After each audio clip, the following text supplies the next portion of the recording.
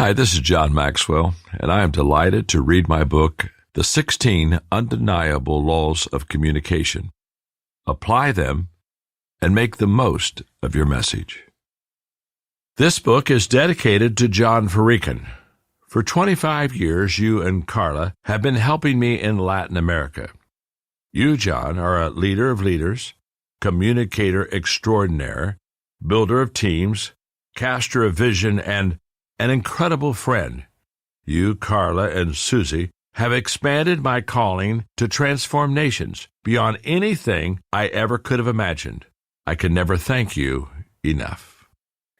When I began to write the 16 laws of communication, I decided to put them into 4 categories in this book. The first category is who says it, the communicator. What is said is the second category. How it is said is category number 3. When it is said, and then finally, why it is said. Introduction. Everyone has a message. What do you want to say? Will you be able to deliver that message? When you do, will you communicate well enough that it gets through and accomplishes what you want it to? Everyone has a message. It may be a message for the moment or a message of a lifetime. You may need to communicate the vision for your company or want to speak at the PTA meetings at your child's school or wow your high school or college classmates with a great presentation or present the quarterly report without putting your colleagues to sleep or present a product or run for office or preach a sermon, or make your living by becoming a professional speaker, or maybe you just want to be able to share your heart with members of a small group. If you desire to share any kind of message, you want to be able to communicate it well. You want to be able to make the most of your message. Can you? According to Harvard Business Review, the number 1 criteria for advancement and promotion for professionals is an ability to communicate effectively. It is also vital to our everyday life. Communication is how we influence others. It's essential to developing and maintaining relationships. It's the heart of our social activity. Research analyst and communication expert Haley Hawthorne says, communication is the connective tissue between humans, holding the potential to bring us together, create shared understanding, align on and execute initiatives, and so much more. At the end of the day, communication is the vehicle for transformation. Yet at the same time, public speaking, which I define as communicating a message to a group of 2 or more people, intimidates a lot of people. In one of his routines, stand-up comedian Jerry Seinfeld said, "I saw a study that said speaking in front of a crowd is considered to be the number 1 fear of the average person." I found that amazing. Number 2 was death. Death? Number 2, this means to the average person, if you have to be at a funeral, you'd rather be in the casket than doing the eulogy. It doesn't have to be that way. I believe most of the people who fear communicating to a group of people avoid doing it because they don't want to do it poorly. They worry that they will fail. I know this because in 2011 I founded the Maxwell Leadership Team, a company that trains people as coaches and speakers. When people come to receive their training, they're required to deliver a 5-minute message to a small group of fellow trainees at their table. Every person giving their talk wants to do well. They have a message that they want to deliver, and they're anxious to learn how to be effective communicators. But they're never as good as they could be. That's why we train them. When it comes to communication, everyone stumbles in the beginning. I've spoken more than 13,000 times in my speaking career, and I'm currently at the top of my game. But my first experience speaking in public, oh my gosh, it was terrible. You'll hear about it in the book. Why wasn't I any good? Because nobody's good the first time. Like anything else, speaking has a learning curve. But if you have solid principles to guide your growth, you can improve quickly. And every time you speak, you get better. As Haley Hawthorne said, mastering communication skills isn't something that can be done overnight. Developing communication skills is a journey that takes time. But I can tell you this, the journey is worth every step. I've written the 16 undeniable laws of communication to help anyone give a talk to others. Just as I work to help people with leadership, teamwork, and personal growth with my other laws books, I want to help you with communication with this one. And what was true of those laws of leadership, teamwork, and growth are also true with these. Number 1, the laws can be learned. Some are easier to understand and apply than others, but everyone can be acquired. Number 2, the laws can stand alone. Each law complements all the others, but you don't need to know one to learn another. Number 3, the laws carry consequences with them. Apply the laws, and you will make the most of your message and increase your influence. Violate or ignore them, and you will not be effective in communicating to others. Number 4, the laws are timeless. Whether you're young or old, experienced or inexperienced, the laws apply just the same. They applied to your grandparents, and they're going to apply to your great-grandchildren. Number 5, the laws are the foundation of good communication. Once you learn the principles, you will have to practice them and apply them to your life. If you do, you will become a better communicator. Billionaire businessman and philanthropist Warren Buffett said, "The one easy way to become worth 50% more than you are now, at least, is to hone your communication skills, both written and verbal." He also said, "If you can't communicate, it's like winking at a girl in the dark. Nothing happens. You can have all the brain power in the world, but you have to be able to transmit it. And that transmission is communication." Whether you want to lead a business, teach a class, sell a product, preach a sermon, train a staff member, coach a team, earn a degree, run a nonprofit, or speak at a neighborhood meeting, learning to communicate better will help you. Learn and apply the laws of communication, and you will make the most of your message, and that will help you succeed in everything that you do. Law number 1, the law of credibility. Your most effective message is the one that you live. What would have happened if the "I Have a Dream" speech during the March on Washington in 1963 had been delivered by segregationist Governor George Wallace instead of Martin Luther King Jr.? Or if the Gettysburg Address in 1863 had been made by Jefferson Davis, President of the Confederacy, instead of Abraham Lincoln? Or if the Sermon on the Mount had been preached not by Jesus Christ, but by Judas Iscariot or Pontius Pilate? How would the people listening have responded? Would they have rioted? Would they have attacked the speaker? Would they have simply walked away? At the very least, their messages would have fallen flat, and their words would have been forgotten. Why? Because the noble, inspiring, memorable, life-impacting words in those messages would not have matched the people who spoke them.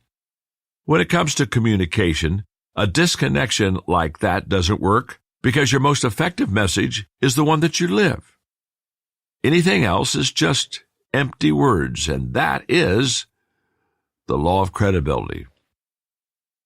The first law of communication is not more important than others, but there is still a reason why it's first. As a communicator, if you don't learn and live this law, the others won't help you much. Who you are gives credibility to everything that you say.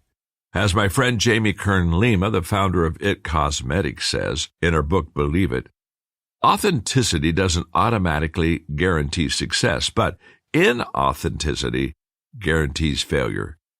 If you speak words you do not live, you lack authenticity, and your communication will never be successful. The law of connecting, which is in Chapter 7, teaches that communication is all about others. Your focus should be on your audience. While that's true, communication doesn't begin with your audience. It begins with you. That's true of everyone who wants to become a good communicator.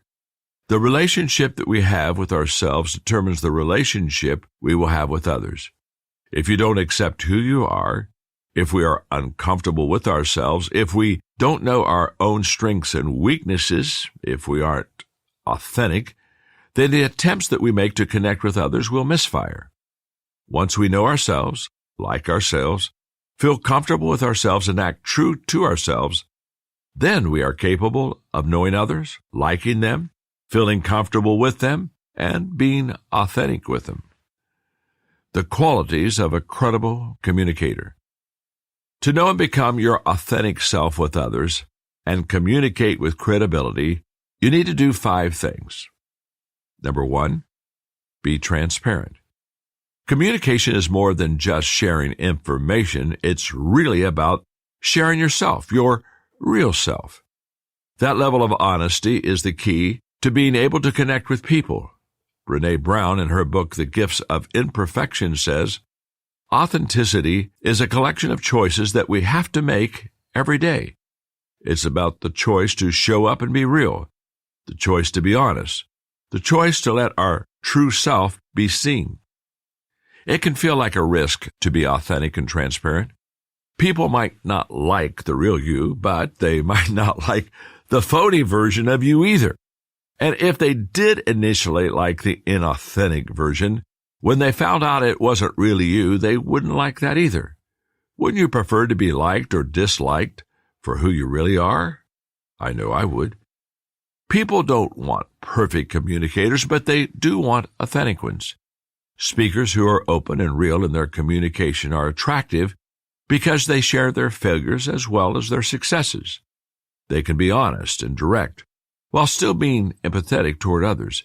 It takes courage to be transparent, and people admire that in communicators, especially when those speakers value their listeners. Nobel Prize-winning novelist John Steinbeck said, "A man's writing is himself. A kind man writes kindly, a mean man writes meanly. A wise man writes wisely." When people are authentic, both their writing and their speaking reflect who they really are. If you want to know me, read my books or listen to me speak. I stopped trying to project an image or be someone I wasn't in my early 20s. Since then, I've never tried to be someone other than my imperfect self. That commitment was tested when I started writing books early in my 30s. My publisher cautioned me about a few things he believed would hurt the sales of my books. I wanted to write to leaders. He said that would greatly limit my audience. I love lists and numbers, and I like putting them in my books. The publisher again said readers don't like that and recommended that I stop using them. I seriously considered changing my style to please my publisher, but in the end I decided that I needed to be who I was. My calling is to help leaders. My gifting is teaching leadership. I think in lists, outlines, and numbers. I decided to write the books that I believed I should write, even if it meant reaching fewer people. As it turned out, more people than they expected connected with my message and my style. And more than 40 years later, I'm still writing what I love based on who I am. Number 2, be consistent.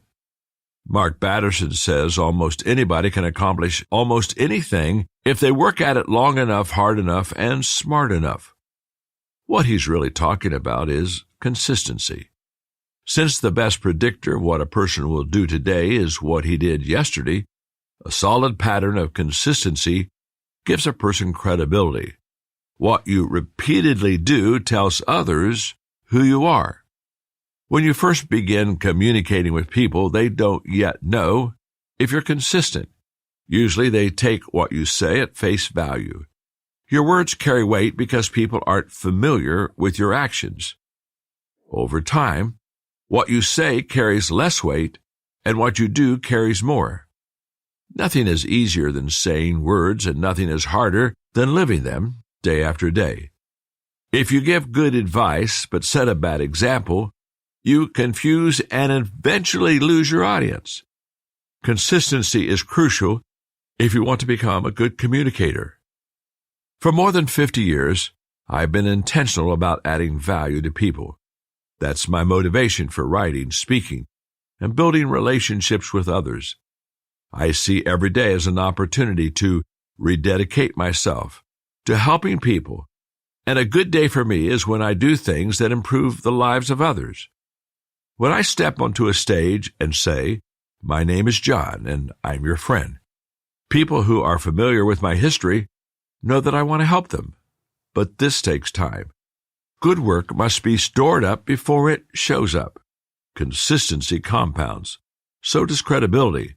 It may take time, but it always has a return. Number 3, be a good example. Have you ever been working on writing a message and you found some material that seemed good or interesting, but you couldn't verify it through your own experience or observation? That is, it was really someone else's advice, not your own. Did you use it? Early in my career as a leader and a speaker, I would. But it didn't set right with me. After doing this several times, I made an important decision. I would not teach anything I did not wholeheartedly believe. Making that choice gave my delivery great conviction. A few years later, I decided to take that decision one step further. I would not teach anything I was not trying to live. That choice added greater credibility to my conviction because it committed me to be an example of what I taught. As James Kouzes and Barry Posner say, the truth is that you either lead by example or you don't lead at all. Seeing is believing, and your constituents have to see you living out the standards you set and the values you profess. Roddy Galbraith, who has taught more than 40,000 Maxwell Leadership Certified Team coaches how to speak effectively, gives this advice to new speakers to help them choose material. 1. Relive what you have learned, allowing your audience to relive it with you. 2. Earn the audience's respect by sharing your wins and gain their love by sharing your failures. 3. Decide what you shall speak on by choosing what you have lived out. Following this advice helps give these new speakers the credibility they need. There's a story told of Mahatma Gandhi in which a woman took her little boy to see the great leader. "Mahatma, please tell my little boy to stop eating sugar," the woman requested. "Come back in 3 days," said Gandhi. In 3 days, the woman and the little boy returned, and Gandhi said to the little boy, "Stop eating sugar." Puzzled, the woman asked, "But why was it necessary for us to return after 3 days? Couldn't you have told my boy to stop eating sugar when he first visited?" "I could not tell him that then," said Gandhi, "because 3 days ago I was also eating sugar." This story illustrates the point that being a good example brings credibility to one's words. When somebody gives good advice but sets a bad example, it creates confusion. That's why Ralph Waldo Emerson said, "What you are stands over you, and thunders so that I cannot hear what you say to the contrary." When words and actions don't line up for a speaker, he not only confuses the audience, he loses the audience. Number 4, be competent. My favorite hobby is golf, and one of my highlights has been playing in the AT&T Pro-Am tournament at Pebble Beach. It's so much fun being paired with a professional golfer and playing the course. My brother asked me if I was nervous playing in front of a big crowd, and I said, "Oh, not at all. None of those people came to see me play." My golf game can be summed up by something that happened one day when I was playing golf with my friend Ron Simmons. I was playing my usual game, which would put my score in the mid-80s, when I hit a long, beautiful drive. I looked at Ron and asked, "Why can't I do that every time?" "Because you're not any good," he immediately answered, and we both laughed because it was true. Now, why do I bring this up? Because nobody has ever asked me to speak on the subject of golf. Why? Because I'm not competent in that area. Nor have I ever been asked to speak or write about music appreciation, technology, or archaeology. I have no credibility in those areas. What I'm asked to speak and write about are leadership, personal growth, success. The weight of a communicator's words is determined by what they have accomplished. Where have you been successful? What skills have you acquired and used that you can pass on to others? You cannot give what you do not have. If you have not yet developed high competence in an area of your life that you want to teach about, then begin by working on that area and learning. Become great at what you do and then teach out of the overflow of your life. Competent people earn the right to speak into the lives of others. Number 5, be trustworthy. I mentioned Mahatma Gandhi while talking about being a good model, and many other stories about him shed light on the qualities that gave him credibility as a speaker. One was his trustworthiness, which he proved time and again. One such example occurred in South Africa at the turn of the 20th century. Gandhi had moved there as a young man in 1893 to work as an attorney for the owner of a shipping business. When that job ended, he decided to stay to fight for the rights of Indians there because he and many others had suffered racism and abuse. In 1904, the pneumonic plague broke out among the Indian population in Johannesburg. Gandhi came to the people's aid and rallied support, even creating a makeshift hospital in a warehouse to care for them. But the local government decided to take drastic measures to keep the disease from spreading. They intended to burn the village where the plague broke out. It was during this time that the people's trust in Gandhi was proven. In his autobiography, he wrote, "The decision was to make the whole location's population vacate and live under canvas for 3 weeks in an open plain about 13 miles from Johannesburg, and then to set fire to the location where they had lived.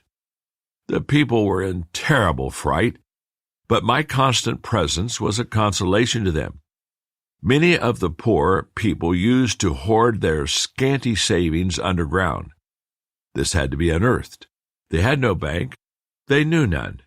I became their banker. Streams of money poured into my office. So far as I can remember, nearly 60,000 pounds were thus deposited. The location's residents were removed by special train to Klipsproot Farm near Johannesburg. The location was put to the flames on the very next day after its evacuation. The accumulated wealth of that entire group of people was put into Gandhi's hand because they trusted him. He had established his credibility long before he needed it. As a result, he was able to help people. They were willing to move, and further deaths from the plague were averted.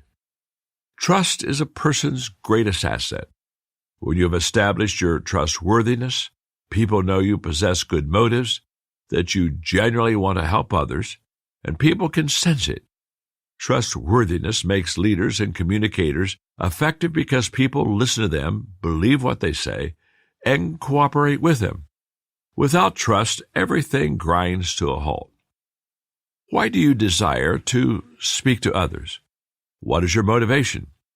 Are you genuinely there for the audience to advance their cause? Or are you doing it for yourself, to advance your career, promote your business, get a book deal, become famous? Those motives may not be wrong, but none of them builds trust. First and foremost, you must speak to benefit others. If you struggle with this law, the law of connecting, Chapter 7, and the law of adding value, Chapter 15, will help you. As you work to gain credibility as a speaker, your influence with others will grow, and it will likely happen in a predictable way. In my book, The 5 Levels of Leadership, I discuss how leaders gain influence step by step. My longtime friend Dan Ryland, Executive Director of Leadership Expansion at the Maxwell Leadership Center, took the stages from the 5 levels of leadership and adapted them to teach communication. I want to share his lesson with a few changes and additions of my own. Think about your credibility with the various groups of people to whom you speak to identify where you are with them. The first level is what I call the requirement level. People have to listen. When I was 22, I became the pastor of a very small country church in southern Indiana. I started with no experience preaching. I was young and green and had not yet built any relationships. But the people who attended services listened to my sermons. Why? Because I had the position of a pastor. Now, it didn't take me long to realize that relying on position to get people to listen is the lowest level of speaking. There was nothing wrong with beginning at that level. That's where most of us start. But if you want to become a good communicator, you can't stay at that level. I recognized this, and I made an important decision. I would work to improve my speaking. I would try to become bigger and better than my position. We've all had the experience of listening to someone speak because we were required to. Maybe you've listened to a boss because you wanted to keep your job, or you listened to a teacher or professor because you wanted to pass a class, or to a government official who was the gatekeeper for a process you needed to complete. You listened because the person had a position that demanded it, and you didn't have much of a choice. If you want to become a good communicator, you must acknowledge that your position or title will not keep people engaged. You need to raise the bar for yourself and start developing skills that make others want to listen to you. That brings us to the next level. Number 2, the relationship level. People want to listen because they like you. Within a few months at that first church I pastored, I developed relationships with people. I liked them, and they liked me. And I could sense a shift in them from having to listen to me to wanting to listen to me. Was it because my speaking had improved greatly? I doubt it. But my relationship with them had. This confirmed the truth of the old saying, people do not care how much you know until they know how much you care.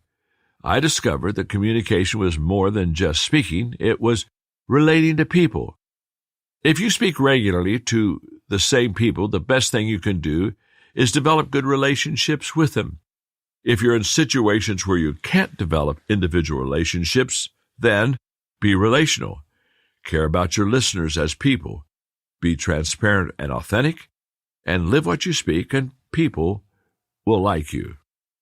Number 3, the remarkable level. People like to listen because you're good. As a young speaker, when I sensed that my audience liked me and wanted to hear me, I became more motivated to improve as a communicator and give them even more reasons to want to listen. This is when I accepted the challenge of learning to become a good communicator. I estimated that it took me about 8 years to find, develop, and refine my style. This may sound like a long time, but it was worth the effort. Was I done learning at that point? No. I didn't stop then, and I still haven't. I've been speaking for more than 50 years, but I continue to learn and grow. Being a good communicator is a journey, not a destination. Dan calls this level of communication remarkable with good reason, because it makes a person stand out. You can achieve this level only with dedication. It takes a lot of time and effort to become remarkable. If you get to this level of communication, people take notice and tell others because it's so unusual. I want to pause here for a moment to encourage you. I want you to become remarkable, and I believe you can be. That's why the rest of this book is dedicated to teaching you principles and skills that will help you on your communication journey. And as you learn the laws and put them into practice, your speaking skills will improve. My best advice to you is to stay hungry and to learn. Be like the little boy at the fair who wanted to buy a huge cone of cotton candy. The vendor took one look at him and said, "That's a lot of cotton candy for a little boy like you." "Oh, don't worry," the boy replied. "I'm bigger on the inside than on the outside." If you have already been working on your communication, then the laws in this book can help you fill any holes in your ability and help you fine-tune your skills. If you're new to communication, it may take you quite some time to become remarkable, but you can do it. These laws will jumpstart your learning. Number 4, the reason level. People seek to listen because you add value to their lives. I've already mentioned the importance of a speaker's motivation. In his book, Start With Why, Simon Sinek says people don't buy what you do, They buy why you do it. He wrote that in the context of leadership, but it's just as important in communication. The reason I started speaking and writing was to help people. My desire was to add value to them. But there's a difference between wanting to add value to people and succeeding in adding value. It took me time and energy to figure out how to add value. It took the earning of credibility to deliver on that desire. I want to share with you what that process looked like for me because I believe it will help you too. I had to find myself. I found myself when I stopped trying to be like anyone else. I had to know myself. I knew myself when I examined myself and asked myself questions and gave honest answers. I had to be myself. I became myself when I accepted the way that God made me. I had to improve myself. I improved myself when I consistently developed my speaking skills through trial and error. I had to get over myself. I got over myself when I stopped focusing on myself and how I looked to others. And finally, I had to give myself. I gave myself when I started thinking about others and how I could help them. As you work to become a better communicator, embrace each of these lessons. They will help make you someone capable of adding value to people. Number 5, the return level. People are eager to listen because who you are. There is one final level of influence a person can reach as a communicator.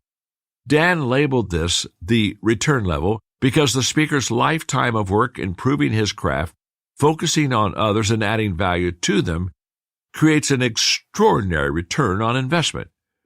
At this point, people listen because of who you are and what you've done over a long period of time.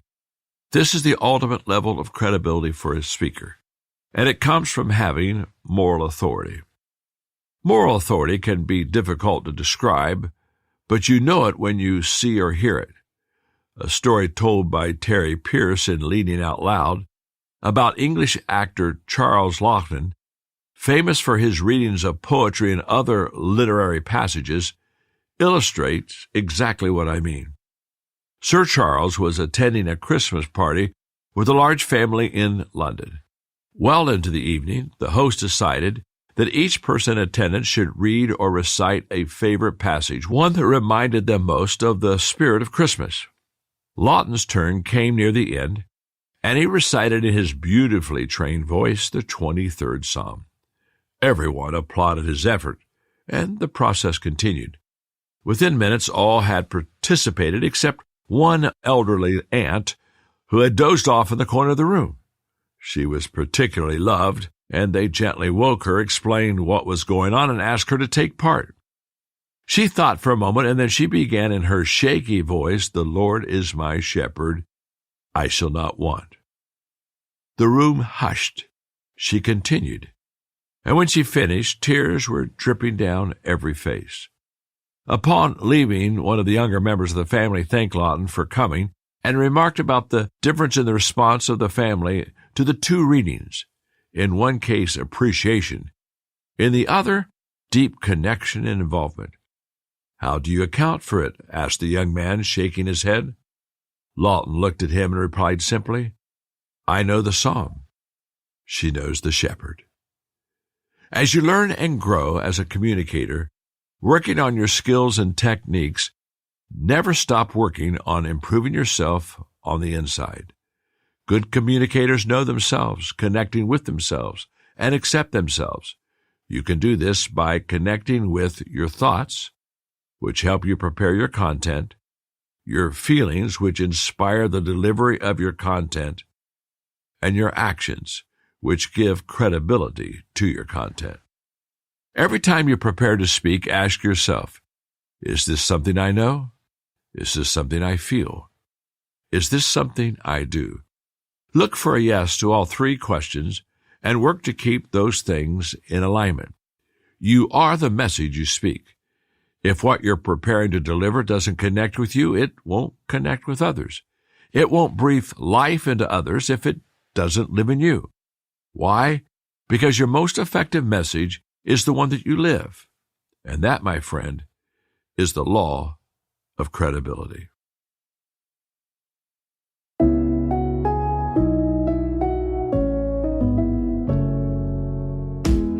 Let me just give you, for a couple of minutes, my personal thoughts about the law of credibility. When I was writing chapter 1 for you, I began to think of my own life and how that speaking was more difficult in the beginning than it is today. Obviously, 50 years of experience and speaking over 13,000 times has certainly helped the cause. But there's a deeper, more meaningful reason about the improvement of communication that I just don't want you to miss, and that's why I wrote chapter 1 on the law of credibility. The longer I have lived out my life, the principles that I have lived have become who I am. And when they become who you are and you speak them out of who you are, not what you know or what you have heard, or even what you think, it begins to carry with it what I call moral weight. Moral weight is when people hear not only what you're saying, but they feel the depth of it, and it speaks to their heart, and it resonates and gives them a desire not only to listen to what you say, but to follow what you say. Of course, I've spent my time teaching leaders and developing leadership in the lives of so many people.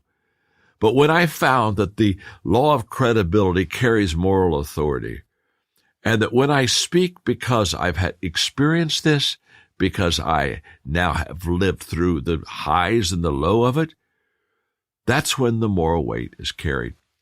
It's going to take time, takes experience, and so therefore you must be patient. But here's what I want you to know.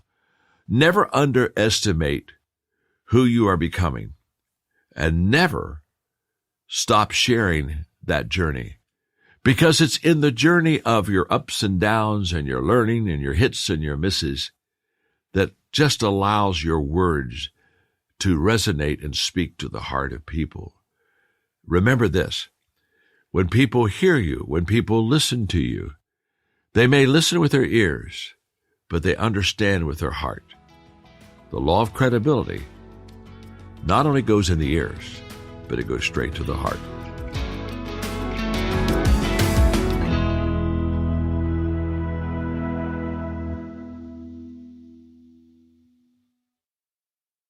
Law number 2, the law of observation. Good communicators learn from great communicators. How does any person learn to communicate to an audience? Hall of Fame baseball player Yogi Berra, who became better known for his catchy sayings than he did for catching in games with the Yankees, said, "You can observe a lot by just watching. That is the essence of the law of observation. Good communicators learn from great communicators." The wisdom of watching. A few years ago, I came across a joke that I love. A fox, a wolf, and a bear went hunting, and each got a deer. A discussion followed about how to divide the spoils. The bear asked the wolf how he thought it should be done, and the wolf said, "Everyone should get one deer." Suddenly, the bear ate the wolf. Then the bear asked how the fox proposed to divvy things up. The fox offered the bear his deer and then said the bear ought to take the wolf's deer as well. "Where did you get such wisdom?" asked the bear. "From the wolf," replied the fox. "Like all communicators, I got my start by watching others speak and learning lessons from them." For me, it began early because my father was a preacher. Many Sundays as a child, I heard my dad communicate a sermon to the church. He spoke with great passion, and what a voice! He was from the generation before amplification. His voice was deep, and he could project. My dad was an excellent speaker. I loved listening to him. His greatest strengths were his love for people, his personal credibility, and his great conviction. When I was in the 7th grade, Dad took me to hear Dr. Norman Vincent Peale speak at Veterans Memorial Auditorium in Columbus, Ohio, and that gave me another speaking model to observe and learn from. Dad was a student of Peale and his books, and he practiced the same power of positive thinking philosophy that Peale promoted. Peale was upbeat and encouraging, and he told a lot of stories when he spoke. Those qualities became something I identified as important to good communication. In the 50s, you might have been able to hear the President of the United States speak on the radio. But if you wanted an opportunity to hear other great speakers, you had to go see them live. In the Midwest in the 50s and 60s, my family would attend multi-day events called camp meetings where great preachers spoke one after another all day long. Old-fashioned speakers, such as Lawrence B. Hicks, would inspire people in the audience to stand to their feet and clap, shouting amen. I started seriously to study other speakers when I was 18. By then I knew speaking would be an essential part of my career. Because I would be preaching, I naturally started by observing preachers. I greatly admired the speaking of Charles Williams. He was a brilliant man with a photographic memory, a great orator who used continually flowery phrases. Because he was so skilled, I tried speaking his style. Oh, what a disaster! It was like wearing another man's clothes that didn't fit me. My mindset is more practical than philosophical, and I'd rather be funny than flowery. His way of speaking worked great for him, but not at all for me. When I was in my mid-20s, I got a chance to be a part of a speaking lineup in Vicksburg, Mississippi, with the legendary preacher named R.G. Lee. He was world-renowned for a message called Payday Someday that he had delivered more than 1,200 times.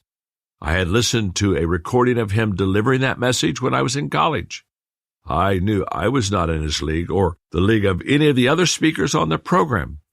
In fact, when I met Dr. Lee before the event, I was so intimidated by him that I offered to give him my speaking time in the lineup. No, son, he said. I'm excited to hear you. When I spoke, he sat in the front row and encouraged me by listening. Afterward, he shook my hand and said, "That was a wonderful message. You have a great future. Can I take a picture with you?" I couldn't believe he wanted a photograph with me. It was something I would remember later when I met young leaders whom I wanted to encourage. After the photo was taken, he even offered to meet me the next morning for breakfast. Around the same time, I saw Paul Harvey speak, then Cabot Robert, a lawyer and a salesman, who had become a professional public speaker in his early 60s after he won the Golden Gavel Award from Toastmasters International. Robert went on to found the National Speakers Association and promoted keynote speaking as a profession. I also saw Zig Ziglar speak for the first time. He really opened my mind to greater possibilities when it came to communication. Zig made the most of his southern drawl. He recited poetry. He used humor. He moved around on the stage. He asked questions. He interacted with his audience. In the first message I saw him deliver, he used an old-fashioned hand pump as a prop on stage to help make his point. Like a lot of speakers in the 70s, I learned a lot from him and applied what I could to my speaking. By the time I moved to San Diego in 1981, I'd been speaking professionally for 12 years and had learned by observing hundreds of excellent communicators. By then, I thought I was becoming pretty good as a speaker, but it didn't take me long to figure out that the audiences in California were much different than those in the Midwest. I looked around and observed communicators such as Chuck Swindoll, Ray Stedman, Lloyd Ogilvy, and I immediately worked to modify my style, making it more informal, conversational, and relevant. Now, why do I bring up the names of all of those communicators, most of whom you've probably never heard of? To make a point, each of us will have a unique history of observing and learning from other communicators who are better than we are if we want to become good speakers. If you don't already have a history of watching and learning from great speakers, then you had better start now, because good communicators learn from great communicators. That's the law of observation. My stages of communication growth. In his 2015 letter to shareholders of Berkshire Hathaway, Warren Buffett wrote, "Much of what you become in life depends on whom you choose to admire and copy." Buffett attributes a lot of what he learned about managing companies to Tom Murphy, Who was his mentor? Murphy built Capital Cities Communications into a telecommunications empire. In 1995, Murphy sold his company, then Capital Cities ABC, to Disney for approximately $19 billion. It took someone who knew how to become a billionaire to teach Buffett how to become a billionaire. Warren Buffett's statement is also true about communicating. Who you will become as a communicator depends on who you choose to admire and copy. As I look back now, I can see that my communication journey proceeded in 4 stages based on the people who I learned from and how I applied the lesson. Stage 1. I worked to learn the basics of good speaking where I was. My starting place was to look at others within my professional group, in my case within my denomination, and I learned by observing the best speakers. I watched them, learned from them, imitated what I thought would work for me. I spoke as often as I could to get practice.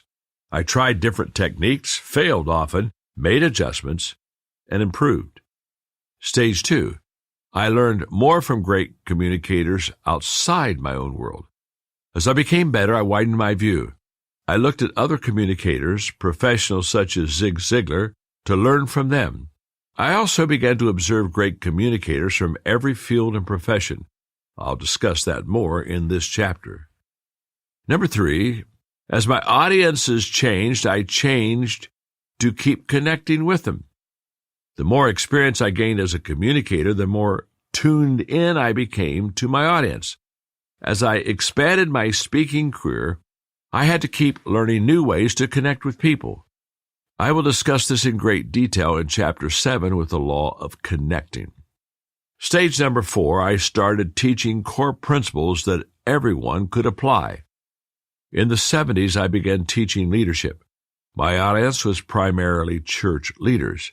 During the 80s and 90s, more and more business people attended my conferences to learn leadership, and I realized I could help more people if I shifted my speaking from church-specific leadership practices to universal leadership principles.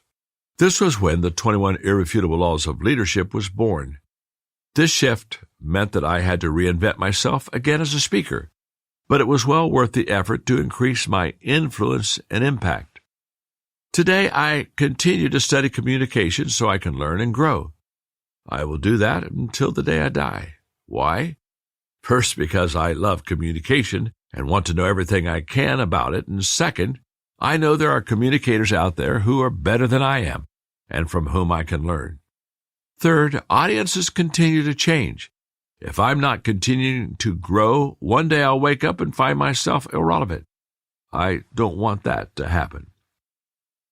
Better people make you better. If you have not already begun observing communicators and learning from them, then begin now. If you desire to be a good comedian, watch great comedians and learn from what they do. If you want to become a good trial lawyer, watch great attorneys speak in the courtroom. If you want to become a good classroom teacher, observe great teachers to gain a better understanding of how they teach. If you want to lead a business well, watch great business communicators cast vision, speak to their employees, or introduce their products. Start wherever you are, and then practice your craft. Speak as often as you can, and apply what you learn. Use whatever techniques you can imitate, borrow, or steal. Pay attention to what works and what doesn't. Adapt and figure out your own style using whatever works for you. If you start to become good as a communicator in your field, don't stop there. There's an old saying, if you are at the head of the class, you're in the wrong class. To continue growing as a speaker, expand your view of communicators from whom you learn. Watch highly skilled and experienced communicators in every field, and do it with intentionality, not casually. Each time you observe, ask yourself these questions. What did the communicator do to connect? Why did the introduction work so well? What made the structure work? What was the best moment? How did the communicator create it? What made the communication memorable? What was his or her best communication quality? How much was personality and how much was technique? what did he or she do that I can try? That's what I did. I studied communicators from different fields with different skills, and here are some of the things that I learned. I learned intimacy by observing Walter Cronkite. I grew up watching TV's Walter Cronkite, the anchor of CBS Evening News, which he headed from 1962 to 1981. Speaking like an honest fatherly figure, Cronkite was described as the most trusted man in America. During the years he was on the air, he shaped the opinions of the nation as he covered the assassinations of John F. Kennedy, Martin Luther King Jr., and Robert F. Kennedy, the Apollo 11 moon landing, Watergate, and the Vietnam War.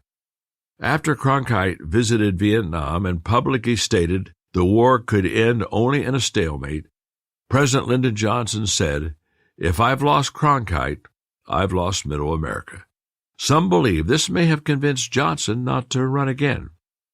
What made Cronkite so effective was his ability to create intimacy with viewers.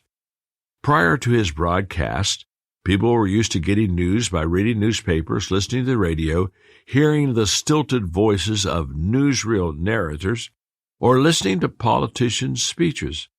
But communication in the 60s was changing. Speaker, author, and coach Nick Morgan has written about the shift from public oratory in large spaces to intimate communication. He says, "The growing use of microphones and speaker systems allowed for a more physically restrained approach to speaking before large audiences. But the real sea change in speaking styles came later. It is usually attributed to the Kennedy-Nixon presidential debates in 1960, the first to be televised. But in fact, the switch happened in the 1950s as people forsook outdoor speeches and lecture halls for the comfort of the intimate little screen in the living room. Instead of watching a speaker address us from a distant stage, we invited Walter Cronkite into our homes. With the television screen framing his head and shoulders, Cronkite appeared to be talking to us from a few feet away. Within a space we usually reserved for talk about fairly personal matters with people we trust. The close personal contact, or the illusion of it at least, made us feel connected to Cronkite and other television figures. They became implicitly trustworthy in our minds. In this seemingly intimate space created by television, the old-fashioned kinesthetic approach to public speaking, the large gestures, the sweeping phrases, the grand conceits, was obviously out of place. What we needed instead, and what we got, was the personal conversation appropriate to the cozy environment. Over time, the illusion of physical closeness conveyed by television created in all audiences an expectation of intimacy, both spatial and emotional, from a speaker. Because of television, people expected communication to be more personal conversation. People craved less performance and more intimacy and warmth. As a communicator, I had to find a way to convey that. I've discovered that when I sit on a stool on stage and engage my audience in a more conversational tone, I can create a moment of personal connection with them, and I love that. The moment I sit, I can see the people in the audience get more relaxed. That action has transformed my communication. I learned the value of being natural by observing John F. Kennedy. A lot has been written about the 1960 debate between John F. Kennedy and Richard Nixon. It was the first presidential debate to be televised, and many commentators assert that it changed American politics forever. I remember watching it on television when I was 13 years old and being captivated by Kennedy. While Nixon looked haggard and uncomfortable, Kennedy looked relaxed and youthful with his easy smile and natural delivery. His body language seemed to fit the moment, and his answers were just the right length. Even as a younger teenager, I was able to understand his points and follow his thinking. After Kennedy was elected president, Like many young people in our country, I followed him and tried to listen to him communicate whenever I could. One of the things I heard him say that really spoke to me as a teenager was, "Everyone has a change the world speech in them." Wow! Those words planted a desire in my heart that has lasted 60 years. I've been committed to helping people and changing my world through my communication ever since. I learned about timing by observing E.V. Hill. E.V. Hill was a preacher in Los Angeles who had great positive influence in the African American community. He once invited me to preach in his church, which I considered a great honor. When I watched him preach, I saw that his sense of timing was impeccable. When he came to a very tender part of his message, he would pause. He slowly walked around the side of the lectern to gain connection with his audience, and he would let the auditorium become utterly quiet. Then, with a lowered voice, he would speak with great emotion and gentleness. Everyone was touched by what he said, because he said it in the right way at the right time. He became a model for me. When I physically move on stage, use pauses, and slow down to share something of importance, I use techniques that I observed from E.V. Hill. I learned to do it well, but not as effectively as he did it. He was the master.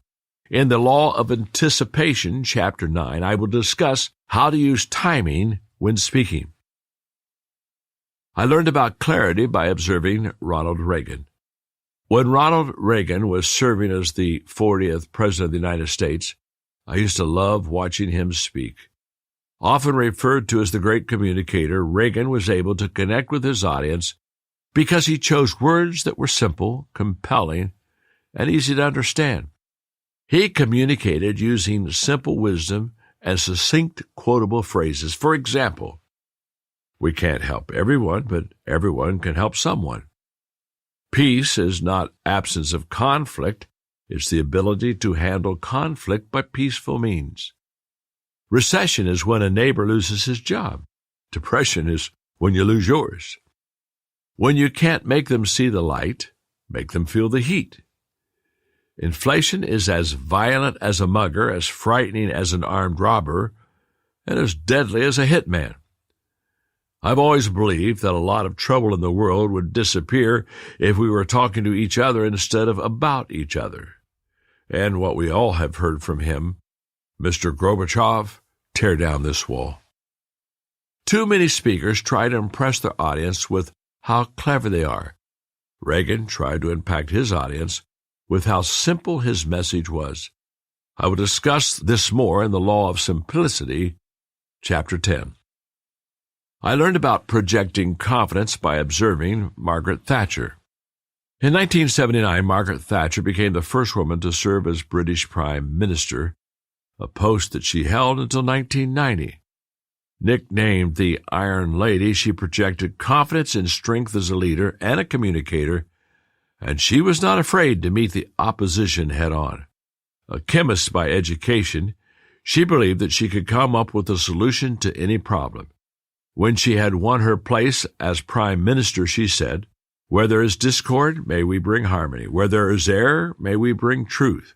Where there is doubt, may we bring faith. And where there is despair, may we bring hope." My wife Margaret and I had the privilege to be among a small group who spent an evening with the former Prime Minister. As she spoke to us, her confidence commanded the attention of everyone in the room.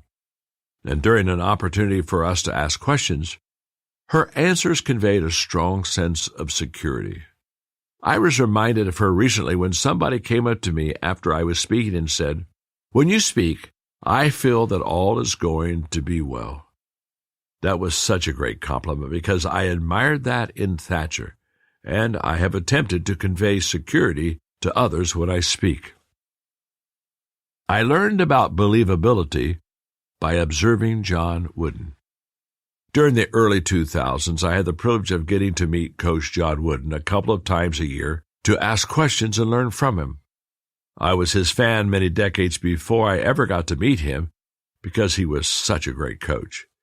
Leading the basketball program at UCLA, he won 10 NCAA national championships in 12 years. More importantly, he invested in his players and changed their life. Coach Wooden's integrity, credibility, and trustworthiness were as legendary as his ability to teach and coach. In his book, Wooden on Leadership, he explained his approach and how it impacted his players. Frequent and gratuitous praise removes the great value of a sincere compliment. Leaders who dole it out with little thought sacrifice a most powerful motivational ally, the pat on the back. For example, I avoided the phrase, "That's great." Instead, I would say, "Good, very good, that's getting better," or "That's the idea, now you're getting it, good." I kept in mind that how I conveyed information was often as important as the information itself. My tone was measured and my demeanor controlled, and I was honest. When I finally met John Wooden for the first time, one of my first impressions was his trustworthiness. He listened well, spoke carefully, and was sincere. Because I tend to believe the best in everyone and can be generous in my praise, I took note of his demeanor, and it reminded me not to over-communicate positive praise, but instead to follow his example.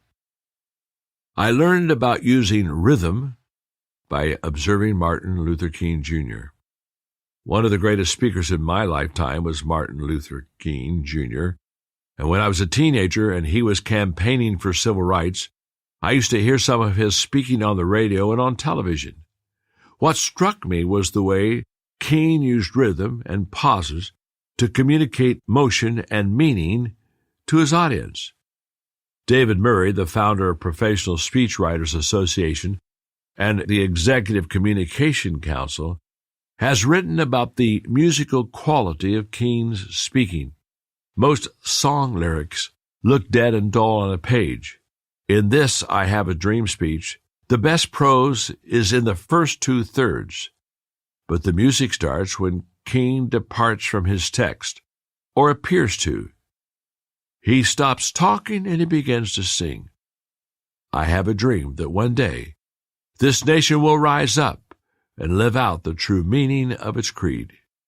We hold these truths to be self-evident, that all men are created equal. I have a dream that one day, on the red hills of Georgia, the sons of former slaves and the sons of former slave owners will be able to sit down together at the table of brotherhood. I have a dream that one day, even the state of Mississippi, a state sweltering with the heat of injustice, sweltering with the heat of oppression, will be transformed into an oasis of freedom and justice. I have a dream that my 4 little children one day live in a nation where they will not be judged by the color of their skin, but by the content of their character. If those words moved you just to hear me say them, it's because your imagination is putting them in King's voice, etched in your memory. But let someone say them in a tone-deaf verbal ramble, as we all did in grade school, and you realize how much King's rhythm and melody are what made those lines immortal. Delivery isn't all, but it's a lot. In fact, King's speech has been analyzed for rhythm and found to be just right to help audiences absorb and comprehend his message. I did not try to imitate King's style, but I learned from him to pay attention to rhythm of my speaking, to speed it up when I wanted to create energy and excitement, and to slow it down or stop altogether for emphasis. I will discuss this in greater depth in the Law of Change-Up, Chapter 14. I learned about courage by observing Winston Churchill. Not all the communicators I learned from were active in my lifetime, nor have I heard all of them in person. As I studied World War II, I learned about the communication of Franklin D. Roosevelt, an excellent communicator whose "we have nothing to fear but fear itself" speech during the Depression, and Day of Infamy speech after the attack on Pearl Harbor moved the nation. But his counterpart across the pond during the war, Winston Churchill, was an even greater communicator. Perhaps no leader of the 20th century displayed as much courage in communicating as he did, or understood its importance more. He said courage is rightly esteemed the first of human qualities because, as has been said, it is the quality which guarantees all others.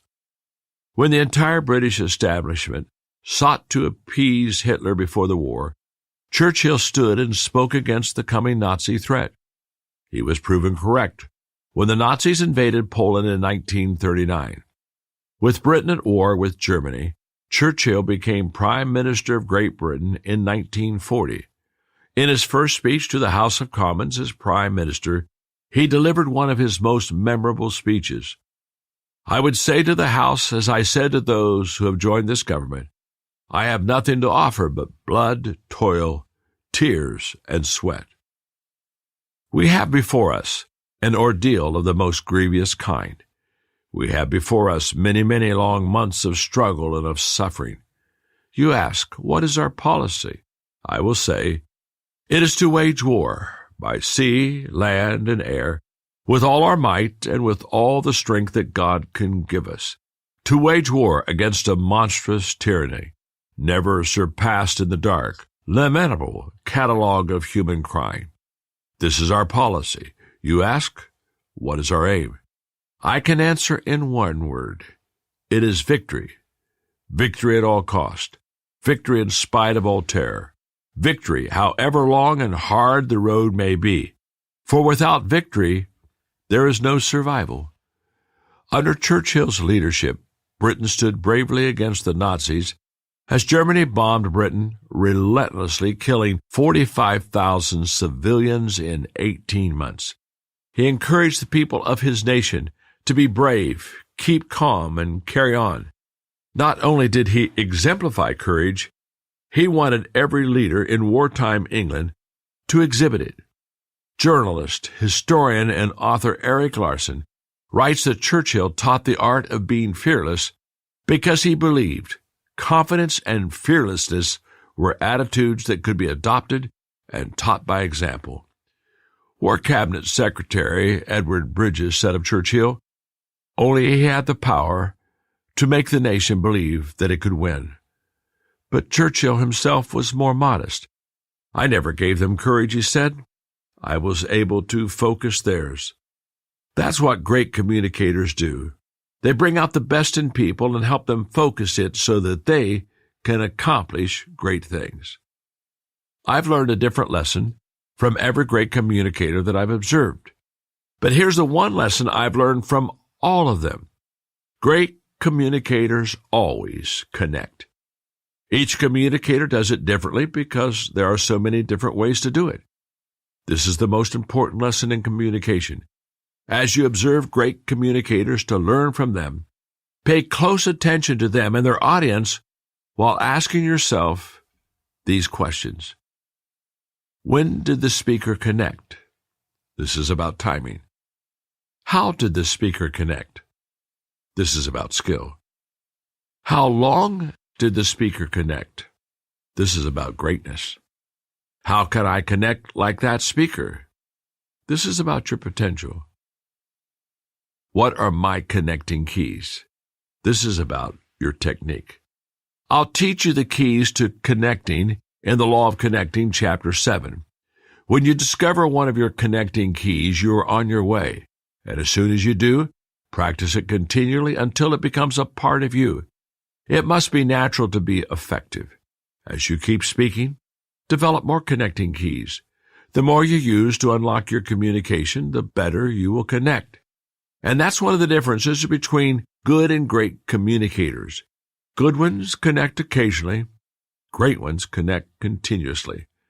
If in the past you've been casual about learning communication by observing great communicators, I challenge you to become intentional about it. Go hear people speak in person. Watch TED Talks. Listen to podcasts. Study great speeches. You're living in a fortunate time when you have greater access to more great communicators than at any other time in human history. And do more than that. Travel. Walk in the footsteps of great communicators.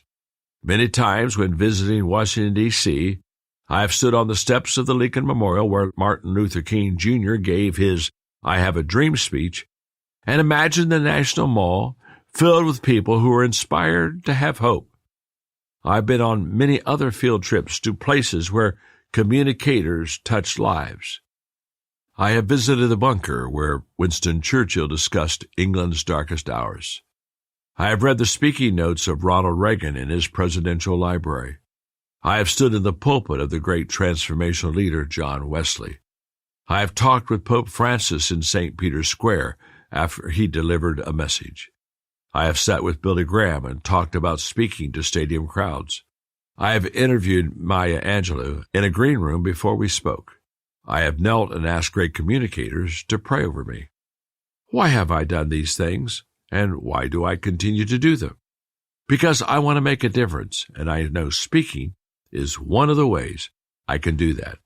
The better I become at communication, the greater positive difference I can make.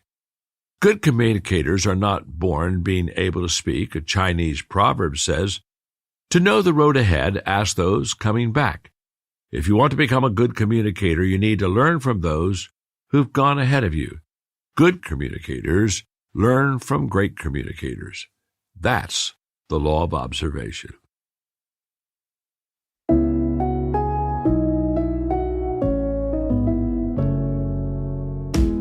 When I wrote Chapter 2, The Law of Observation, I became very introspective of my experiences.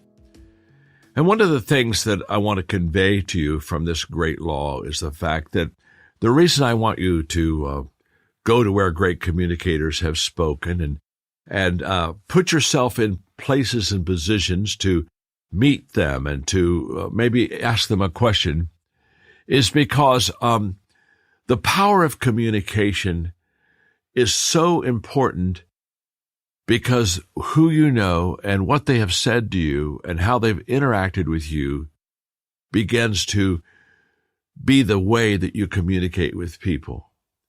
For example, I've been to London, England, and been to Charles Wesley's home many times, and I have literally sat at the little desk where he wrote.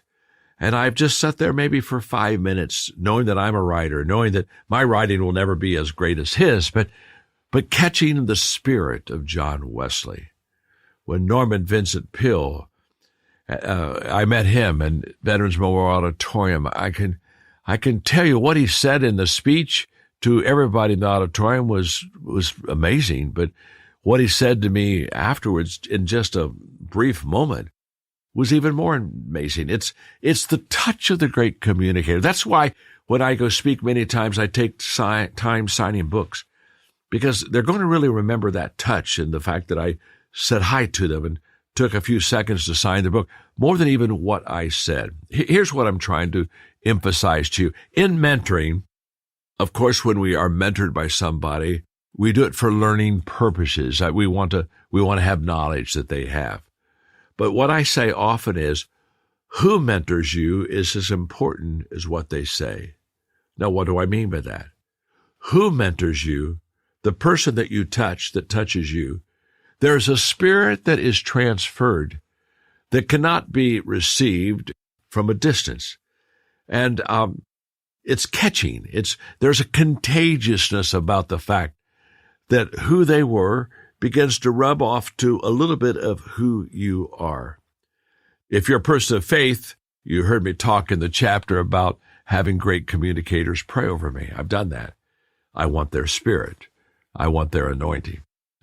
If you're not a person of faith, you don't have to have them pray over you. It's okay. Just hang with them, because that contagious, catchable spirit that is part of greatness in a communicator's life, who they are, will begin to transfer over to you. And I want that for you. In fact, honestly, that's why I'm just talking to you from my heart about Chapter 2 in this wonderful law. I'm wanting you, as I read this book to you, I'm wanting you to catch my spirit, which is, I want to add value to you. And I want you to be better because we become friends on this tape. That's what I want for you. That's who I am. And that's what I think you'll receive.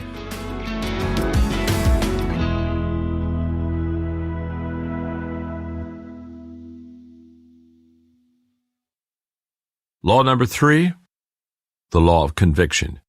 The stronger you believe it, the more people feel it. What do you truly believe in? What value do you hold so dear that is deep in your heart and soul? What belief is so strong in you that you would be willing to live your life for it? So important that you would maybe even give your life for it. That is a conviction for you. As a communicator, you should seek to speak on subjects connected to what you deeply believe, to your strongest convictions. Why? Because the stronger you believe it, the more people feel it. And that is the law of conviction. When I met Joanne Hession, she was a highly successful business person. Born in Ireland, she had attended University College Dublin and earned a bachelor's degree in finance and a master's in management and organizational studies. She had founded and successfully led 2 businesses, one to help business schools around the world with leadership and accreditation projects, and another that trained people to become entrepreneurs. Joanne has not only a head for business, but also a heart for people, which had been developed in her 20s. She worked as a volunteer, helping victims in the Rwandan civil war in refugee camps on the border of Tanzania, witnessing the poverty, loss, tragedy, and the corruption the refugees suffered. She had concluded that education is the only thing that couldn't be stolen from them. I met Joanne in 2016 in Orlando, Florida, when she decided to become a leadership coach and attended our Maxwell Leadership Certified Team Training. I saw her again the following year when my nonprofit Leadership Foundation was launching an initiative in Paraguay offering values-based roundtables we call transformation tables. When we do this in a foreign country, many certified coaches volunteer to train local people as facilitators.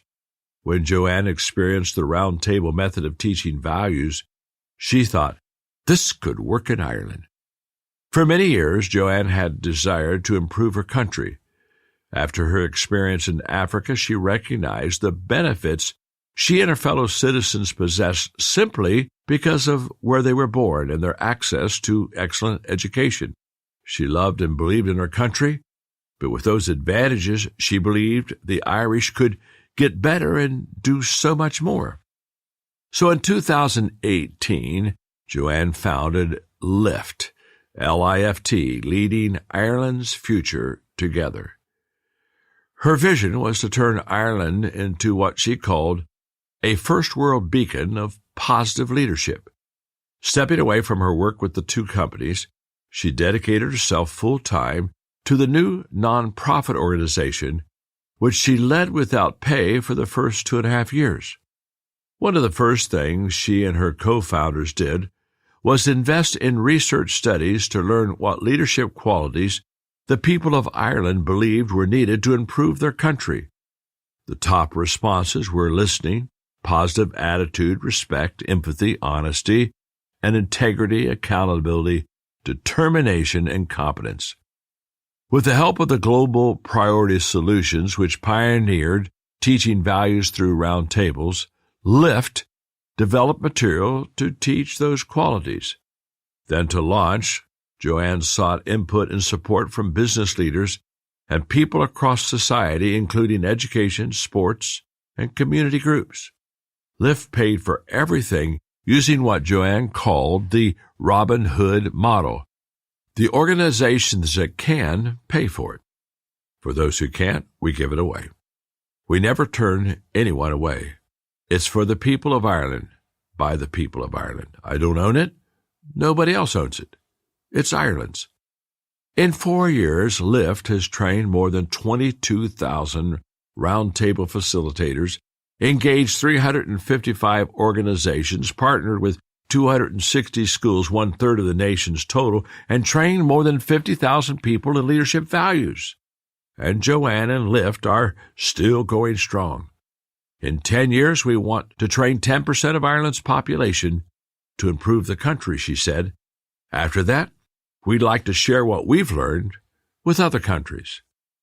When Joanne founded Lyft, she originally intended to get it running and then return to her businesses. Not now. Her businesses are running well without her. Besides, why would she stop doing what she always was meant to do after she had finally found it? Her communication, her leadership, and her service are all connected to her conviction. She loves what she does, and it shows. Having convictions changes your life. Communicating with conviction changes other people's lives. I have a conviction that has charged me up and driven me to keep communicating into my 70s, and that conviction often causes me to be emotional. I believe that when people learn and live good values, they become more valuable to themselves and others. They gain value because they become more confident. They find a sense of direction and purpose. They do what's right even when it's difficult, and they develop self-worth. It transforms their lives. They become valuable to others because they care about other people. The values they live help them improve their families by being better children, parents, and spouses. They become better neighbors. They contribute to society. They want to change their world, and they can. A group of transformed people can transform a community, a region, a nation, and beyond. That's why my nonprofit foundation has launched initiatives introducing transformation tables to countries such as Paraguay, where Joanne experienced them. For over a decade, I have shared my beliefs and values with millions of people and have watched many lives positively change. My bucket list has one gigantic desire. In my lifetime, I would like to see a country transformed because enough people in it have learned and live good values. Another conviction connects me to my certainty about the way values can transform people's lives and their world. Change needs to be led by transformational leaders. That's one of the reasons I dedicate so much of my time and energy teaching leadership. And when our foundation is invited to a country to teach values through transformation tables, I deliver a specific message to leaders in 8 streams of influence in that country: government, business, education, media, arts, and entertainment, sports, family, and religion. It's called The Characteristics of Transformational Leaders. I never grow tired of sharing it because it flows from my sense of conviction. I teach that transformational leaders see things others do not see, believe things others do not believe, say things others do not say, feel things that others do not feel, do things others do not do, and they receive things others do not receive. Every time I deliver this message, it is filled with conviction because I'm filled with conviction. If you want to be an energetic and effective communicator, you need to be a person of conviction. That begins with strong, positive beliefs about yourself, your audience, and the message that you have to offer others. Let's talk about those 3 convictions. First, personal conviction. I can make a difference. If you want to be a great communicator, your motivation for speaking must be to make a difference in the lives of people. To successfully make a difference, you must believe that you can make a difference. I believe I can make a difference. I believe I can change my world. You must believe that too. That's where your conviction must start. Speaker, author, and entrepreneur Ed Milet tells leaders, everybody you lead does not have to believe what you're saying. They only need to believe that you believe what you're saying. The same is true for communicators. If you're convinced that you can help people, they will listen to you, and they will give you a chance. Number 2 is people conviction. I have the conviction that people can improve their lives.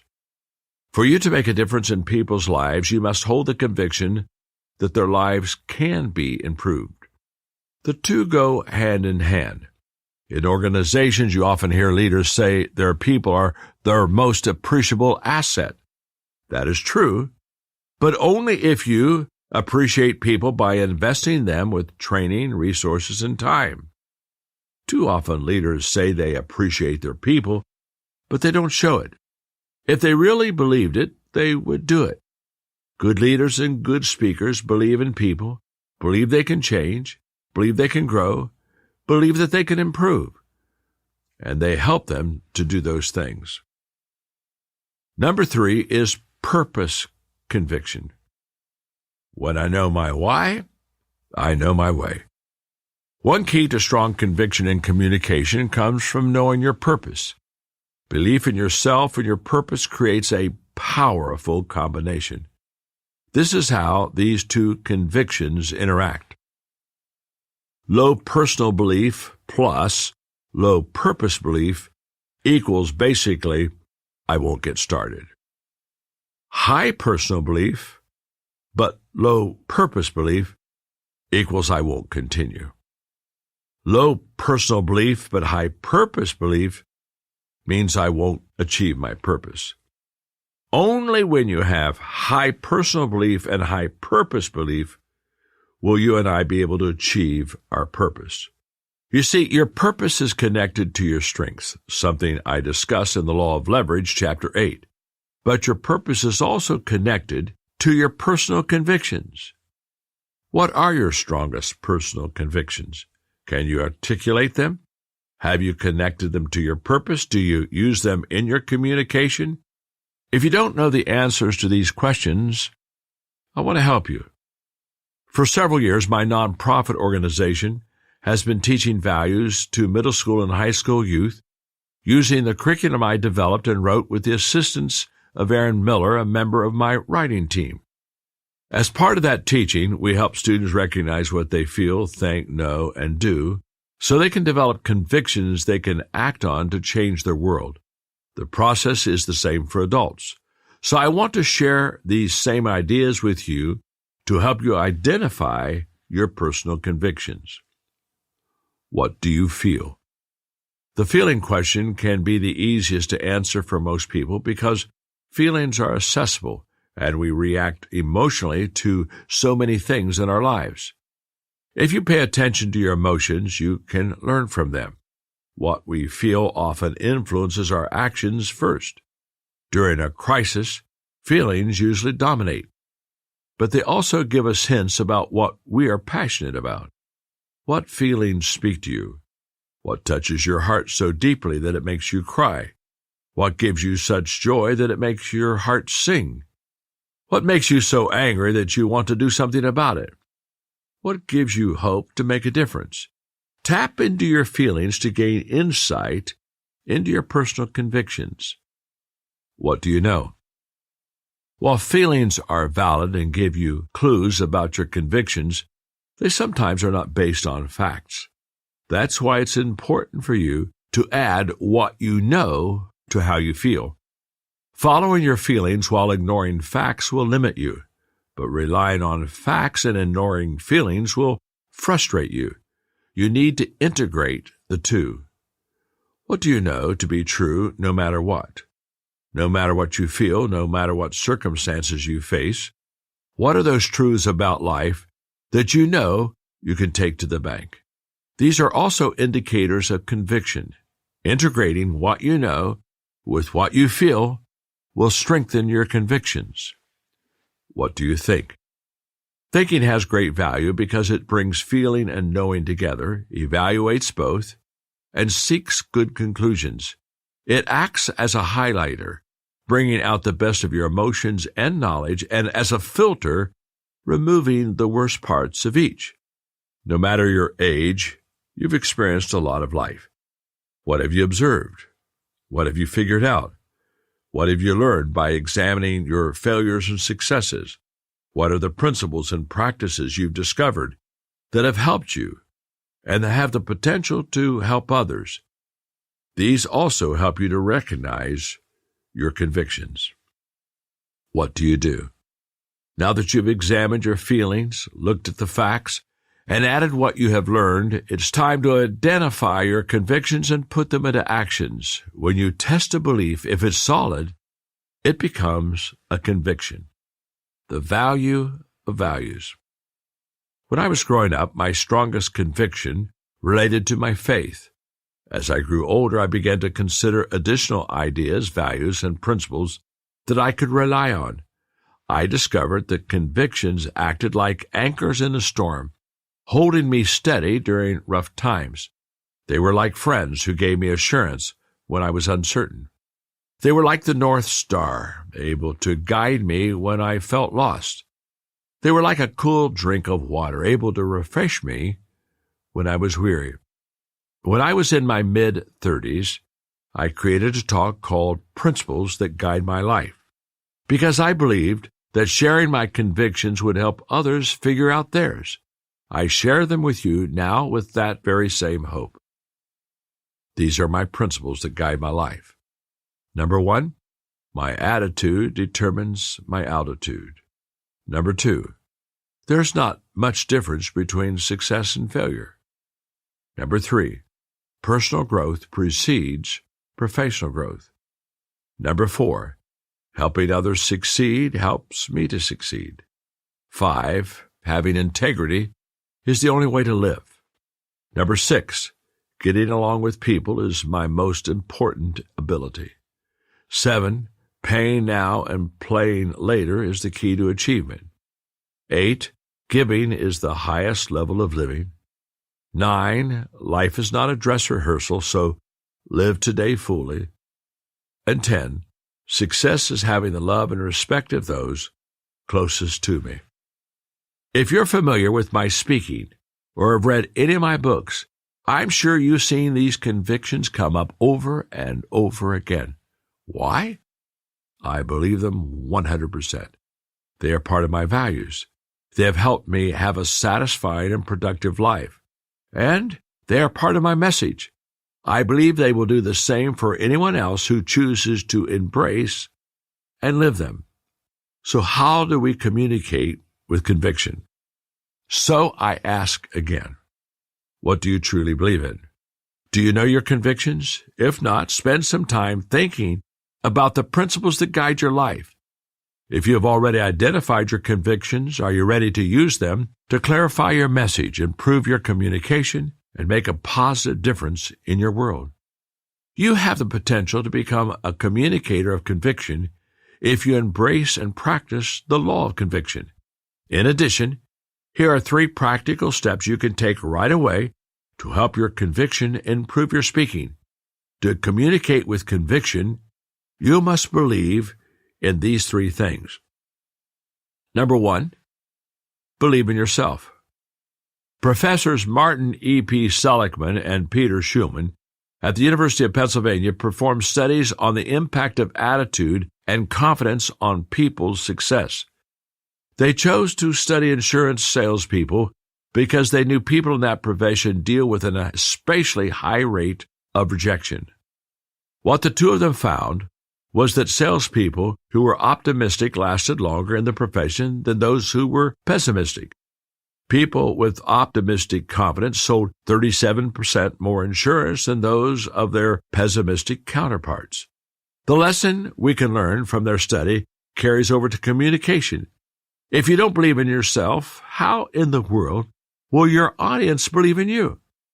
To be effective as a speaker, you must have confidence, but that confidence must never cross the line into arrogance, or you'll lose your audience. Forbes contributing writer Travis Bradberry wrote about the power of confidence when it comes to leaders, but his observation applies equally to communicators. We gravitate to confident leaders because confidence is contagious, and it helps us to believe that there are great things in store. The trick as a leader is to make certain your confidence doesn't slip into arrogance and cockiness. Confidence is about passion and belief in your ability to make things happen, but when your confidence loses touch with reality, you begin to think that you can do things that you can't and have done things that you haven't. Suddenly, it's all about you. This arrogance makes you lose credibility. Great confident leaders, or may I say communicators, are still humble. They don't allow their accomplishments and positions of authority to make them feel that they are better than anyone else. Conviction brings confidence, and confidence fuels conviction, as long as the focus is on helping others, not advancing yourself. Number 2, believe in your message and your audience. It's vital that you believe in both your message and your audience for you to communicate with conviction. In the next section of the book, What is Said, I discuss creating content. And in the Law of Connecting, Chapter 7, I write about the importance of your audience. If you lose belief in them, you'll have a hard time communicating effectively. If either belief wavers, your communication suffers. For several years, I owned a company called Enjoy Stewardship Services. Our mission was to help nonprofit organizations raise money, and we were successful. Our clients raised more than $3 billion for their causes with our assistance. The process always started with a member of our team going out to these organizations and making a sales presentation on how we could help them.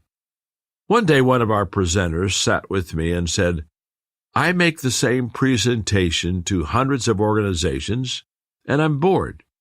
Can you help me regain my passion for my talk?" I started by asking him if he believed we were the right company for the job. "Oh, yes," he said. "We do a better job than any other company in our industry." I asked if he believed the message that he was sharing was the right one, or if there was a better way of finding our potential clients' challenges and presenting how our company could help them. "Oh," he said, "I believe in our message. I think we present in the best way we can. If there were a better method, I'd use it." Based on his answers, it was clear that he believed in the message, and I could come to only one conclusion. He was bored because he was focused on himself instead of the people who were listening to his presentation for the first time. He had conviction, but it wasn't focused on the people that he could help. When you speak, your conviction becomes contagious when your focus is on others and the benefits that they will receive from your message. That's when belief blossoms and gains real power. Ordinary presenters become extraordinary communicators when they believe in both. I have given some of my speeches hundreds of times, yet every time I give them, I'm fired up. Why? Because it's new to me? Oh, no. But it's because it's new to my audience. Because my message has helped me, I possess a strong conviction that it will help others. Are you convinced that what you have to say can help your listeners and impact them in a positive way? If so, your speaking will gain conviction. Number 3, believe in the power of your words. When you carry conviction, you become certain, and certainty shows strength. That comes out in your language, which makes the communication of your message even stronger. What you say is positive, not negative. Your language is active rather than passive. Your phrasing is strong, not tentative. And when you believe in the power of your words, you also speak with emotion. That's not a sign of weakness. It's a sign of strength. Don't be afraid to show your heart when you speak. Great communicators understand this. Winston Churchill wrote, "The orator is the embodiment of the passions of the multitude. Before he can inspire them with any emotion, he must be swayed by it himself. Before he can move their tears, his own must flow. To convince them, he must himself believe." Churchill was only 23 when he penned those words, but he practiced them his entire life. As a communicator, when you are convinced you can help others and offer them the best course of action, people in your audience feel secure, gain confidence, and begin to accept your advice. If you are authentic, stand for something, live good values, and give your best, you will always strengthen your audience and add value to them. In 2020, when COVID-19 grew into a global pandemic, millions of people around the world died, and hundreds of millions more were traumatized. What struck me as everything shut down and people became isolated was at a time when people needed help and reassurance most, they had difficulty receiving it. As a speaker who lives to add value to people, I found that particularly frustrating. In 1 week's time, my speaking calendar had gone from 235 dates to none, from the expectation of positively impacting 500,000 people to 0. Everything in me knew that people wanted and needed help, and I would not be able to travel to them and give it. So what did I do? I decided to begin recording lessons every week that individuals and organizations could watch online to be encouraged and equipped. I chose to project strength and confidence that I hoped would help people get through the pandemic. I wanted people to receive not only help, but also hope, especially since none of us knew how long the pandemic would last. It was my way of trying to do my part during that difficult time. A different world cannot be built by indifferent people. If you want to make a difference, you need to know your convictions and act on them. And if you want to be a change-making communicator, you need to harness the power of your deepest beliefs when you speak. Why? Because the stronger you believe it, the more people feel it. That's the law of conviction.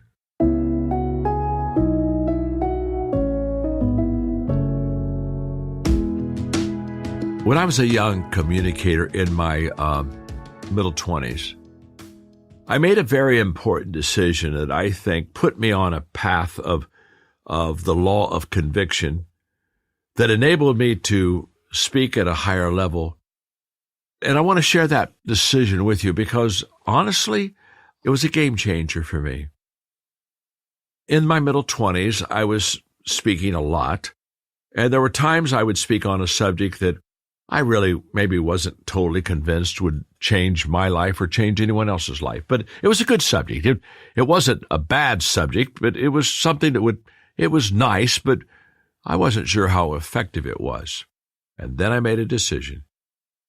I made a decision not to speak on any subject that I had not personally experienced and found to help me to live a better life.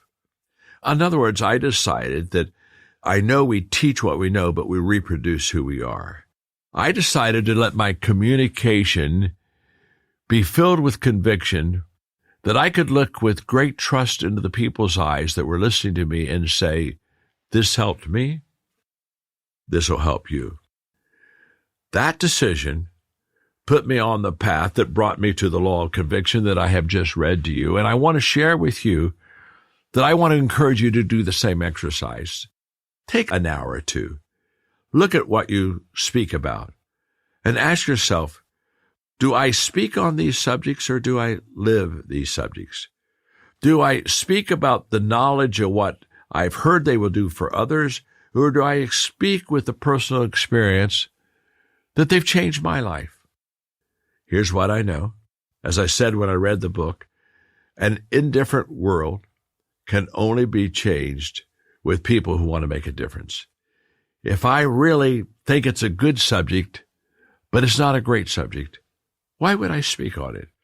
If I think that it could help people, instead of I know it will help people, why would I speak on it? So take some time and reduce your convictions to maybe a small number. I read to you mine, those that I had personally when I was in my 30s. And what's interesting now, in my mid-70s, they still are true. Every one of those convictions, I can say, has proven to be true in my life. So I say, speak on less, but what you speak on, if it's you, and if you know for sure it's changed your life, it has great power to positively affect others. So when I wrote the law of conviction, I hoped that you would not only get the understanding of this law, but you would feel in your heart the power of this law when you speak out of what you believe. When you believe in yourself, when you believe in your audience, and when you believe in your subject, conviction fills your talk. That's what you want.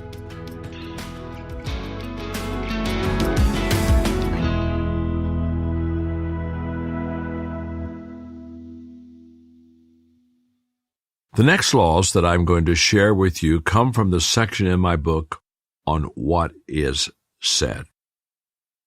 The fourth law is the law of preparation. You cannot deliver what you have not developed. Winston Churchill once commented on a rival by saying, "He can be described as one of those orators who, before he gets up, does not know what he's going to say. When he is speaking, does not know what he is saying, and when he is sat down, doesn't know what he said." In other words, that person was prone to winging it instead of working it. Whether through arrogance or indifference, that may be too many speakers in what they do. But the reality is that without proper preparation, communication doesn't soar. It falls flat. Another entrepreneur and motivational speaker, Jim Rohn, said, "You cannot speak that which you do not know. You cannot share that which you do not feel. You cannot translate that which you do not have. And you cannot give that which you do not possess. To give it and to share it, and for it to be effective, you first need to have it. Good communication starts with good preparation, and the best communicators always prepare."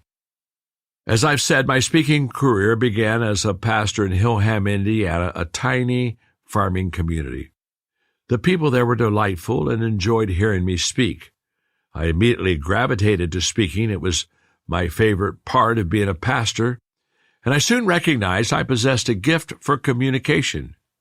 I also realized that because I was young, my congregation did not place high expectation on my speaking. No matter how good or poor the message, they seemed always pleased. One week I ran short of time and prepared my message in only 2 hours. I was nervous about it and how it would be received, but the congregation didn't seem to notice the difference at all. That's when a thought occurred to me. I could wing it. I could do an adequate job using only a couple of hours of prep time and use the extra time to play golf at a great course less than 3 miles from my home. Would I wing it or work for it? If I were going to work for it, I would need 20 hours of prep time, 10 times more than I could get away with. It wasn't an easy decision. I was strongly tempted to wing it, but I finally chose to do the work, and I did that for 3 reasons. First, I was a rookie at preaching, and I recognized that I needed to spend a lot of time working on messages so that I could develop my preparation skills. Second, I knew I needed to study and grow in my knowledge and understanding of my subject material to become more mature and experienced in applying it to my own life before trying to pass it on to others. Finally, I believed that the people in my church deserved to receive the best that I could give them on Sundays, not something I slapped together. I made that decision 54 years ago, and I've never regretted it. In fact, as I look back at my journey as a communicator, I recognize it was one of the most important choices that I made. With the benefit of age, I know if you wing it, success is improbable. If you work for it, success is inevitable. People often ask me which I prefer, the preparation for teaching or the teaching itself. My answer is, I love both. When I'm preparing a lesson, that's what I love the most. I find that thinking and the writing process is deeply satisfying. However, when I'm speaking, I love that the most. When I'm communicating with people, I think, I am made for this. Doing both things brings me deep satisfaction, and the bottom line is that great preparation helps me to communicate well as much as it helps the audience enjoy the message. One reason preparation is so valuable and enjoyable to me is that I need to communicate to myself before I communicate to my audience. Any message I want to deliver must speak to me before it can speak to others. If it hasn't helped me, it cannot help others. If I haven't learned from it, neither will my audience. If it won't prompt me to take action, how can I expect it to inspire others to take action when I deliver it? My first audience is me. Your first audience needs to be you. If what you prepare speaks to you, teaches you, inspires you to action, then it's probably ready for the second audience. Don't try to give what you do not have. 2 messages in one. As a communicator, when I prepare for an audience, I am always working on 2 messages at the same time. The first message is specific to them and the situation. I think of it as my best message because I want to deliver the best content that I can. It's what every audience deserves. This is the message I prepare on paper to be delivered to my audience. It's the message they want and come to hear. It is specifically created to meet their present need and is intended to improve their lives. The other message is something I try to deliver every time, everywhere, to everyone. I think of this as my big message, and it's always the same. Where my best message is prepared on paper, my big message is prepared in my heart. It is what the people need to hear. It's bigger than the content because it's meant to develop people. And it answers 4 questions that I've learned to ask myself as a communicator because they frame my thinking and influence my speaking. 1, what do I want the people to see?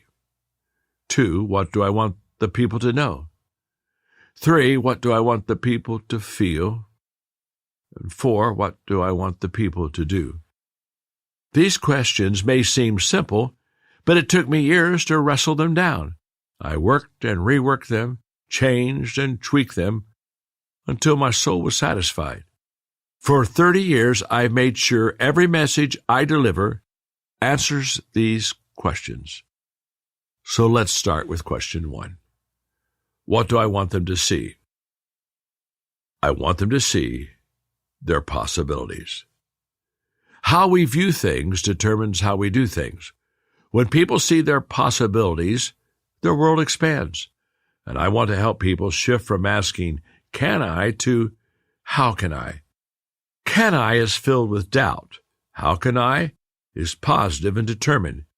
It is filled with possibilities and encourages problem solving and action.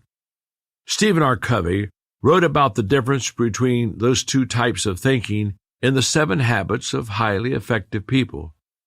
He said, most people are deeply scripted in what I call the scarcity mentality.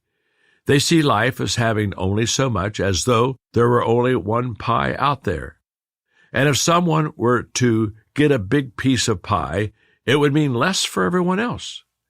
The abundance mentality, on the other hand, flows out of a deep inner sense of personal worth or security. It is the paradigm that there is plenty out there and enough to spare for everybody. It results in the sharing of prestige and recognition, of profits, of decision-making. It opens possibility, options, alternatives, and creativity. I possess an abundance mentality, and every message I deliver comes from that outlook. I firmly believe everyone has greater possibilities, and I want to help them see those possibilities. When we were writing values curriculum for students in middle schools that the Maxwell Leadership Foundation would be using in South and Central America, we felt it important to teach an abundance mindset to the children. Aaron Miller, who helped write the curriculum, said, too many kids grow up in a negative scarcity environment where they have never seen their possibilities. Let's teach and show them who they could become if they develop their potential. That is a worthy goal of any teacher or communicator. When you prepare to communicate, do you see people's possibilities? More importantly, do you help them see their possibilities? Number 2, what do I want them to know? I want them to know their value. Many people have been beaten down and discouraged by others. As a result, they don't recognize their own value. They feel like Charlie Brown, who was continually beaten down by Lucy in one comic strip. She railed, "You, Charlie Brown, are a foul ball in the line drive of life. You're in the shadow of your own goalpost. You're a miscue. You are 3 putts on the 18th green. You are a 7-10 split in the 10th frame." A love set. You have dropped a rod and reel in the lake of life. You are a missed free throw, a shanked 9-iron, and a called third strike. Do you understand? Have I made myself clear? Oh, my. Lucy's attitude is like way too many speakers. She talked down to others. Good communicators talk people up. They believe in their audience. They see their best. They encourage them because they see their value. Because I never want people to miss this, I tell them all the time I value them. Skeptical people have asked me, how can you say that you value me when you don't even know me? My response comes out of my faith. I value you because God values you. He doesn't make mistakes. Valuing others begins with seeing value in yourself. Author and speaker Brian Tracy says, the more you like and respect yourself, the more you like and respect other people.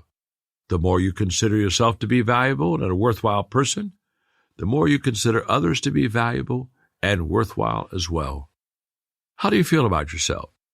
Do you believe you have value? Do you believe you have something to offer others?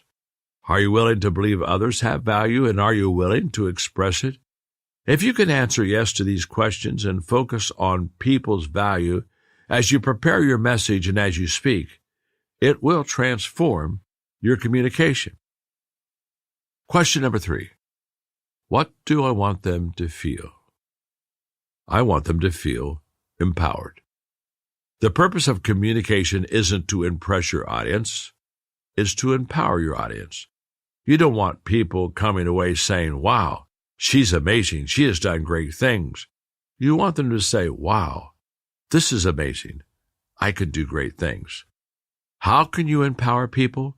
Whether you're talking with 2 people or speaking to a large audience, do these 5 things. Embrace people's potential. I see everyone as a 10 out of a 10, and I tell them that. You can too. Give people permission to succeed. I try to open the gate for them to walk into new territory. You can too. Invite collaboration. This means working together aggressively as opposed to cooperation, which is merely working together agreeably. People are more likely to reach their potential when working with others. I encourage collaboration. You can too. Encourage ownership. As much as I want people to succeed, only they can make themselves successful by taking action. I encourage them to do that. You can too. Ask them to hold themselves accountable. People realize their possibilities when they are accountable for the results. I help them understand that achieving results fuels a cycle of encouragement. You can too. Empowerment is an incredible gift to give another person. It not only helps people believe that they have the freedom to be successful, it also helps them know others want them to be successful and believe that they can be. Number 4, what do I want them to do? What I want them to do is apply and multiply. The speaker's challenge is to take an audience from know how to do now. You want to help them apply what they learn and share it with others. I learned this because it was my privilege to be invited at a young age to speak with experienced communicators at success seminars. I enjoyed listening to them, was inspired by them, and along with the thousands in the audience, I gave them a standing ovation. I learned so much from watching them. I admired their great delivery, unbelievable stories, unforgettable quotes, and hilarious humor. However, after a couple of years on that circuit, I slowly realized that most of the speeches ended with a standing ovation and nothing more. People walked away feeling good, but the next day, they did nothing about what they had heard. Observing this, I made a decision. I did not want to be a motivational speaker. Instead, I would become a motivational teacher. I wanted people to do more than feel good. I wanted them to go home feeling informed and inspired enough to take action to improve their lives. I still want them to do that now. Not only that, I want them to share what they've learned with others so that they can apply and multiply what I've given them. I never want them to be like the farmer who was asked by his neighbor, "Are you going to attend the new county agent's class?" "Nope," answered the farmer. "I already know a lot more about farming than I'm doing." What good is being educated beyond your willingness to act? If I can describe possibilities to people that will expand their ability and capacity, give them a clear path toward those possibilities, and help them believe in themselves and inspire them to act, I can genuinely help them. And that's what communication is all about. The value of preparation. In the early 20th century, Fielding Yost coached the University of Michigan football team to a record of 165 wins and 29 losses and 10 ties during his 25-year tenure. He won the second most games in Michigan history. He often spoke about the importance of preparation versus the will to win. His words have been echoed by other influential coaches such as Vince Lombardi, Bobby Knight, John Wooden. Here's what Yost said. Preparation, that is the big thing. It is all right to talk about this will to win, but I tell you, it is not of much worth unless you have the will to prepare, whether for the game you are about to play or for the business or profession you are to enter. A one-horsepower team cannot do much to achieve a great result. He must develop by preparation so that when the test comes, he has something to rely upon and is able to make use of it. The will to prepare is just as important in communication, and here's why. We play at the level of our preparation. Spectacular performance is always preceded by unspectacular preparation. I once asked John Wooden, the UCLA Bruins basketball coach, who won 10 national championships, what he missed after his retirement from coaching. Practice, he answered without hesitation. Great practices make great teams. He went on to explain that he was very relaxed on the bench during games. Why? Because the hard work had already been done in their preparation before the game. His players' level of practice determined their level of play. How you spend your time preparing is more important than how much time you spend preparing. As I prepare for any speaking engagement, I go through 5 steps to make sure I'll be ready at game time. Number 1, ask setup questions. I always request a pre-call with the organization or host of an event that I will speak for. My goal is to add value to them and the people that I'll address. So at a minimum, I ask these questions. What is the event? Does it have a theme? Why have you chosen me to speak? What is the content? What is the context? What is the subject? Are there specific things you want me to talk about? What would you consider a win? Is there anything else that I can do to add value to you? You can create a great speech and deliver it with skill, but if it's the wrong message for the wrong people, it won't be successful, nor will it help anyone. Secondly, I prepare my subject. Once I know those details about my audience and context, I'm ready to work on my message. I always outline my message unless I'm asked to speak extemporaneously in the moment. I write an introduction, but when I speak, I often springboard off the context of what is happening before I take the stage instead. Why? Because connecting is even more important than introducing my subject. I explain that in detail in the Law of Connecting, Chapter 7. For the body of my message, I write out my bullet points, starting with foundational ideas or the most important ones. I work to make the wording of these points memorable. If I can create a rhythm, pattern, or hook to make them build and sing, I will. I then add quotes, stories, and illustrations to the points to give them life, making them meaningful and fun. I finish the outline with an encouraging call to action. All the time I'm preparing my outline, I'm asking myself these 3 questions. How can I make it special? I give this a lot of thought ahead of time. I tailor my messages and focus on adding value so that it helps make it special. If I write a message from scratch, I often let people know by saying, I developed this lesson just for you, or I've never spoken on this before. How can I make it personal? The best way I know to do this is to pair what they do know with what they don't know. What they do know is based on their organizational, culture, personal experience, and national origin. What they don't know is the insight I'm trying to communicate to them. That puts my message into their context. How can I make it practical? I never forget that my goal is to help my audience. I write that into my outline, and if possible, I do a Q&A with my audience to help them apply the lesson.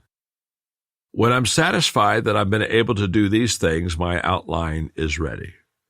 Number 3, I prepare myself. Before I speak, I want to prepare myself mentally, emotionally, and experientially. Again, I use questions to make sure I'm ready. I ask, do I know my teaching? I need to spend enough time with my outline that I know what I'm doing and where I'm going. I typically do this several hours before I speak. Do I feel my teaching? Good communication comes from the heart, and it goes to the heart of others. Do I live my teaching? When I was in my 20s, I decided I would never deliver a message that wasn't true to me. I would not deliver theories I hadn't tested and lived. When I can answer yes to those questions with integrity, I'm ready to communicate. 4, evaluate my effectiveness while speaking. When I step up to speak, it's game on, but it's also practice. Now, why do I say that? Because my greatest growth as a communicator has come during my speaking. Repetition is important. How do you get to be a better speaker? By speaking and pay attention to what works and what doesn't. As a young communicator, I sometimes found it difficult to evaluate my communication while speaking. For that reason, I often ask team members to evaluate my talk and give me feedback. However, as I have matured as a communicator, my self-awareness of how I'm presenting myself has gotten better. Even while I'm delivering my message, I ask myself, am I comfortable and confident? Is my audience leaning in? When am I connecting with my audience? When am I not connecting? Is my audience staying engaged? Do they seem glad that they are hearing me speak? I continually adjust to make sure I keep connecting and my message keeps landing. If needed, I'll completely change the course if I sense that I'm not delivering in the way that I should. What I'm always trying to do is exceed my audience's expectations. That can be difficult because people's expectations keep rising every time I give a keynote speech. For that reason, I continually raise the bar for myself, and you should too. Consultant and former Executive Vice President and Chief Marketing Officer at First Republic Bank, Diane Snedeker, advised, set your standards high and keep them high. If you are interested in success, it's easy to set your standards in terms of other people's accomplishments, and then let other people measure you by those standards. But the standards you set for yourself are always the more important. They should be higher than the standards of anyone else that they would set for you. Because in the end, you have to live with yourself and judge yourself and feel good about yourself. And the best way to do this is to live up to your highest potential. So set your standards high and keep them high, even if you think no one else is looking. Somebody out there will always notice, even if it's just you. If you hold yourself to a high standard when you speak, you will keep getting better. Number 5, reflect to prepare for the next time. Even when I'm finished speaking, I'm not finished with my preparation. Every communication experience is an opportunity for learning through self-evaluation. I do that, you guessed it, by asking myself questions. Did I accomplish the big message objective? Did they see their possibilities? Do they know their value? Do they feel empowered? Did I accomplish the best message objective? Did I help them? Are they likely to take action? Is there a way to make my message better? How can I upgrade my lesson notes? I've been communicating with people for more than 50 years, and it's very humbling to recognize how much more I need to learn. That's why I always reflect on every presentation after I make it, and why I upgrade my notes after every presentation. I am constantly learning. I am a work in progress. Preparation furthers personal development. After more than 5 decades of writing messages, I've come to the realization that one of the main reasons I'm still growing and developing at age 75 is that I write out, think through, and apply every message to my life before I teach it. Doing that work every time means I keep learning, improving, creating, discovering, developing, and growing. It's one of the most important disciplines in my life. When I made the decision to work it instead of wing it as a speaker, I realized that preparation would become continual in my life. When I decided to write books, I knew that it would be the same kind decision. But the rewards have been great because it helps me keep improving. As author Malcolm Gladwell pointed out, practice isn't the thing you do once you're good, it's the thing you do that makes you good. Preparation multiplies talent. What is the difference between talent and skill? Preparation. Talent is a gift. It's something that you are born with. The greater the natural talent, the greater the potential a person has in that area. But talent does not become a high-level skill without preparation, and here's how this works. Low gifting and low preparation equal no skill. Low gifting and high preparation equal average skill. High gifting and low preparation equals limited skill. High gifting and high preparation equals great skill. Hang on. High gifting and continual high preparation equals unlimited skill. The more you have been gifted with natural talent, the better you will be when you first get started, and the more tempted you will be to rely on that talent alone. But if you want to reach your potential, you will need to put in the work. Continual preparation brings continual improvement. How much natural talent do you have when it comes to communication? Is your gifting high, low, or somewhere in between? How do you know? Ralph Waldo Emerson said, "All great speakers were bad speakers at first." And I tell my new coaches, nobody's good the first time. If you've spoken once or twice, that doesn't tell you anything. The only way to find out is to speak before an audience and keep doing it. Frequency is the key to knowing. Until you speak frequently, you cannot make an accurate assessment. I've been told that mathematicians discount any statistics that lack necessary frequency. For example, if you flip a coin 10 times, you will rarely experience a 50-50 split between heads and tails. However, if you flip a coin 100 times, it's usually pretty close. The same is true with speaking. You can't do it once, twice, or a dozen times and know whether you have talent. You can't measure your potential at that stage. You need to get in your reps. I used to say, all's well that begins well. Now, when it comes to speaking, I tell people, all's well that begins. If you're afraid of public speaking, you need to begin speaking, and you need to continue doing it. You need to practice. The only way to achieve excellence in anything that you do is to do it enough times to test it. Wisdom will come as a result of doing something enough times that you can see the whole picture and develop understanding. I love the way James Clear expresses the importance of frequency in his book Atomic Habits. He says, "It doesn't matter if it's been 21 days or 30 days or 300 days. What matters is the rate which you perform the behavior. You can do something twice in 30 days or 200 times. It's the frequency that makes the difference." I'm very fortunate. I started my career as a senior pastor, which meant on the average I spoke 3 times a week for 50 weeks a year.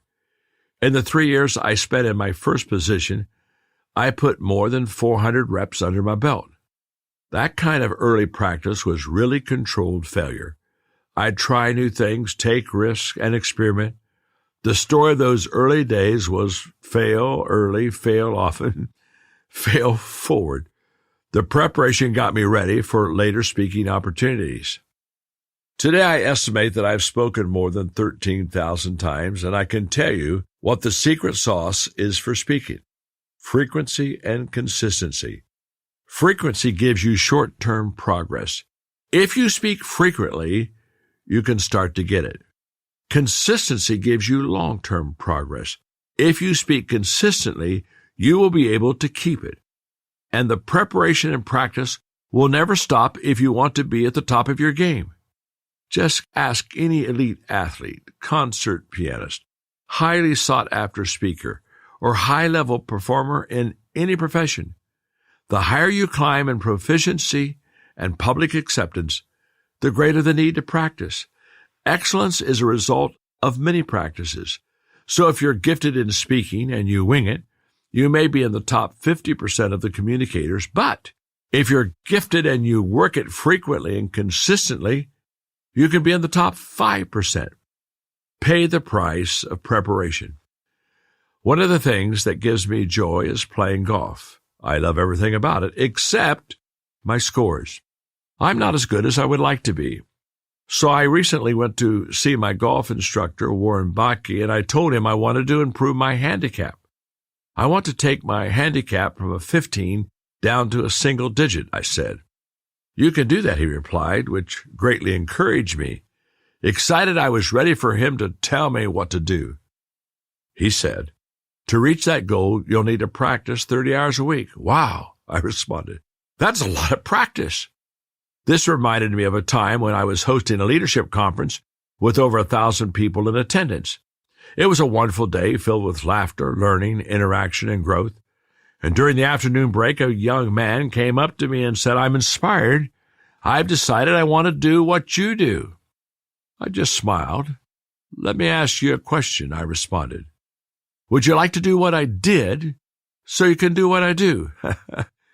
He had no idea what it took for me to be able to do what I did on stage. As my friend Brian Tracy said, your success in your career will be in direct proportion to what you do after you've done what you were expected to do.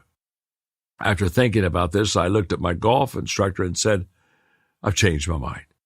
I decided to live with my handicap the way it was and play golf when I want to with little practice. I love golf, but it's not my calling. I wish for a single-digit handicap, but my wish and my will to prepare were worlds apart.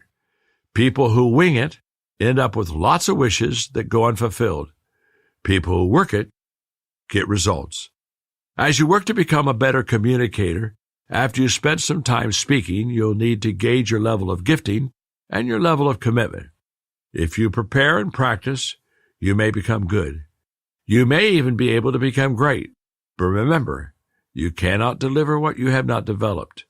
That's the law of preparation.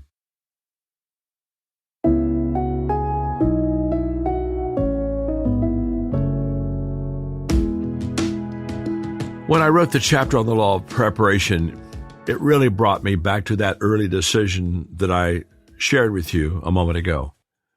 Am I going to wing it, or am I going to work for it? Now, here's what I want you to hear from me, because I think this is a game changer for all of us. If you're highly gifted, the temptation to wing it is very great. Why? Because with your giftedness, you can get by and, in the eyes of most people, be very successful.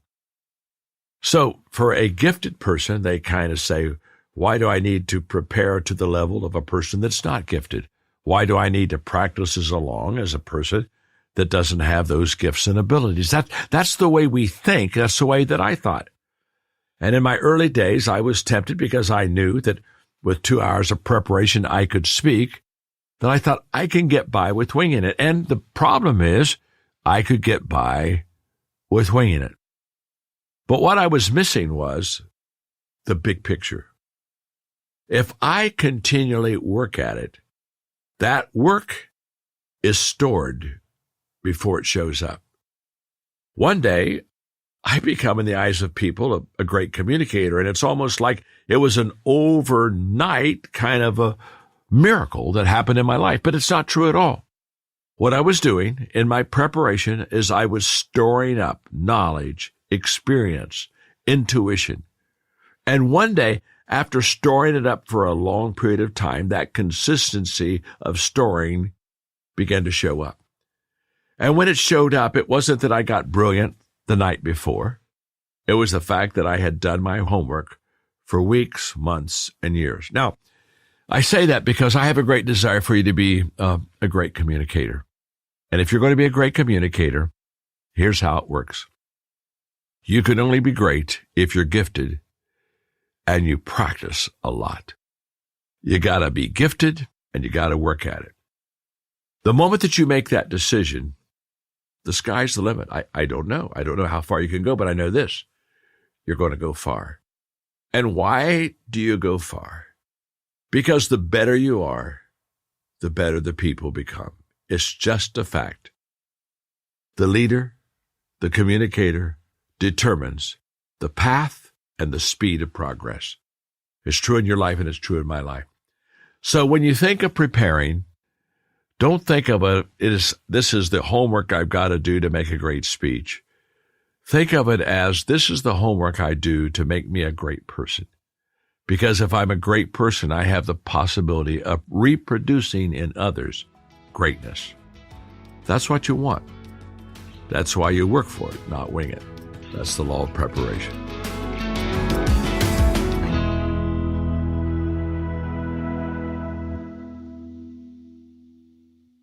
Law number 5, the law of collaboration. Some of your best thinking will be done with others. Aspiring communicators often ask me, what advice do you have for me if you want to start speaking? My first piece of advice is, start speaking. The best way to learn and improve as a communicator is to practice, which I just discussed in the law of preparation. What's the second piece of advice? Enlist the help of other people. I didn't understand this when I started my speaking career. I began as the Lone Ranger. My professional speaking and leadership careers started at the same time when I was 22. Back then, I believed that if I asked for help, the people who listened to me and followed me would view me as weak, and they would stop following and stop listening. As a result, I tried to do every leadership and speaking task myself. If I had a problem, I worked alone to figure it out on my own. When I got an idea, I'd think, I'll work on this until it's really good. And then I'll share it with the people, and everyone will think I'm brilliant. What a mistake. It would take me a decade to understand what would become what I call the law of significance, which says one is too small of a number to achieve greatness. The same applies to communication. One is too small of a number to achieve greatness. Relying 100% on myself early in my career created two glaring problems for me. First, I often taught based on assumption. I assumed that I knew what the people needed, but of course I didn't. That meant I often spoke on subjects no one wanted to hear about, giving solutions that they were not looking for. Thank goodness my audience was grace-giving and took my youth and inexperience into consideration.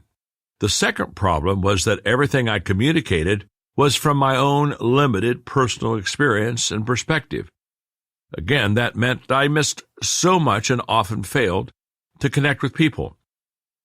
As journalist and author William H. White observed, the great enemy of communication is the illusion of it. I assumed I was communicating and connecting, but often I was talking only to myself. Back then, I didn't know the law of collaboration, which says some of your best thinking will be done with others. So what is the value of collaboration? Billionaire philanthropist Andrew Carnegie said, "It marks a big step in your development when you come to realize that other people can help you do a better job than you could do alone." That was a step I took in my speaking, and it's one I hope that you will too. Several years ago, James Surowiecki wrote a book called The Wisdom of Crowds. In it, he describes how groups of people often solve problems and come to conclusions more accurately than individuals alone even when some of those individuals are experts in the field. Surowiecki opens his book with a compelling example that occurred in Britain more than 100 years ago. In 1906, scientist Francis Galton was attending a country fair called the West of England, fat stock and poultry exhibition, where local farmers and townspeople gathered to show their cattle, sheep, horses, chickens, and pigs. Galton, an expert on heredity and statistics, attended because he was interested in the efforts of breeding on physical and mental qualities in livestock, but he was also interested in human genetics. One of the events at the fair was a competition in which attendees could pay 6 pence to guess how much a live ox on exhibit would weigh after it was butchered and dressed. A difficult task. The people with the best guesses would receive prizes. Seeing this, Galton got an idea. He wondered how good the people in the group would be at making such a guess. A few might have expertise in livestock or butchering, but most would not. Galton, an 85-year-old curmudgeon with a low opinion of people, expected people to guess poorly. He later wrote, "Many non-experts competed like those clerks and others who have no expert knowledge of horses, but who bet on races guided by newspapers, friends, and their own fancies." Galton asked the organizers if he could borrow the entry slips for the contest after it was over. Each slip of paper contained the person's guess and their personal information. When he received them, Galton did a statistical analysis of the 780 slips of paper he examined. As you might guess, nobody guessed the exact weight of the dress ox, which was 1,198 pounds, not even the professional butchers. But Galton was shocked to discover that when he calculated the average of all of the guesses, it was 1,197 pounds, only 1 pound off from the actual weight. His conclusion: most of us, whether as voters or investors or consumers or managers, believe that valuable knowledge is concentrated in a very few hands. We assume that the key to solving problems or making good decisions is finding that one right person who will have the answer. The argument of this book is that chasing the expert is a mistake, and a costly one at that. We should stop hunting and ask the crowd. To become a better communicator, that's what we need to do. Seek the wisdom of others, not from a random crowd, but from a team or a trusted group. As Surowiecki points out, groups are often smarter than the smartest people in them. It took me a while to learn this lesson, but now, anytime I'm preparing to speak or to lead, my first thought is, who do I need to collaborate with? I understand that success begins with we, not me. No one person has all the answers. Every speaker or leader has blind spots and shortcomings. No individual is completely well-rounded and balanced, but teams can be. When I ask my team to help me, they always make me better. No wonder former NFL coach Bill Parcells used to remind his players, individuals play the game, but teams win championships. When I'm getting ready to write a book, I often bring together a group of people to help me. This book was no exception. I started with my writing team. Together we worked on the preliminary list of laws. I then sent the list to a group of excellent communicators so they could spend time looking at them, thinking about them, and considering ways to improve them. These communicators, my team and I met, and they took the ideas to a new level. The book you're reading is a result of that collaboration. One of the most popular books I've written is How Successful People Think. In the chapter on shared thinking, I explain why I value collaborative thinking so highly. Shared thinking is faster than solo thinking. Shared thinking brings more maturity than solo thinking. Shared thinking is more creative than solo thinking. Shared thinking is the only way to have great thinking. Great thoughts are birthed out of many good thoughts, and shared thinking returns greater value than solo thinking. When I share my thoughts with a group of good thinkers, they come up with ideas I never would have had. I may go into a meeting with a good idea, but I walk out with better ones. Collaboration has a multiplying effect. It's like the difference between 1 plus 1, which is 2, and 1 beside 1, which is 11. Characteristics of a good collaboration team.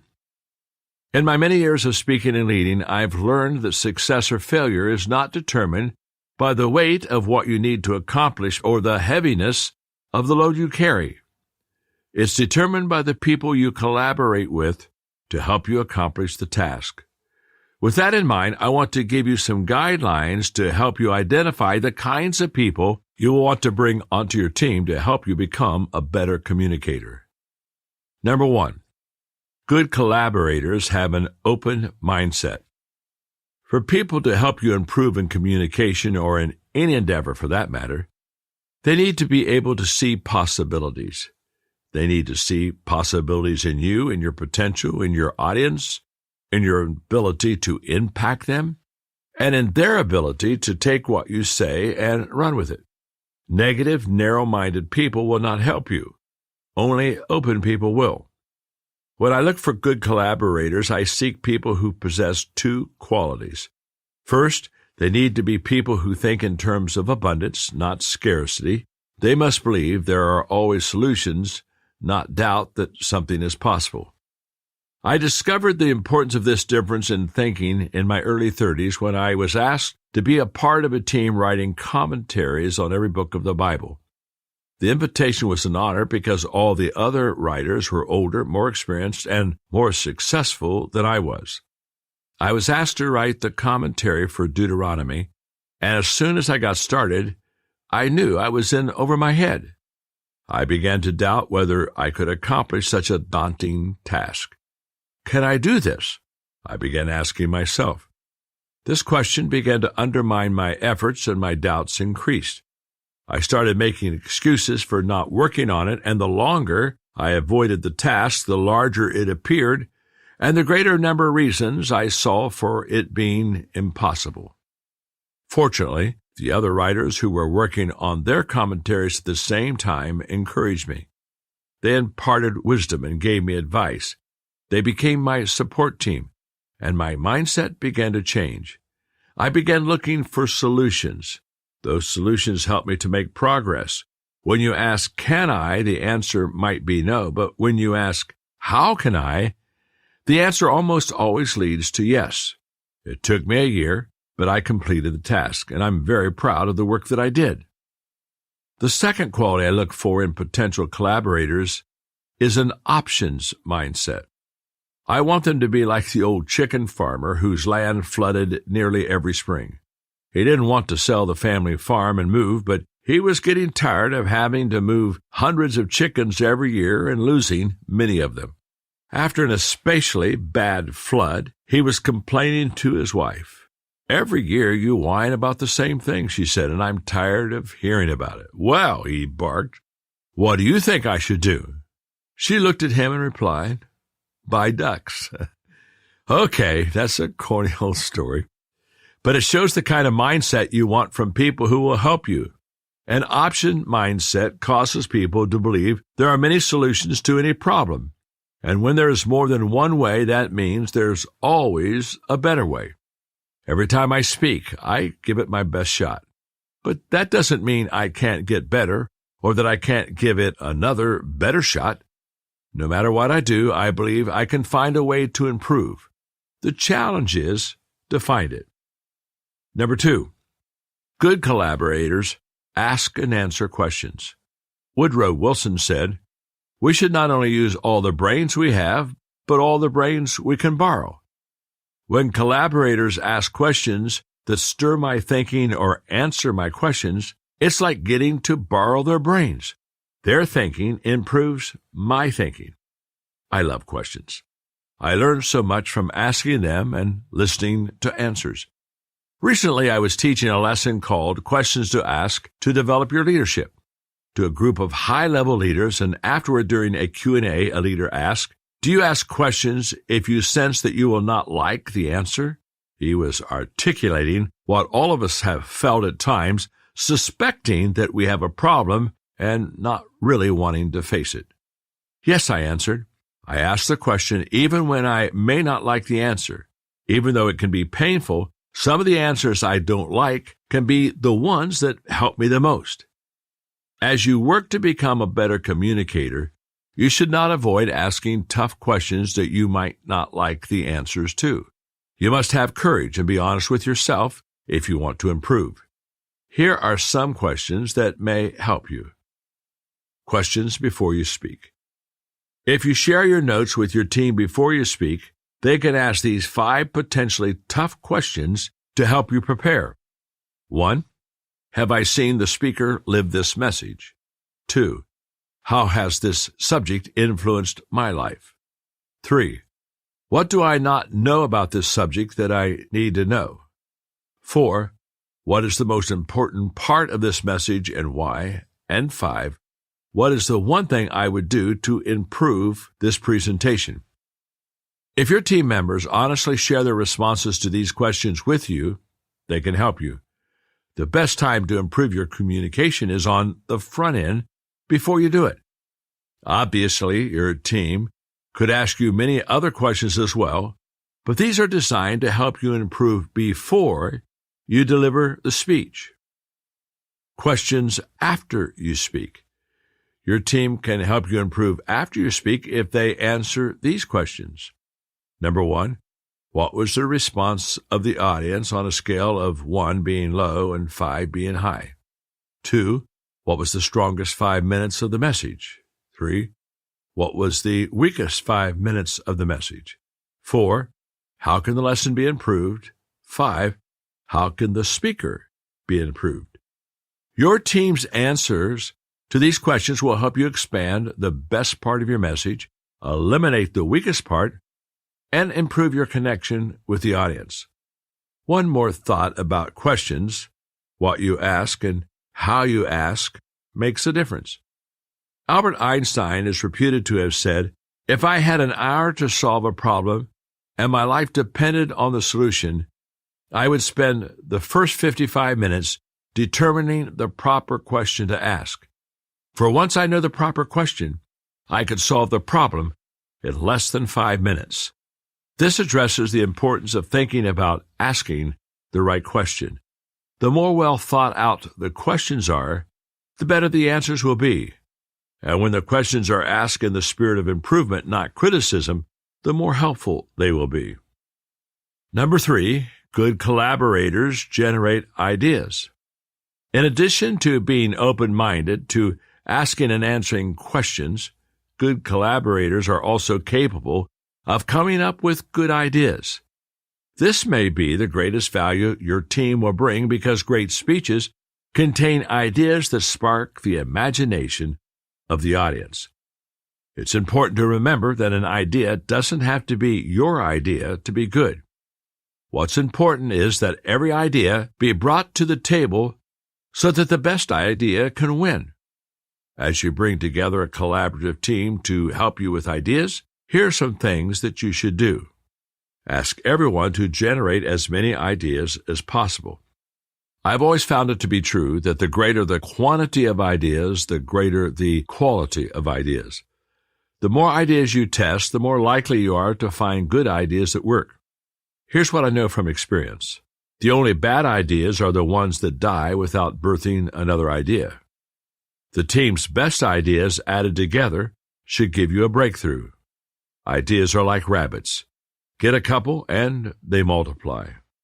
A Romanian-born artist said, "Creativity is to see what everybody has seen and to think what nobody has thought." You and your team can discover an idea and take it in a whole new direction. Today I have a reputation for being an excellent communicator, but like many people, I started out as an average speaker. But as I explain in the law of preparation, I got a lot of practice. During those early years, I tested a lot of ideas. Many of them didn't work. I lived the speaker's cycle of success. Communicate, fail, learn, develop, connect. The good news is that I learned a lot. The bad news is that if I'd had a team helping me generate ideas and improve them, I could have tested many of those ideas before I stepped in front of an audience, and my communication would have improved more quickly. Adapt the ideas of others. Early in my career, I may not have had a team to help me come up with good ideas, but I did have access to books and tapes. I spent many hours reading and listening for good ideas. If I came across a quote or an idea that grabbed me, I saved it. This was the start of the law of collaboration for me. Some of my best ideas came from other people. Often I simply quoted them, but the more ideas I discovered and digested, the more ideas of my own I generated, springboarding off the ideas of others. I have developed a lifestyle of looking and listening for great ideas, and it has led to some of my best work. Here are some examples. One evening I was having dinner in Chicago with Robert Kiyosaki, the author of Rich Dad, Poor Dad. During our conversation, he said, "Sometimes you win, sometimes you learn." That got my attention. I love that statement. And I asked him if I could use those words for the title of a book. He said yes, and that became the title of my book, Sometimes You Win, Sometimes You Learn. I was playing golf with Victor Oliver, my editor at the time, and he told me about a marketing book that he had read, and he later showed it to me, The 22 Immutable Laws of Marketing. "John," he said, "you should write a book on the laws of leadership." That idea was the impetus for me to write The 21 Irrefutable Laws of Leadership, which is now the best-selling leadership book of all time. When I was writing Everyone Communicates, Few Connect, my writing team convinced me to release the book online, one chapter at a time. As we posted the chapters on my blog, we asked readers to make comments to help improve the book. We received hundreds of responses. The best ideas went into the book, and we gave the people credit. I could hardly count all the ways my team and other thinkers have helped me to become a better speaker, writer, and leader. Ideas are birthed during times of collaboration. Ideas are proven during times of action, and ideas are improved during times of reflection. If you want more and better ideas, learn to collaborate with others. That's where the process starts. Soon you'll be using them to generate good ideas of your own. Capture every good idea. Most speakers write a message and then spend hours, days, or weeks searching for ideas, quotes, stories, and anecdotes to include. They think, "I read that somewhere. Which book was that in?" And they start rummaging through their bookshelves, or they start searching the internet. When I sit down to write a message, I spend mere minutes gathering top-notch material. How is that possible? I've been looking for material for almost 60 years, and I've captured the best and filed it where I can put my hands on it literally in seconds. As I already mentioned, I knew from the age of 18 that I wanted to be a public speaker. That's when I started looking for ideas. My father is the one who encouraged me to capture them so I could use them. He would say to me, "The number one time waster is looking for things that are lost. You won't lose things if you have a place to put them." That's what prompted me to develop my filing system. When I'm reading a book, if I find a quote I like, I stop right then and mark it on the page in brackets. And I ask myself, what subject should that be filed under? When I know the answer, I write the word next to the passage. Then I flip to the inside cover of the book, and I write the page number where I saw the quote and the subject. As I continue to read, if I find other quotes, I do the same. When I'm done with the book, I give it to my assistant, and she photocopies each quote, and it goes into my file on that subject. If I'm reading a magazine or a newspaper and I see a quote or a story I like, I mark it, decide on the subject, and rip out the page to keep. It goes into that subject file. If I'm listening to a podcast or a tape and hear something I want to capture, I get the whole message transcribed and mark the passages I want to keep. And, you guessed it, those go into the files by subject. This is how I have so many ideas, quotes, and anecdotes on hand and ready to use. When I'm writing a lesson and need a quote or idea, I turn my chair so that I can reach my files, grab the subject file I'm looking for, and find something that works.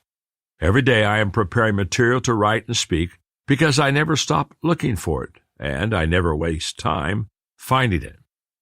And here's what's great. My team also collects ideas, quotes, and anecdotes for me. When my writing partner, Charlie Wetzel, first began working with me almost 30 years ago, he wasn't good at finding the kind of material that I wanted. He came from an academic background, so he looked for ideas that were smart or clever.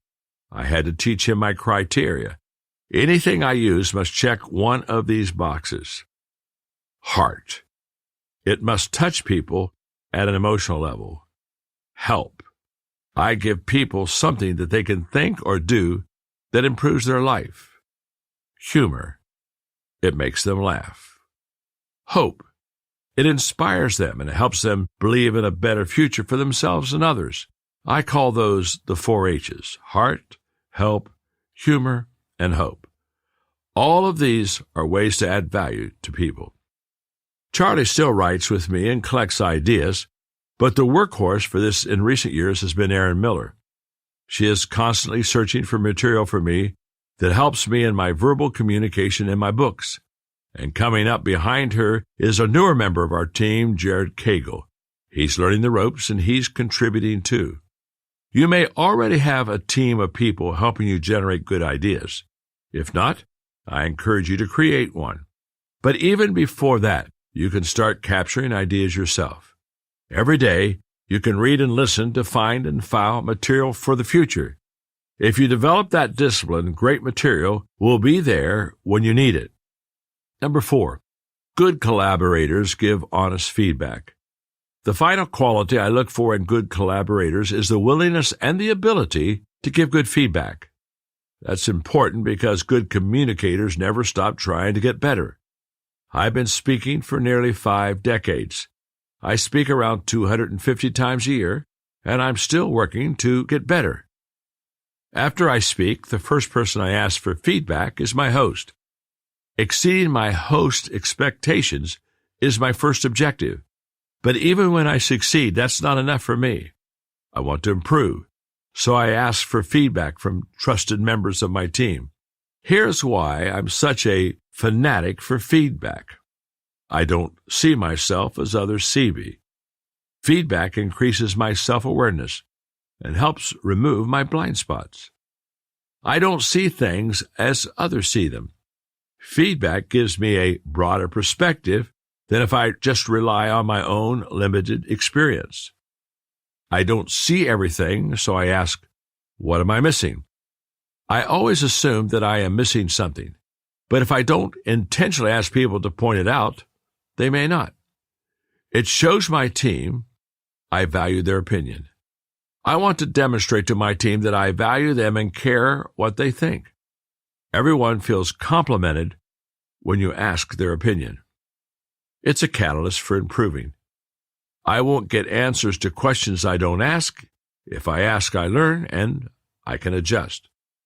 It's the best way to discover the best idea. Again, the best way to get a great idea is to put together many good ideas.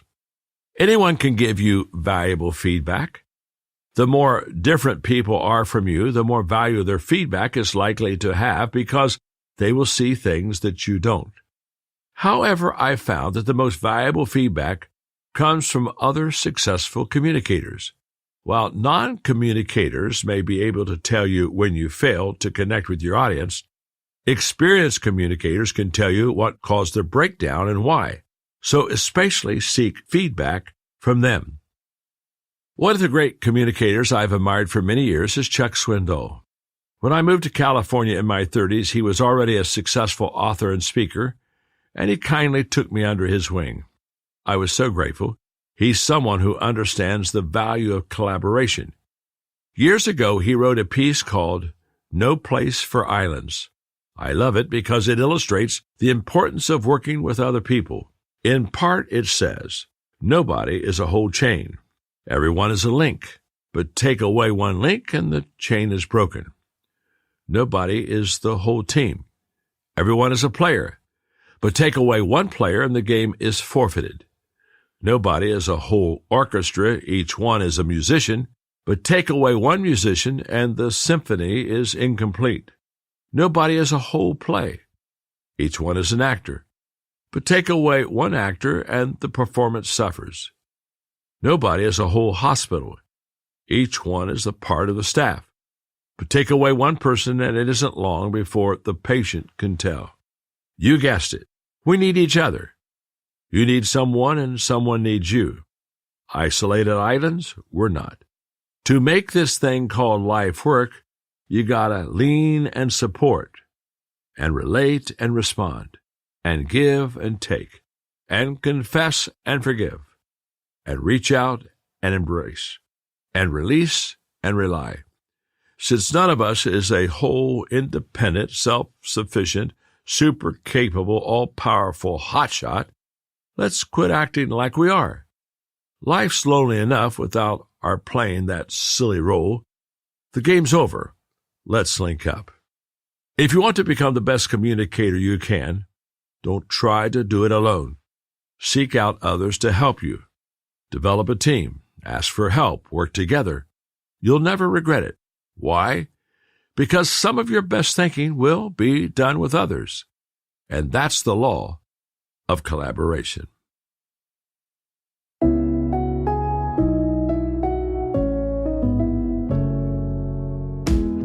Every time I think of the law of collaboration, I think of a statement that I heard many years ago, and that is, some of my best thinking has been done by others. This was a mistake that I made in my younger communication years. As I shared when I read you this chapter, I just tried to carry way too much on my own. And it was a lot out of insecurity. You know, what happens if I ask a lot of questions? People will think I don't have answers. What I discovered is this, and I discovered it over time.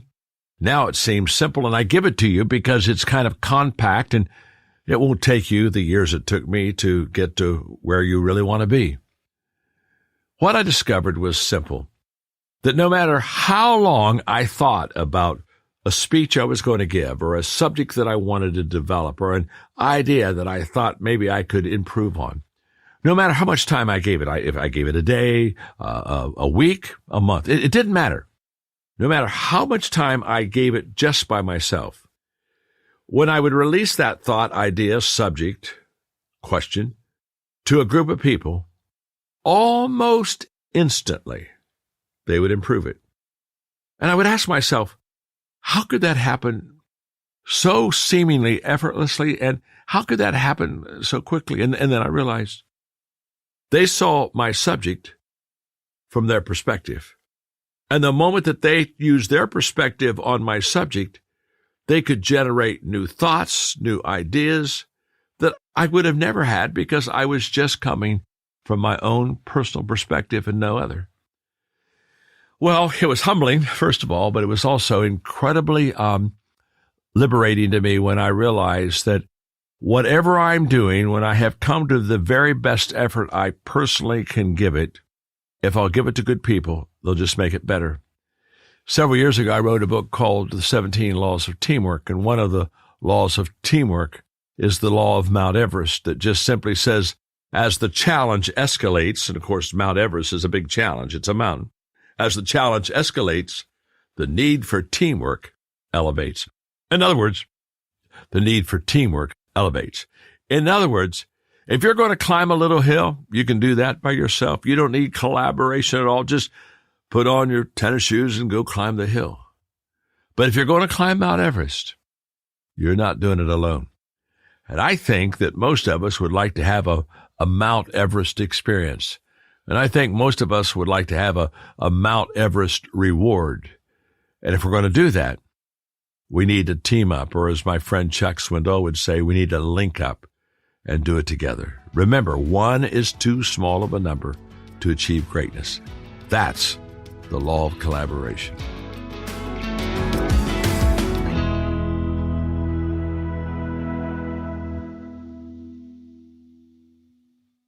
Law number 6, the law of content. When you have something worth saying, people start listening.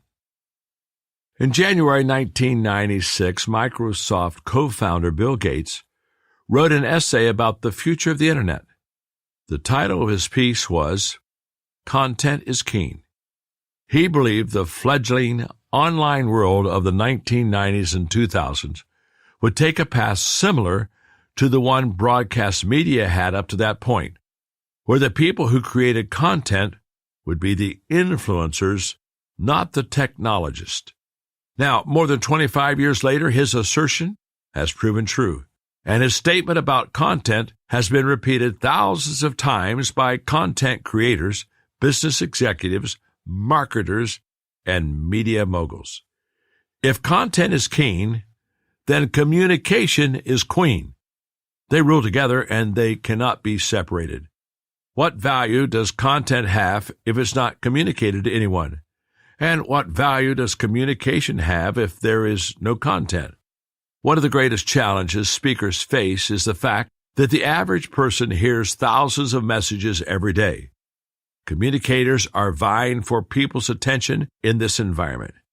In a world where we can instantly access the content on virtually any subject, how can you make your content and message stand out? How can you grab people's attention and hold it long enough to make a positive impact on them? How? Well, you work at it. And here's the good news. When you have something worth saying, people will start listening. That's the law of content. Every message is like a puzzle. The goal for you as a communicator is to display a picture, making it easy for your audience to see it and understand it. As you generate the content of your talk and plan it, you are like a puzzle maker. You are laying out your ideas, which are the puzzle pieces of your message. You must work to make sure all the pieces fit together to create a compelling picture. But the challenge is that the people listening to you, when you deliver the message, will be the ones that will assemble the puzzle from scratch and create a meaningful picture in these 5, 15, or 60 minutes that you have for speaking. If they can't put it together and enjoy the process, you haven't succeeded as a communicator.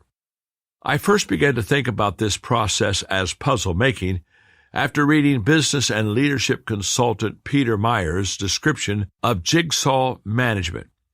He compares leading people to putting together a puzzle and says the task of the owner or general manager is to make the box top clear. He goes on to talk about the pressure people feel when they must put together a puzzle in a compressed amount of time, and their frustration when pieces are missing, or their annoyance if the extra pieces that don't belong have been added.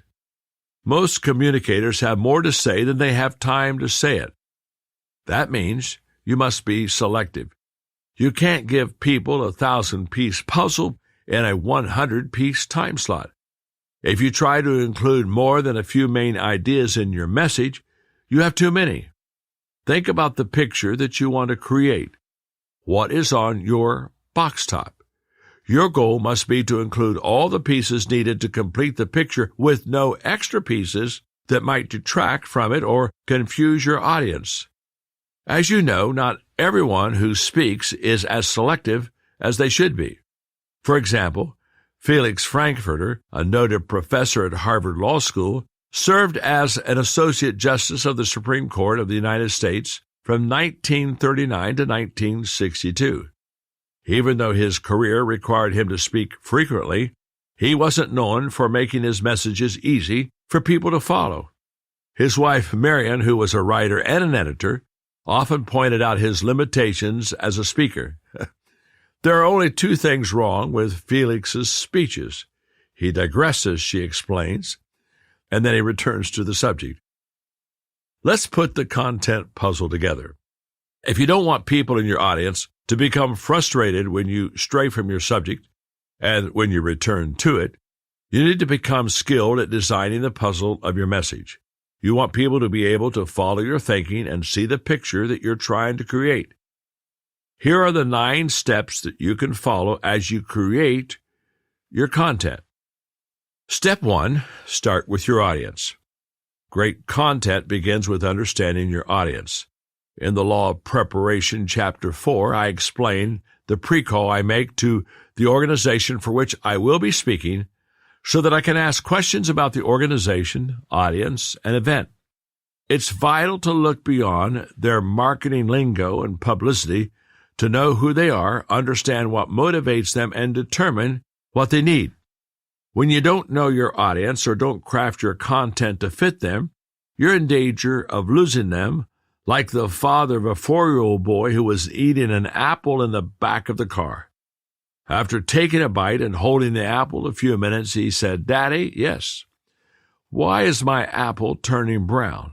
"Well," his father explained, "after you ate the outer skin off, the meat of the apple came into contact with the air, which caused it to oxidize, changing its molecular structure and thus turning it into a different color." There was a long silence, and the little boy asked softly, "Daddy, are you talking to me?" I like what communication expert and author Nancy Duarte said about a speaker's audience. The audience is the hero who will determine the outcome of your idea, so it's important to know them fully. Jump into the shoes of your audience and look carefully at their lives. While it is vital for any communicator to put themselves in the shoes of their audience, it's even more important to do that if the audience considers the speaker to be more successful than they are, because in their minds there is a success gap, and great communicators close that gap. Recently, I was talking with my friend Chris Hodges, who hosts a large annual event for pastors called Grow Leader. He was preparing his message for the audience of 5,000, and he asked my advice about his opening message. Now, Chris is a down-to-earth person of great humility, but is also the founder and the leader of one of the largest and most influential churches in the world. I knew that there would be a perceived success gap, so my advice was simple. I suggested that he open his talk with how he started as a pastor. Tell them that you did not know what to do, and the things you attempted didn't always work. Let them know that in the beginning you had more questions than answers, and you never thought that your church would be one of the most influential churches in the world. Now, why did I give him that advice? I wanted his audience to see him as they see themselves. There was no obvious path from where they were to his level of success.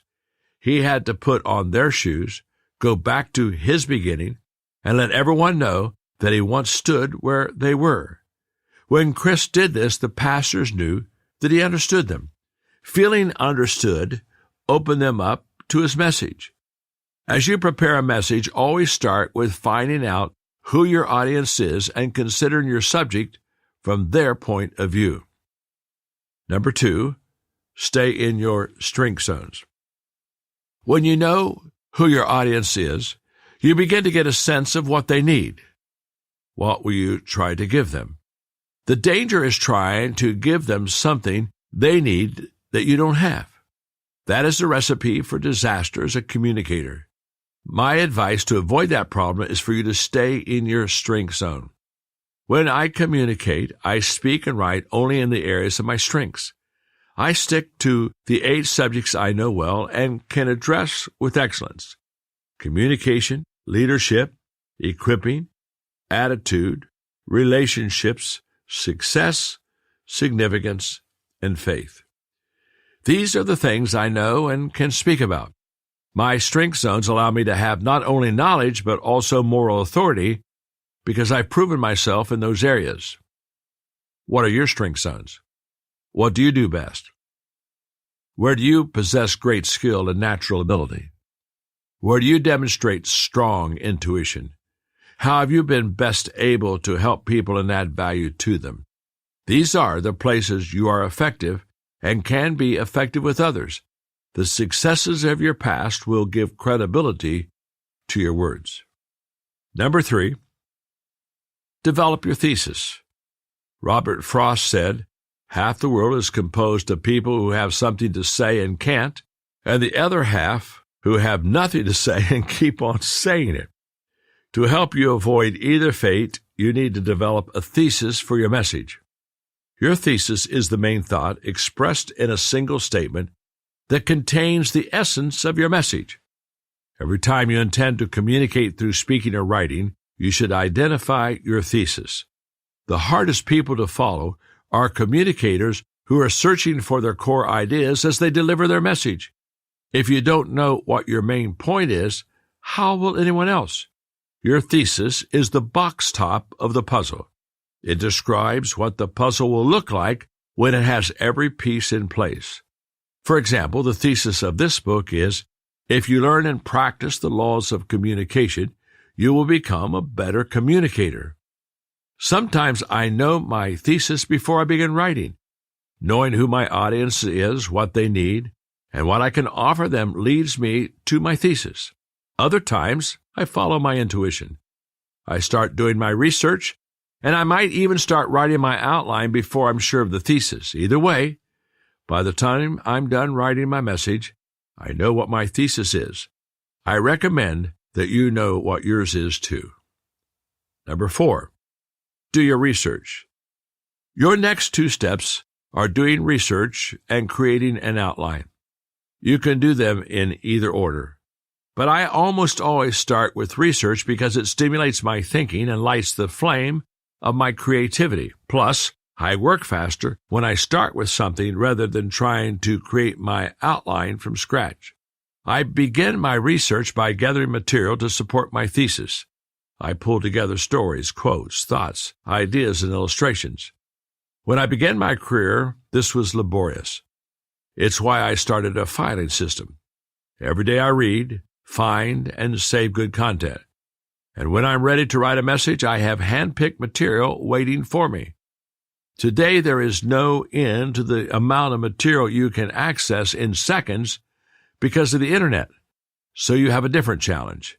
It's not finding material, it's finding the right material that not only fits your message, but it also fits you. I encourage you not only to do research for specific talks that you're planning to give, but also continually look for great material that fits your values and style. Capture and record that material using file folders or an electronic system. Your content will only be as good as your research. Number 5, write your outline. The other critical part of the message writing process is your outline. This functions as the bones of your speech. The same is true if you're writing a book. A good outline makes your message solid and holds it together. For example, the bones of this book are the 16 laws. They provide the skeleton on which the meat of the book hangs. As a reader, you can look at the book's table of contents and see the bones of the book and judge whether you want to buy and read it. But when you give a speech, people can't see the bones unless you give them a handout or project it on a screen, so you need to make the outline easy for people to listen to and follow. That's one of the reasons I always number my points. I always try to create a sense of continuity and rhythm in the outline so that people can experience a sense of satisfaction as I deliver it and a feeling of completion as I end it. Here are some examples. 30 years ago, I created a faith-based message called 5 Things I Know About People. As I wrote the speech, I played on the word body to give it continuity and make it playful. Some of the points are a bit long, but they worked. Point number 1, everybody wants to be somebody. Point 2, nobody was created to be a nobody. Point 3, everybody can help anybody become a somebody. Point 4, anybody who helps somebody becomes a somebody. Point 5, God loves everybody and makes each of us somebody. Here's another example. It was a lesson I wrote on success, using rhyme in its points to make it memorable. I taught that success is knowing your purpose in life, growing to your maximum potential, and sowing seeds that benefit others. That outline became the basis of my book, Your Roadmap for Success. Other times, I've used an acrostic to make my points memorable. Here's the outline of a message I created using the words plan ahead. The letter P, predetermine a course of action. The letter L, lay out your goals. The letter A, adjust your priorities. The letter N, notify key personnel. The letter A, allow time for acceptance. The letter H, head into action. The letter E, expect problems. The letter A, always point to the successes. And the letter D, daily review your plan. I created that message more than 40 years ago, and I can still remember and recite all the points because of the acrostic. As you work on your outline, don't think of it as a set of unrelated points. Make it memorable. A good outline can stand alone, and it has flow. A great outline has a hook that holds the whole thing together and creates a sense of anticipation in listeners that not only makes them think that they know where you're going, but also provides a few surprises in ideas or phrasing along the way. There's really an art to it, but you can master it if you continually work at it and try to improve with each message that you write. Number 6, put the body on the bones. In his book, An Experiment in Criticism, novelist, professor, and critic C.S. Lewis wrote, "The first demand any work of art makes upon us is surrender. Look, listen, receive. Get yourself out of the way." While he was writing about examining works, his insight also applies to creating them. As we approach the crafting of a message, we must remain open to the possibilities it has when it's delivered. To do this, I approach a message with this 3-step thinking. Number 1, sense. How has this content affected me? Number 2, surrender. This content is not about me, it's about others. Number 3, share. How can this content positively affect others? With those ideas in mind, I'm ready to do the hard work of preparing the body of my message. I look at my outline and start fleshing it out, putting what I've researched into place. I illustrate each point with stories, quotes, anecdotes, and information. I add stories from my own life. I move things around as needed. My goal is to create a memorable and moving experience for my audience. B. Joseph Pine II and James H. Gilmore, who wrote The Experience Economy, describe the way people process experiences based on whether they are passive or active and whether they absorb the experience or are immersed in it. They describe what they call the 4 experience realms: entertainment, educational, escapist, and aesthetic. Entertainment occurs when people passively absorb the experience, such as watching a concert or reading a book. An educational experience also focuses on absorbing information, but in addition, the participants are actively engaged in mind, body, or both. People learning skills in a classroom or on a field learning to play soccer have this experience. An escapist experience is both immersive and active, such as when people visit theme parks, gamble in casinos, or play computer games. Aesthetic experiences are immersive but passive, leaving no physical effect on their environment. Examples include gazing at the Grand Canyon or viewing an art exhibit. People seek an educational experience to learn, an escapist experience to do, an entertainment experience to sense, and an aesthetic experience to be there. However, Pine and Gilmore assert the richest experiences encompass aspects of all 4 realms. These center on the sweet spot in the middle of the framework. The same is true for the richest experiences for an audience. For that reason, I look for ways as I write my outline to include all 4 of these realms for the audience. Here's how I apply that. Education, to learn. Where is the teaching in my content? Escapist, to do. Where is the interaction in my content? Entertainment, to sense. Where is the emotion in my content? Aesthetic, to be there. Where is the connection in my content? The more ways you can add to your audience's experiences, the better the experience they will have. It will have a greater impact and be more memorable. Number 7, create runways to your ideas.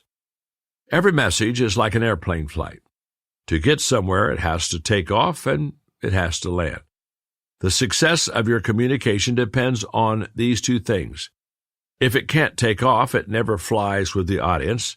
And if you can't land it, then it will crash at the end.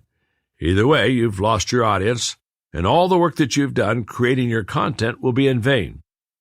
There are a lot of ways to create a good takeoff. I like to build my starting runway by using these kinds of things: a question, a quote, a prediction, a current event, a historical reference, a promise of improvement, a heart connection, an appeal to the audience's self-interest.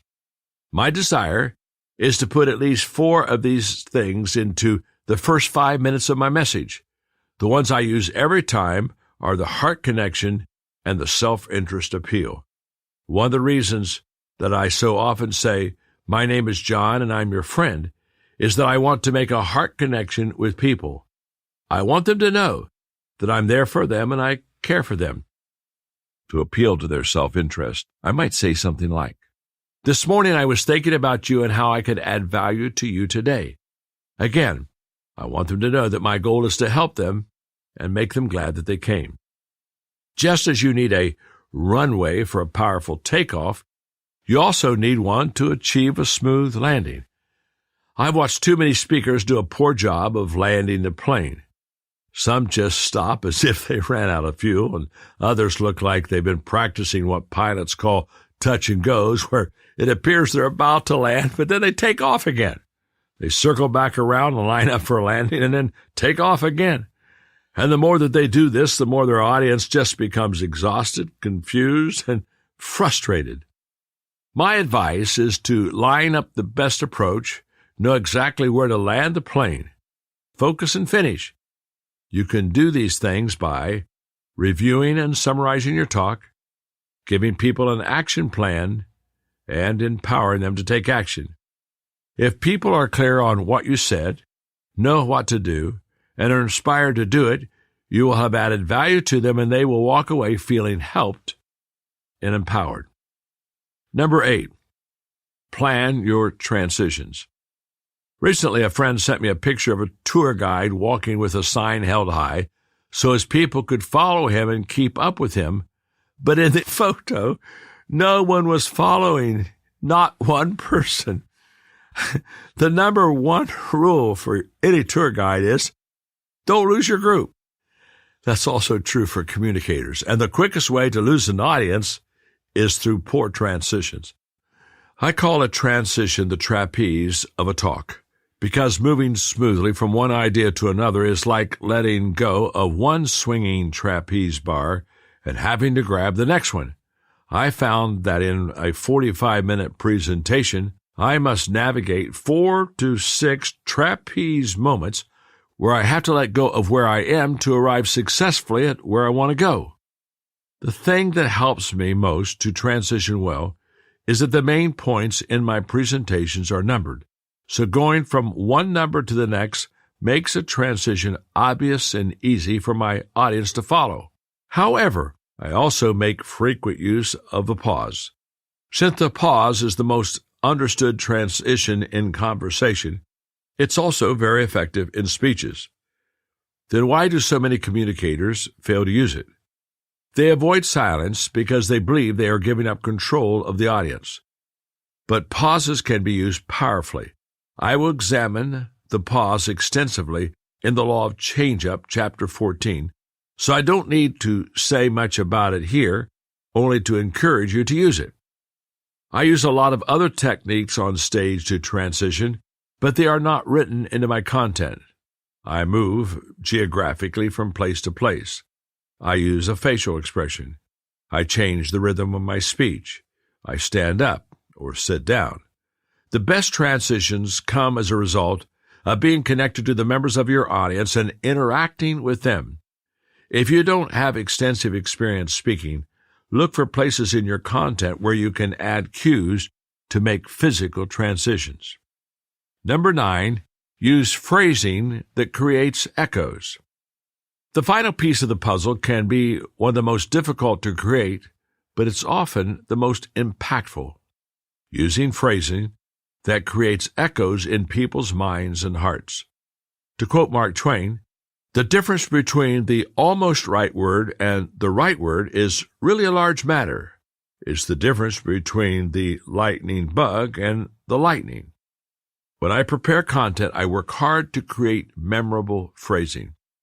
I know the people will not remember every word of my speech, but if I use the right words, they remember a sentence or a phrase, and it will become portable. They will carry it with them after the experience, and they will repeat it to others. This is the characteristic of great speakers. I don't remember all of any speech that John F. Kennedy gave, but I do remember this phrase: "Ask not what your country can do for you, ask what you can do for your country." Now, he could have said, "What can you do for America?" But instead, he made his words memorable. Novelist Joseph Conrad observed, "Words have set whole nations in motion and upheaved the dry, hard ground on which rests our social fabric. Give me a right word and the right accent, and I will move the world." An extraordinary example of this occurred in the speech Franklin Delano Roosevelt gave on December 8, 1941. The day before, the president had learned of the Japanese attack on Pearl Harbor around noon, and for the rest of the afternoon he and his staff received fragmentary reports about the destruction and its toll. By evening, he had decided he would go to Congress the following day and ask them for a declaration of war. Roosevelt's speeches usually took 3 to 10 days to create, and it involved multiple speechwriters. But in this instance, the president called his secretary, Grace Tooley, and said, "Sit down, Grace. I'm going before Congress tomorrow, and I'd like to dictate my message. It'll be short." He began, "Yesterday, December 7, 1941, a date which will live in world history, the United States was simultaneously and deliberately attacked by naval and air forces of the Empire of Japan." He continued dictating without hesitation or revisions until he had completed a message of about 500 words. When Roosevelt received the typed copy, he didn't change much. The most significant change was to cross out "a date which will live in world history" and rephrase it to "a date which will live in infamy." He made other minor changes, but those words created echoes. That speech has come to be known as the Day of Infamy speech, and millions of Americans who weren't even alive when Roosevelt said these words can quote that line. Another great example is Martin Luther King Jr.'s "I Have a Dream" speech. In it, he used repetition, starting sentences with the phrase, "I have a dream," 8 different times. Today, you can just say those 4 words and people know you're referencing the speech that painted a picture of a better world of racial equality and reconciliation. King, like any teacher who knows the importance of repetition to learning, repeated the phrase, yet without making it feel repetitious, because he was creative and passionate in his delivery.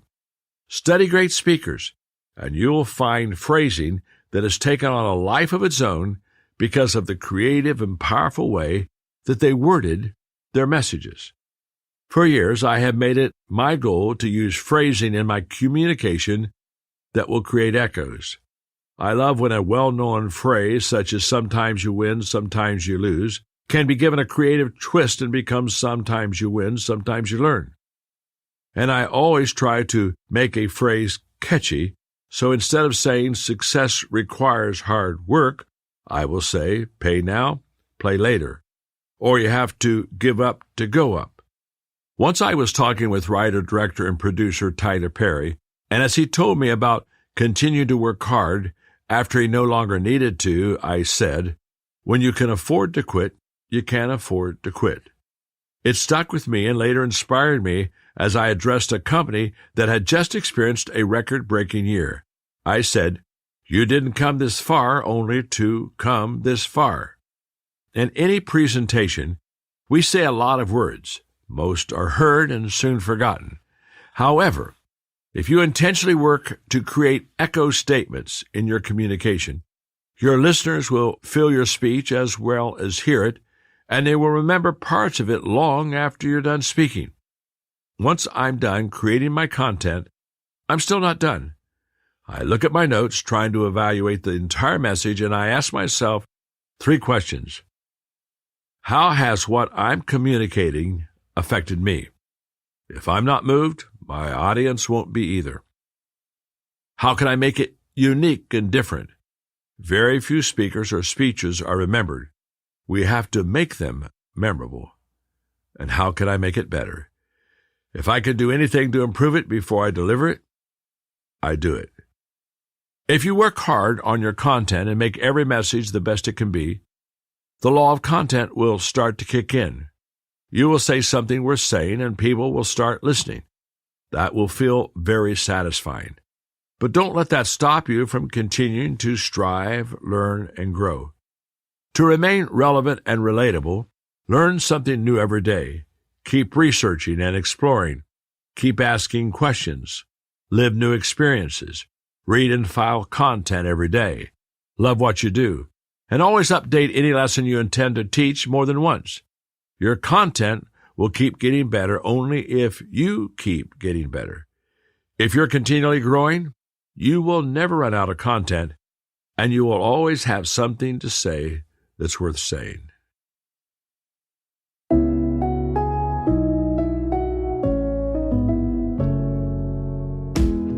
When I wrote the law of content, I kept asking myself an expression that I heard Jack Welch say many times when he would talk about how do you get out of the people pile. In other words, there's just a bunch of people that pretty much do the same thing, and they have nothing that sets them apart or distinguishes themselves from others. So how do you get out of the people pile?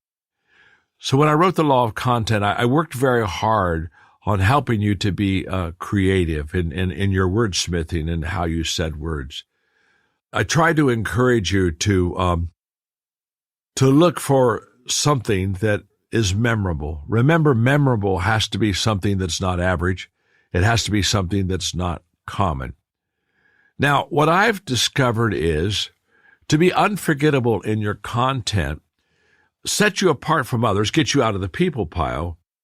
But what is interesting is it doesn't take a lot of effort to get there. It does take, though, intentional effort. And here's what I mean. Sometimes when people want to be memorable, they try to think of something huge, gigantic, big that would set them apart. And I'm saying to you, no, not really. It's the little things that are different, unique, eye-catching, that really make your lesson or your message unforgettable. So here's what I encourage you to do. In the law of content, I wish I could have had more time maybe to write it in the chapter, but in the law of content, when you're done, I want you to look at that content and ask yourself one question. Did I say something that's unforgettable? Did I say something that is memorable? Or the expression I learned as a young writer when I was trying to be creative is you got to ask yourself the question, will the reader turn the page? I mean, after all, I'm not there for you when you listen to the audiobook or you turn the page. So I've got to say something, do something that makes it unique and sets it apart. So my challenge to you is very simple. In the law of content, at the end, look at your lesson you're about to teach and ask yourself, what's unforgettable about the lesson? What will people remember? They're not going to remember everything, but you want them to remember something. And the law of content says your effort is worth the return that you're going to get. So, go and be unforgettable.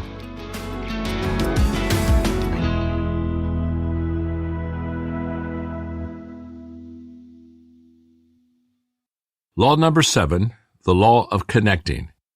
Communicators know it's all about others. When authors write, they know that some parts of their book are more important than others. Not every idea has equal weight. Some have much greater value than others. Many times we leave it up to you, the reader, to discover those most important ideas on your own and take note of them without our bringing any extra attention to them. This is not one of those times. So I'll be as clear as possible. The law of connecting is by far the most important idea in this book. Why? Because communication is all about others. Too many speakers put all their emphasis on content. They believe content has more value than connection. That's not true. While both content and connection are important, good communicators know connection is more important than content.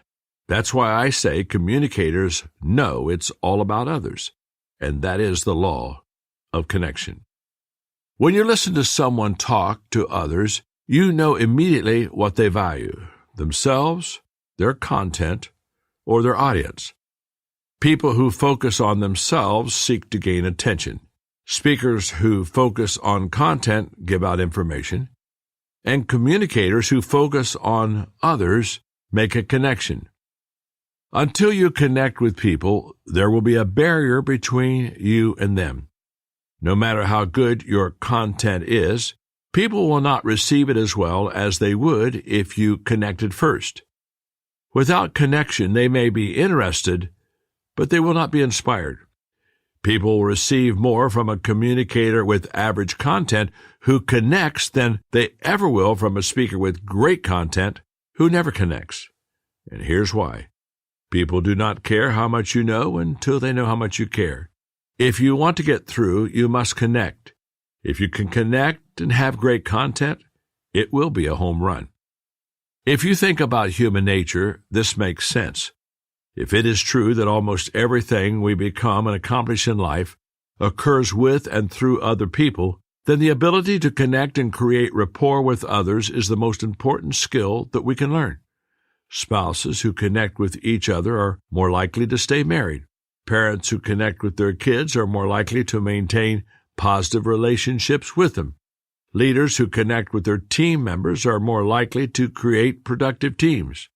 And communicators who connect with their audiences are more likely to get through to them and add value to them when they speak. The ability to connect has become even more important now that we're communicating virtually more often. It's very easy for people to get distracted, drift, or tune out when they're on a video call. I'm very aware of this when I'm communicating live using technology. Viewers become passive, like dispassionate observers looking through a window at you. I do what I can to enter their room and try to be with them so that they can feel seen and connected. For example, I recently hosted a Zoom mentoring call for young entrepreneurial moms. One mother had her small child on her lap as she was listening to my teaching, and her child began to fuss and cry. I could see that she was embarrassed. Instead of ignoring the distraction or trying to talk over it, I stopped teaching and I spoke to her. I asked her the name and the age of her child. I asked if she had other children. Then I talked for 3 minutes about how much I admired her desire to be a good mother and also learn to grow in her career. Soon, the other mothers used the Zoom chat to say how much they admired her too. She later let me know that she went from feeling embarrassed to embraced and was very grateful. When communicating virtually, you need to connect however you can. During the COVID-19 pandemic, a CEO friend of mine was sharing his frustration because he could no longer communicate with his employees of his large company in person. He had been accustomed to getting feedback from them as he spoke. He felt as if he wasn't connecting on screen, and he asked my advice. I shared with him, tell them that you missed their feedback, and give them your cell phone number and ask them to text you. He tried that and said virtual communication no longer felt isolating. He sensed inclusion and connection with his employees again. Connecting with people, especially while speaking, is very fulfilling to me. I focus on it before, during, and after I speak. Before I speak, the first question I ask myself is, how will I connect with my audience? The question I ask myself while I'm speaking is, am I connecting with my audience? And when I'm finished, the question I ask myself is, did I connect with my audience? If I can't answer those questions positively, I haven't been successful as a speaker. I haven't truly communicated. I have been a speaker for 57 years, but I have been a speaker who connects for only 47 of those years. I had to learn how to connect with people, and you can too. While it took me 10 years to figure out how to connect while speaking, the foundation was laid for connecting with people earlier in my life. I want to share with you what I learned through the years so that it doesn't take you as long as it took me to learn the law of connecting. In my school years, I learned the value of connection. My third-grade teacher, Mrs. Stein, was good at teaching, but not at connecting. She never built that bridge to us as students.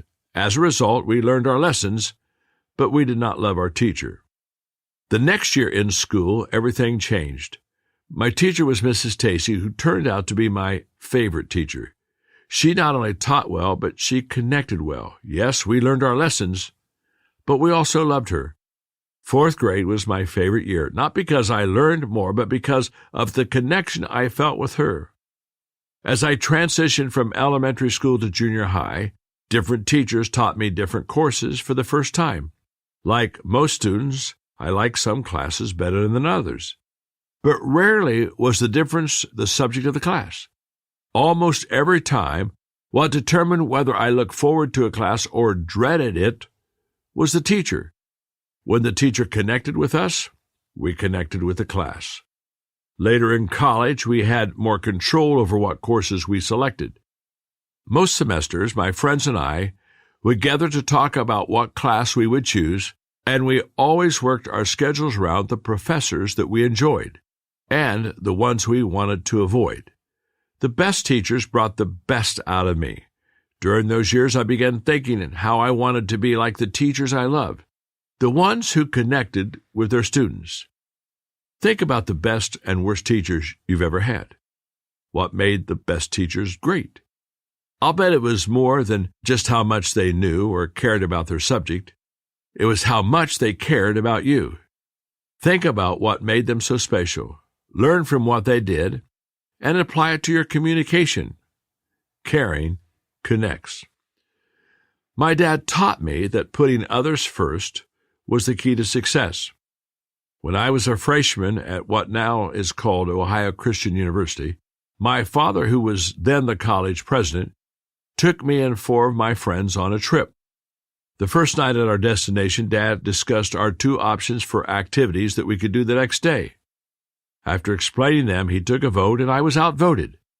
For the rest of the weekend, I moped and grumbled about how unhappy I was of not getting my way. As a result of my attitude and selfishness, I was miserable and negatively affected the trip of everyone else. The night we got home, Dad sat down, and we had a long discussion during which he taught me 4 truths. Number 1, it's not about you. It's about others, so get over yourself. 2, immature people see things only from their own perspective. 3, mature people see things from the perspective of others. 4, immature people are seldom successful, and they'll never be significant. To underscore this lesson and make sure I understood it, Dad grounded me for a month, and because I was still living at home, he was able to give me a daily assignment. He required me to add value to someone and give him a report about it every evening at dinner that month. And it worked. For 30 days, I practiced connecting with others and learned why it was so important. How are you doing in this area? Do you need to get over yourself as I did? Have you realized that it's all about others? Do you work to see things from others' perspective? Keys to connecting with others. If you desire to communicate with others, then you must learn to connect. Connecting is job number 1, whether you're talking with one person, speaking to a group, or communicating to a crowd. You can accomplish that if you keep these 5 practices in mind. Number 1, realize that you are not the main attraction. When it comes to public speaking, my life has been blessed. Over the course of my career, I've had a chance to travel the world and speak to millions of people. I have communicated live to stadiums of 75,000 people. I've been awarded Toastmasters Top Award, the Golden Gavel, and I've been inducted into the Hall of Fame for the National Speakers Association. As far as I know, I'm one of only 8 people who have experienced both of those honors. I've seen my photo 6 stories high on the side of a building where I was scheduled to speak. Because of my speaking ability, I was invited to meet the President of the United States in the Oval Office, and more than 100 times a year, I get hired to be a keynote speaker at big events. But I know I'm not the main attraction, no matter where I go or what I do. The people are. It's all about others. Jerry Seinfeld, one of the top stand-up comics in the world, and one of my favorites, understands this. Millions of people watch Seinfeld on television, and I don't even know how many have paid to attend his live shows. And even though he has often been presented as the main attraction, he knows that he's not the main attraction. Here's what he says about comedy. If you're doing it for them, you'll be fine. If you're doing it for you, that could be problematic at a certain point because they'll know it. They'll feel it, and they won't like it. In other words, it's not about you. It's all about them. Get over yourself. As I say in the big picture principle in my book, Winning with People, the entire population of the world, with one minor exception, is composed of others. As you know, I am a person of faith. I started out as a pastor who preached every Sunday.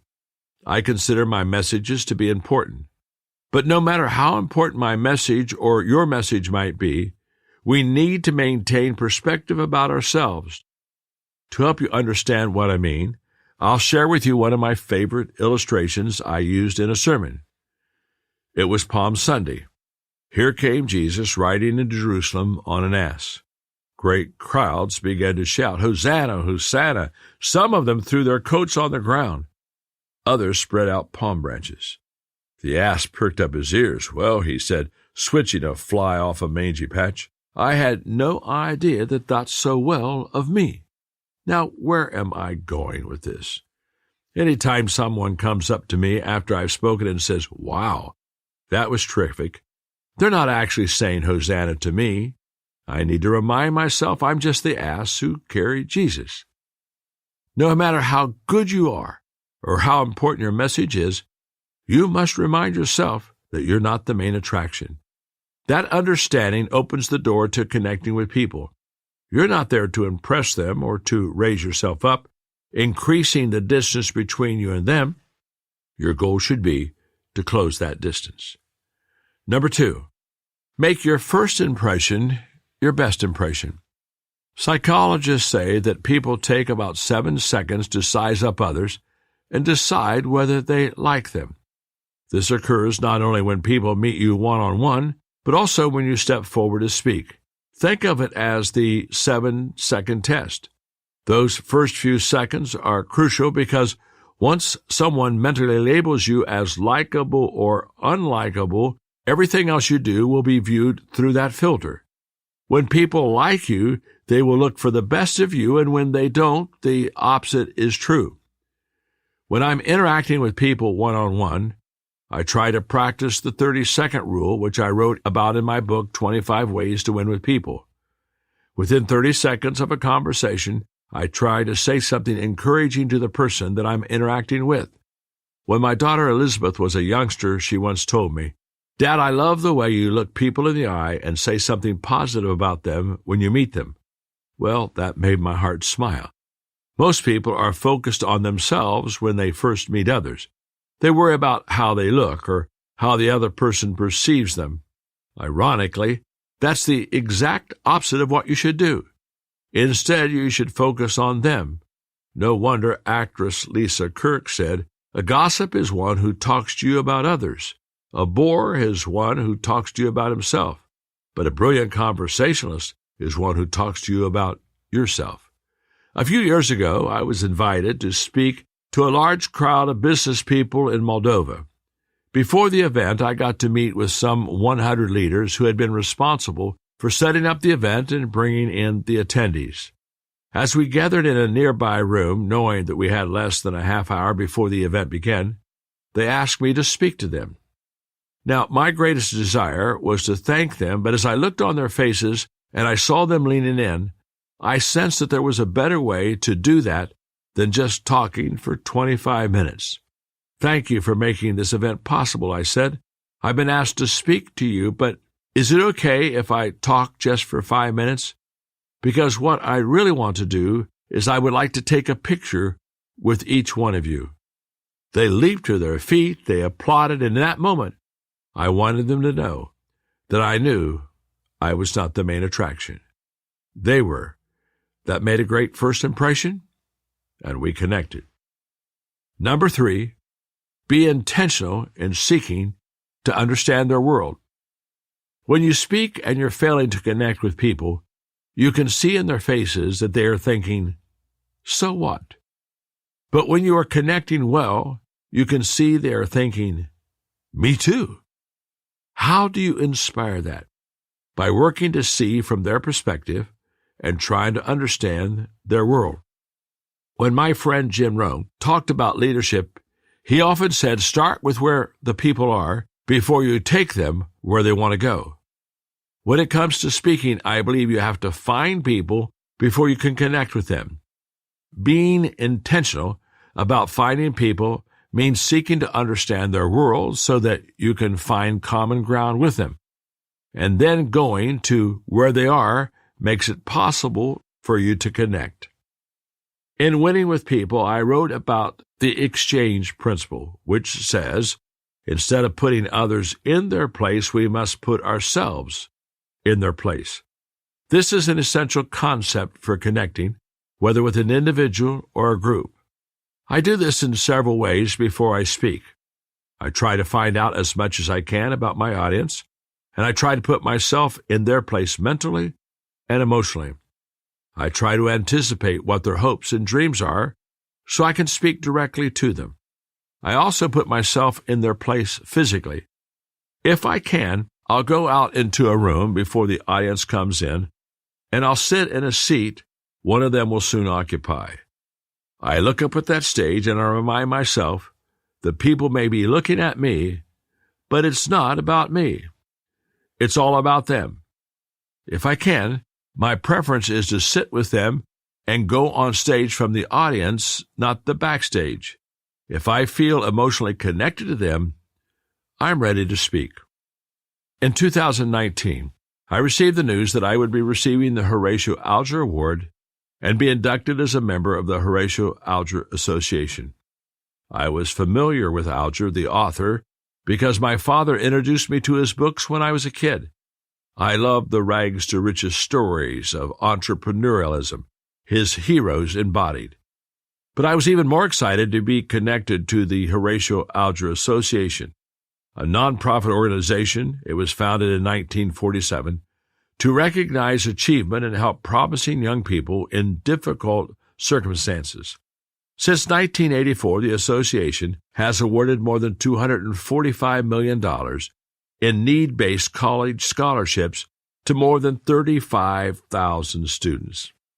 The night of the award ceremony, the other 11 recipients and I were each expected to deliver a short thank you speech to the members of the association and their guests. Everything about the event was formal, from the dress to the location, the United States Supreme Court, to the program.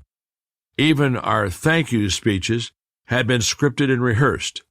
But as I listened to the other speeches from the green room, my thoughts were focused on the young people who would be receiving that year's scholarships.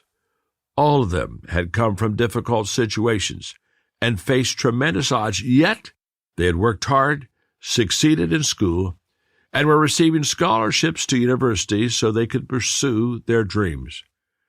By the time it was my turn to speak, I stepped onto the stage, and I decided that I wasn't going to give the speech that I had rehearsed. Instead, I looked up at those high school kids who were seated in the balcony. I took a moment to thank the association for the reward, but then I said, tonight is really about the students, and if you'll allow me, I'd like to take a few minutes to talk just to them. For the next 10 minutes, I addressed those kids. I told them how proud I was of them and how much I believed in them. I praised them for the way they overcame the obstacles in their lives and excelled in school. I told them I knew that they had a head start on success because they had already learned that life was not easy, and they had achieved so much despite it. And I encouraged them to live their best life. Every person in the audience got up from their seat, turned around to see those smiling kids in the balcony, and gave them a 5-minute standing ovation. It was beautiful. When the audience turned back, I was already gone. I used that moment to slip off the stage. At first, everyone looked around and were surprised, but then they got it. The night was about the kids, and they applauded them again. When all the speeches were done and the ceremony was over, I made my way up into the balcony and I spent time with those students. We all laughed and smiled, took pictures together. It was a night that I'll never forget. The word communication itself hints at the importance of finding common ground when speaking to others.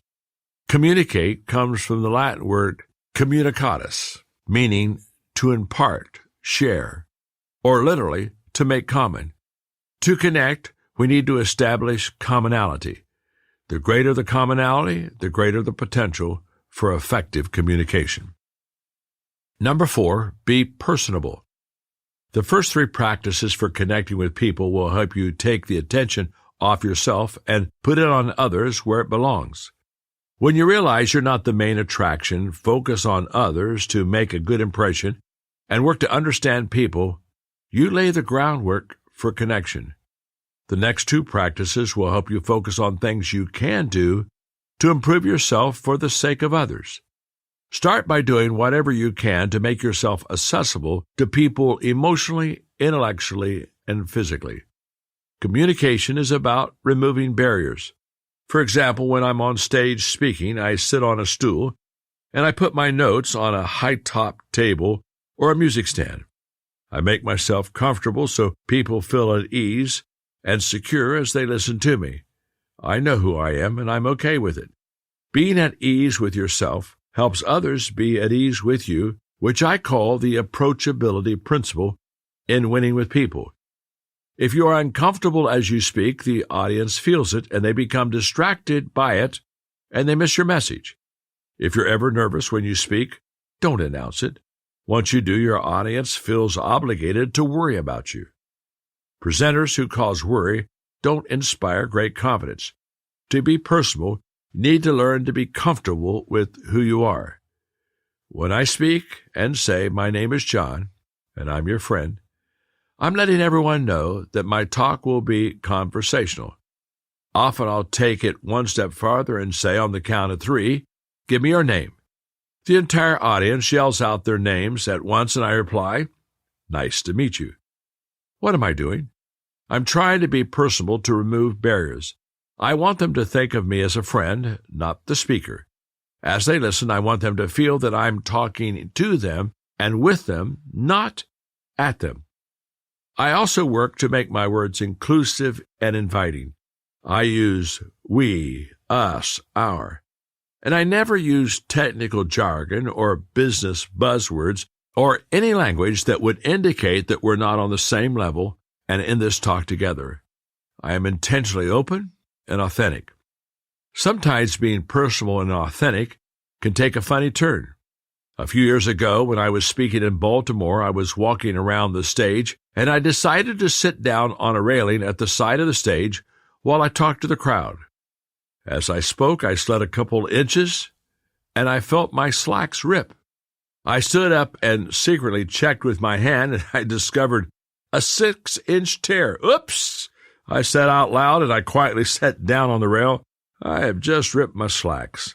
I told my audience, and I need a new pair. Who can help me? My waist is 40 inches, my inseam is 31, the color is blue. If someone will go buy me some slacks, I'll pay for them, and I'll give you a bunch of my books.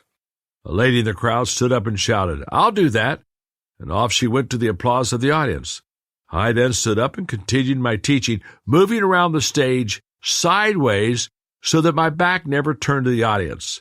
With every exaggerated movement I made, they howled with delight. The personable posture helped us connect even more. Number 5, develop charisma. The final action you can take to connect with people is to develop charisma. You may be wondering, is that possible? Especially if you feel like you lack it. But here's some great news. Charisma is a choice. The person who helped me understand this was my friend Dan Ryland. I thought charisma was a personality trait everyone was born either with or without. Dan helped me understand that charisma is present in people who focus on others first. That's when I began teaching the charisma principle. People are interested in the person who is interested in them. You can develop charisma when you focus on others by being present, projecting confidence, and creating warmth. Charismatic communicators are fully present. When you walk into a room and greet others, which phrase best expresses your thinking? Here I am, or there you are. People who give others 100% of their attention radiate charisma. They make others feel like they are the only person in the world. They are present. Having interest in others is irresistible. I mentioned earlier that I got to meet with a United States president in the Oval Office. That was Bill Clinton. As much as anyone I've ever talked with, he was entirely present while we were having conversation. He continually made eye contact, even when he lifted a glass to take a drink of water. As we chatted, twice a member of the Secret Service entered the office to remind him that it was time to leave for Camp David. After a second interruption, he took me into a side room so that we were able to talk another 30 minutes undisturbed. Here was the President of the United States making me feel important. When I'm talking one-on-one with someone, I work to be there and be aware. I look for ways to intentionally add value to the person I'm with. When I'm with them, I'm theirs. I never pick up my phone while we're talking, unless it is to take notes, and if I do, I tell them that I'm taking notes, not reading or sending a text. When I'm speaking to an audience, I show them that I am entirely present in a different way. I focus on what I call the 4 F's of speaking awareness: feel, felt, found, find. Number 1, I try to sense what my audience feels and acknowledge and validate their feelings. Secondly, I share with them how I have also felt the same way. Thirdly, I share with them what I found that has helped me, and fourthly, I offer to help them find help for their lives. Those are the 4 F's. They always help me to connect with the people.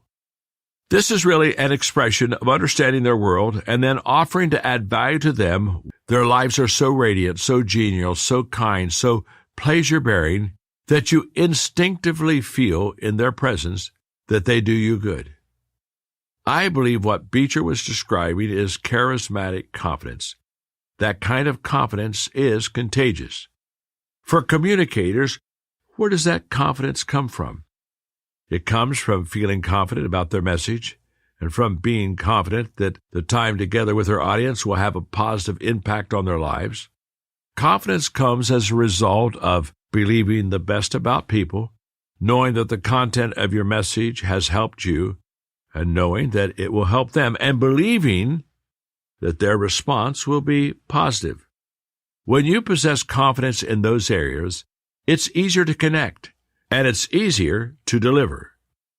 If you remember that you're not building a case for your subject matter, but rather building a relationship so that you can help people, you can make a difference.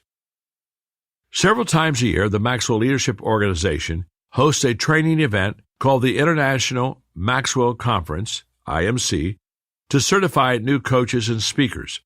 At every IMC, I get to speak for 90 minutes about the DNA I want our leaders to possess.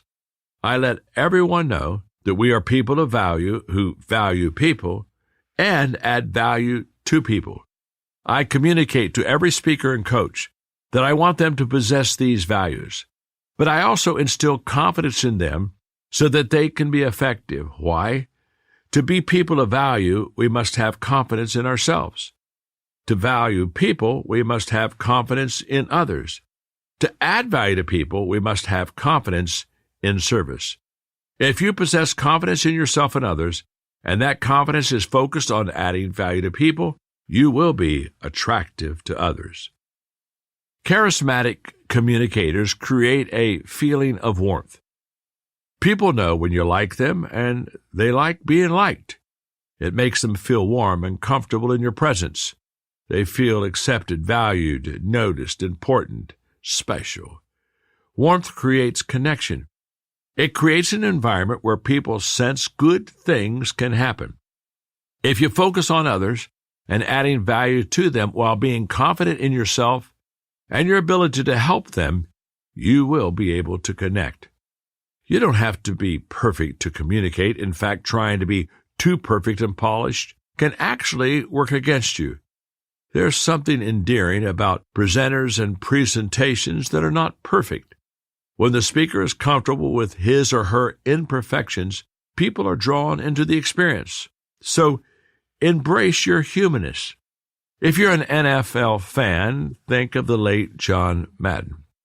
He is a great example of a connecting communicator. He often looked disheveled. He was a mountain of a man, but as analyst Christine Brennan said, he was kind, gentle, and smart, and a lovely human being. His language was sometimes quirky. He sometimes sounded more like a fan than a professional commentator. He wasn't perfect, and he laughed at himself. But he loved football, football players, and football fans. People could sense that, and they related to him, and they loved him. Because he knew it wasn't about him, he connected. If you want to become a great communicator, you need to focus on the people in your audience and give them your best every time you deliver a message. And never forget, communicators know it's all about others. That's the law of connecting.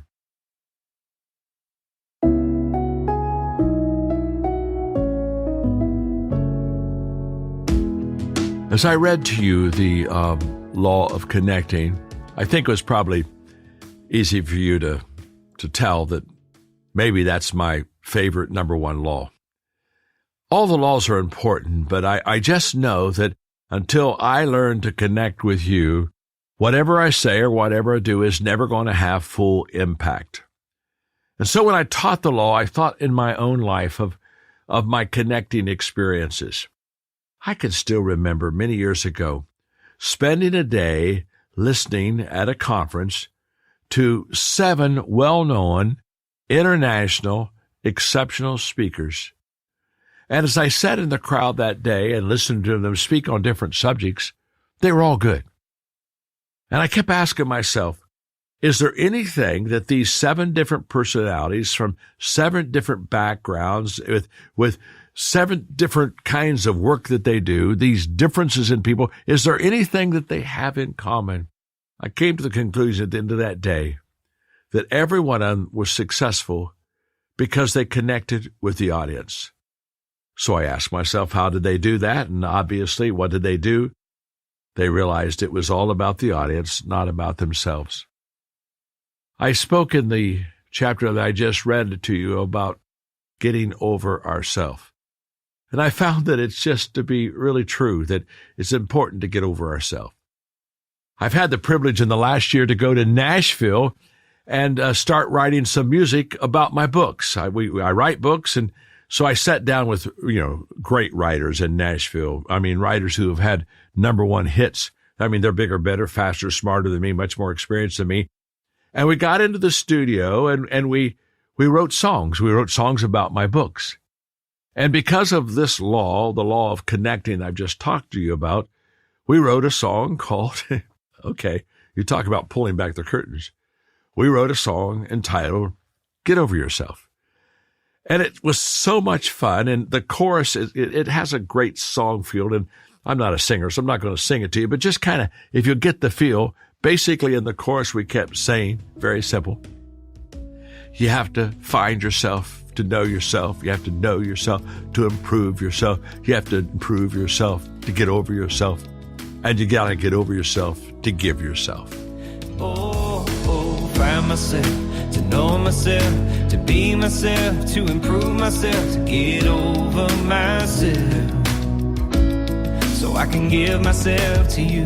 And I love the song. It's a lot of fun, but there's a lot of truth in it.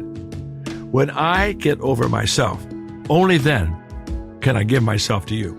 It's impossible to be selfish and significant at the same time. It's impossible for me to put you first if I put myself first. And so I just want to encourage you, as we just finished reading the laws of connecting, that if you'll just, what should I say? My name's John. I'm your friend. Take yourself a little less serious, okay? Laugh at yourself. Go ahead. Everybody else is. You might as well join them. The moment that you and I realize that people are so valuable and the message we have has such great value, and all we have to do is shift our intention from ourselves to other people, and we connect immediately. Try it. Put others first. Quit worrying about yourself, and watch your connecting meter begin to rise. That's why I wrote the book, to help you to communicate effectively, and most of all, to connect with others. I found myself, to know myself, to be myself. Whoa, find myself, to know myself, to be myself, to improve myself, to get over myself, so I can give myself to you. Oh, find myself, to know myself, to be myself, to improve myself.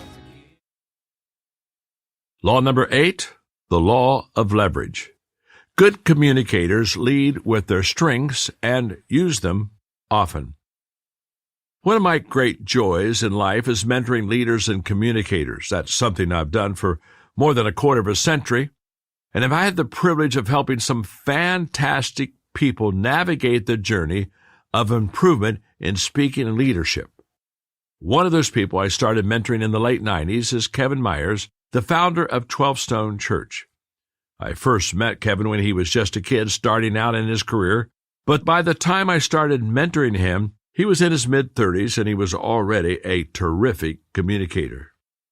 One of the teachings that Kevin developed during that time was called Home Run Life. In it, he used the running of the bases at a baseball game as a metaphor for living a successful life. It was a wonderful message that had the potential to help a lot of people, so I invited him to be a speaker for 2 events my company was hosting. First, I wanted him to deliver the message at a leadership conference in El Paso, Texas. And then, I wanted him to be one of the main speakers at a conference that we had recently started called Catalyst, which later grew into one of our largest events with over 12,000 people in attendance. But Kevin's experience turned out to be very different from what he and I expected. It gave birth to what I now teach as the law of leverage. For you to fully appreciate Kevin's experience and the power of the law of leverage, you need to hear his story directly, so I've asked Kevin to tell it himself. Here's what he said. It was a huge deal being asked by John to speak. I was turning 40, John was mentoring me, and life was good. John's invitation to speak alongside him at a leadership conference in El Paso and at Catalyst made life even better. I was humbled, honored, blown away, and fired up. To me, this was like being called up to the majors from the minor league. Deep down, I knew the first win would be for the team, but I also believed this would be career-defining. I had been speaking professionally every week for 18 years, but I knew it would be the most important communication I had ever delivered in my career. The day of the conference came, and I flew into El Paso with John and the team. I was scheduled to be the second or third speaker, and I was excited, and when John introduced me with his usual kind affirmation, I stepped up to the metaphorical plate to deliver my talk. Even though I had delivered this message before, I prepared thoroughly. I planned to capture my audience with humor, 5 minutes inspired by a routine of comedian Brian Regan about being lousy in Little League, and that would be followed by a smart transition into the idea that everyone wants a home run kind of life. Then I'd hit them with my life-changing content, and I knew it was going to be amazing. Only it wasn't. 5 minutes into my talk, the only sound in the room was crickets. I was not only failing to connect, but the entire experience was dead for my audience and for me. I began to lose my way. I tried another approach, but it was another swing and miss. I began to panic. I started sweating. I must have looked like an MMA fighter who was taking a beating in the octagon. I felt like I was being swept into a black hole in space. At this point in my career, while delivering thousands of messages, I had never once lost my way on stage. I mean, never. It was so disorienting that I stopped the communication. I'm sorry, I told the audience, and especially John, but this is not working. It's being recorded, and I'm failing to be helpful to you. Would you let me have a do-over? Let's restart the cameras, and let me just give you the core of the material. I kid you not. It was that bad. So I decided just to wing it. I've been speaking for nearly 2 decades, and I'd been successful on a debate team. I acted on stage in high school, and I had great instincts, so I delivered on the fly. Only it didn't fly.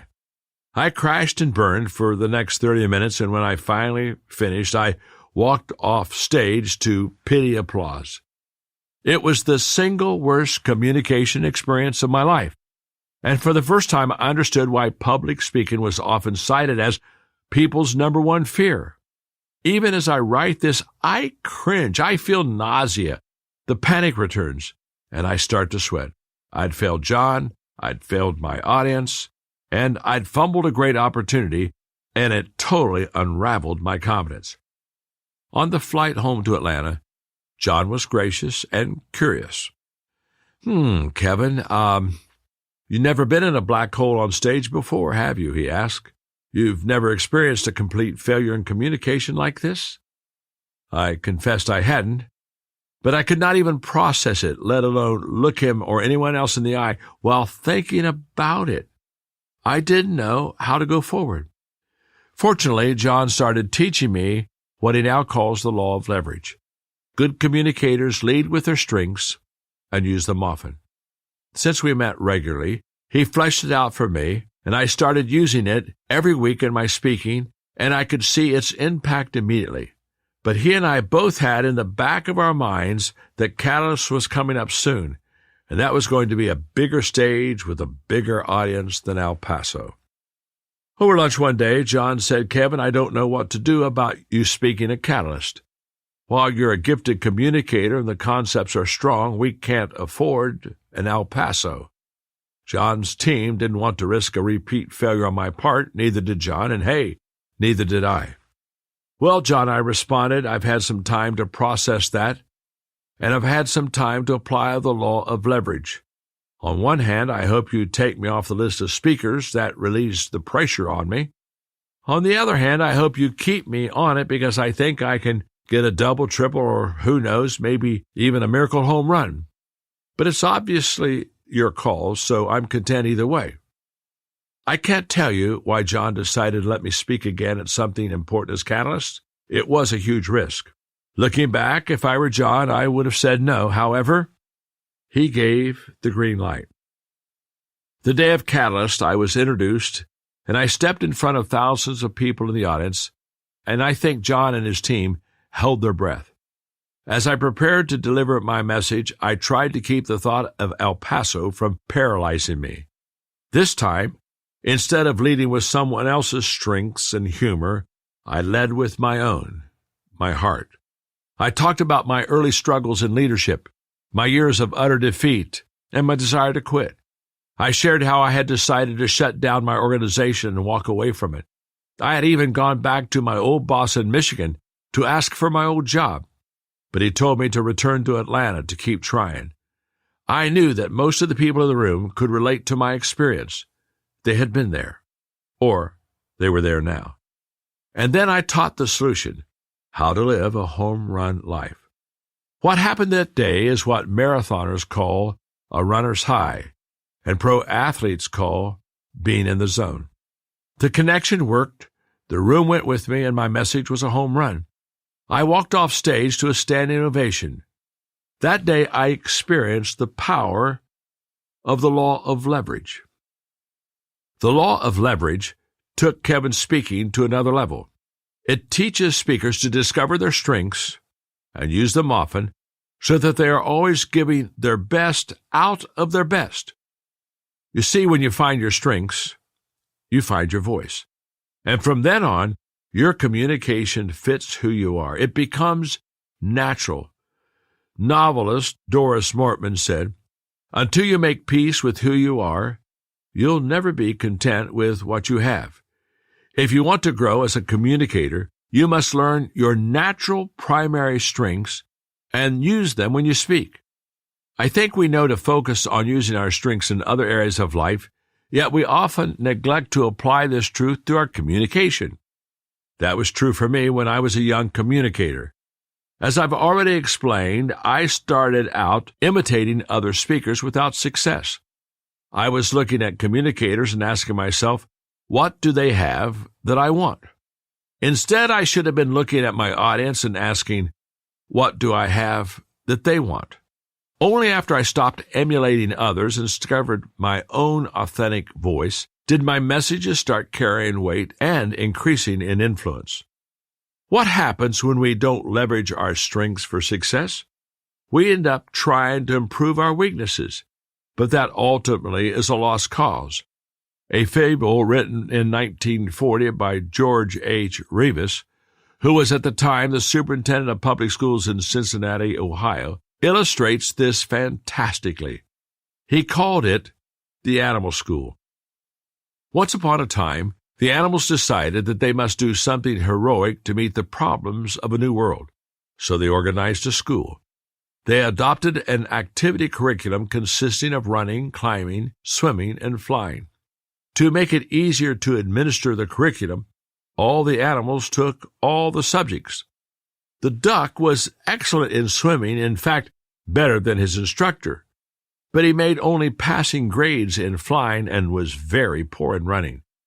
Since he was slow in running, he had to stay after school and also drop swimming in order to practice running. This was kept up until his webbed feet were badly worn and he was only average in swimming. But average was acceptable in school, so nobody worried about that except the duck.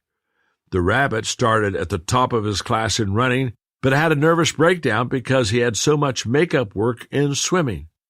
The squirrel was excellent in climbing until he developed frustration in the flying class, where his teacher made him start from the ground up instead of the treetop down. He also developed a Charlie horse from overexertion and then got a C in climbing and a D in running. Now the eagle was a problem child and was disciplined severely. In the climbing class, he beat all the others to the top of the tree, but insisted on using his own way to get there. Revis ends the story by telling how an average eel became the star of the school because he did nothing as poorly as the animals working in their weaknesses.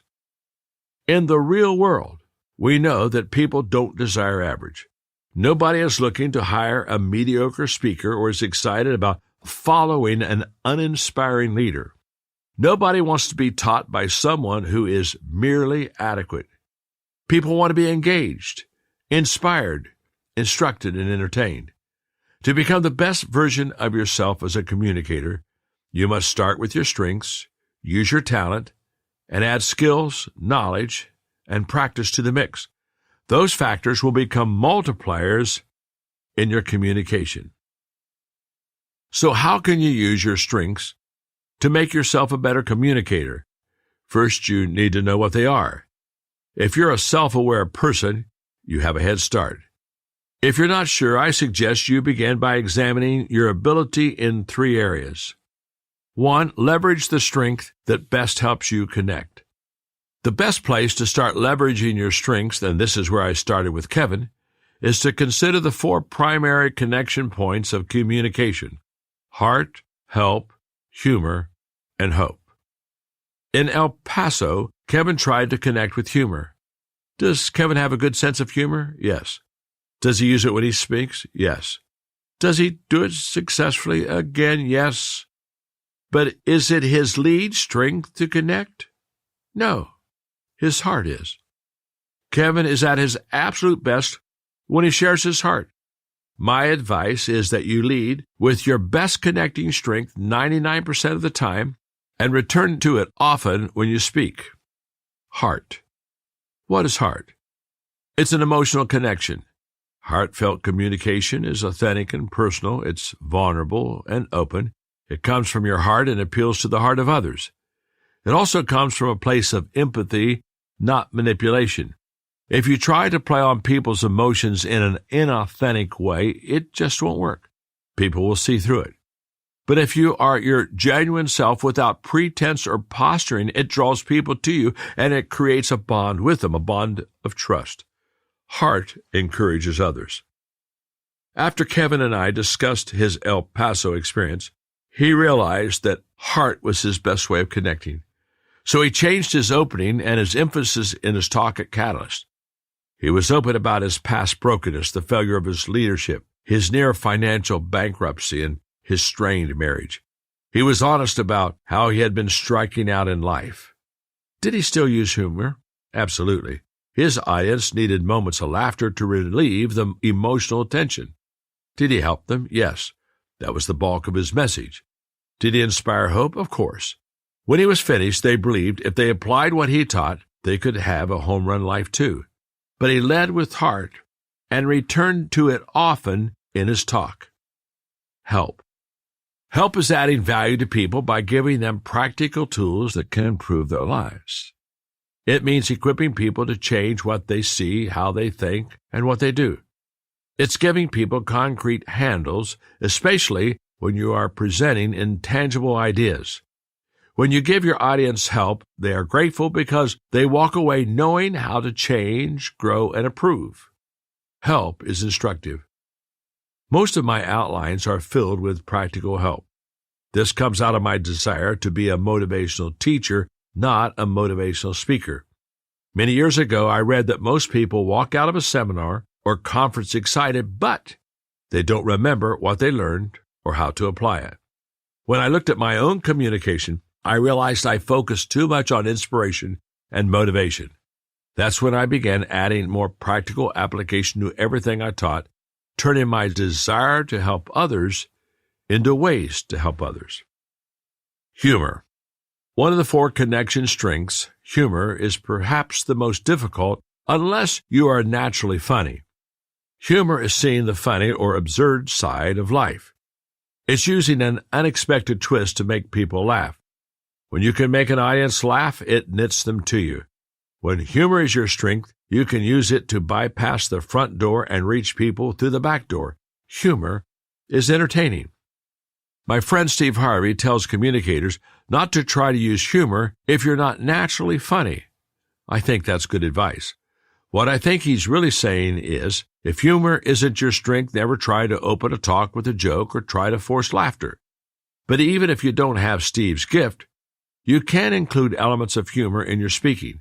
Some communicators tell jokes, others banter with their audience. Some are great at one-liners. Others use slides with funny pictures or cartoons. There are many roads to humor. I can be pretty quick with a line that makes people laugh, especially if it's self-deprecating. But my 2 main sources of humor are telling funny stories I've collected and using facial expressions or body language to get a laugh. As you work humor into your communication, experiment to see what works for you. Hope. The 4th way to connect with people is by giving them hope. It's breathing life into people, helping them see that today can be better and the future can be better and they can be better. It's showing people their possibilities, inspiring them to believe those possibilities, and assisting them in reaching them. I feel very comfortable using all 4 of these methods for connecting, but I believe hope may be my greatest strength.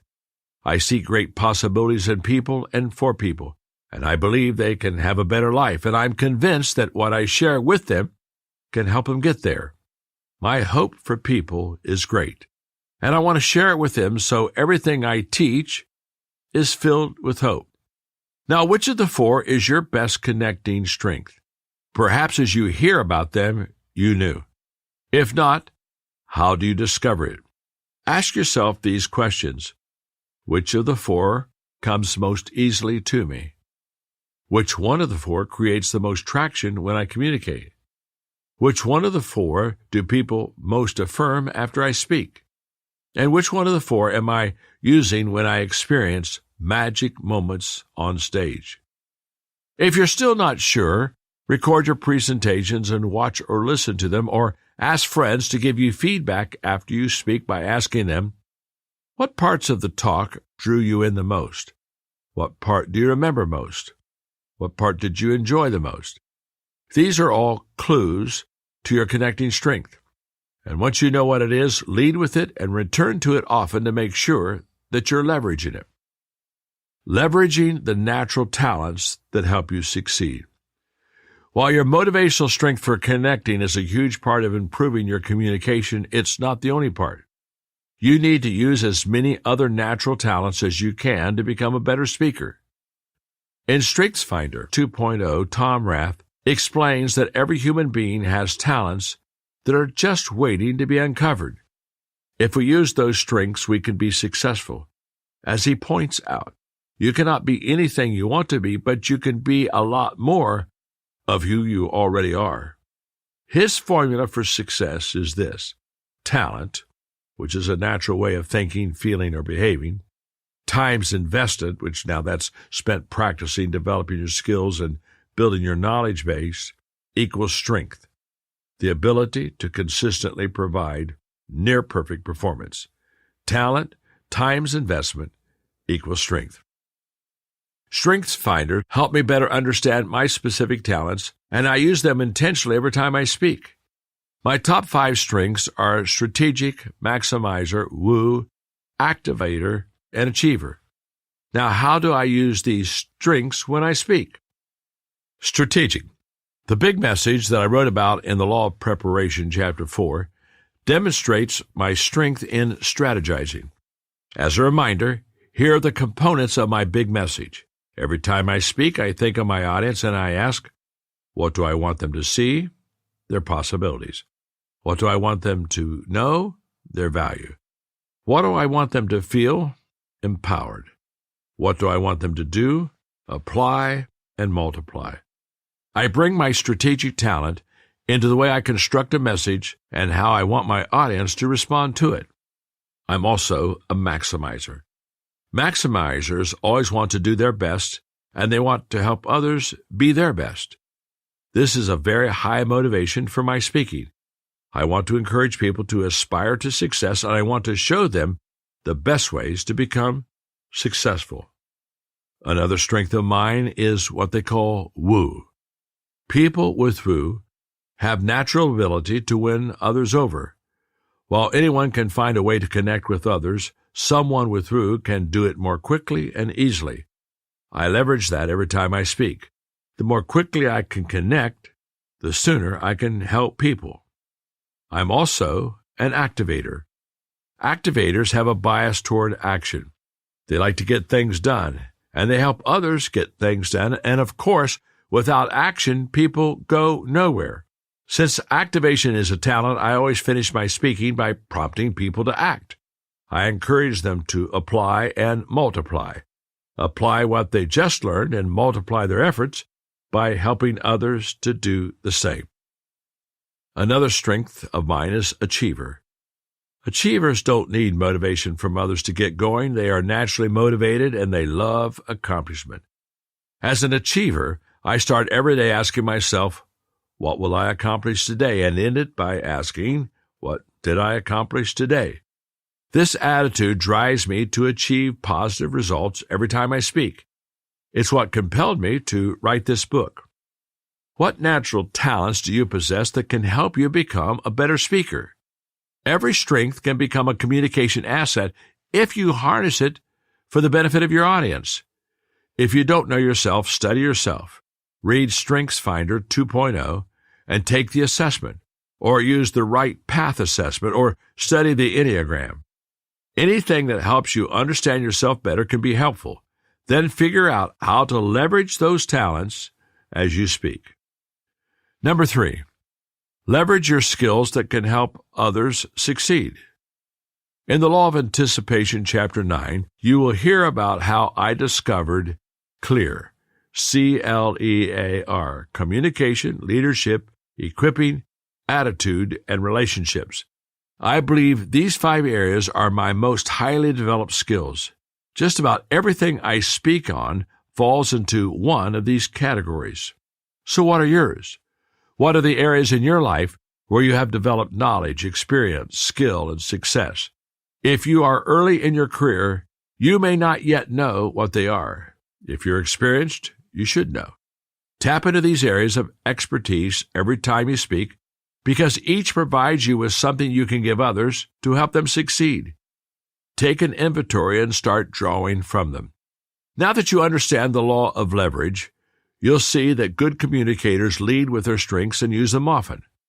Someone like my friend Steve Harvey obviously uses humor when he speaks because it's his strength. But beyond that, he also possesses extraordinary emotional intelligence.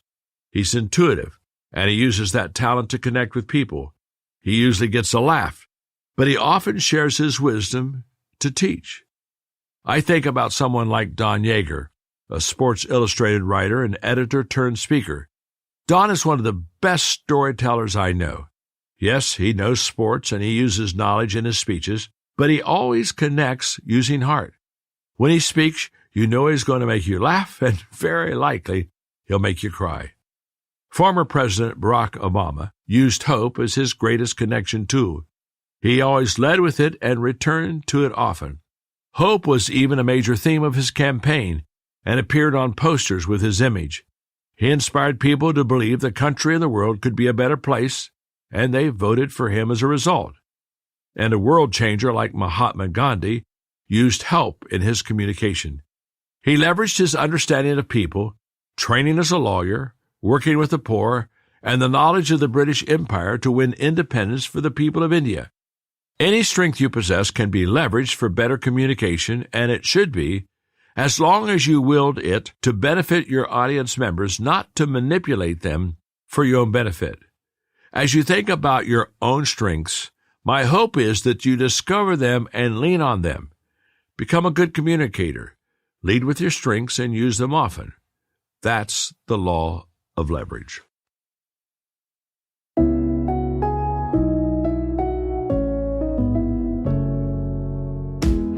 One of the most useful tools in communicating, I think, is the law of leverage, and that is finding your strength and using them often when you speak. I am consistently trying to help my audiences know that they need to work on their strengths in their skill set, not their weaknesses. Let me explain for just a moment. If you work on your weaknesses or your strengths, regardless, you can only increase your skills about 2, maybe 3 numbers, and that's it. For example, if I'm working on a weakness, if I'm a 2, if I really work hard on that weakness, I could become a 3, 4. Well, that's still below average, and people don't pay for average. Whereas if I work on a strength, which might be a 6, I could become a 7, 8, maybe over time I could become a 9. People stand in line for 9s. What am I saying? When you work on your weaknesses, even when you're done working, and working hard, you're still average. And people never walked away from an average communicator saying, wow, that changed my life. But if you find your strengths, you already have got to start first in the race. You've already have a head start. You're already a 6, so you could be a 7, you could be an 8. You're now in the top 20% of communicators. So I encourage you, read this chapter again, study it, and really become curious and a student of what are your strengths. Again, as I talked about the 4 H's, I know what my greatest strength is. It's hope. When I talked about Strengths Finder, I know what my 5 greatest strengths are. You see, in every area of my life, I find my strengths and then I put it into my speaking. If you'll do that, you'll lead always with the best foot forward. You'll always lead with what I would call the advantage. You haven't won the race, but you started so strong, you probably will. So study the law of leverage. Work on it. It'll be worth your time and effort, and I promise you, It will give you a great return.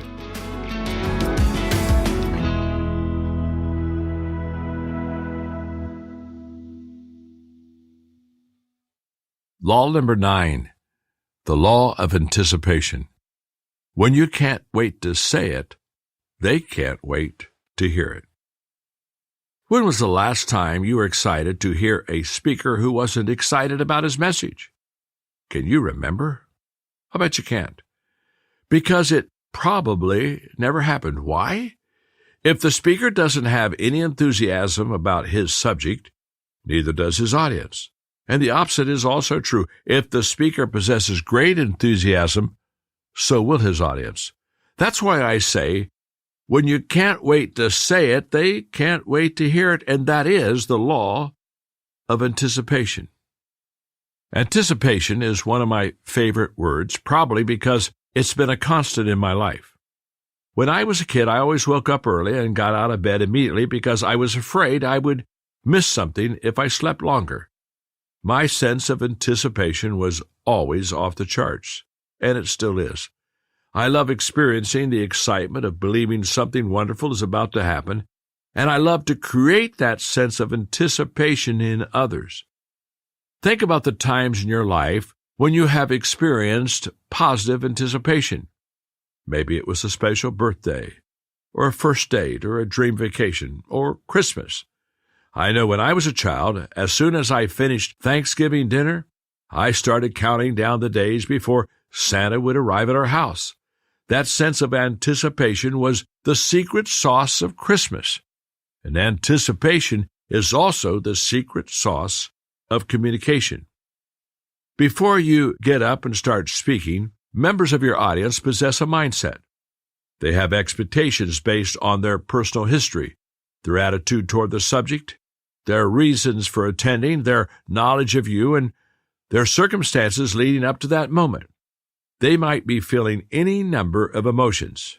Dread, that's negative emotions about you or your message. Indifference, just neutral expectations towards you and your message. Curiosity, maybe their expectations are tentative about you and your message. Or anticipation, positive expectations about you or your message. As speakers, we'd love for everyone to feel high anticipation before we speak, but that's not realistic. So our job as we speak is to do what we can to create a sense of anticipation and then deliver the goods.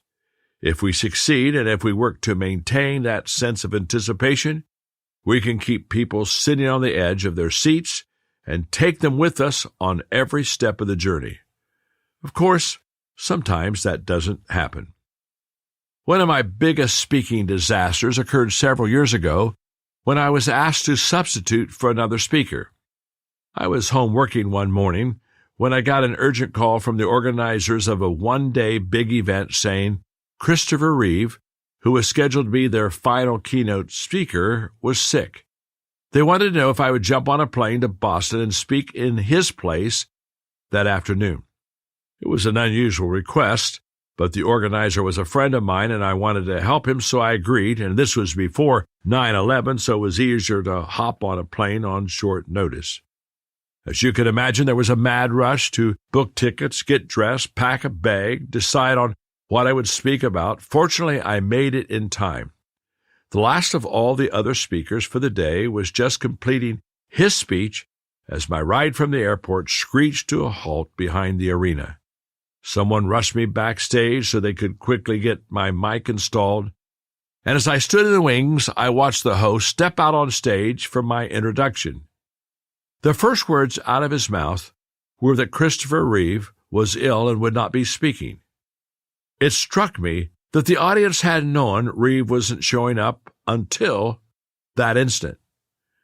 They were on the edge of their seats, expecting to see Superman. Instead, they would be seeing me, not a tall, dark, and handsome movie star who'd lived an inspirational life after a tragic accident, but a middle-aged, overweight speaker that many of them had never heard of. I walked onto the stage, and I could see the disappointment in everyone's faces as Few people offered a polite but very feeble applause. A large number got up from their seats and turned their backs to me and walked out. Thinking back on it today, I reminded of a story I'd once heard about the actress Helen Hayes. When she cooked her first turkey on Thanksgiving, she told her husband and son, "This is the first turkey I've ever cooked. If this isn't any good, I don't want anyone to say a word. We'll just get up from the table without a comment and go out to a restaurant to eat." When she returned from the kitchen with the turkey, her husband and son were seated at the table with their hats and coats on. That was my starting position as the speaker. I worked as hard as I could to win the audience over, but it's an understatement to say that I had to start from a great deficit of anticipation. My greatest victory was that more people didn't leave as I spoke. Because I love a sense of anticipation and recognize how beneficial it can be in communication, early in my career I started looking for ways to build excitement and then not only to meet people's expectations when I spoke, but to exceed them. I tried using several different communication techniques, some of which worked. I'll share those with you later in this chapter. But what I discovered is that building anticipation in an audience came primarily from my own mindset. If I wanted people to be excited, I had to be excited. If I had to have a posture of continual improvement, where every day I had a passion to learn more, possessed the work ethic to become more, and was excited to share more with others. These things would keep my level of expectation high every time I spoke, and that sense of expectation would be caught by my audience. My advice to you as a communicator is to adopt a growth mindset. Never stop growing, and never try to position yourself as the expert. Keep moving your expectation for yourself higher. As you rise in both your sense of anticipation and your skill, your audience's response will rise with you. Over time, as you communicate, your audience's sense of anticipation will increase. And when you become good, people's anticipation will become good. When you become incredible, their anticipation will be even higher because they will expect to hear from someone incredible. Perspective. How we view things is how we do things. To help you change your sense of anticipation, you need to change your perspective. We can become only what we see ourselves becoming. As you hear the 3 perspectives on communication below, think about how you see yourself. Work to embrace and adopt each, because when we change the way we look at things, the things we look at change. Number 1, personal perspective. Believe you can communicate. Your first and most important audience is yourself. Your most important tools of communication are the words you say to yourself about yourself when you're by yourself. What do you tell yourself? If you say, "I don't think I can communicate," and then you step in front of an audience, people will feel your strong sense of doubt. Instead of thinking, "This is going to be great," they will be thinking, "I hope this isn't too painful," or "How long will this take?" Where does a sense of doubt come from? Thinking, "I don't think I can," comes from believing, "I don't think I am." There's a definite connection between self-esteem and performance. You must believe in yourself and your ability to communicate effectively. As psychologist William James puts it, the one thing that will guarantee the successful conclusion of any doubtful undertaking is the faith in the beginning that you can do it. What do you tell yourself about yourself and your ability to speak? I repeatedly tell myself, I am a person of value who values people and adds value to them. Some people will call this a mantra. I call it a daily self-worth statement. It describes the way I think of myself and my intentions. I try to live that statement every day. You need to find and repeat that kind of statement to yourself. One of the challenges of being a new speaker is not having much experience to draw upon. If you lack confidence because you haven't spoken much, or if the idea of speaking frightens you, Susan Cain, the author of Quiet, The Power of Introverts, in a world that can't stop talking, gives advice that can help. Psychologists have studied for years the process of extinguishing fears. They know exactly how to do it. It takes grit and energy. It can be a painful process, but it's not magic. The correct approach is to expose yourself to that which you fear in small, manageable doses. From there, people work up to more challenging situations. The idea is to build on small, dependable successes that train the brain that the source of its fear is more benign than it had thought. Stressed-out public speakers see the podium as the equivalent of crossing a narrow bridge above a deep ravine. Once the brain learns that nothing calamitous happens at the mic, it stops signaling to the body to take flight. Confidence is a big part of anticipation. Small wins, like Cain describes, can increase confidence and decrease fear. Gain those wins by seeking out small communication successes. Number 2, speech perspective. Believe you have something to give. One of my personality quirks is that I'm highly optimistic and tend to see the best in everything. The negative side of this is that it creates blind spots, especially in the way that I see people. But the positive side is that I get excited about the things I love to do. For years, friends and colleagues in my inner circle have made fun of me when I tell them that the message or the book that I'm currently working on is the best that I've ever written. Really, they say? Out of over 100 books, this is your best book? And my answer is always yes, because I'm constantly growing and learning. I believe I have something more, something better to give. And every time I write, I give it my all. So of course I think it's the best that I've ever done. The same is true for my communication. When I first started speaking, I believed everything I was writing and presenting was the best that I'd ever done. That was the good news. The bad news was that it still wasn't very good. I lacked skill and confidence and didn't have a positive anticipation about myself, my speech, or my audience. My idealized hopes contrasted with the reality of what I could deliver. But slowly and with practice, I improved. As I got better, my anticipation grew, and the audience's confidence also grew because my skill had increased. One of the things that helped me greatly was figuring out what I most wanted to teach. I wanted to help people become successful, and over the course of several years, I concluded they needed to learn in 5 specific areas. I mentioned this in the Law of Leverage, Chapter 8, and I want to explain it now. My first discovery was about the value of attitude.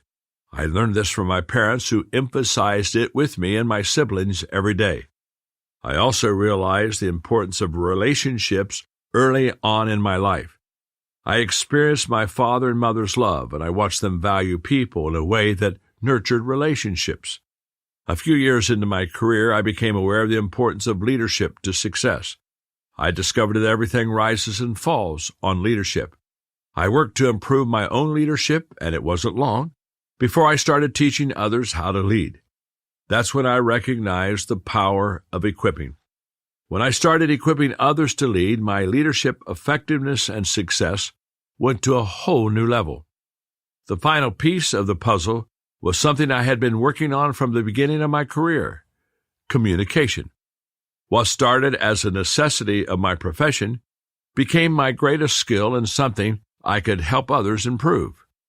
When I realized the initial letters of those 5 words could spell clear, I began using that acronym to represent the 5 categories I most often speak about: communication, leadership, equipping, attitude, and relationships. I believe they are what people need to become a clear success.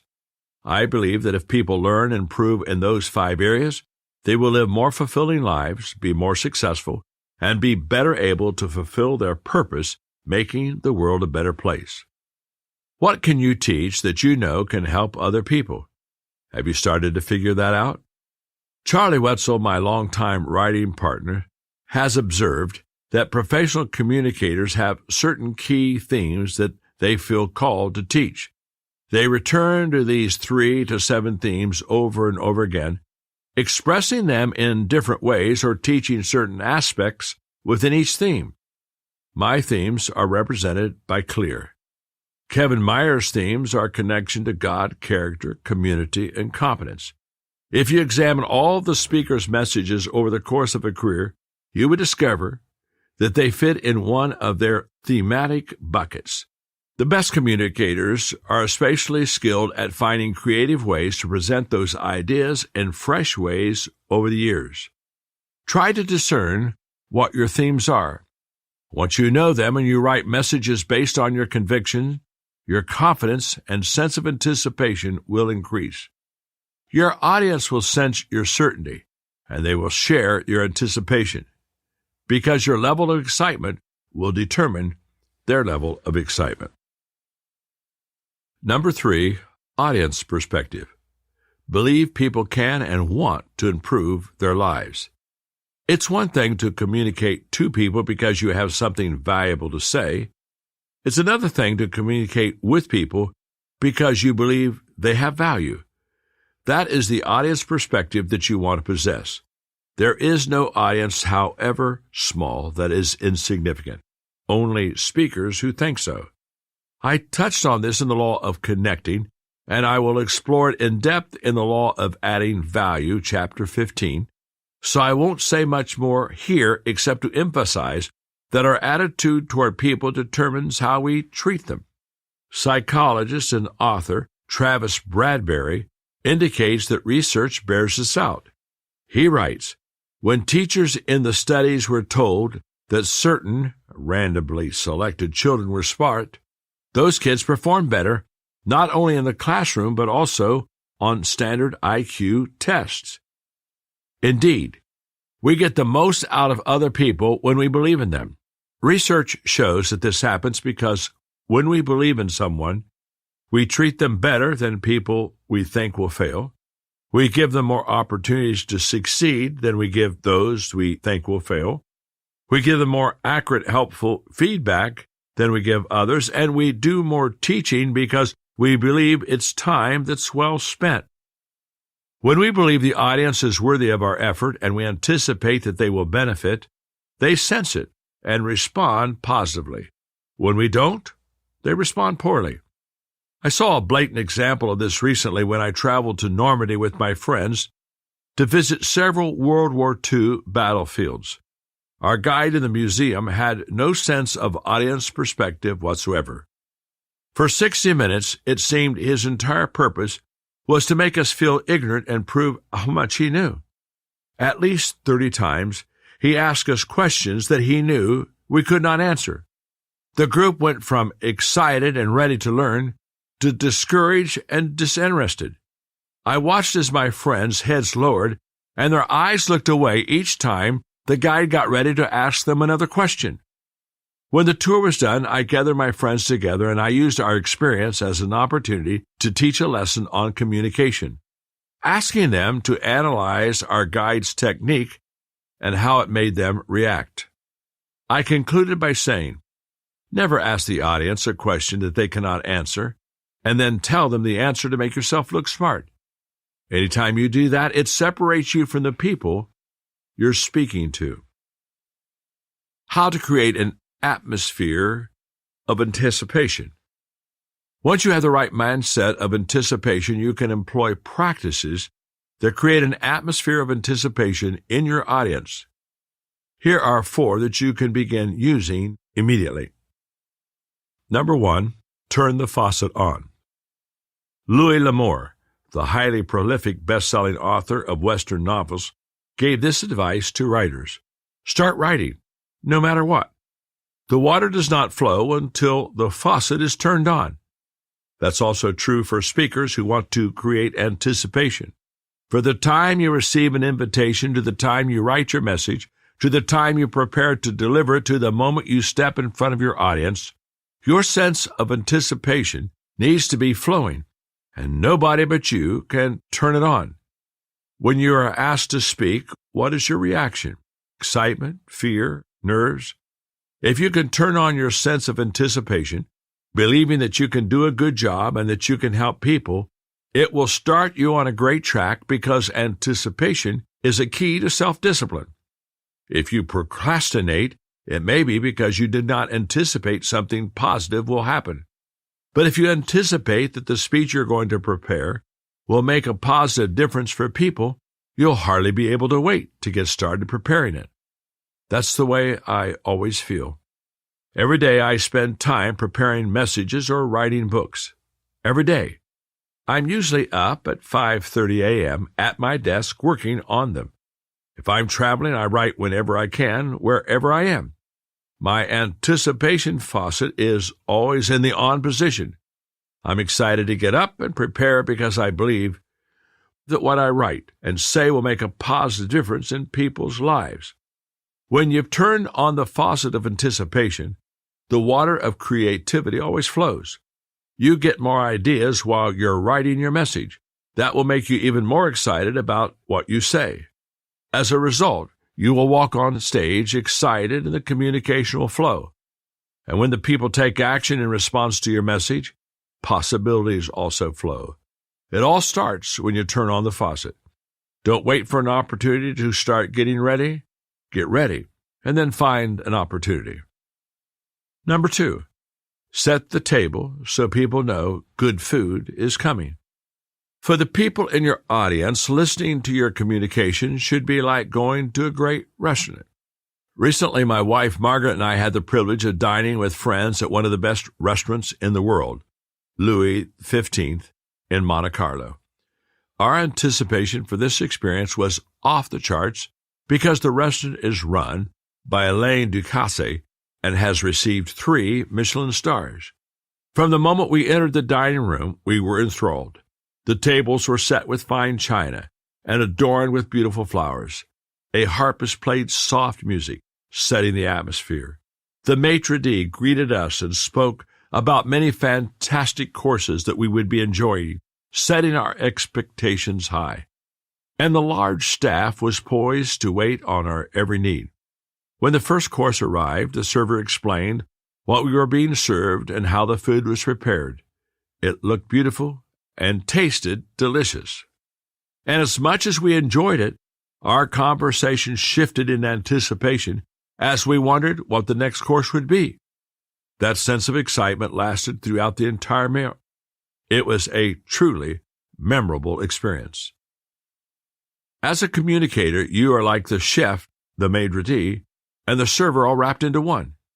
You know the menu, and you control the service.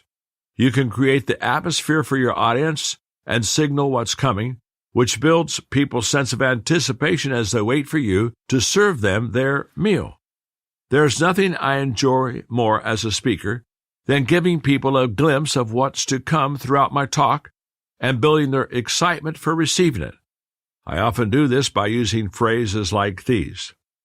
I woke up this morning filled with anticipation about our time together. I'm going to share something with you that I've never shared before. I've created this lesson just for you, and you're the first to ever hear this. Look at the person sitting beside you and say to them, you're going to learn something today. What I'm about to share with you has life-changing possibilities. My level of expectancy for this lesson is a 10. How many are as excited as I am? Look at your neighbor and say, I'm excited to hear this lesson. In a few minutes, I'm going to give you the secret sauce to your success. Ask yourself, what's the best thing that can happen to me during our time together? Throughout this talk, see if you can find it. Phrases such as these are fine china, beautiful flowers, and gracious greetings in your audience's experience. They build positive anticipation before you ever serve the courses and feed the people. I recommend that you find phrases that fit your personality and style, and then use them to build anticipation in your own way. Number 3, be a fountain, not a drain. Recently, people have used a great phrase to describe how to treat others. Be a fountain, not a drain. A saying coined by baseball player Rex Hudler. Those words also express how we should strive to treat others in our communication. My friend Tim Elmore, the founder and CEO of Growing Leaders, writes about how we can either be fountains or drains with the people in our lives. Fountains and drains have two opposite functions. Fountains overflow with water, while drains remove the water completely. In relationships with others, most people are usually a fountain or a drain. They either flow and overflow onto others, or they just drain people of their energy. My guess is that you've probably met both kinds of people.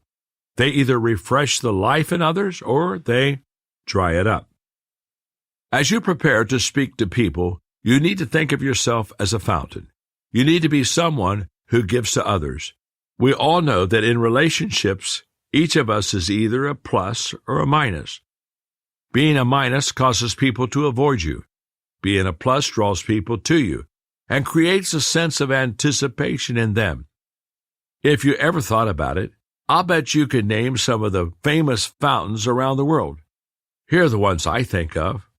Trevi Fountain in Rome, Crown Fountain in Chicago, Banpo Bridge Rainbow Fountain in Seoul, Magic Fountain in Barcelona, People's Friendship Fountain in Moscow, King Fahd's Fountain in Jeddah.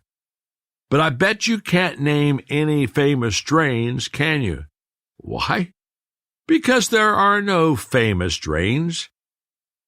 To make sure I'm a fountain and not a drain, I monitor my attitude because I found that when my attitude turns bad, I become a drain.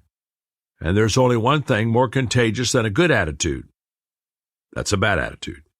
If you want to build anticipation in your audience, make sure your attitude is good and you're ready to overflow with positivity. Number 4, live on the other side of yes. You already know there is a relationship between what we expect and what we experience. Your expectation, more than anything else in life, determines your reality. If you expect every person, challenge, and opportunity in life to give you a no, that's what you will get. If you always expect life's answer to be yes, then you will get them. If you can live on the other side of yes, you can experience an abundant life that believes in nearly limitless possibilities. Why do I think this is possible? Because research shows that people who believe in themselves use more of their brains. They have more brain power to solve problems because they approach them from many different angles and adapt their approaches as needed. I communicate on the other side of yes because that is where I live. I grew up reading books such as The Power of Positive Thinking by Norman Vincent Peale, The Magic of Thinking Big by David J. Schwartz, and Move Ahead with Possibility Thinking by Robert Schuller.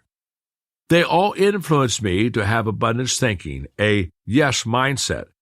And I believe, yes, all of us can have possibilities, hope, perseverance, answers, options, and successes.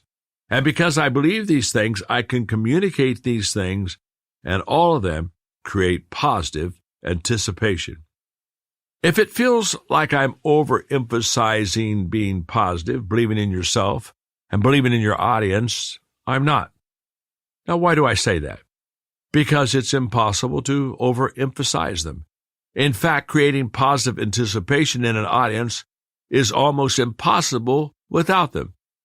Philosopher Soren Kierkegaard said, "If I were to wish for anything, I should not wish for wealth and power, but for the passionate sense of the potential, for the eye which ever young and ever ardent sees the possible.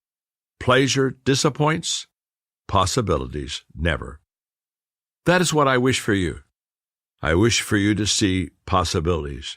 I wish for you to be excited about speaking to others, for you to be like world-renowned architect Frank Lloyd Wright, who, when asked which of his works he would call his masterpiece, replied, "My next one." I would wish that every time you step up to communicate, your sense of anticipation would be so strong that it spreads to your audience, and they enjoy every part of the experience and benefit from it. Why?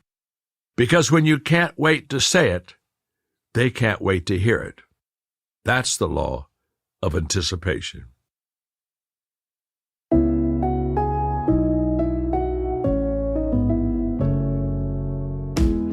I love teaching and writing, obviously, on the law of anticipation. One time after speaking, I was doing a Q&A at a conference, and one of the questions that came to me was in the fact of a statement. They basically said, how do you get up at 5:30 in the morning, 5 in the morning every day and write? And then they, on the back of it, just tacked, you must be a very disciplined person. And I smiled and I said, well, I don't think I'm really that disciplined. If I did, you think I'd have this body that I've got? I think that there's a word that is better and higher than the word discipline. You see, when I think of me being disciplined, I'm thinking of doing things that I must do, which is, by the way, a strong characteristic of successful people. But anticipation is a higher level.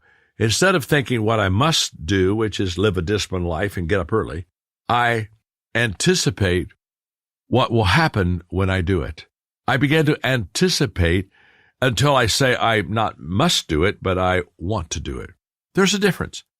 So I wake up early. I'm kind of a morning person anyway, and when I wake up, I put on my robe, put on my slippers, I go down to my office, and I'm so excited to start writing.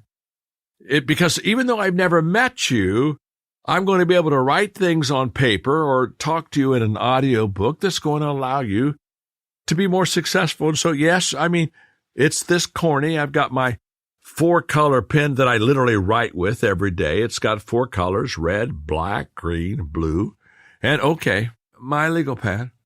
And I sit down and I write my chapters word for word. In fact, somebody asked me one time, said, how do you write your book? I said, well, one word at a time. It's the only way I know how to write it. But what has allowed me to stay in the game as an author for so long? It's very simple. You have allowed that.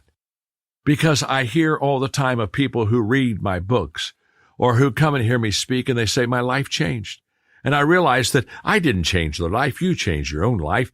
But I was a small catalyst into your life becoming better. And that's what motivates me. That's what creates the anticipation. I can hardly wait to write something down on this legal pad with my 4-color pen to add value to you. And that's what I want for your life. As a communicator, I want you to have anticipation about what you're going to see. Because if what you say you believe will make a difference, it'll make a difference in the people's life. So stay disciplined. That's a good thing.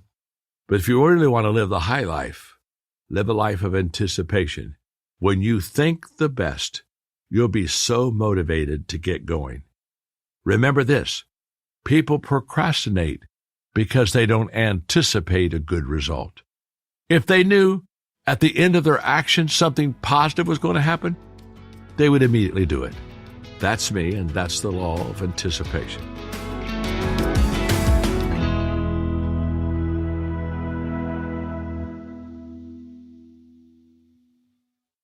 Law number 10, the law of simplicity. Communicators take something complicated and make it simple. When Vince Lombardi was the coach of the NFL's Green Bay Packers, he appeared at a convention of coaches. Several speakers described their elaborate offensive and defensive schemes in great detail, evidently proud of their complicated playbooks. When Lombardi was asked his strategy, he replied, I only have 2 strategies. My offensive strategy is simple. When we have the ball, we aim to knock the other team down. My defensive strategy is similar. When the other team has the ball, we aim to knock all of them down. When I speak, my strategy is similarly straightforward. When I walk on stage, I sit on my stool, work to connect with people, and move into my content with the goal of keeping it simple, natural, and easy to understand. Why? Because communicators take something complicated and make it simple. That is the law of simplicity. When I started out as a speaker, I did not know or understand the law of simplicity. As a young theologue in college, I took many courses on speaking, but none of my professors taught the value of keeping communication simple. Warren Buffett said, "The business schools reward difficult complexity, but simplicity is better." The college I attended did that also. It seems that many people in education value taking something simple and making it complicated. They wear it like a badge of honor, hoping you'll be impressed by the difficulty of their subject, the complexity of their ideas, and the obscurity of their vocabulary. And they reward students who imitate them. When I was in college, each senior was required to speak in chapel to an auditorium filled with professors and students. We all dreaded the day when it would be our turn to try to impress the professors with our speaking skills.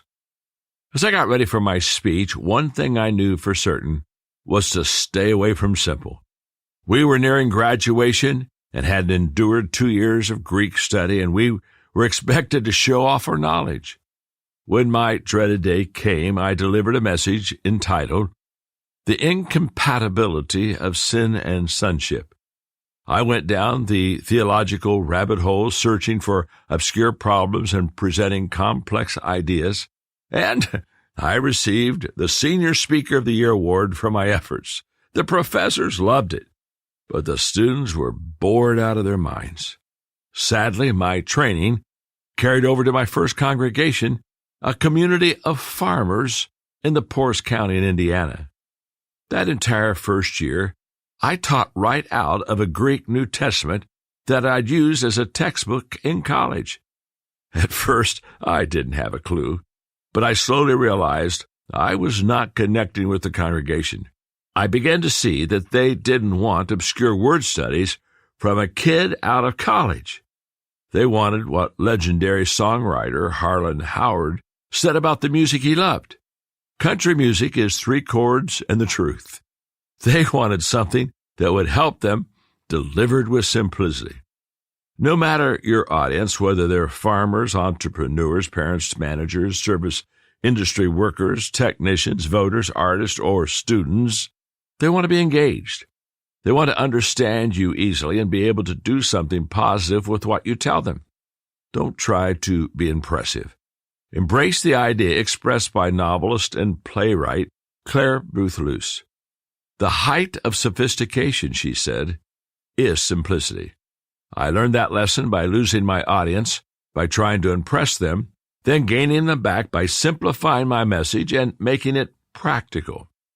Simplicity is a great principle for any area of life, not just communication. When I read the biography of Red Auerbach, who coached the great Boston Celtics basketball teams from 1950 to 1966, I was struck by his keep-it-simple philosophy. Reportedly, someone asked Auerbach what magic formula he had for winning world championships, and he laughed in reply, "Our secret to success is what I call effective simplicity. Nothing complicated. In fact, we only have 7 different plays, and Bill Russell touches the ball in every one of them." Simplicity certainly worked for him. Coaching Boston, Auerbach won 9 NBA championships. Simplicity is a wonderful way to approach life. I try to carry that idea into every aspect of my day-to-day living by focusing my attention in only 5 areas. 1 is values. They are my foundation. I stand on them, and I stand up for them. Decision-making is simple when you know what your values are. Number 2, principles. They are my North Star, the beliefs and guidelines for how I conduct my life. Number 3, priorities. I keep these in mind so that I keep the main thing the main thing. Knowing and doing the things that are most important every day makes every day effective. Number 4, systems. I plan, organize, and work in a systematic way that helps me achieve my goals. Systems are free ways that allow me to arrive at my desired destination quickly and maximize my time. And number 5, intentionality. This is the bridge that allows me to cross over from good intentions to good actions every day. It keeps me focused and brings effectiveness to what I do. I've spent my life working to simplify what I believe and what I do. And I found that the older I get, the fewer things I believe, but I believe them more deeply. Did simplifying my communication cause me to simplify my life, or did simplifying my life lead to simplifying my communication? I don't know, but they have definitely affected each other and have improved my life in many ways. When you don't value simplicity in communication, you find yourself in situations like the people in a funny story I came across several years ago. A man in a hot air balloon realized that he was lost. He reduced altitude and spotted a woman below. He descended a bit more and he shouted, "Excuse me, can you help me? I promised a friend I would meet him an hour ago, but I don't know where I am." The woman below replied, "You're in a hot air balloon, hovering approximately 30 feet above the ground. You're between 40 and 41 degrees north latitude and between 59 and 60 degrees west longitude." "You must be an engineer," said the balloonist. "I am," replied the woman, "but how did you know?" "Well," answered the balloonist, "everything you told me is technically correct, but I've no idea what to make of your information, and the fact is, I'm still lost. Frankly, you've not been much help at all. If anything, you've delayed my trip." The woman below responded, "You must be in management." "I am," said the balloonist. "But how did you know?" "Well," said the woman, "you don't know where you are or where you're going. You have risen to where you are due to a large quantity of hot air. You made a promise which you have no idea how to keep, and you expect people beneath you to solve your problems. The fact is, you are in exactly the same position you were in before we met, but now, somehow, you've managed to make it my fault." Oh, I love that story. My friend Kevin Myers, whose story you heard in The Law of Leverage, Chapter 8, has studied communication for many years, and he frequently mentors young communicators to help them improve. In addition to teaching them the law of leverage, he teaches a concept he shared with me about the differences between simplistic, complex, and simple, and I want to teach them to you. Number 1, simplistic is shallow and fast. One of the reasons some communicators shy away from simplifying their message is they fear being simplistic. Being simplistic is ignoring the genuine complexity of a problem or situation and offering a too easy solution. It's what people often do in conversation when responding to somebody else's problem. One person lays out a difficult leadership problem or life-altering situation, and the other person responds, "All you have to do is," and they complete the sentence with an underthought idea. They're often trite and only half right. Have you ever heard someone say, "All you have to do is give me a title and a position and it will be easy to lead"?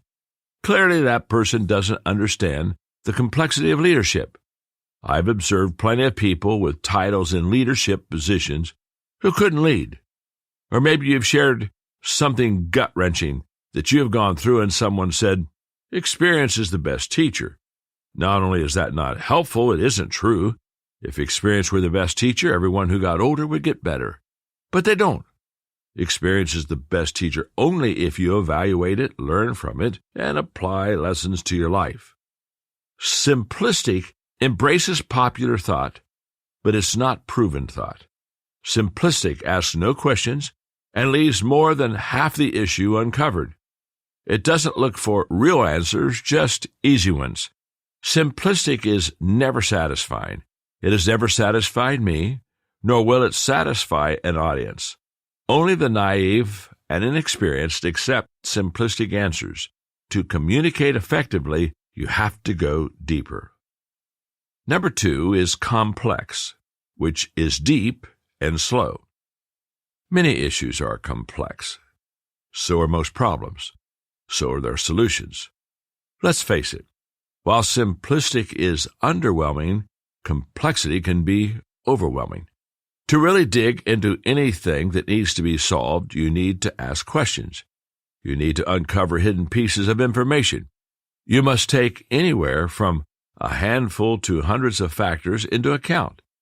It's easy to get lost in complexity, and the process is usually very slow. So how can you tackle complexity? With sustained thinking.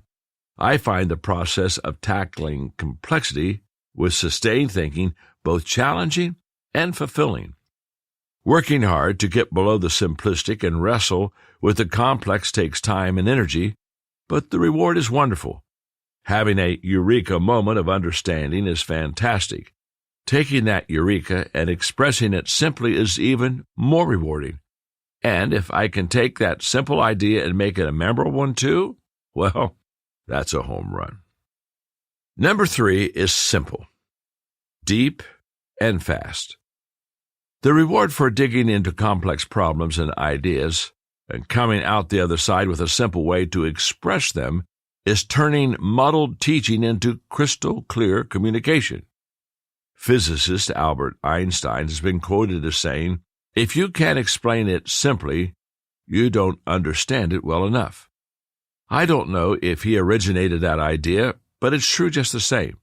If you've examined an idea deeply and you can communicate it quickly and simply, people will always want to hear you speak. So let's take simplistic, complex, and simple, and let's put it in columns, and let's see if we can contrast it and pull some principles out of it. Simplistic is shallow and fast. Complex is deep and slow, and simple, it's deep and fast. Simplistic asks no questions, complex asks many questions, but simple answers many questions. Simplistic embraces popular thought, complex it embraces sustained thought, simple embraces proven thought. Simplistic comes up with ineffective solutions, complex comes up with complicated solutions, but simple comes up with elegant solutions. Now you may be asking yourself, why don't more people deliver the deep and fast communication of the law of simplicity? Because it is such hard work. French mathematician and philosopher Blaise Pascal once wrote in a letter, "I have made this longer than usual because I have not had time to make it shorter." The complexity stage requires sustained thinking and writing.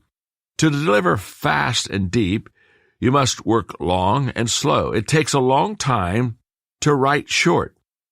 Many times when I'm working to simplify a message, I have to write down everything that I can to determine what I truly think and know. It becomes a distilling process that draws on previous thoughts, ideas, or experiences. I work to craft these ideas into a greater yet simpler thought. When I can distill many simplistic things into one simple thing, I know that one thing is significant and it can be communicated effectively. Not everyone understands the work it takes to create simple communication. During an interview on one of my book tours, the host said to me in a condescending tone, "I've read some of your books, and they are really simple." "Yes," I responded, "the principles are easy to understand, but they're not so easy to apply." Apple co-founder Steve Jobs said, "It takes a lot of hard work to make something simple, to truly understand the underlying challenges and come up with elegant solutions." Jobs always worked hard to bring simplicity to all of the Apple products. It was the original vision for Apple, Jobs said. That's what we tried to do with the first Mac. That's what we tried to do with the iPod. Jobs' biographer, Walter Isaacson, wrote, "Distinctive design, clean and friendly and fun, would become the hallmark of Apple products under Jobs. An engineering and design aesthetic that set Apple apart from other technology companies and ultimately helped make it the most valuable company in the world.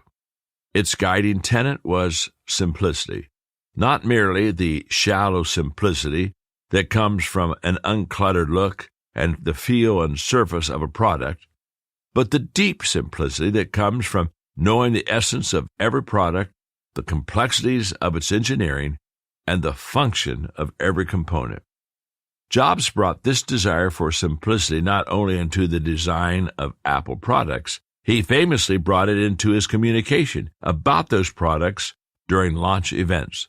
The work required to do that is no small thing, but it has an incredible payoff. Great communicators are great simplifiers. If you want to be a great communicator, you need to do the hard work of the law of simplicity. Every time you sit down to write a message, you may need to remind yourself, as often I do, that nothing is as simple as we hope. But with perseverance, we can take something complicated and make it simple. To do that, I work on achieving 3 things as I write. Number 1 is clarity. Your first goal as you prepare to communicate is to make what you say crystal clear. What standard should you follow? Here's mine. If you can't communicate your message to an 8th grader who can turn around and explain it to someone else, then it's not simple enough. A master of clarity was wartime Prime Minister Winston Churchill. He put painstaking effort into his speeches. He once claimed he would spend an hour working on a single minute of a speech. President John F. Kennedy, an excellent communicator himself, greatly admired Churchill's ability to write with clarity and power. Of Churchill's speech writing, Kennedy said, "In the dark days and darker nights when England stood alone, and most men, save Englishmen, despaired of England's life, he mobilized the English language and sent it into battle." In one of his earliest speeches to the members of Parliament, after assuming leadership of the country, Churchill summed up the goal of his administration. You ask, what is our aim? I can answer in one word: victory. Victory at all cost. Victory in spite of all terror. Victory, however long and hard the road may be, for without victory, there is no survival. You can contrast that with the communication of Earl C. Kelly, a professor of secondary education at Wayne University. He wrote an introduction that has become famous for the lack of clarity in a book for teachers. Kelly summed up the work that he and other educators had done at a workshop over a series of years. We have not succeeded in answering all our problems. Indeed, we sometimes feel that we have not completely answered any of them. The answers we have found have only served to raise a whole lot of new questions. In some ways, we feel that we are as confused as ever, but we think we are confused on a higher level about more important things. Oh my. Kelly wrote those words in 1951. Has educational communication advanced since then? When you speak, your ideas need to be simple, straightforward, and in a language that anyone can understand. C.S. Lewis knew this. Lewis was a professor of English literature, a lay theologian, and an expert in apologetics. A professor who taught at both Oxford and Cambridge, he was absolutely brilliant and intellectually capable of running circles around others when he spoke. But he understood the power of clarity. In one of his essays, he wrote about the importance of using common language. To conclude, he said, you must translate every bit of your subject matter into the vernacular. This is very troublesome, and it means that you can say very little in half an hour, but it is essential. It is also the greatest service to your own thought. I have come to the conviction that if you cannot translate your thoughts into uneducated language, then your thoughts were confused. Power to translate is the test of having really understood one's own meaning. No wonder Churchill said, broadly speaking, short words are best, and the old words, when short, are best of all. If you want to communicate at the highest level, your language needs to be on the bottom shelf where it's accessible to everyone. Number 2 is brevity. You don't need to speak a long time to say a lot. It's not the number of words you use, it's the impact you make with the words that you use. Donald Walton, who's the author of Are You Communicating?, points out that the Lord's Prayer contains only 56 words. Abraham Lincoln made his memorable address at Gettysburg in 268 words. It took only 1,322 words in the Declaration of Independence to get our whole country started.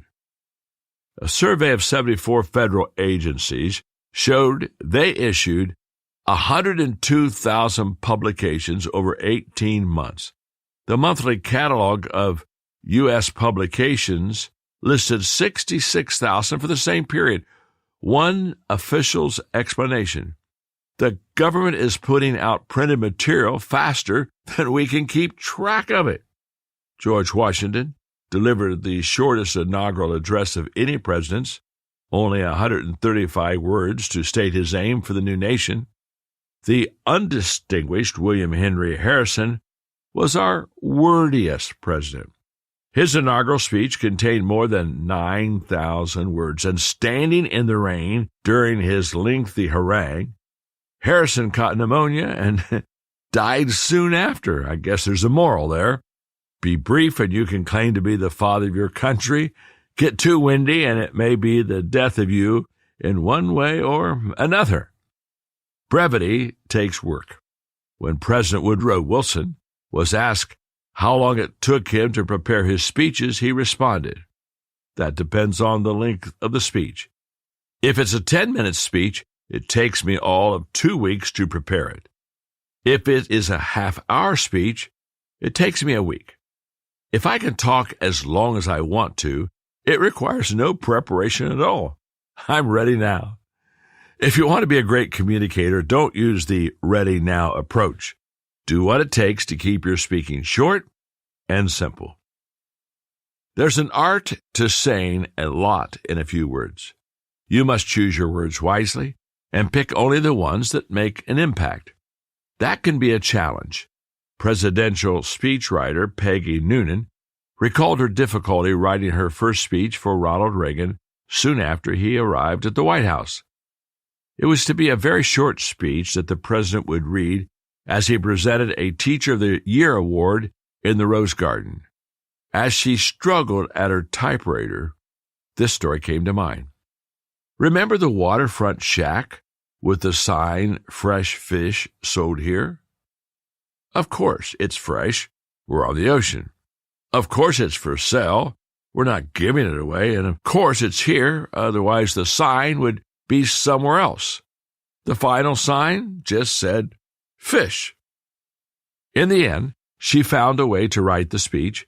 Reagan did not change a word, and she got her start. The speech she later wrote for Reagan on the Shuttle Challenger disaster is considered the 8th best American political speech of the 20th century. The speech was only 650 words, but it consoled a nation heartsick after the tragedy. Number 3 is focus. In his book, The Law of Simplicity, MIT professor and graphic designer John Maeda writes about the ways we can improve life by making it simpler. His first law couldn't be more direct. Reduce. But my favorite of his 10 laws is the last. Simplicity is about subtracting the obvious and adding the meaningful. What he was really writing about is focus.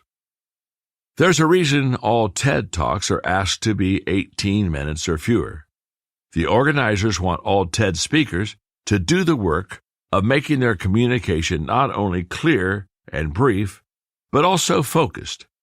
A focused piece of communication possesses everything it needs and nothing else. A lot of people come to me asking my advice on speaking and book writing. Some of the best advice I can give was written by an editor of a publication nearly 100 years ago. If you got a thought that's happy, boil it down. Make it short and crisp and snappy. Boil it down. When your brain, its coin has minted down to the page your pen has sprinted, if you want your effort printed, boil it down. Take out every surplus letter, boil it down. Fewer syllables, the better, boil it down. Make your meaning plain. Express it so we'll know, not merely guess it. Then, my friends, ere you address it, boil it down. Cut out all the extra trimming, boil it down. Skim it well, then skim the skimmings, boil it down.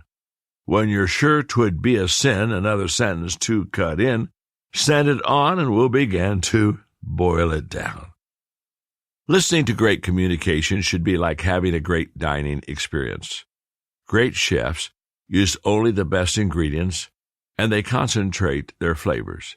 Each element of the dish is distinct. Nothing essential has been left out, and nothing extraneous has been added.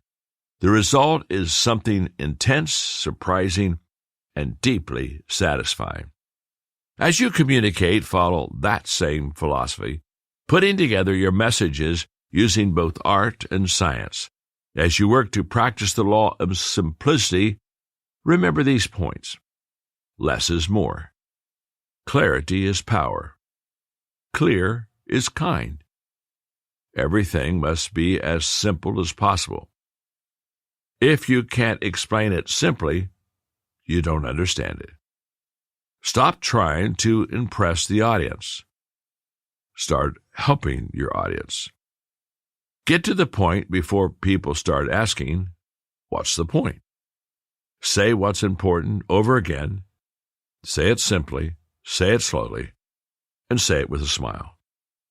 If you put in the work and do these things every time you speak, you will always improve your message and delivery. Why?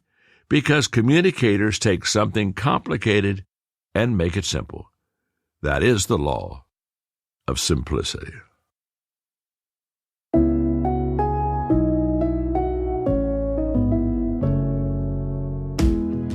When I was writing in the 16 Laws of Communication, the law of simplicity, I just had to be amused at the fact that I can still remember way, way back. I mean, I'm talking about when I was 19 years of age, that I preached my first message. I was in college, and I had a college roommate that was the week before going to preach his first message at a church. So I went to encourage him. I sat on the front row, and I can promise you it was the worst message I've ever heard in my life. He was so fearful. He was so nervous. When he got up to speak, he was already sweating. I would say he lost his way, but that wouldn't be truthful because he never found his way. I mean, I'm not sure where he was trying to go, what he was trying to say, but all I can remember is him taking a handkerchief and wiping his face. And he kept saying, Lord, help me. Lord, help me. And I'm on the front row here to encourage him, and it's terrible. And I'm kind of saying, Lord, help him myself. And, it was so bad that probably after a minute, I quit saying, Lord, help him. And I started saying, Lord, help me, help us, help all of us. I mean, we all need help here. Well, that message lasted a little bit over 3 minutes. It was terrible. I wish I would have never gone to be with my friend Don when he did his first teaching, because the next week I was going to do my first one. And one thing I knew, I wanted to last longer than 3 minutes. Now get the picture. I'm talking about the law of simplicity, brevity, clarity. So I worked on my message really hard that week. And so when I got up to preach, I only really had one goal. In fact, Margaret was engaged to me at the time, and so she went with me. I only had one goal, and that was to last 3 minutes. My goal wasn't to be clear. It wasn't to be simple.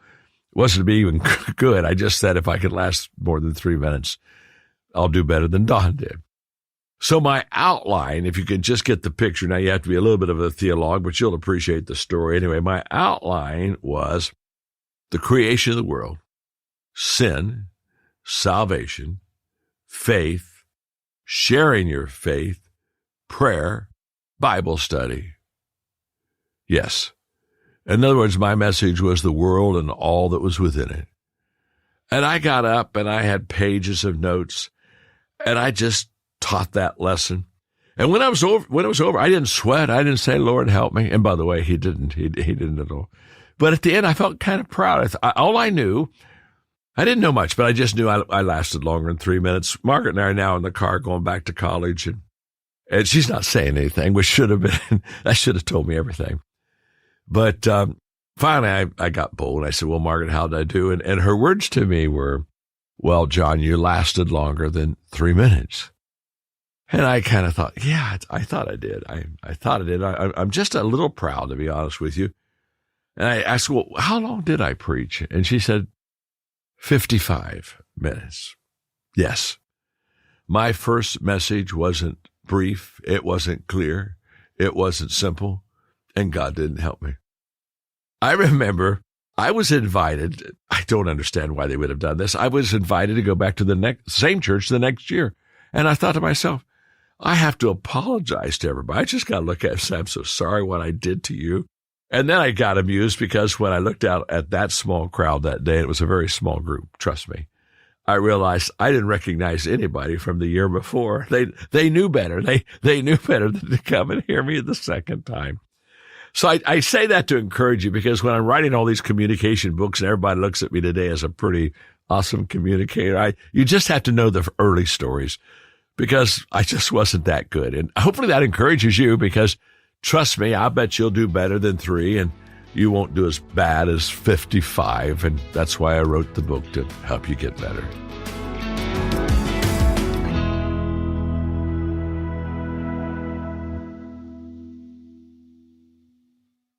Law number 11, the law of visual expression. Show and tell is better than just tell.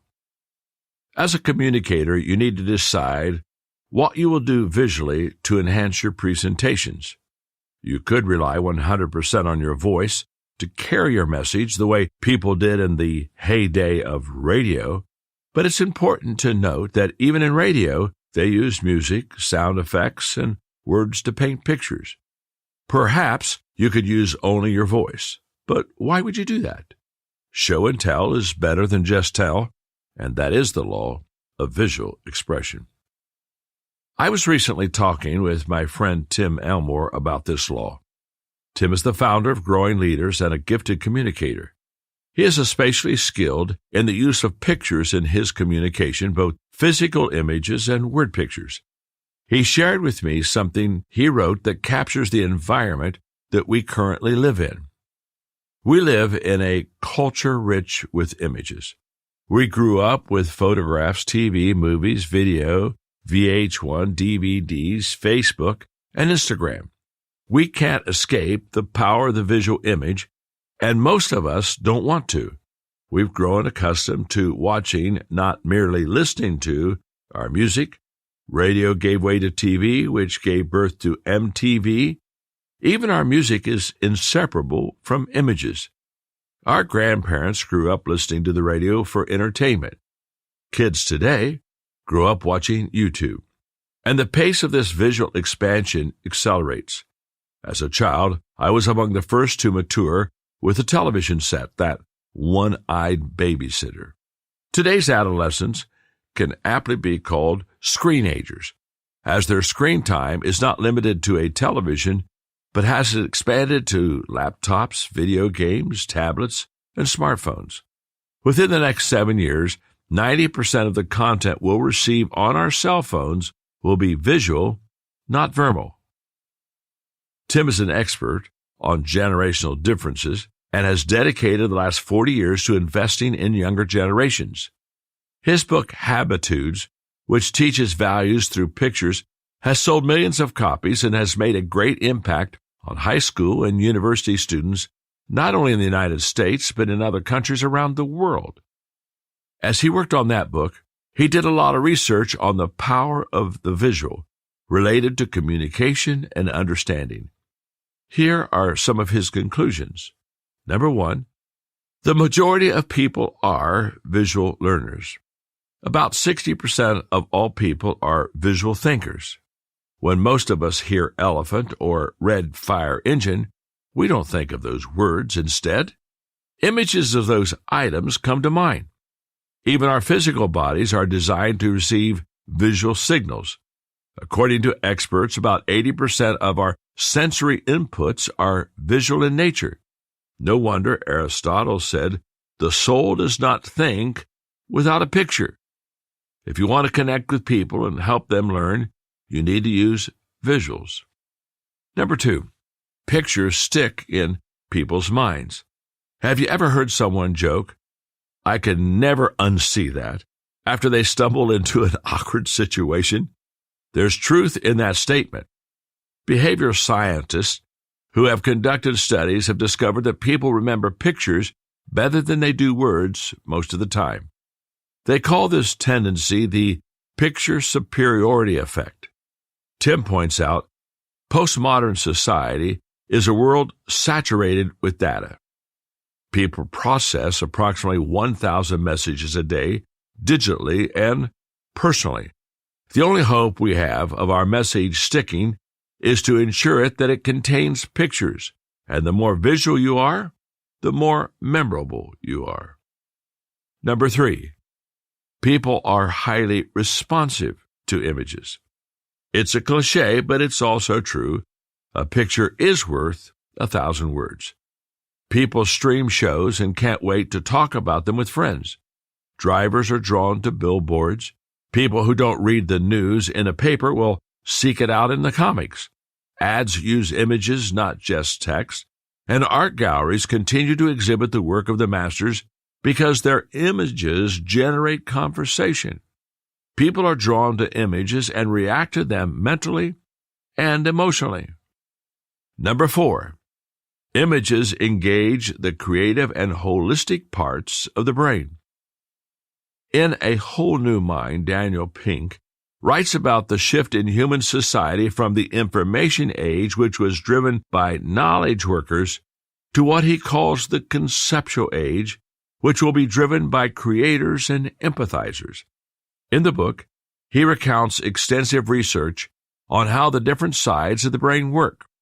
He points out that the right brain is good at processing images and faces, is creative, can process information holistically and simultaneously, is able to synthesize and can see the big picture. When you use visuals, you help your audience process, synthesize, and understand. Number 5, visuals tell stories in our imagination. Tim says a simple picture can spark a new thought each time you look at it. Why? Pictures tell stories. The philosophers of our day are musicians and filmmakers who paint pictures in our minds and inspire imaginations. If you want to engage the imagination of your audience, don't give them stats, give them images. Knowing this, as communicators, we should make our presentations as visual as we can.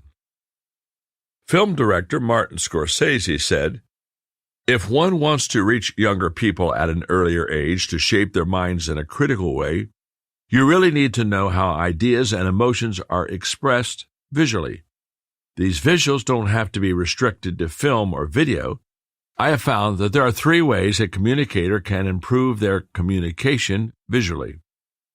Number 1, body movement, gestures, and facial expressions.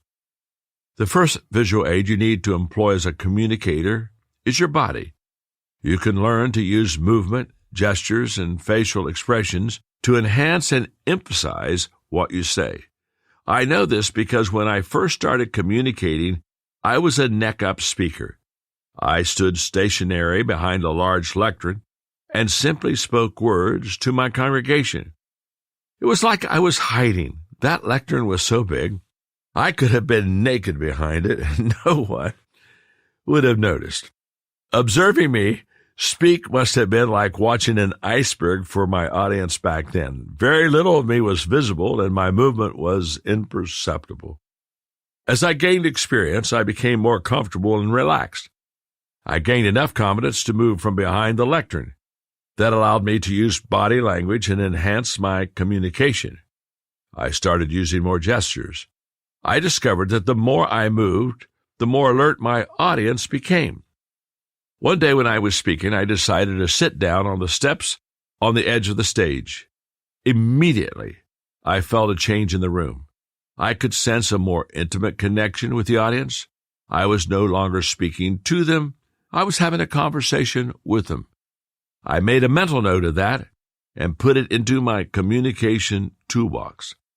Many years ago, I was invited to speak at the Crystal Cathedral. It was the first venue I had ever spoken in that had large projection screens. When I started to speak, I noticed the crowd wasn't looking at me. They were looking to my left. That was very unnerving. I felt like I didn't really have their attention and I wasn't connecting. Then I realized they were watching me, but on the big screen, not on the platform.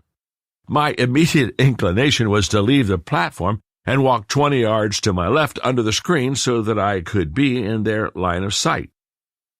While I was delivering my message, I was also having a dialogue with myself, trying to decide what to do. Then, just at that point, I said something funny and made a face, and the audience exploded. The room roared with their laughter as they watched the screen, and that's when I got it. I understood the power of a camera and a large projection screen to enhance communication, especially in a big venue. After that, I adjusted my communication and became content to let the cameras enlarge my expressions and movements so that everyone could see them. Today I work at being a highly visual speaker, and I use everything I can to help me communicate, including my smile. There's a reason for that. I remember well looking into a mirror when I was in the 3rd grade and thinking, I am not a handsome boy. In that moment, I decided to smile. Immediately, I looked better. Now, it didn't heal me, but it did help me. Since that time, I have intentionally and continually smiled, especially when I'm on stage. The world is filled with hundreds of languages, and a smile speaks in all of them. It communicates everything a glad heart wants to express. I also use larger movement to enhance and support my communication. Recently, while speaking in Cancun, I stepped on a stage before a raucous crowd. Everything I said was met with cheers.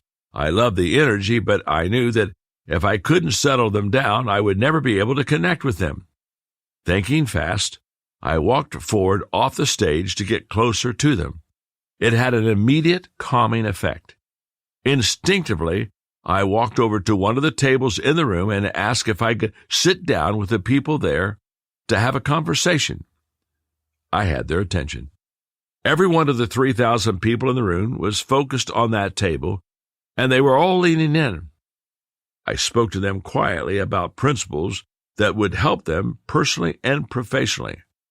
On an emotional level, it felt like we were all sitting around the table as friends. We connected. And because we connected, they were able to receive what I had to offer them. I need to clarify something about how I use physical movement.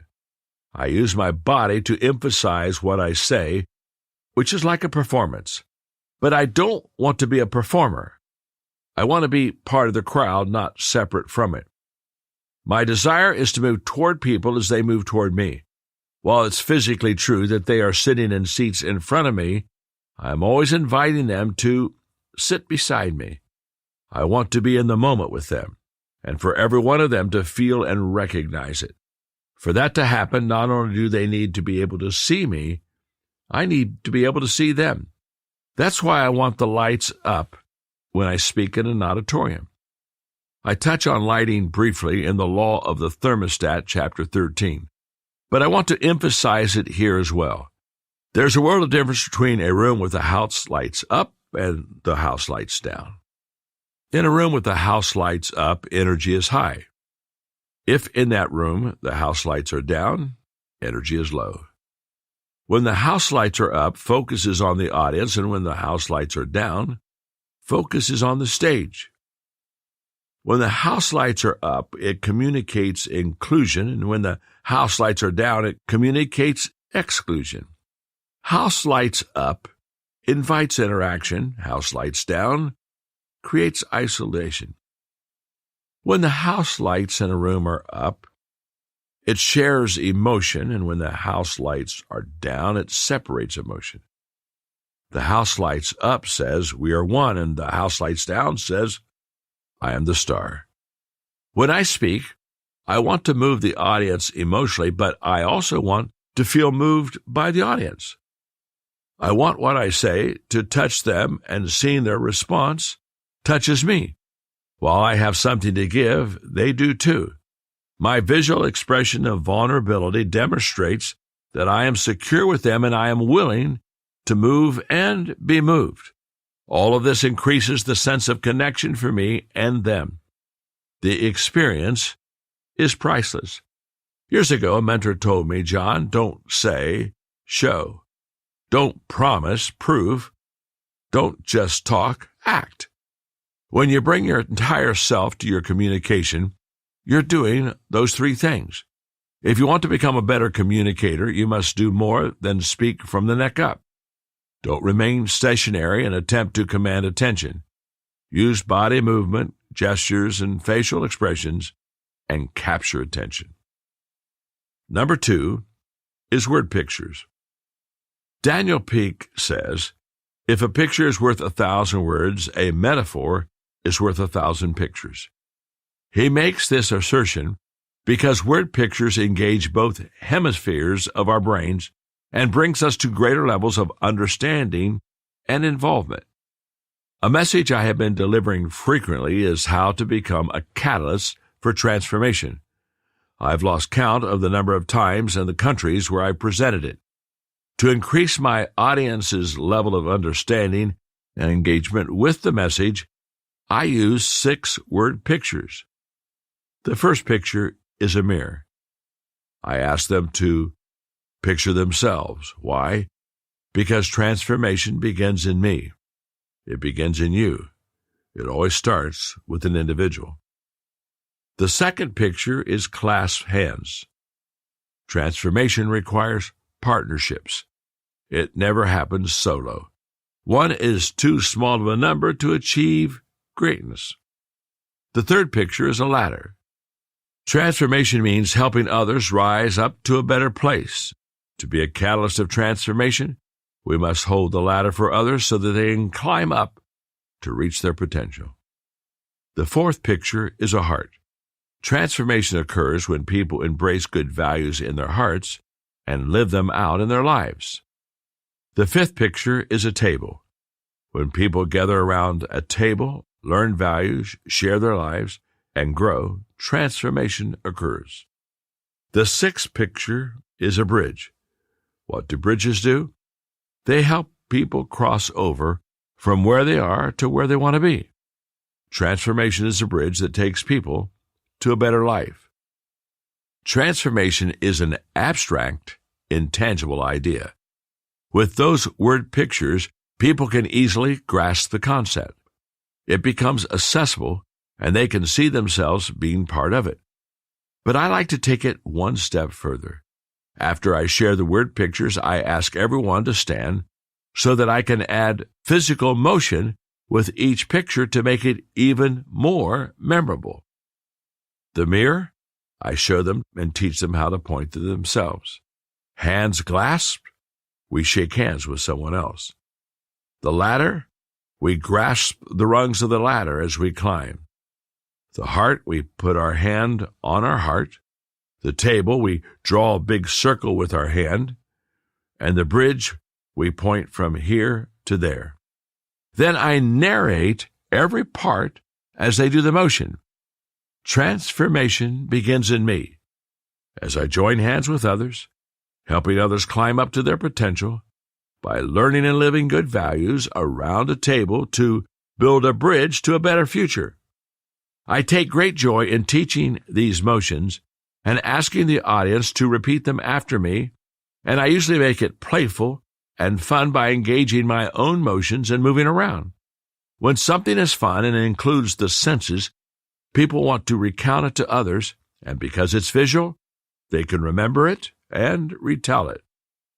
In the summer of 2022, I was invited to address a meeting of the representatives of the judiciary in Costa Rica, including their Supreme Court justices.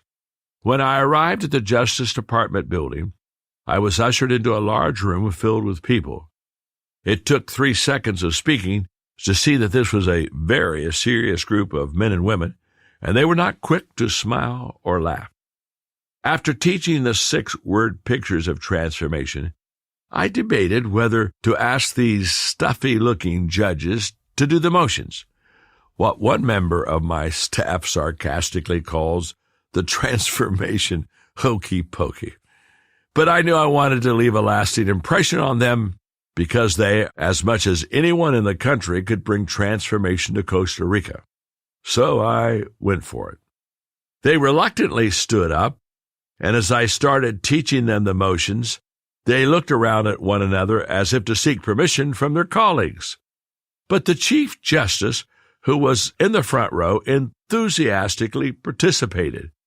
So then did the other Supreme Court justice seated right beside him. Then all of a sudden there was a change in everyone's demeanor, and they participated, laughed, and relaxed. It is a moment that I will never forget. There is great value in using word pictures with an audience, and here's the best thing about it. Anyone can do it. Anyone who can speak can create visuals using words. You don't need artistic ability, technical know-how, equipment, or props. You only need the desire to create them, the preparation to craft them, and the intentionality to use them. Number 3, pictures, props, and videos. The final category of visuals involves using actual physical objects, in person or on screen. According to the Presentation Training Institute, just 3 hours after a presentation, 85% of the audience can remember content presented visually versus 70% who can retain verbal content. But after 3 days, 60% can still remember the visual content, whereas only 10% can remember something from an oral presentation. There's an art to using these kind of visuals and also an element of risk. If you can transport a well-thought-out prop to where you will speak and present it so that everyone can see it, you can be very effective. In The Law of Observation, Chapter 2, I explained how Zig Ziglar used an old-fashioned hand pump on stage to effectively illustrate his points. Steve Jobs' presentation of the first iPhone at Macworld in 2007 became legendary, not only because of the design of the iPhone was revolutionary, but because he actually used the device in real time with the results projected on a giant screen to show his audience what it was capable of. He received ovation after ovation. If you watch it on YouTube, as tens of millions of people have done, you'll see him do mundane actions such as swiping photos or songs to view them, pinching images to change their size, and scrolling through a list of voicemails. We now do those actions every day and think nothing of them. But until that moment when Jobs presented them, no one in the world had ever seen them. Why? Because Apple had just invented them and was showing them to the public for the very first time. What if Jobs had gotten up to present the iPhone and none of his audio-visual equipment worked? Well, that is the risk of using visuals. In fact, during rehearsals, the iPhone, which was an incomplete prototype, gave Jobs nothing but trouble. But he took the risk, and he made the presentation anyway. When you use technology as part of your presentation, there is always a chance that your media won't be compatible with their system. The computer crashes, wires get crossed, a technician can't solve a problem on a fly, or the power goes out. Even a Super Bowl, arguably the biggest, most meticulously planned, and most lucrative single sporting event every year, experienced a power outage in 2013 that shut down the game for more than 30 minutes. I don't use prompts or images very often, but I admire people who use them effectively so that they can enhance their communication. My favorite visual to use, other than my own movement, is a photograph. For example, every year I lead an event called Exchange, and I present a session titled Lessons I've Learned This Year. I love showing a picture for each lesson that captures its spirit. One time at Exchange, I showed my audience the picture of Ethan, a third grader in Charlotte, North Carolina. I had been visiting a school, and during a Q&A with all the children in the third grade, Ethan raised his hand and stood up and asked, "Mr. Maxwell, do you ever feel deep down here," pointing to his heart, "that you want to help people make a difference?" It was like he had read my mind and heart. "Yes, Ethan," I told him. "That's exactly how I feel." And I reached out and I gave him a hug. "Ethan," I said, "you're going to change your world." Then to my Exchange audience, I taught a lesson on how all of us were created to make a difference. Another year, I showed everyone a picture of me holding a plate of lemons and a glass of lemonade. The photograph was taken at the beginning of COVID-19 pandemic. As I mentioned in The Law of Conviction, Chapter 3, all my live speaking events for the year had been canceled. I felt like I had been handed a bunch of lemons. What did I do? I made lemonade. I went to my friend Andrew's studio and started teaching lessons on video. We published them on YouTube so organizations and their teams could receive life-changing lessons for free. I reached more than 1 million people with those messages. It was my way of lighting a candle instead of cursing the darkness. I went on to teach my exchange audience a lesson on how crisis can bring out the best in a leader who brings out the best in others. To become a great communicator, do you need to use slides, photos, videos, or props? No, of course not. I just looked up the top TED Talks of all time. Each of the 4 communicators used visuals differently. The 4th most popular talk, How Great Leaders Inspire Action by Simon Sinek, has received more than 57 million views. He used an old-fashioned flip chart and a marker to make his points. Inside the Mind of a Master Procrastinator by Tim Urban, the 3rd most popular talk, which has received 59 million views, he uses simple but humorous hand-drawn graphics. In Your Body Language May Shape Who You Are, social scientist Amy Cuddy used photographs and short video clips of people to illustrate body language as she spoke. Hers is the 2nd most popular TED Talk with nearly 64 million views. And the top TED Talk? Do Schools Kill Creativity by Sir Ken Robinson. It has received 72 million views. What kind of visuals did he use? Only facial expressions. His quick wit and compelling ideas carried most of his message. What Nancy Duarte, another popular TED Talk speaker, said is so true. If you communicate an idea in a way that resonates, change will happen, and you can change your world. Shakespeare famously shared some of his philosophy for presenting to an audience in the words of Hamlet when the character gave direction to the traveling players.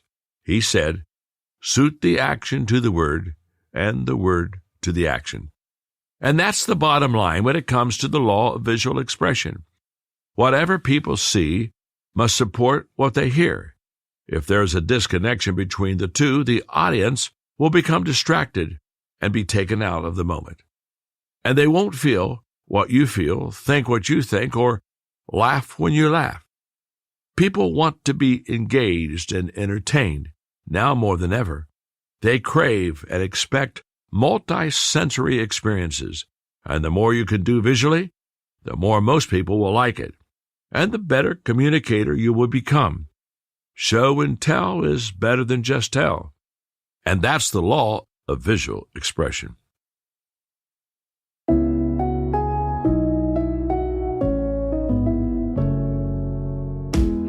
The law of visual expression is something that I continually work on.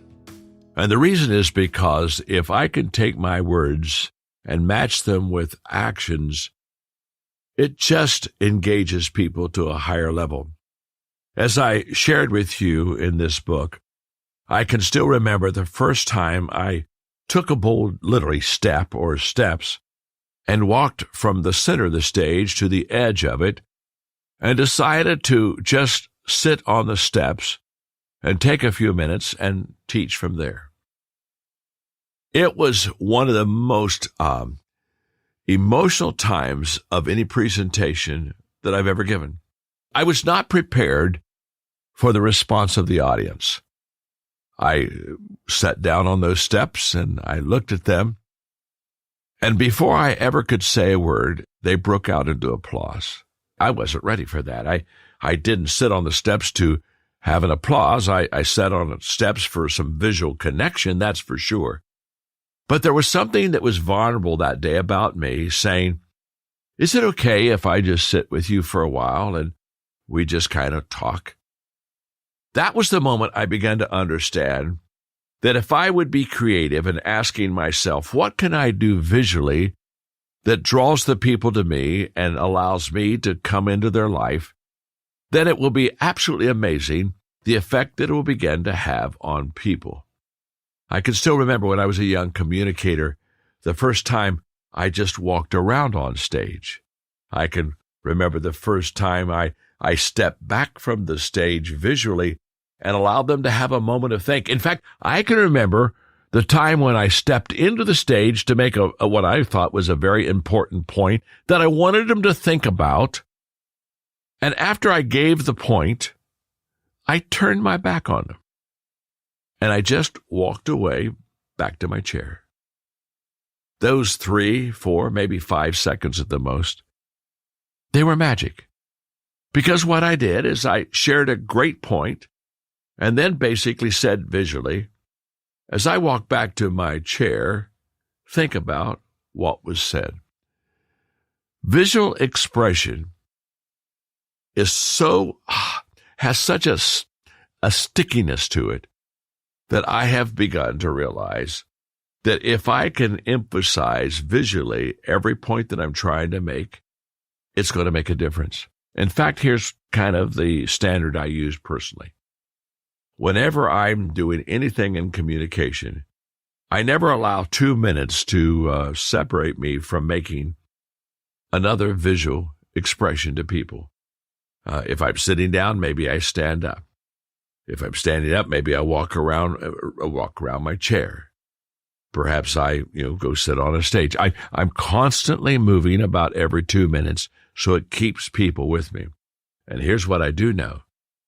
The moment I start moving, if they have been distracted by something else, they immediately visually connect with me again. There's something about the visual movement that connects with the audience. So try it. I want to encourage you to. I know that in the beginning you'll be very tentative about it, but the more you could just kind of forget yourself and remember the audience and do it for them, the more effective you'll be. And you will experience, hopefully, what I experienced that day, that I took the big risk and sat on the steps. And without saying anything, the people applauded because they knew as a communicator, I was one of them. And that's what the law of expression lets you do.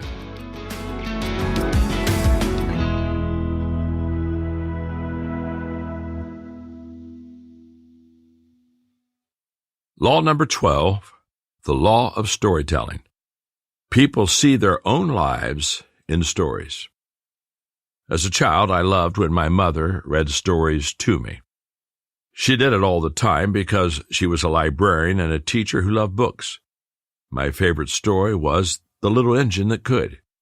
As Mom read the story's signature phrase, I think I can, I could barely contain my excitement because I identified with that little engine and I wanted her to succeed in getting over the hill. When I was in the first grade during story time, our teacher asked each student to share their favorite story with the class. When my turn came, I stood in front of the class and not only told the entire story of the little engine that could, I acted it out. When I was done, the whole class applauded. That day I realized 3 things. First, it was fun to tell a story. Second, my classmates, who were all my friends, liked hearing my story.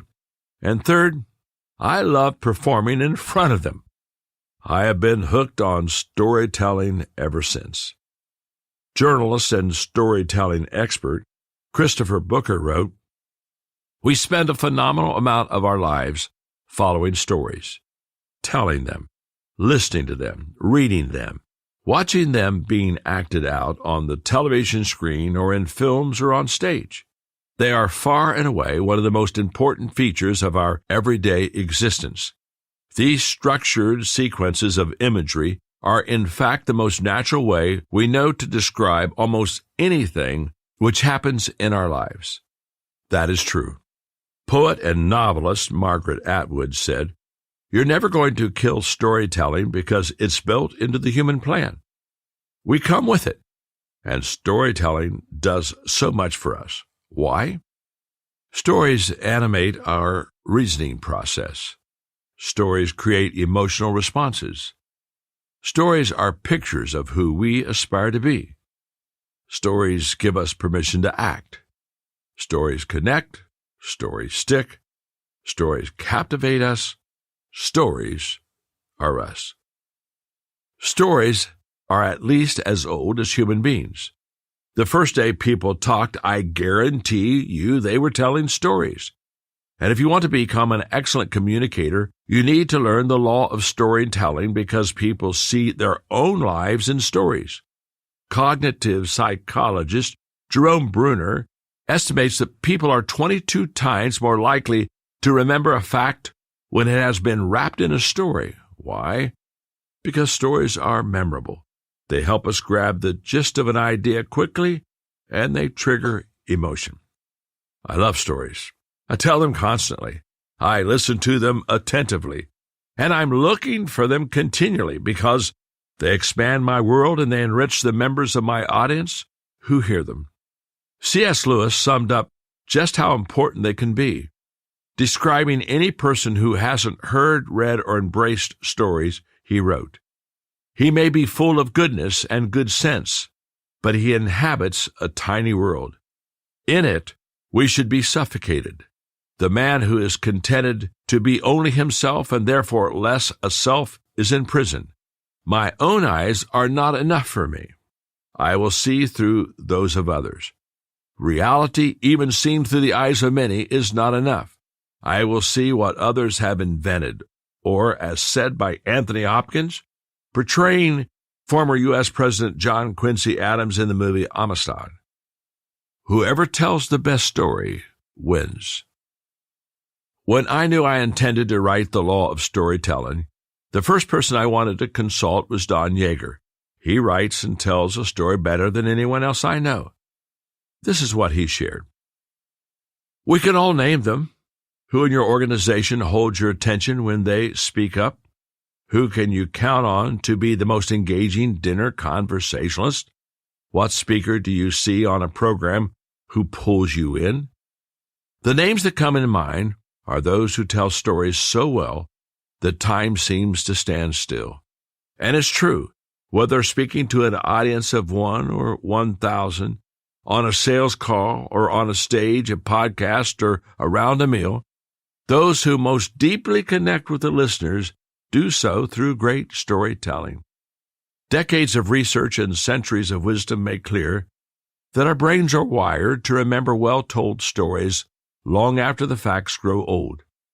Those who are able to share meaningful and impactful narratives become success stories themselves.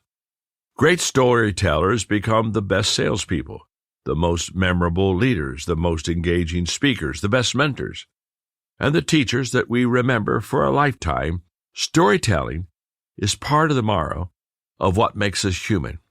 We see it in cave paintings, hear it in ancient songs, read it etched into stone and transcribed onto scrolls.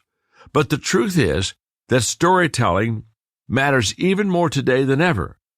Think about all the websites, webinars, podcasts, streaming video, and good old-fashioned in-person conversations that we engage in every day. The way we use these platforms to tell the stories of ourselves, our experiences, our companies, our brands, and our ideas has the ability to reach and influence people to a degree unmatched in human history. The good news on the storytelling front is that great storytelling can be learned. In fact, it has to be learned. Storytelling isn't a form of magic, but of technique.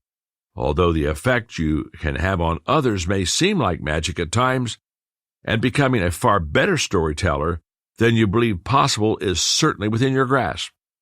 You just have to approach it as you would other leadership development and effective communication skills that are worth mastering.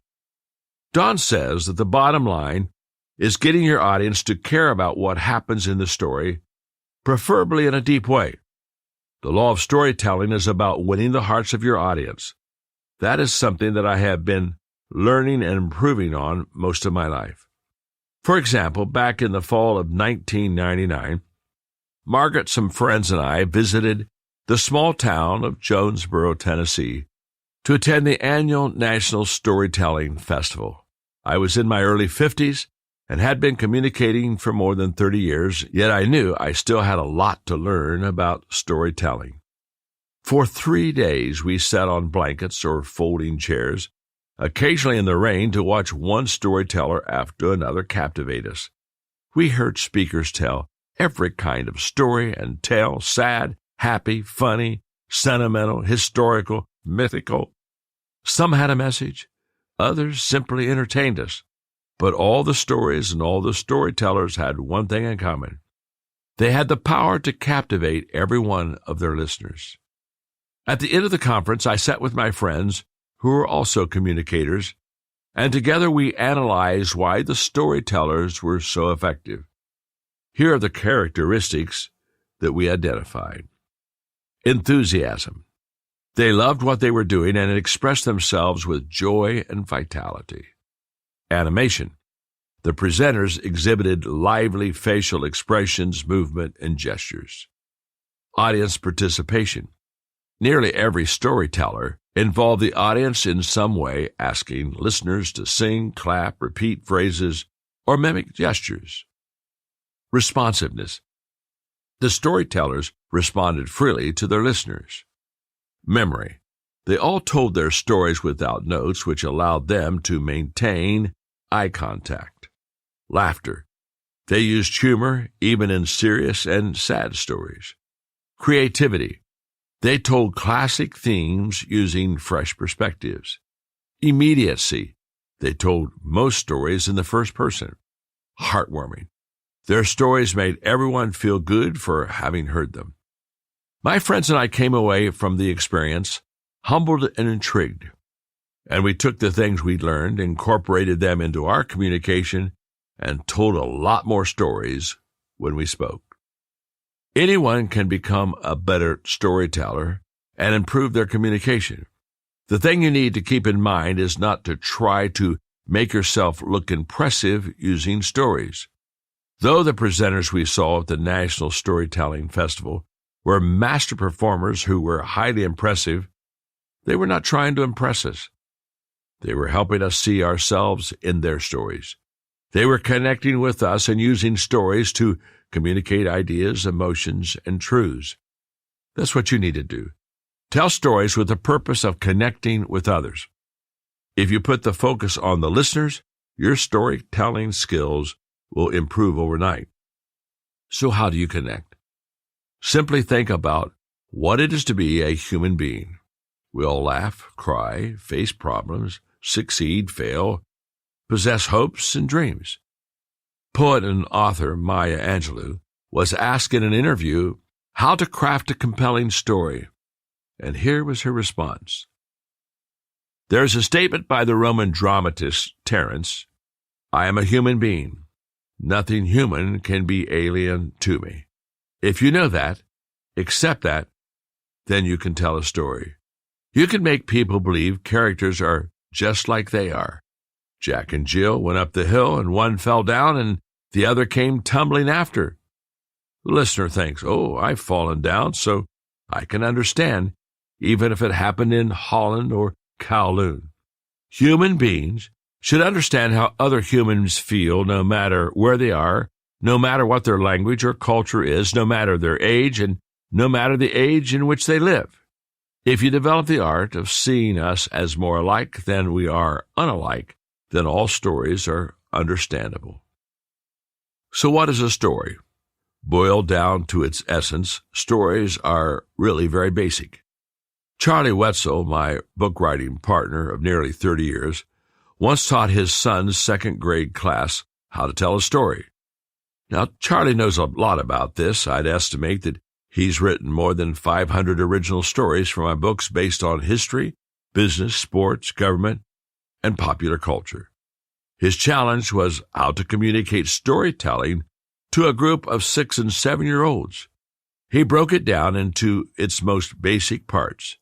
Every story has a hero, a goal, conflict, and resolution. The hero or the main character in the story can be anyone or anything, and your goal is to help your audience identify with them. That hero has a goal but faces conflict as he tries to achieve it. That is the core of the story. And in the end, the hero either succeeds or fails. Every story, from the simplest children's tale to the great epics of literature, is a variation of this pattern. For example, let's take the story I loved as a child, The Little Engine That Could. The hero was the little engine. The goal was making it over the hill to deliver the toys.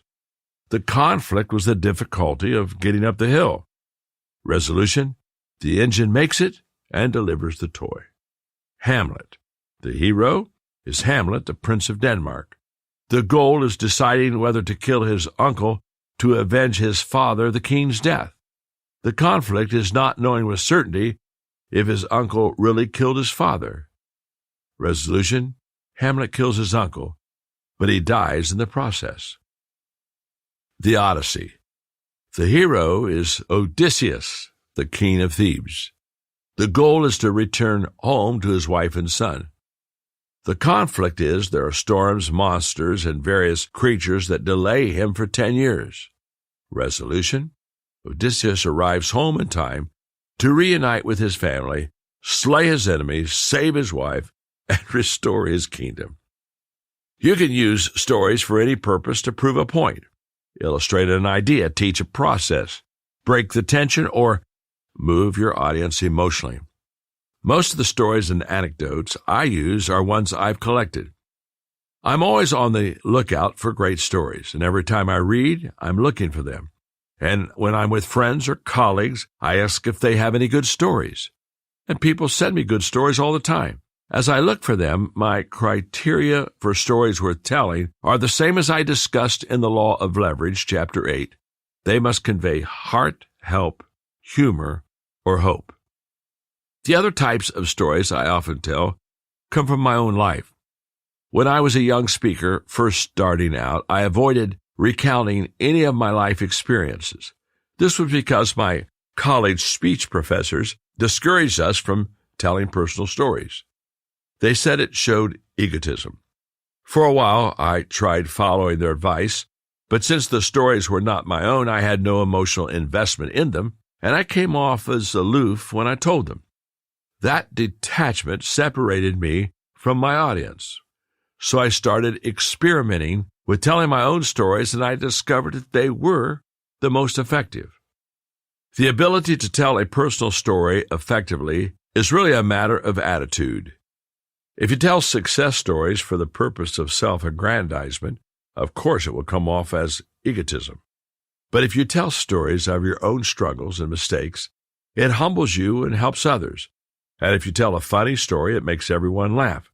That's why my favorite humor is self-deprecating. When I good-naturedly poke fun and laugh at myself, everyone else does too. It closes the gap between me and my audience. When I tell a story from my personal perspective, I'm always trying to put the audience in my shoes. I'm trying to give them a chance to live my story with me, which really makes them the hero of the story. It's not about me, it's about the audience. How to share a story effectively.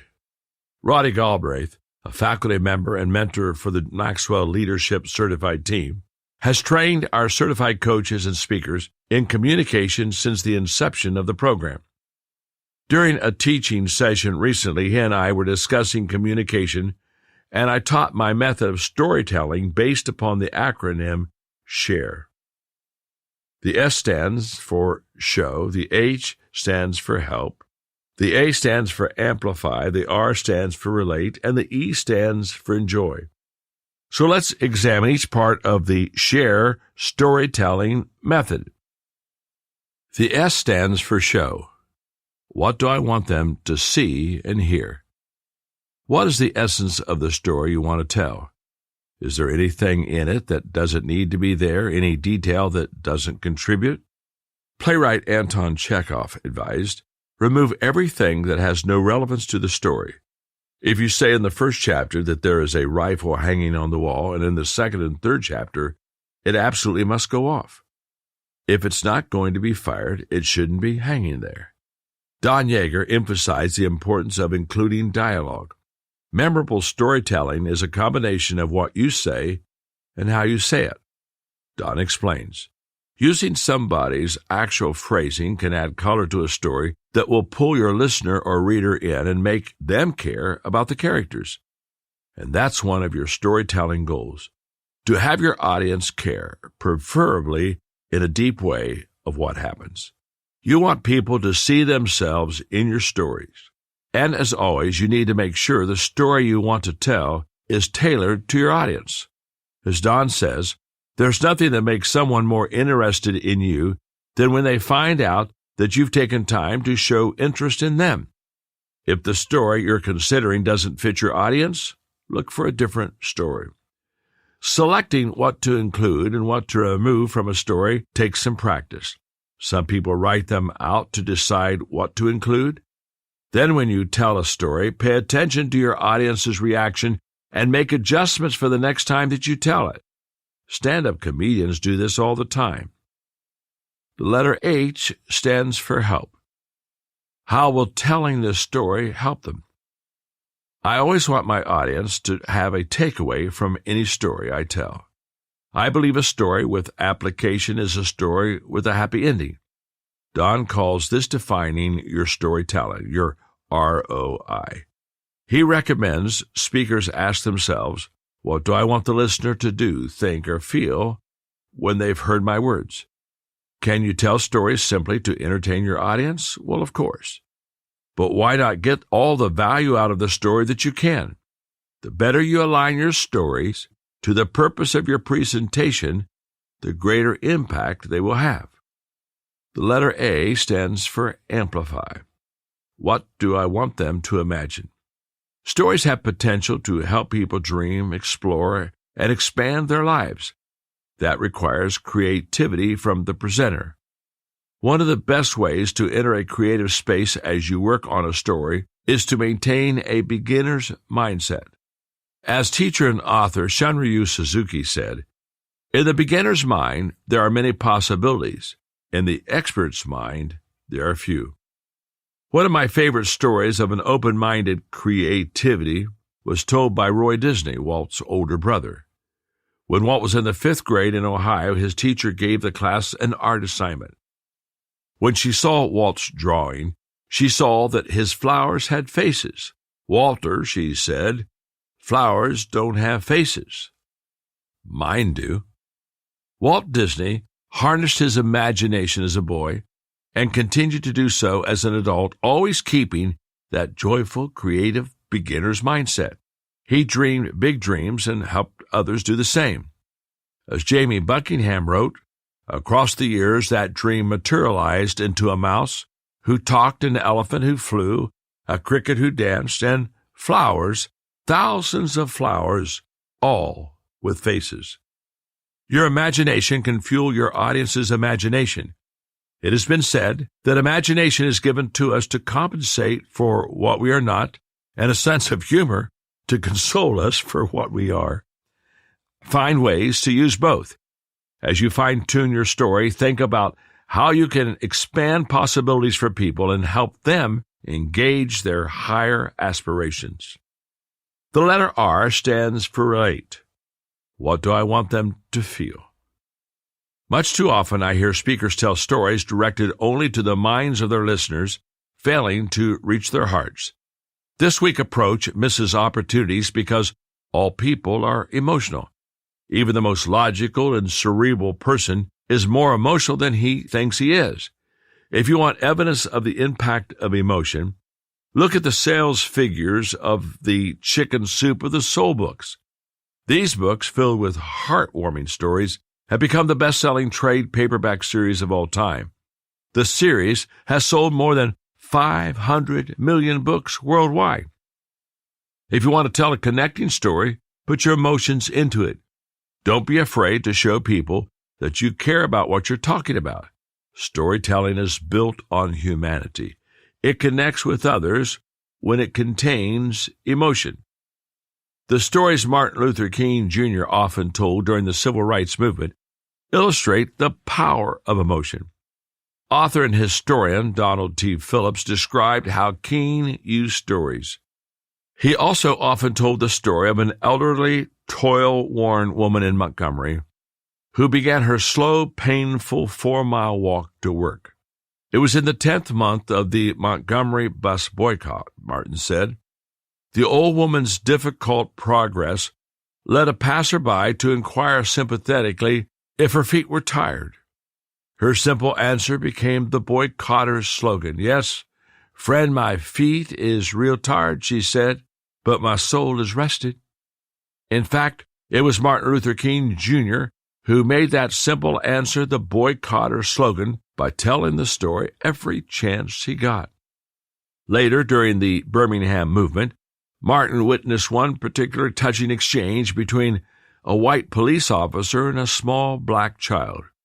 It also became a story he would tell many times over, and one that never failed to move the audience. A child of no more than 8 walked with her mother one day to a demonstration.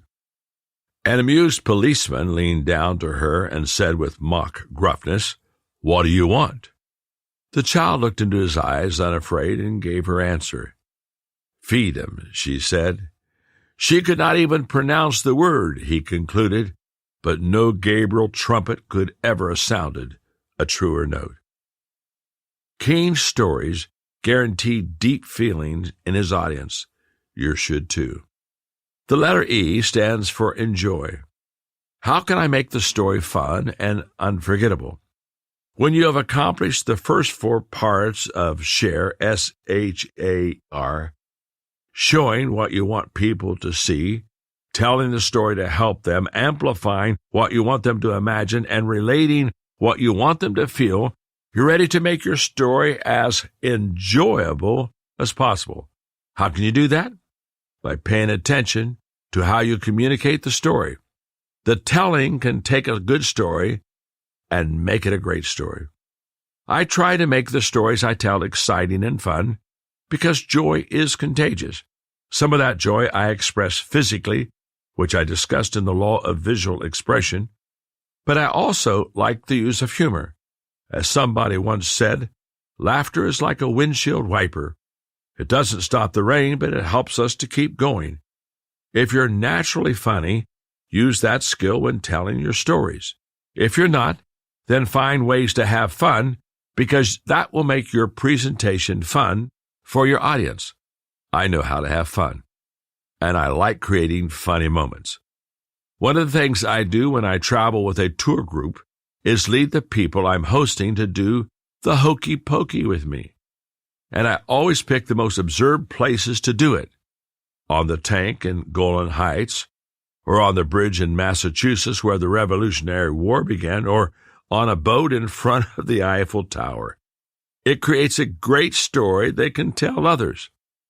The way I love to have fun when I speak is pulling out one of my laminated cards and using it to tell a story or an anecdote. In the law of content, I explained how I prepare my outlines for speaking. Most of the stories I tell are written into my outline. If it's a personal story, all I write is an asterisk and a phrase to remind me of what to say. If it's an anecdote or funny illustration, it's pasted into my notes. But I also carry a group of laminated cards with me in my briefcase or my jacket pocket when I speak. They are my tried and true go-to stories and humorous illustrations. I've told these stories so often that I have them memorized. But I always read them. Why? Because I don't want to appear too polished. I want it to feel to my listeners like I'm reading it, experiencing it, and reacting to it for the first time with them. What I always do before I read one of these cards is to build it up. Comedian Bob Newhart said, "Tension is very important to comedy, and the release of the tension, that's the laugh." For example, one of my favorite laminated cards is a piece by author Paulo Coelho called Life Explained. When I pull out the card, I tell my audience, "You're about to understand life." Now that gets their attention. Understand life? Who can explain life? Then I say, tell the person sitting beside you, "You're about to understand life." I might play with them a little bit more while I hold the card. I want them to see that I'm about to read them something. Then I start reading slowly, using pauses occasionally to create greater anticipation. This is what I read. On the first day, God created the dog. God said, "Sit all day by the door of your house and bark at anyone who comes in or walks by. I will give you a lifespan of 20 years. The dog said, "That's too long to be barking. Give me 10 years and I'll give you back the other 10. And God agreed. On the second day, God created the monkey. God said, "Entertain people, do monkey tricks, make them laugh. I'll give you a lifespan of 20 years. The monkey said, "Monkey tricks for 20 years? I don't think so. The dog gave you back 10 years, so that's what I'll do too, okay?" And God agreed. On the third day, God created the cow. You must go to the field with the farmer all day long and suffer under the sun, have calves, give milk to support the farmer. I'm going to give you a lifespan of 60 years. And the cow said, "That's kind of tough life you want me to live for 60 years. Let me have 20 and I'll give you back the other 40. And God agreed again. On the fourth day, God created man. God said, "Eat, sleep, play, marry, enjoy your life. I'll give you 20 years. Man said, "What? Only 20 years? I'll tell you what. I'll take my 20, add the 40 the cow gave you back, the 10 the monkey gave you back, the 10 the dog gave you back. That makes 80, okay?" "Okay," God said. "You've got a deal." So that is why the first 20 years of our lives we eat, sleep, play, and enjoy ourselves. The next 40 years we slave in the sun to support our family. The next 10 years we do monkey tricks to entertain the grandchildren. And the last 10 years we sit on the front porch and we bark at everybody that walks by. Life has now been explained to you. It always gets a laugh. Bob Newhart is known for his comic timing. When asked about it, he said, "It's like a metronome inside your head. And you get to the punchline and you're just about to deliver it, then it's just..." He pauses, the silence hanging. Now, do your best to find ways to incorporate humor into your speaking, and especially in your stories, because humor can do so many things to improve your communication. Humor is efficient. You can get your point across with less verbiage when it's funny. Humor also breaks down barriers. You will be amazed at the things you can say and the ideas you can sneak into people's hearts and minds using humor. Laughter causes people to lower their guard. Using humor, we can approach difficult subjects in a non-threatening way and make people think. Storytelling can help you in every aspect of communication. Chuck Swindoll, a brilliant communicator, said, "Stories transport us into another world. They hold our attention. They become remarkable vehicles for the communication of truth and meaningful lessons that cannot be easily forgotten." I encourage you to use stories every time you speak, and be bold about it. Nothing makes a story go flat more quickly than a timid delivery. If you're going to tell a story, be engaging and energetic. Become a great storyteller, because people see their own lives in stories, and that's the law of storytelling.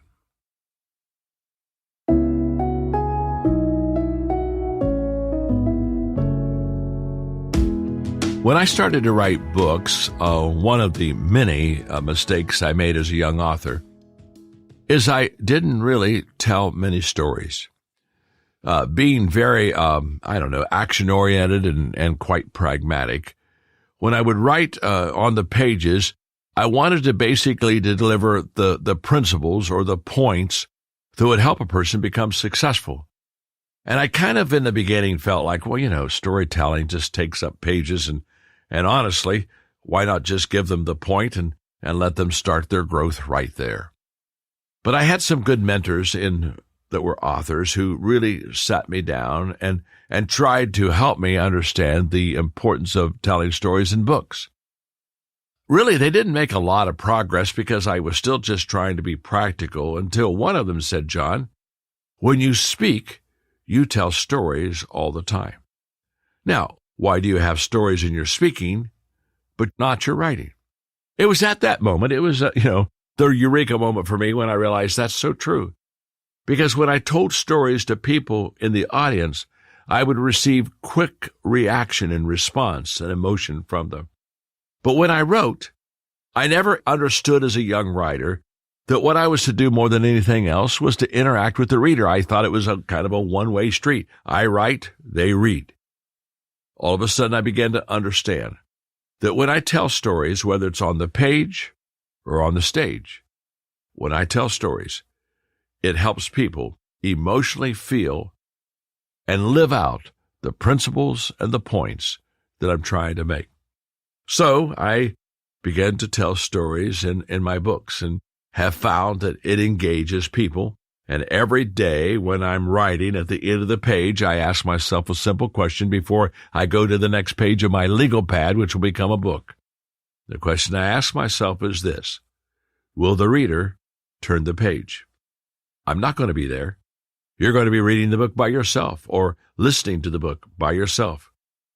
Will the reader, will the listener continue the journey with me?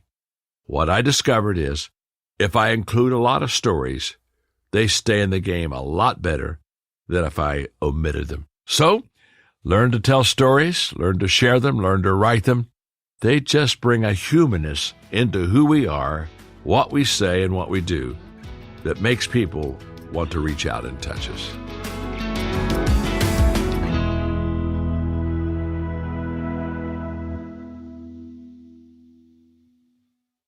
Law number 13, the law of the thermostat. Communicators read the room and change the temperature. President Harry S. Truman said, "Not all readers become leaders, but all leaders must be readers." I believe he was saying that good leaders are always growing, always learning, always reading books to improve themselves. But I believe as a leader, he also knew that leaders are readers of other things as well: people, situations, trends, and opportunities. Good communicators are similar. They are also readers. They not only read books and articles and consume information to continually learn, grow, and find ideas, but also are capable of reading the room that they're speaking in. Furthermore, the best communicators can also transform the atmosphere in a room when they need to. That's the law of the thermostat. Communicators read the room and change the temperature. Have you ever been in an audience when something distracting occurs in the room, but the speaker or the performer just continues business as usual, even though the environment is keeping the audience from listening and staying with them? Maybe the temperature of the room is intolerable and everyone is suffering, yet the speaker never acknowledges it. Or music is blaring from the room next door and everyone is getting irritated, but the person on stage pretends not to notice. Or someone in the audience experiences a medical emergency and is helped out of the room and everyone in the audience is worried about him, but the speaker ignores it. Or the audience disengages of boredom, yet the speaker drones on and on and on. It's terrible. A speaker who can't read the room is like a tone-deaf singer. His performance is ineffective, and it's painful for everyone present. Each of us possess intuition in the area of our gifting. My intuition and awareness are at their best when I am communicating. I can see all that is happening around me and sense what people are feeling in the room. But I also know that reading the room is a skill that can be learned, even by speakers who don't possess a tremendous amount of natural talent. My desire is to help you develop that ability so that you can not only read the room, but also change it to communicate more effectively. Bad speakers can't read the room.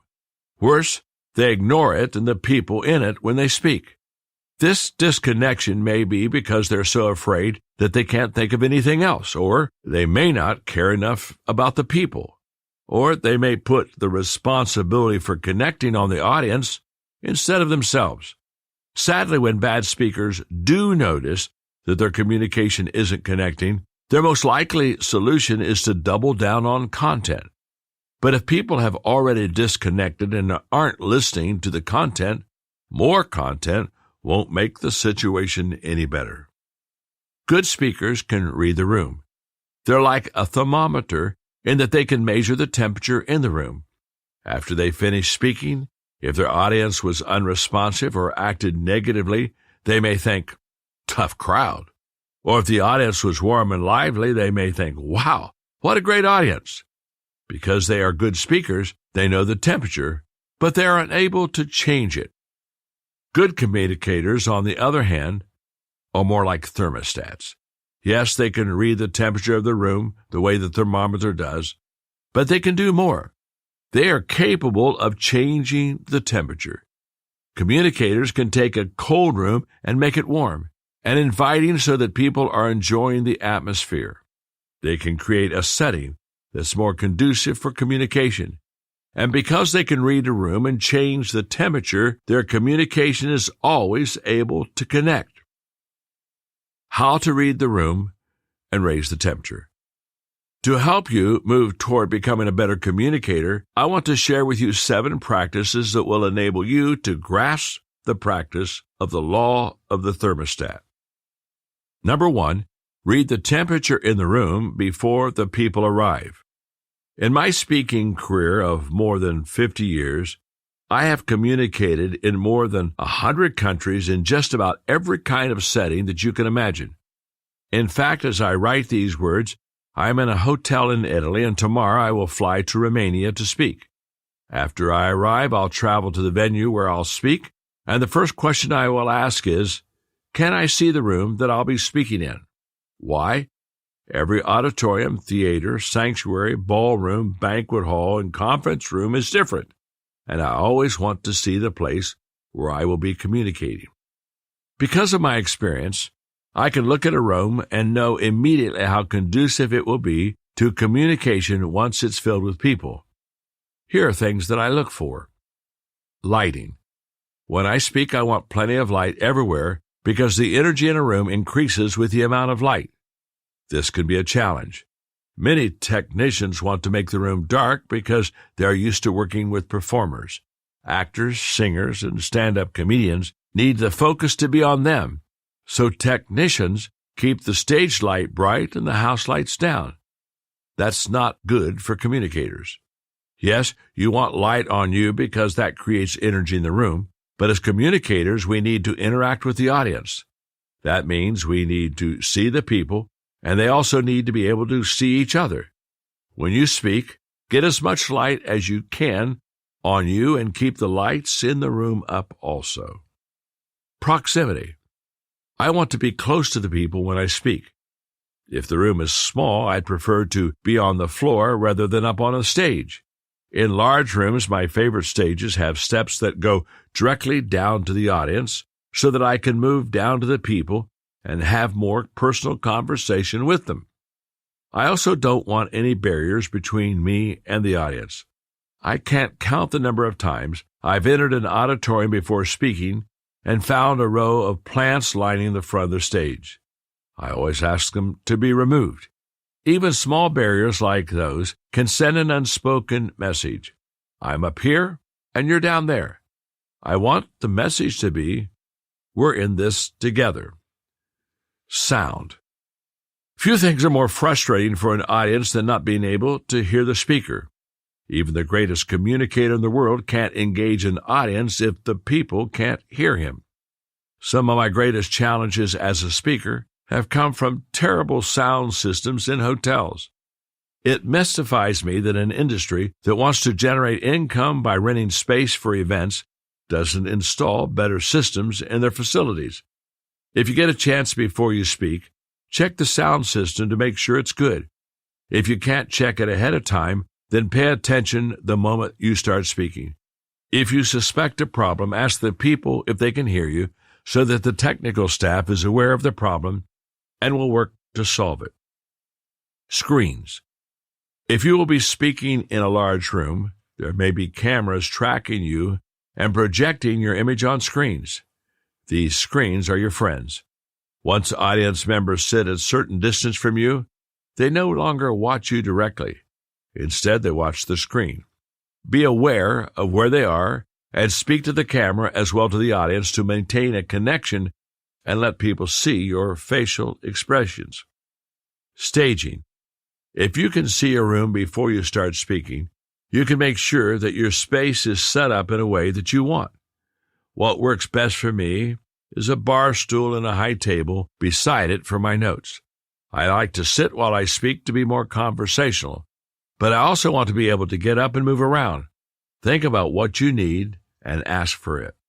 Here's what I know. When everything is right in the room, before the people come to listen, the temperature goes up, and the odds increase for everything going right in the room when you deliver the message. But trust me, that doesn't always happen. In over 5 decades of making presentations, I've experienced the good, the bad, and the ugly when it comes to environments. One of the ugly times occurred in Nairobi, Kenya. When I arrived at the hotel, my host was excited because a crowd much larger than anticipated had shown up to hear me. That was the good news. The bad news was that the room he had reserved would not accommodate all of those people. What was the host's solution? To have me speak in the gigantic hotel lobby. Yes, the lobby, where people were walking in and out of the front door, arriving guests were registering, hotel staff was carrying luggage to and from 5 different elevators, and people were rushing through on their way to restaurants, meeting rooms, and the hotel's amenities. Let's just say the room was not in any way conducive to speaking. If all that wasn't challenging enough, the space was made worse by 5 massive pillars that broke up the lobby. That meant that less than half of the audience would have a straight view of me. I knew from the start I was in trouble because the conditions were going to make connecting with the audience almost impossible. I was not prepared mentally or emotionally to overcome such great challenges, but I had no choice but to do my very best. As I stood to address the crowd, my friend Tom Mullins, who was traveling with me, stood up, picked up his chair, and carried it to the front until he was only 10 feet from me in my direct line of sight. He sat down, pulled out his pen and notebook, looked at me with a big smile, and said, "Talk to me, John. I'm so excited to hear you speak." In that moment, everything changed for me. Tom, who is a fantastic communicator, knew what I was up against, knew I felt discouraged, and did the one thing that he could to help me. He encouraged me. "Thank you, Tom," I whispered, and I began to speak. Wow, what a friend. Secondly, know and understand temperature indicators in the room. It can help you greatly to gauge the physical circumstances in a room prior to speaking, and it's a tremendous help if you can make adjustments to create a room that is more conducive environment before you speak. But there are also other indicators that will tell you whether the room is warm and ready to receive you or is cold and difficult as you step to the front of your audience. Here are some of the factors that will tell you whether a room is warm or cold. A cold room would usually have what I would call a formal gathering. A warm room would have maybe more of an informal gathering of people. A cold room is a place where people are required to attend. A warm room is a place where people want to attend. A cold room is when people are very unfamiliar with you and who you are. A warm room is when people are very familiar with what you do. A cold room is when people are unfamiliar with your subject. A warm room is when people are more familiar with what you're going to speak on. A cold room also can be the fact that you as the speaker are uncomfortable, versus a warm room is when you feel very confident. A few years ago, I was invited to speak to 1,500 leaders in Abu Dhabi as part of a one-day conference. I arrived midday while the conference was already in progress, so I was unable to examine the room before I was to speak. The best I could do was to take a quick peek into the room, and what did I see? The front row of the room did not have seats. It had thrones. not chairs that looked like thrones, but actual thrones for the members of the royal family. Now, that may not sound like a big deal, but my subject that day was the 5 levels of leadership, where I teach that the first level, the lowest level of leadership, is position. I was about to walk out on stage, face members of the royal family who were sitting on their thrones, and tell them and everyone else that positional leadership was only a starting point. I would explain that to develop genuine influence, they must build relationships, make the team productive, and add value to people. I knew the room was going to be formal and cold when I started speaking, so I spent a lot of time warming up my audience by connecting with everyone. Only after that did I start to teach my content. Number 3, watch the people in the room.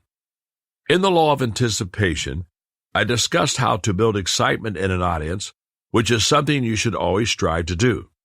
But you must also observe the reactions of the people in the room from moment to moment while you're speaking.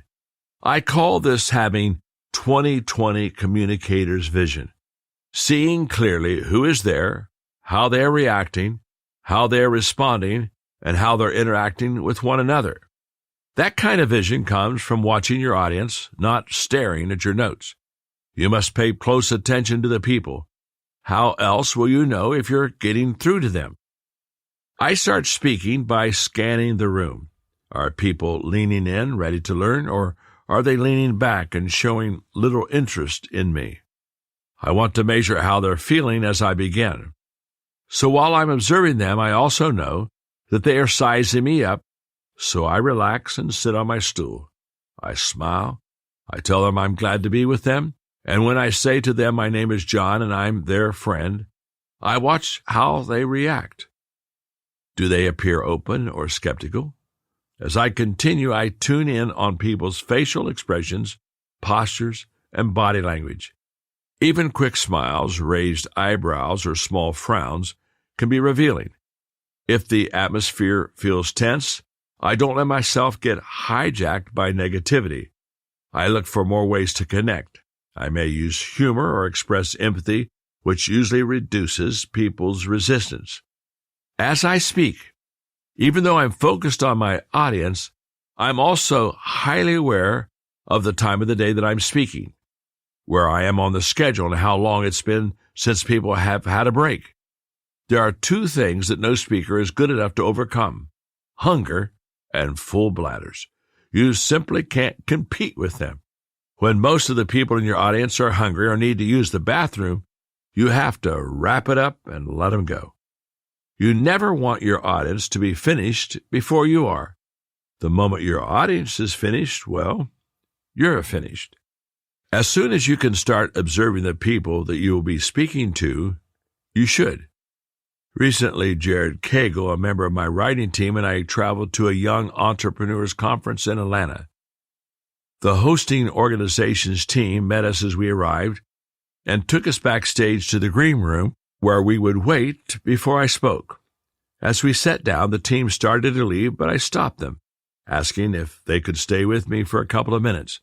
I wanted to express my gratitude to them for making my communication possible, but I also wanted to get to know them.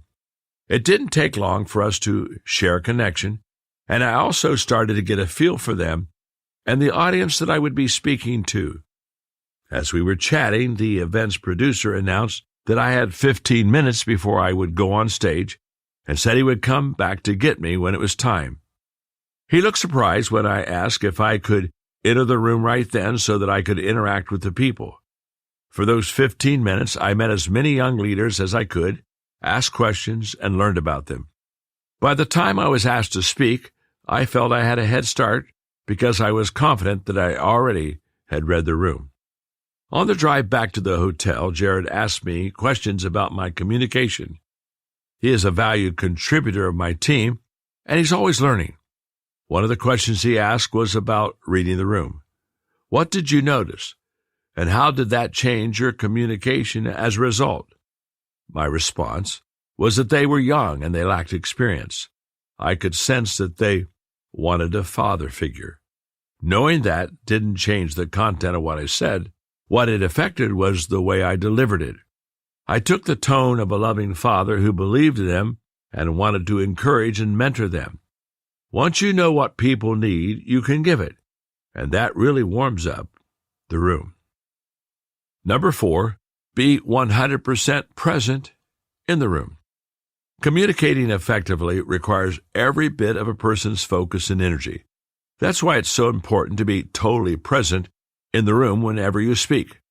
Otherwise, your audience might say it was a very moving speech. In fact, most of the people left before it was over. When I speak, I give everything I have. I always treat it as my main event, the time of the day when I must give 100% of my effort and focus. Despite this, there have been times when people left the room when I was speaking, but that didn't stop me from giving my best. One of the most challenging speaking engagements where I had a hard time being 100% present occurred in Mexico City. When I speak to an audience whose primary language isn't English, my hosts typically handle it in one of two ways. Most often, they provide an interpreter on stage with me. I'll communicate a sentence or phrase in English, and the interpreter will translate it to the audience. It slows down communication, but I've gotten used to it with experience. The other method is to provide an interpreter who sits in a small booth at the back of the room with a microphone and transmits a simultaneous interpretation of my words through the earpieces the audience members wear. The planners of this event told me that they would provide simultaneous interpretation. No problem, I thought. I was used to that. But as I stood up and started speaking, I heard a booming voice in Spanish over the sound system in the arena. I paused, and when I spoke again, I heard the voice again, and I realized there was no booth or earphones. The simultaneous interpretation was live over the giant sound system. Every time I spoke, I heard myself and the translator in a cacophony of sound. After about 10 minutes of speaking, I started to panic. I wasn't sure I could do this all day. More than anything, I didn't want to be present in that room. But I coached myself. You can do this. You can make these adjustments. I stayed with it, found a rhythm of speaking that worked for me, and focused more on my audience. And I got to a place where I was truly okay with the situation. Then, I got diarrhea. While I was speaking on stage, I could feel in my gut that I was in trouble, literally. I had to go to the bathroom, but how could I pull that off? My feeling of panic became my motivation for creativity. On the fly, I decided to break people into small groups, and I gave them a question to answer and discuss. As soon as they started talking, I rushed off the stage and sprinted to the bathroom. The next 2 hours were the worst I have ever experienced as a speaker. 7 times. I spoke a few minutes and then broke them up into small groups so that I could escape to the bathroom again. 7 times. Between the jarring simultaneous translation that was going over the main speaker and the diarrhea, I have never experienced a more difficult time when I did not want to stay in the room. Unless you experience extreme extenuating circumstances, you need to stay in the room, mentally, emotionally, and physically. You need to be in the moment with your audience, making the most of it, because you will never again be in that moment with that audience for that purpose. Be present. Give your all to connect with people. It has potential to be magical. I have experienced times when the connection with my audience was so strong and so personal that I never wanted it to stop. You can experience that too, but only if you're 100% present. Number 5, interact with the people in the room. In several chapters of this book, I've discussed the value of interacting with your audience and getting people to interact with each other. If you can get people to respond to you and talk with each other, you can warm up the room. Most miscommunication is a result of assuming your audience is with you when it isn't. When people interact, they're showing you where they are. When you connect, you know they're with you. Because I often speak internationally, I'm very aware of language and cultural differences. You can't assume that expressions we use in English translate to other cultures. But here's the great thing. You can ask. For example, I may ask my audience if they have ever heard of the expression like, "It's lonely at the top." Their response determines if I use that expression while teaching them. But it has another positive effect. People find it endearing when you ask their opinion or advice. They want to help, and this gives them an opportunity to be on your side. I love interacting with my audiences, and my rule of thumb is that the colder the room, the more I interact with the people. I may ask a question and request people to raise their hands in response. I may encourage them to shout out a response. I may get them talking to the person next to them. I may ask them to introduce themselves to others around them. I know not everyone loves this, but if I can get most of the people talking and having fun, it breaks the ice and warms the room, even for the introverts. You need to understand. People won't like you as a communicator because they understand you. They will like you because they feel understood. Interaction allows that to happen, and that raises the temperature of the room. Number 6, remarkabilize your communication in the room. Okay, I just checked my dictionary, and there's no such word as remarkabilize. But there should be. Somebody has to be the first person to introduce a new word, so why shouldn't I give it a try? Let me start by defining this word that you never heard. To remarkabilize is to make something so unusual or special that people are surprised or impressed, and they take notice. As a communicator, I am always working to remarkabilize what I say so that it becomes unforgettable to my audience. Sometimes I do this by telling fun stories, like the time I was on vacation in Australia and on a whim decided to try to get into the Australian Open without having bought an advance ticket. Something the locals said was impossible, but I did it, and I sent them pictures of me from my seat at mid-court. Another time at a stadium event for men, I told the audience about my dad's lifetime of honorable service and asked him to stand up to be recognized. They gave him a 5-minute standing ovation.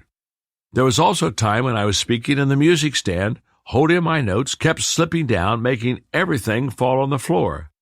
I turned it into a 3.5-minute impromptu comedy routine. You can look for it on YouTube. You can use spontaneity and creativity to remarkabilize your communication. Spontaneity will allow you to seize the moment, and creativity will empower you to maximize it. You can take a mistake and turn it into a memorable moment.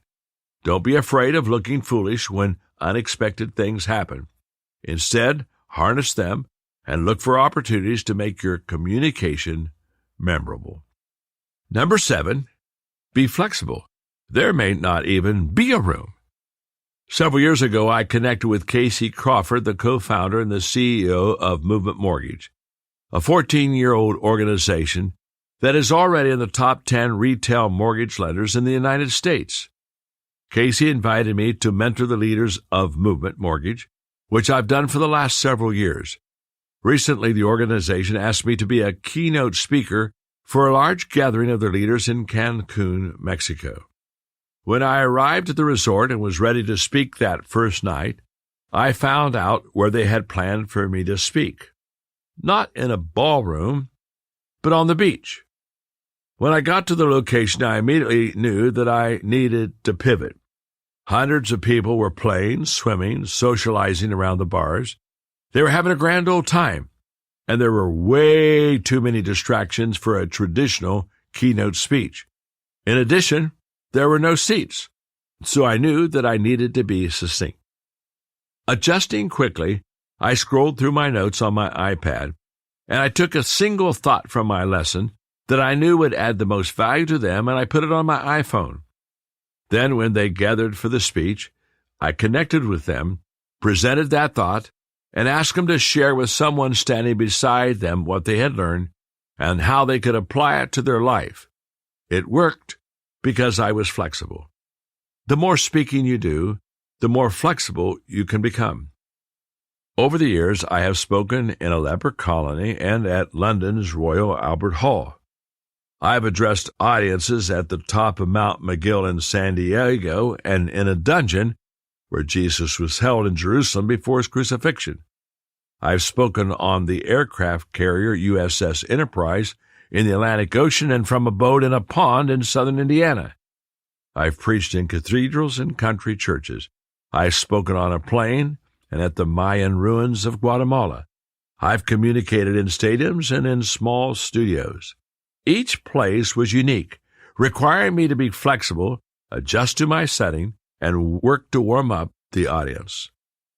As a communicator, the first temperature you must set is always your own. You need to warm yourself up before you try to raise the temperature of the room. As you face challenges and work to succeed when things don't go as expected, and you can be sure those things will happen, do what I do. I get over my situation, get over my attitude, get into my adjustments, and get on with my mission. Remember, it's not about you.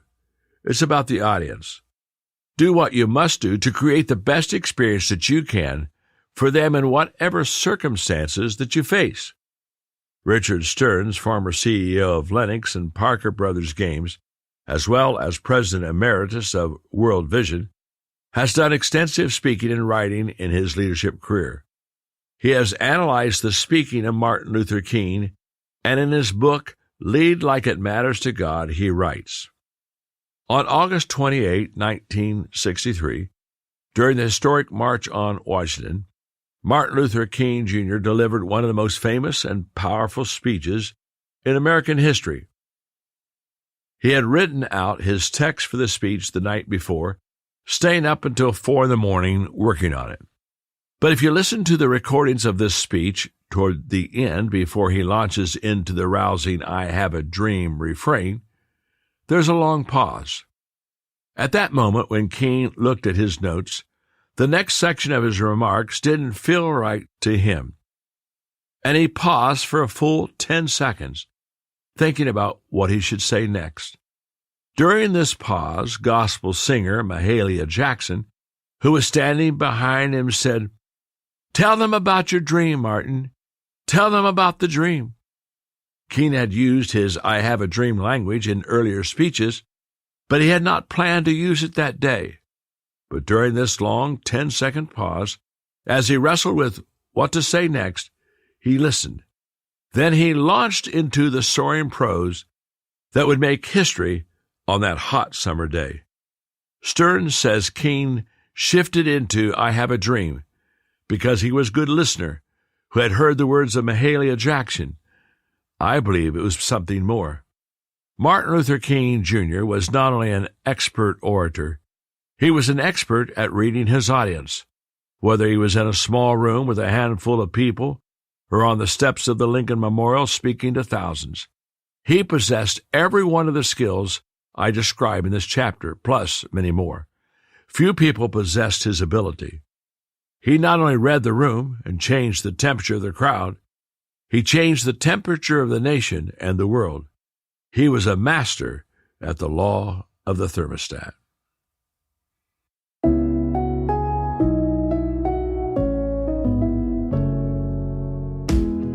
I have to admit, the law of the thermostat really resonates with me as a communicator. And the reason I think it resonates with me so much is that as I have grown in my speaking and communication, honestly, the ability to not only read the room, but respond to what you read has been perhaps the greatest single growth part of my communication skills. I was recently in Akron, and I was getting ready to go out and speak to about 3,000 people, and I was in the green room with 2 of the other speakers. And right before I went out to speak, one of the speakers looked at me and he said, "John," he said, "what are you thinking about?" And I said, "Well, I'm thinking about the people. I wish you could have seen his face. I mean, it had a look of astonishment. He said, "You're kidding. I thought you would say you were thinking about what you're about to say, your speech." "Oh," I said, "I know that. I've already worked on that. I've already prepared for that. I'm thinking about the people, and here's why. The success of what I say will be determined by the response of the people. So I've got to be into them. I've got to be thinking what they're thinking, hearing what they're hearing. I've got to watch them. It's all about the people.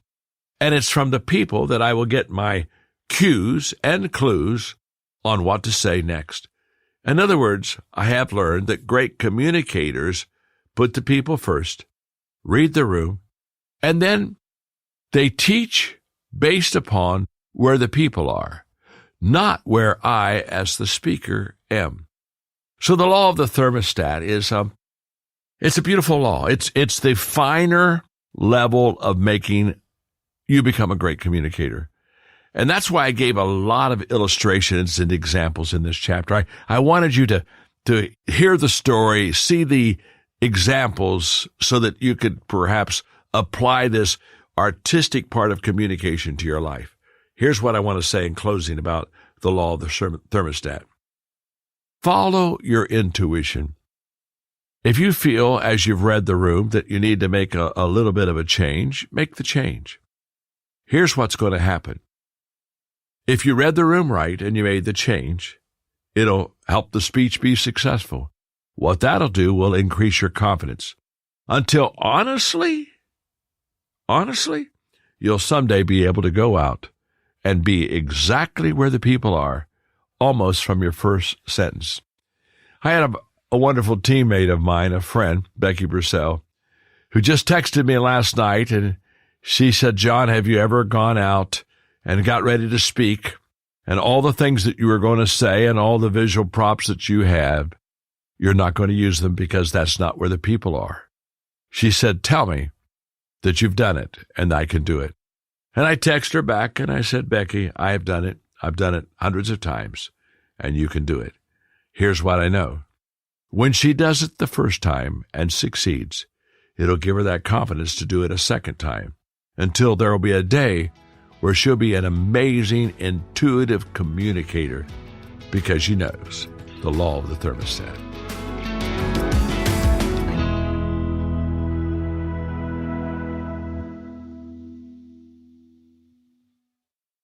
Law number 14, the law of the change-up.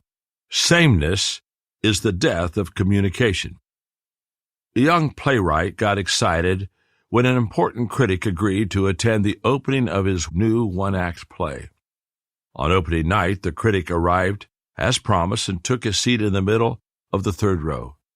The curtain rose, but within minutes the critic fell asleep and remained in that condition for the rest of the performance. The playwright was crestfallen. As soon as the play ended, he dashed down to the critic's seat and said, "I'm sorry you couldn't stay awake any longer. You know how much I wanted to get your opinion of my work." The critic rubbed his eyes and with a yawn said, "Young man, sleep is an opinion." There's an old saying that says, when the audience falls asleep, wake up the speaker. Even if your content is fine and your intentions are right and your thesis is strong, if your audience isn't engaged, you need to change things up to get people engaged again. Real-life playwright Alan Ayckbourn summed up the importance of keeping an audience engaged when he stated, "You're asking people quite often to sit in the same seat for 2 hours plus with a brief interval for drinks.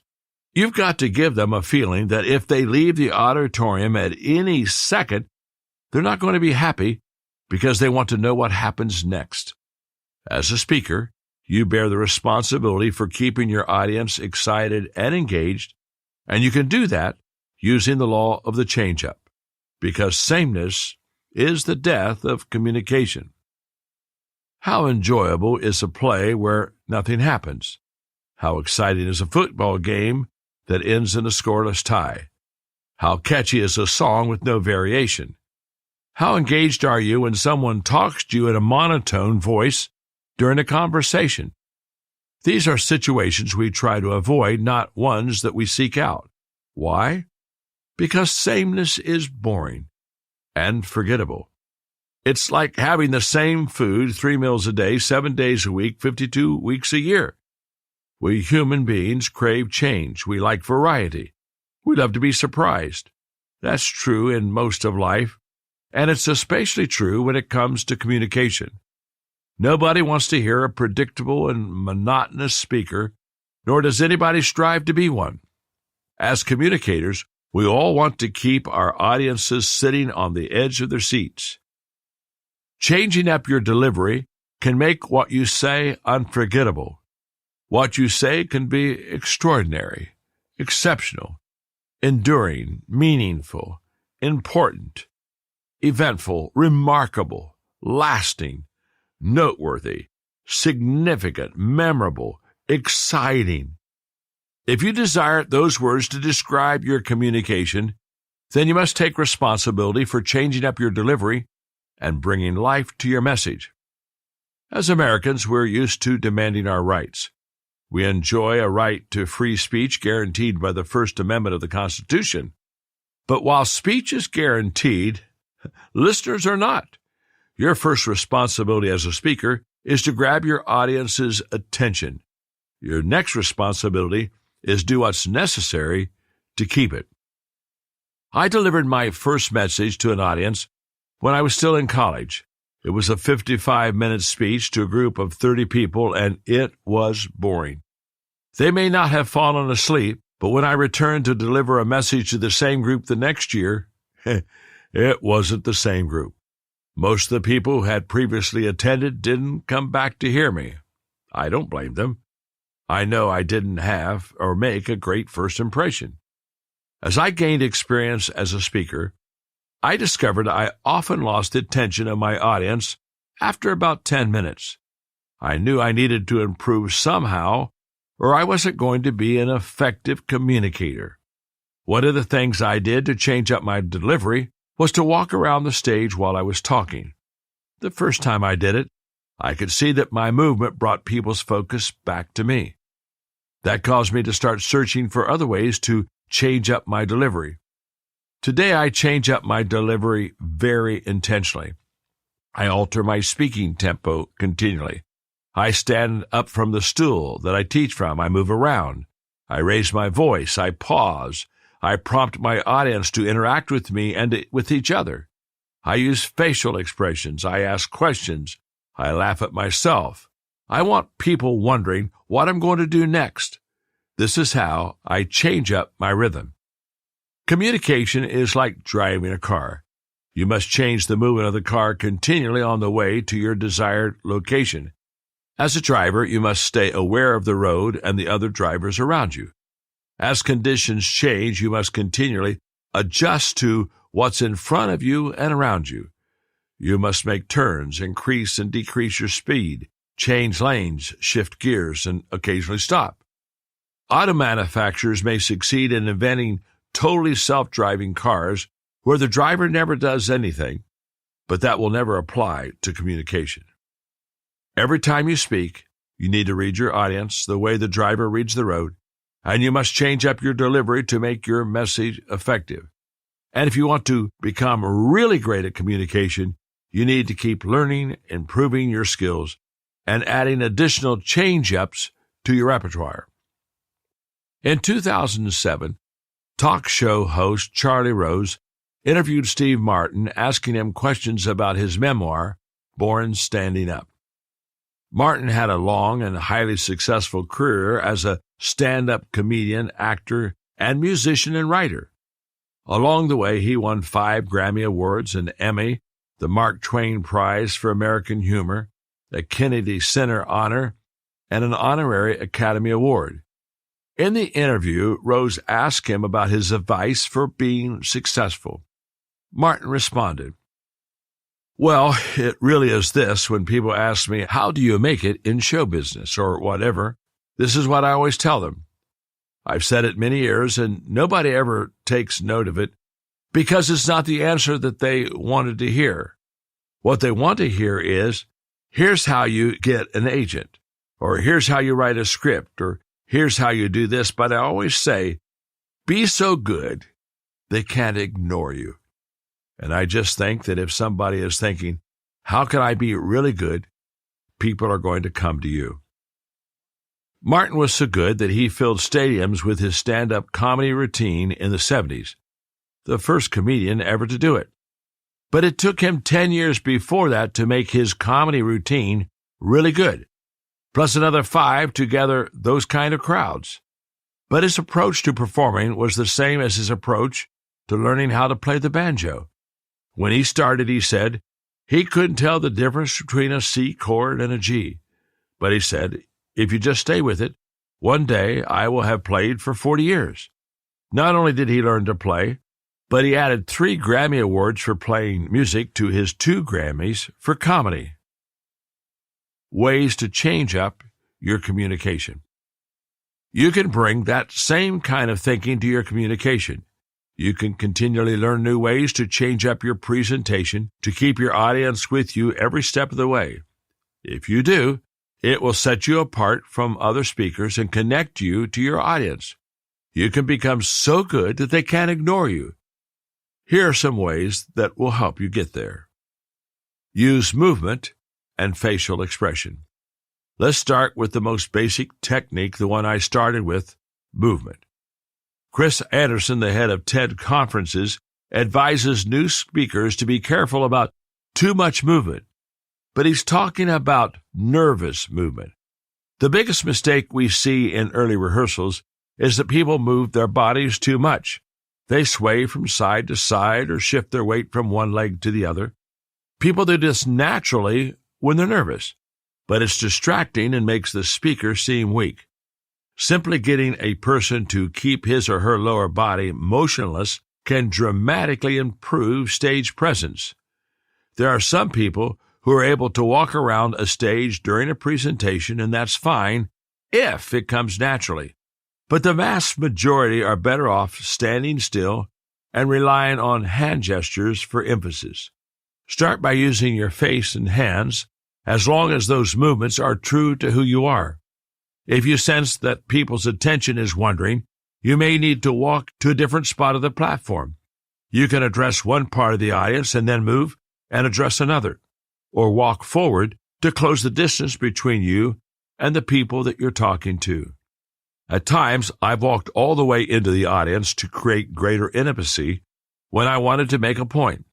I've also sat on the edge of a stage or knelt, though I must admit that's when I was younger and my knees didn't hurt so much. Try different things and pay close attention to the responses that you get. As you experiment, you'll develop a sense of what works for you and what doesn't. Understand and practice good timing. It's very easy to tell you to understand timing. It's much harder to explain how. If you are naturally gifted as a communicator, then you already possess intuition related to timing. Much of it is instinctive, but timing can be learned, and the more you practice speaking, the better you can become. It's much easier to recognize bad timing than it is to create good timing. When a speaker's timing is off, you know it. Like the story of an old-time preacher giving a sermon on abstinence from alcohol. With great passion, he said, "If I had all the beer in the world, I'd take it and pour it into the river." His listeners murmured their affirmation. "And if I had all the wine in the room," he continued, "I'd take it and I'd pour it into the river." His audience continued to encourage him. And he said, "If I had all the whiskey in the world," he thundered, "I'd take it and pour it into the river." Everyone shouted and cheered as he sat down. With the sermon complete, the song leader stepped forward and without hesitation said, "For our closing, let's all sing, 'Shall We Gather at the River?'" To help you better understand timing, I'll tell you my definition of it. Timing is the art of regulating your speech and movement in relation to your audience to produce the best results. That includes using the right words, facial expressions, movements, tone, and interaction with the best rhythm and speed at the best time. I know this sounds very complicated, But there are 3 things I do to help me with my timing. I believe they will also help you. I focus on what I see, what I say, and what I show. Here's what I mean. Number 1, what I see determines when I speak. During my first speaking class in college, the professor suggested that we find a point on the back wall above the heads of our audience and fix our attention on that spot as we were on stage. What a terrible suggestion. I know what he was trying to do. He was trying to help people terrified by the idea of speaking to overcome their fear. But while that advice may have helped a reluctant speaker get on stage, it would not help anyone become a good communicator. Good timing requires reading the room. You can't do that if you fixated on your notes or refuse to make eye contact with the people that you're talking to. Chris Anderson with TED Talks recommends finding 5 or 6 friendly-looking people in different parts of the audience and making eye contact with them as you speak, thinking of them as friends that you haven't seen in a while.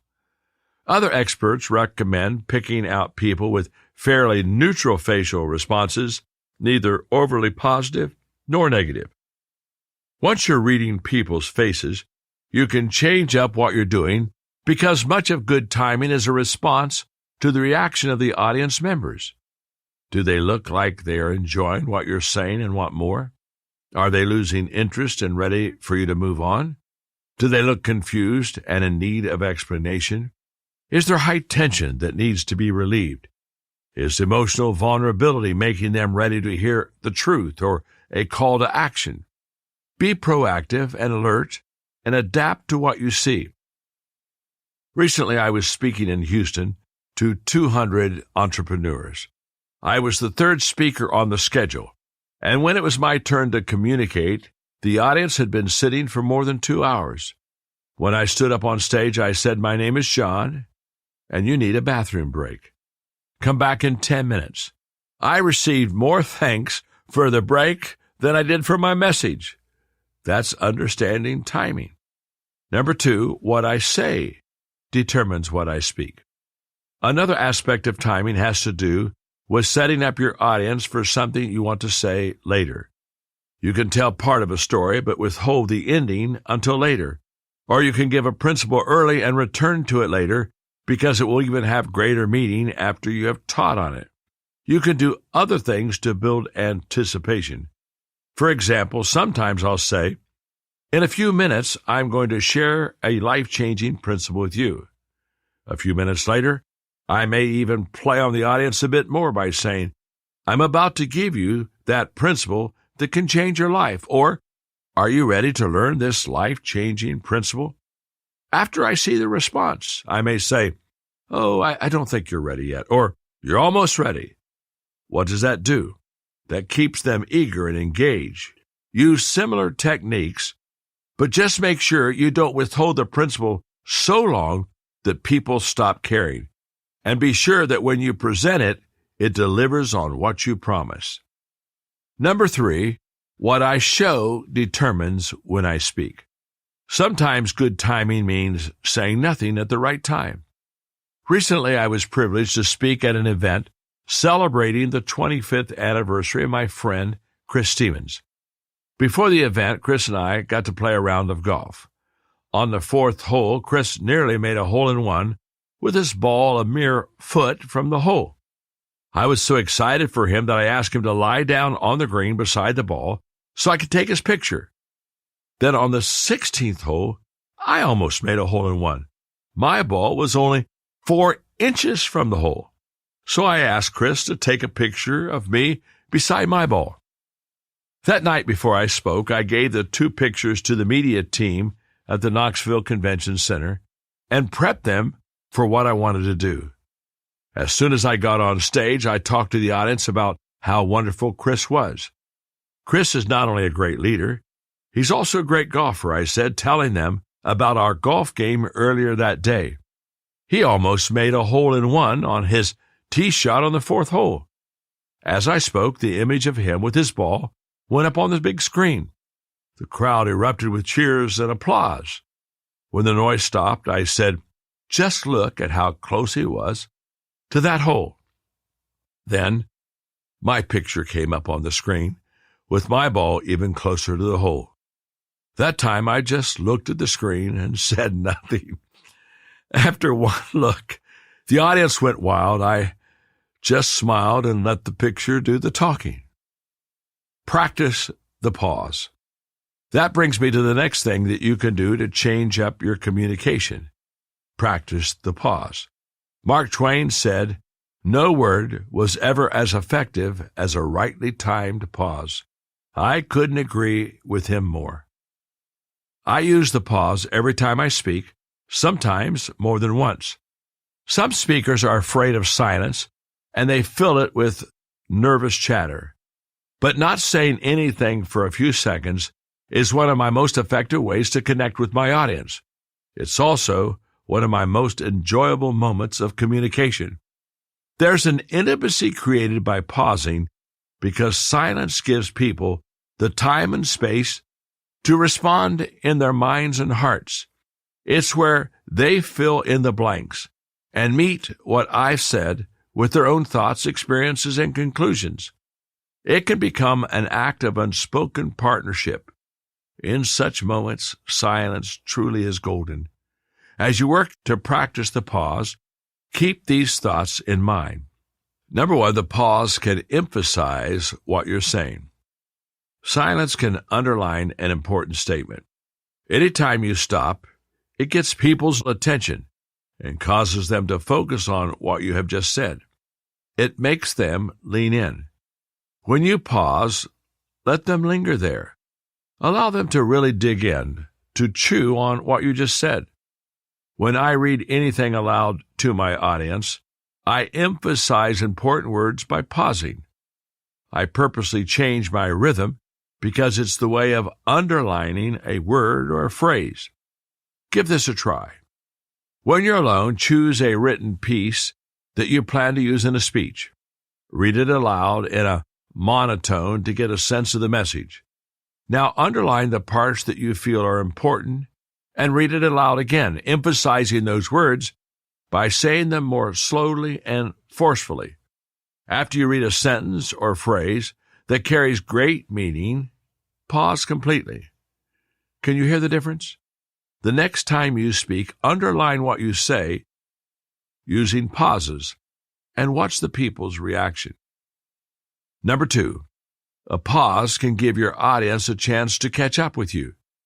There are times when you speak that your audience needs a chance to catch up with you, an opportunity to process your words. Right now, I am mentoring Mark Cole, the co-owner and CEO of my company, in communication. He is very passionate and has the tendency to speak too fast and without enough variation. I recently encouraged him to have a stool on stage and just to sit down a couple of times during his speech, because I believed it would help him to slow down. And it worked. Mark, the man with a mission, who is always racing from place to place, became someone who settled down, relaxed, and allowed his audience to catch up with him. If you're a fast talker, you need to slow down sometime just to let your audience breathe. Don't be afraid of silence. Communication isn't meant to be an all-out sprint. It's meant to be an enjoyable journey. Number three, the pause can bring your audience back to you. During any talk, the audience members' minds can wander. That happens even for the greatest of speakers. It's impossible to keep your audience with you 100% of the time. Pausing can help you bring the people back to you. When I sense that my audience is mentally leaving me, sometimes I just stop talking for a moment. Whether people are too focused on what they're writing or talking to another person, texting, or just staring off into space, silence from the stage makes them think, "What just happened?" And they look up. A short pause brings some of them back to me. A long pause, it brings all of them back. When you speak, you're a guide taking others on a journey. If they wonder, don't plow ahead and leave them behind. You wait for them. Silence draws them back to you and to what you are saying. Number four, The pause can point to what you're about to say. If pausing gets people's attention when their minds are wandering, it really gets their attention when they're focused on you. When you stop talking for no apparent reason, your audience assumes that there must be a reason, and they become very attentive. Sometimes when I pause before saying something that I really want to emphasize, I also heighten the anticipation by doing something visually. I'll move forward and lean back toward them, or I'll walk down into the audience, or I'll clap my hands, or I'll raise my hand. Any of these actions makes everyone wonder what I'm about to do. For example, one of the concepts I teach is that everything worthwhile is uphill. Did reading those words capture your attention? Everything worthwhile is uphill? Probably not. But if you really think about the truth, let it sink in and apply it to your life, it can really help you. So when I teach this concept to the audience, I help them really get it. Right before I say the words, I pause, and I raise my arm up at an angle toward the ceiling. Then when everyone is wondering, what in the world am I doing? I say, everything worthwhile is uphill. And I pause again. Then I point down with my other arm and pause. Our problem is, we have uphill hopes, but we have downhill habits. When I do this, I can watch the people get it. I see the light bulbs go on. Now, this may sound simple, but it works. Try pausing for emphasis and notice its impact. Number 5, the pause allows you to reveal your emotions. I learned the power of the pause from watching Johnny Carson, the host of The Tonight Show, from 1962 to 1992. He always opened his show with a monologue, and my favorite moments were when he told a joke that fell flat. When this happened, Carson would take the audience on a journey. He'd just stop talking. He'd show surprise on his face. He might look at his band leader, Doc Severinsen, and shrug his shoulders. He'd look mystified as if to say, where in the world did that joke come from? And his audience in the studio would howl with delight. Often, he got greater laughs when the joke failed than when one worked. I used to watch his monologue just to see what he did after the joke bombed, and so did millions of others. Silent moments are great opportunities to let people see your sense of humor. They are also great times to let people see your heart. If something is deeply meaningful to you when you're speaking and it's genuinely choking you up, don't try to hide it. Simply pause until you can speak clearly. Most people feel empathy in those moments and identify with your passion. Number 6, the pause allows you to pivot to what you want to say next. I often use a pause to change direction in a message. After I say something heavy or serious, I might allow silence to help me transition to something lighter. I can also use it to go in the opposite direction. If I say something funny and I want to transition to something more serious, I'll use the pause. A pause can be good as a mood or subject changer. Number 7, the pause allows a listener to hear the whisper. A well-timed pause can become extremely personal for someone in your audience. While everyone will witness the same pause, each individually may experience it differently. Writer and theologian Henry Nouwen said, silence is an act of war against the competing voices within us. Pausing allows people to hear their own most important internal voices, which is a whisper of truth. You may define this higher voice as the conscious, wisdom, or God, but it's a voice that whispers rather than shouts. My friend Tim Elmore says, great communicators speak with power and clarity, and they know when to let silence speak for them. When you're a communicator, stop speaking and allow each person to hear the whisper that can only be heard by them alone. The impact and the benefit can be so much greater than any words that you might say in that same moment. There are times as a speaker that I pause because I know the less I say, the more people will learn. This has been especially important when I've spoken about my faith, because I believe we hear the most from God in the silence. As one of my favorite Psalms says, "Be still and know that I am God." If you've never employed the power of silence in your communication, I hope that you'll try a pause as a change-up in your speaking. It feels like a risk when you first try it, and there will be times when it doesn't do what you expect. Don't let that discourage you. Keep trying. It takes time to master the pause, but the more successful you are with it, the more confident you will become, and the more effectively you'll use it as a change-up. Create interaction with your audience. The final advice I have for you related to the law of change-up is to create interaction with your audience, both among them and between you and them. I do this very intentionally during every presentation. I know that the more I involve people, the more I impact them. I already explained some of this in the law of connecting, where I tell people my name and ask them to tell me theirs. But I also use interaction in a lot of other ways. Back when I used to host a leadership conference for pastors, I started my first session by naming every different denomination and asking people to raise their hands when I said theirs. For each group, I made a good-natured joke, teasing them about some peculiarity that they had. Don't worry, I also made jokes about my own denomination. As groups identified themselves, I'd make respective remarks and everyone would laugh. Now, why did I do this? Because it was common for some pastors to focus too much on denominational differences. I was letting everyone know that we're on the same team and that our small differences shouldn't divide us. With everyone laughing, their defenses came down and they were ready to learn. I'll say other things to the audience to get them engaged, such as, "Are you ready to learn something?" Turn to your neighbor and tell them that you're ready to learn. Or I'll say, "You're so smart, I can tell you understand exactly what I'm teaching. You're getting it." And then I'll pause and say, "I've noticed the person on your left is not as sharp as you. Look at that person beside you and say, 'It's okay, I'll help you.'" People laugh and they talk to one another, or I'll even ask someone in the audience to help me.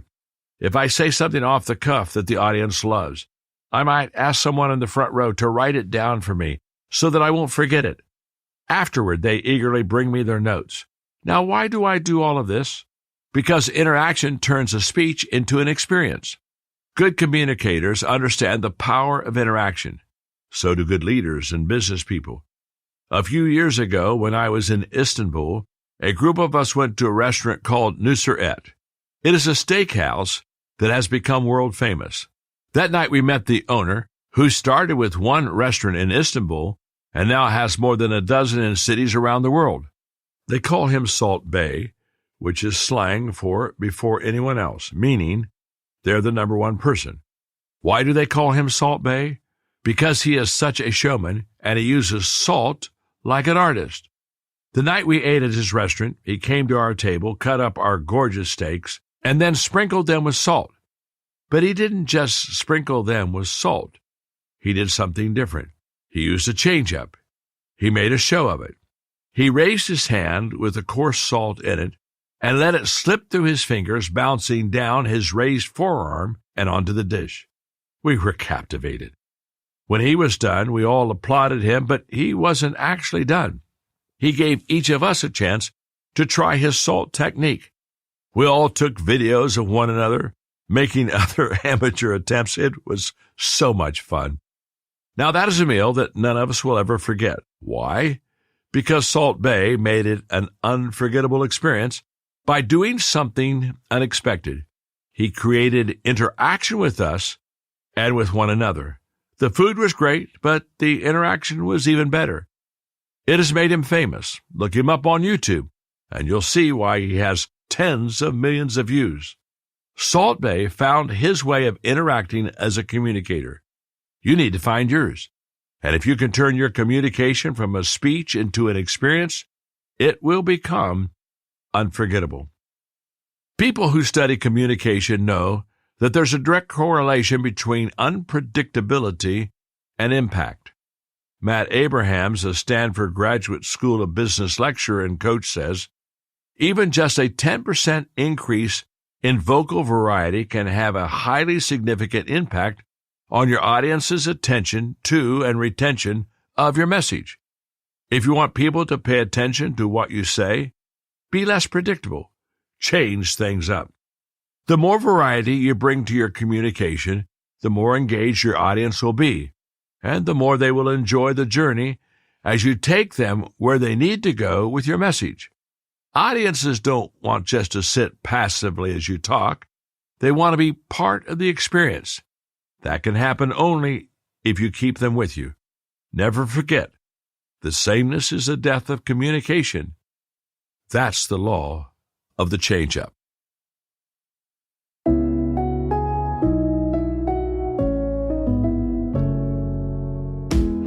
Perhaps in my communication, what I'm known best for is the pause. So as I read the law of change-up to you, we talked a lot in that chapter about the pause. I often, as a communication coach, try to encourage speakers to pause more. And what I found is that they're very hesitant to do that, and I keep asking myself, why don't they understand the power of the pause and what it will do for them as far as making them a more effective communicator? I think when I was writing the book, to be honest with you, I figured it out. And I've asked a couple of speakers since that time to validate what I'm about to share with you. The reason many speakers, communicators, don't pause is they're afraid of giving up control. You see, when I'm speaking on stage, it's my subject, and I'm taking you through the journey my way. But the moment that I stop, the moment that I hesitate, the moment that I pause and even maybe walk away from you and go back to my bar stool, the moment that I stop speaking, I give up control. Well, what if somebody says something out loud in the audience? What if people look at each other, not sure they understand what's happening? Speakers like to have control. It's much easier when we can call the shots. So I want to encourage you to practice this in personal conversation. Start there. If you're at a lunch with somebody, in your conversation, practice pausing a little bit more in your conversation with them. Watch them lean forward in that booth and kind of reach toward you physically and also emotionally. I think if you'll practice with one person and you'll see the effectiveness of pausing, I think it'll encourage you to then practice with small groups and then maybe someday large auditoriums, who knows. Here is what I know. When I pause and give up control, I'm saying three things to you. One, I'm saying what I just said to you is worth me now giving to you to think about. The second thing when I pause is when I give it to you, I say to you, I have confidence that you'll take these few seconds and you'll maximize them in your growth and learning in what I just said. And the third thing I say to you when I pause is, I trust you. It's okay. What I said is not only worth thinking about, it's probably worth doing. And if I just give you a moment of trust and empowerment to where you are in control, not me on the stage, I promise you, it'll have a great effect. I do know this, that when I'm communicating and I pause, there's something that is magic that happens between me and the audience. And honestly, today, because I've done it so much and I'm known for it, the longer I pause, the more the anticipation rises. People know that they're stopping for a moment because there's something that's going to start that's even going to be better. So that's the power of the pause. That's the law of change-up. Try it in small groups. Work on it. You'll find that it's effective. And then get bold and use it with your audience.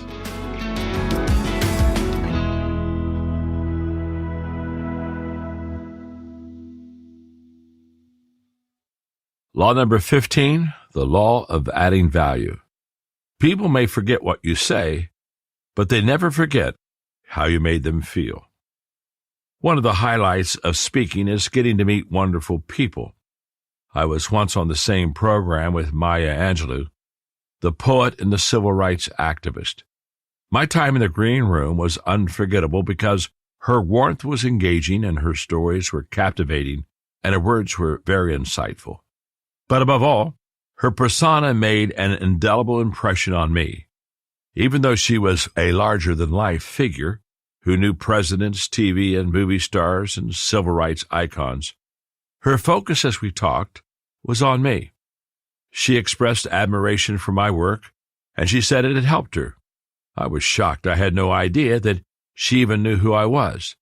She also asked me questions about my family, my interest, and my latest writing project. She encouraged me to keep adding value to others and expressed her hope that we would meet again. Regretfully, soon after our time together, she passed away. That day I left the green room empowered by her presence.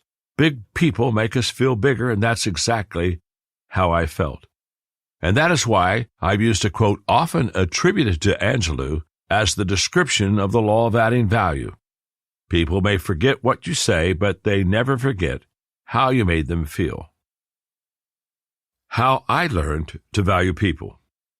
To practice the law of adding value as a communicator, you must do two things.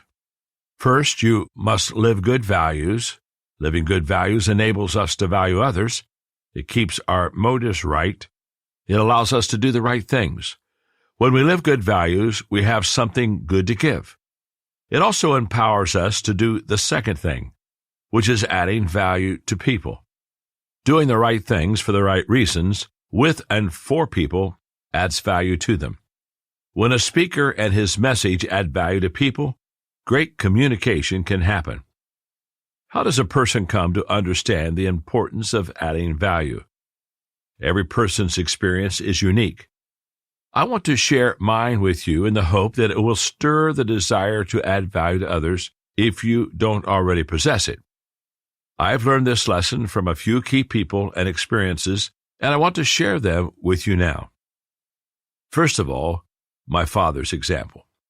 Dad was a people person. He loved people, and they loved him. He never rushed when he was around people. He walked slowly through the crowds, stopping often to hug someone or to say a few words of encouragement. The more I walked with him and watched him, the more I wanted to be like him. I remember a conversation I had with Dad in his office when he was 90. One of the things he said was, "Son, isn't it wonderful that the older that we get, the more that we love people?" I had to laugh because Dad genuinely loved and valued people, and because of that, he thought everyone else did. You see, age exaggerates our qualities, both good and bad. But I've known people who disliked people more as they got older.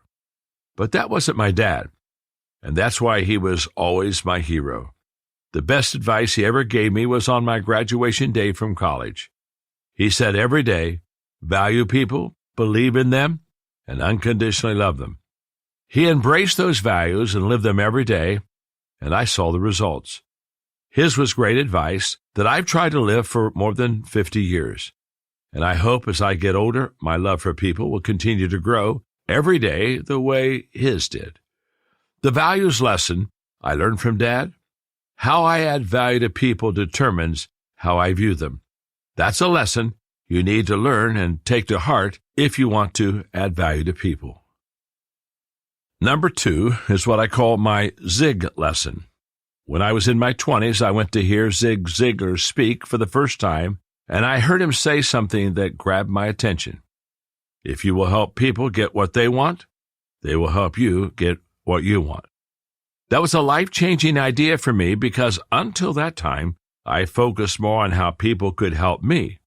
I expected them to help me first, and then I would be willing to help them. That day, I started to experience a shift. I made adding value to people my number one priority, without expecting anything in return. Good speakers put their audience first. As I said in the law of connecting, communicators know it's all about others. But good leaders and business people know the same thing, and they put others first. A good example is Jeff Bezos, the founder of Amazon. He believes Amazon's growth has been extraordinary because the company puts customers first. In fact, customer obsession is the first of the leadership principles listed on Amazon's website. Leaders start with the customer and work backwards. They work vigorously to earn and keep customer trust. Although leaders pay attention to competitors, they obsess over customers. People who add value to others always put others first. They do it because it's right, but they also do it because it makes sense. It doesn't matter what profession you practice. If you're a salesperson, if customers believe that you have their best interest at heart all the time, they will seek you out when it comes time to buy. If you're a speaker, the audience members know if it's all about them and not about you, and they will embrace your message. For those who are managers, if you are kind and encouraging when giving corrective feedback, employees will work harder to make positive change.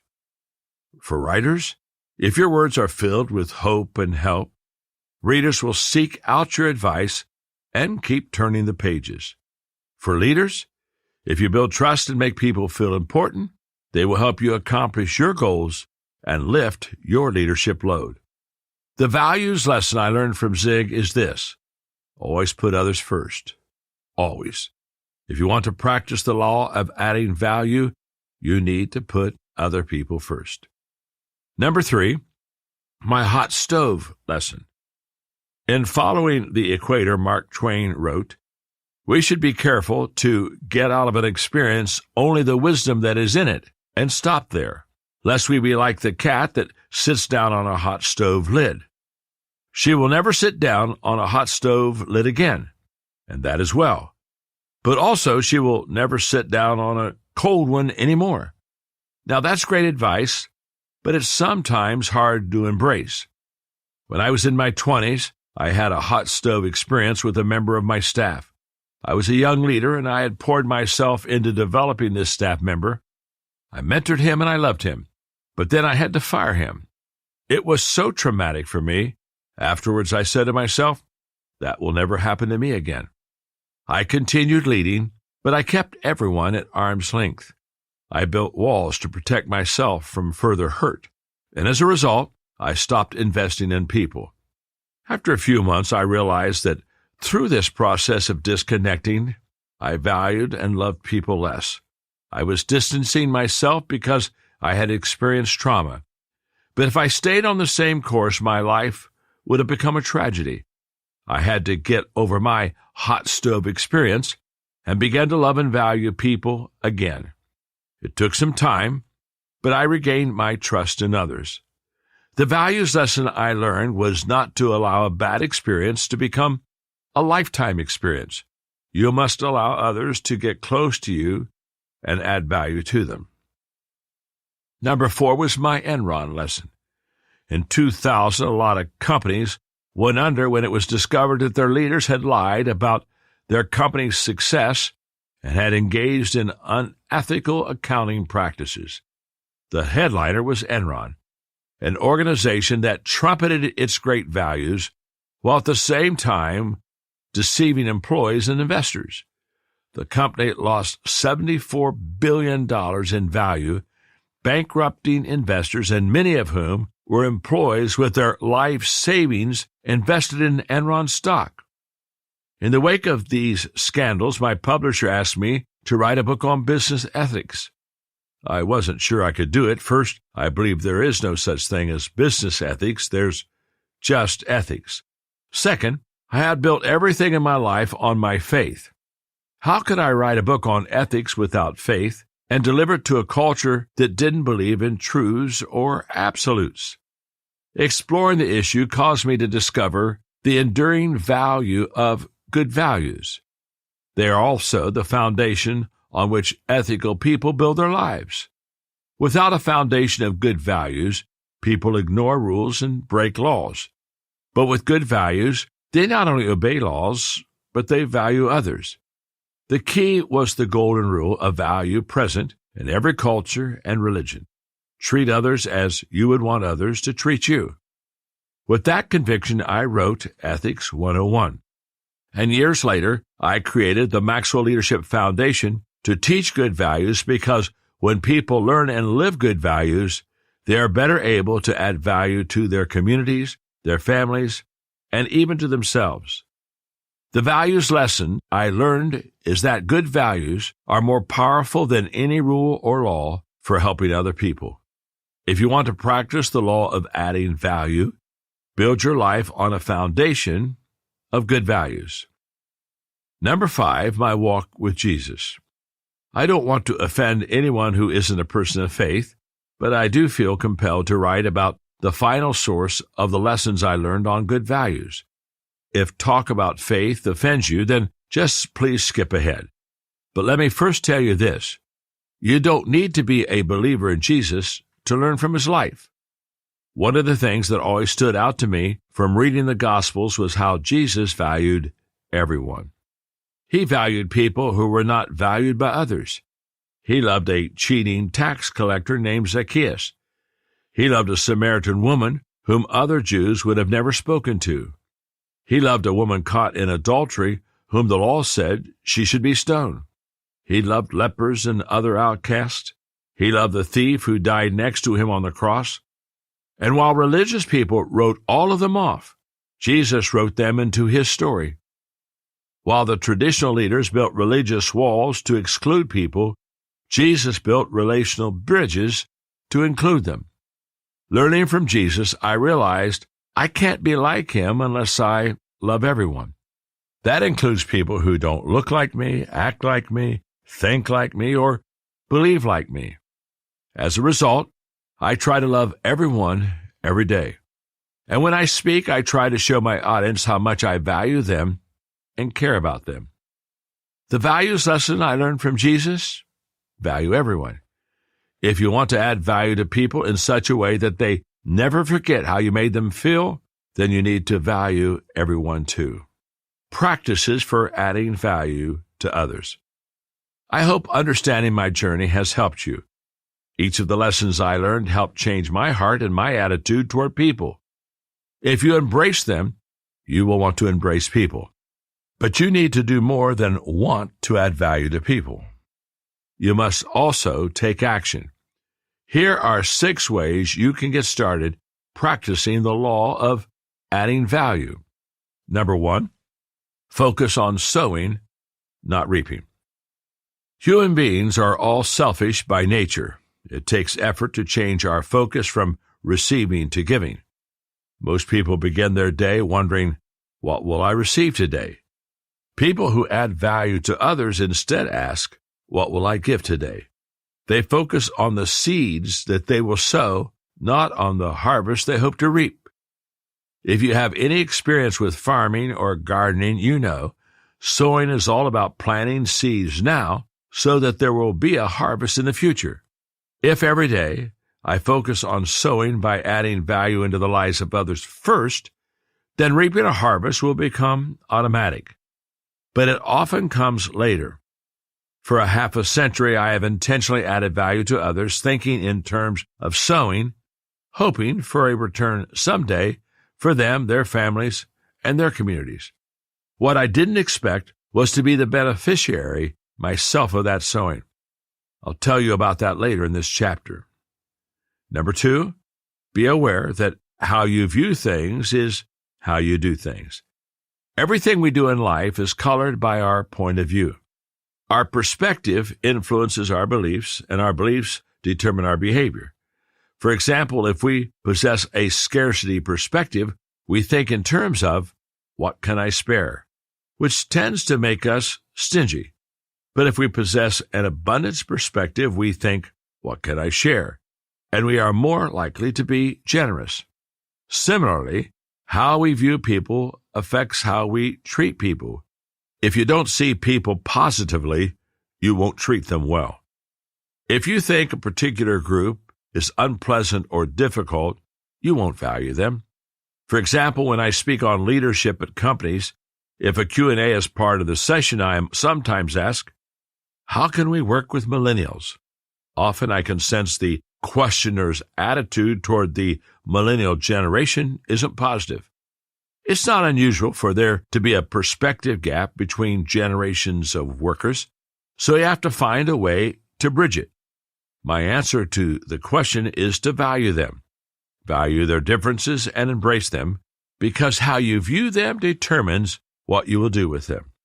My baby boomer generation expects others to commit themselves to a job or organization once they understand the purpose and philosophy.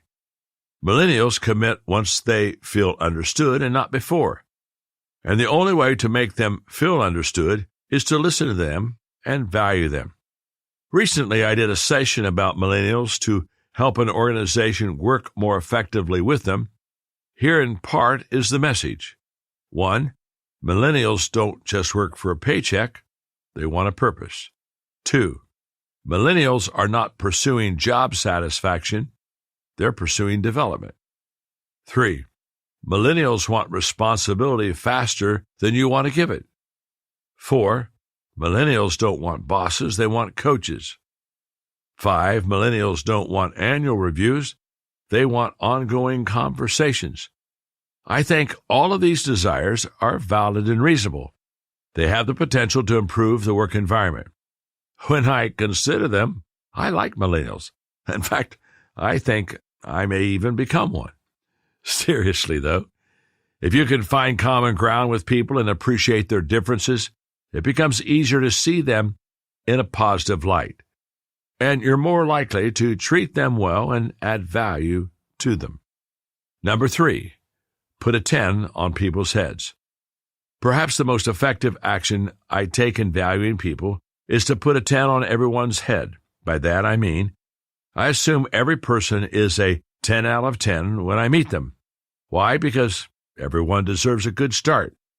When I walk out on stage and look at the crowd, I see a sea of 10s. I choose to expect the best of the people. I believe every person is worth helping, can apply my message, and will benefit from doing it. When we first meet people, our natural inclination is to size them up.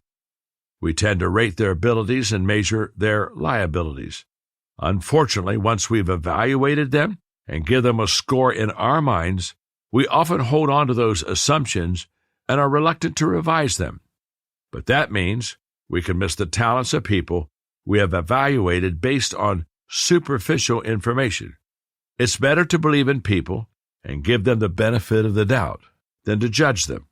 Assume that they are 10s until their actions prove otherwise. I love the way my friend Horst Schulze does this. He was the founding member of the Ritz-Carlton Hotel Company, and for many years he served as its president and COO.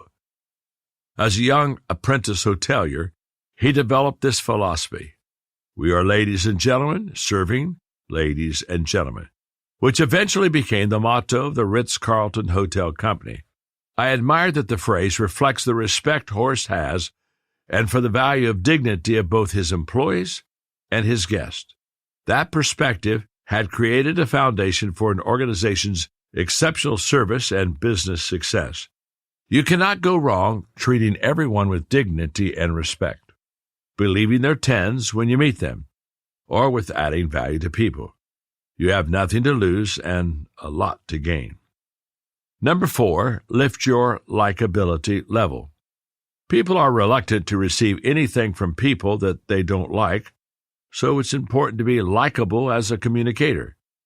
If people like you, they will listen to you, and they will allow you to add value to them. If they don't like you, they will ignore you or discount your message. How do you become more likable?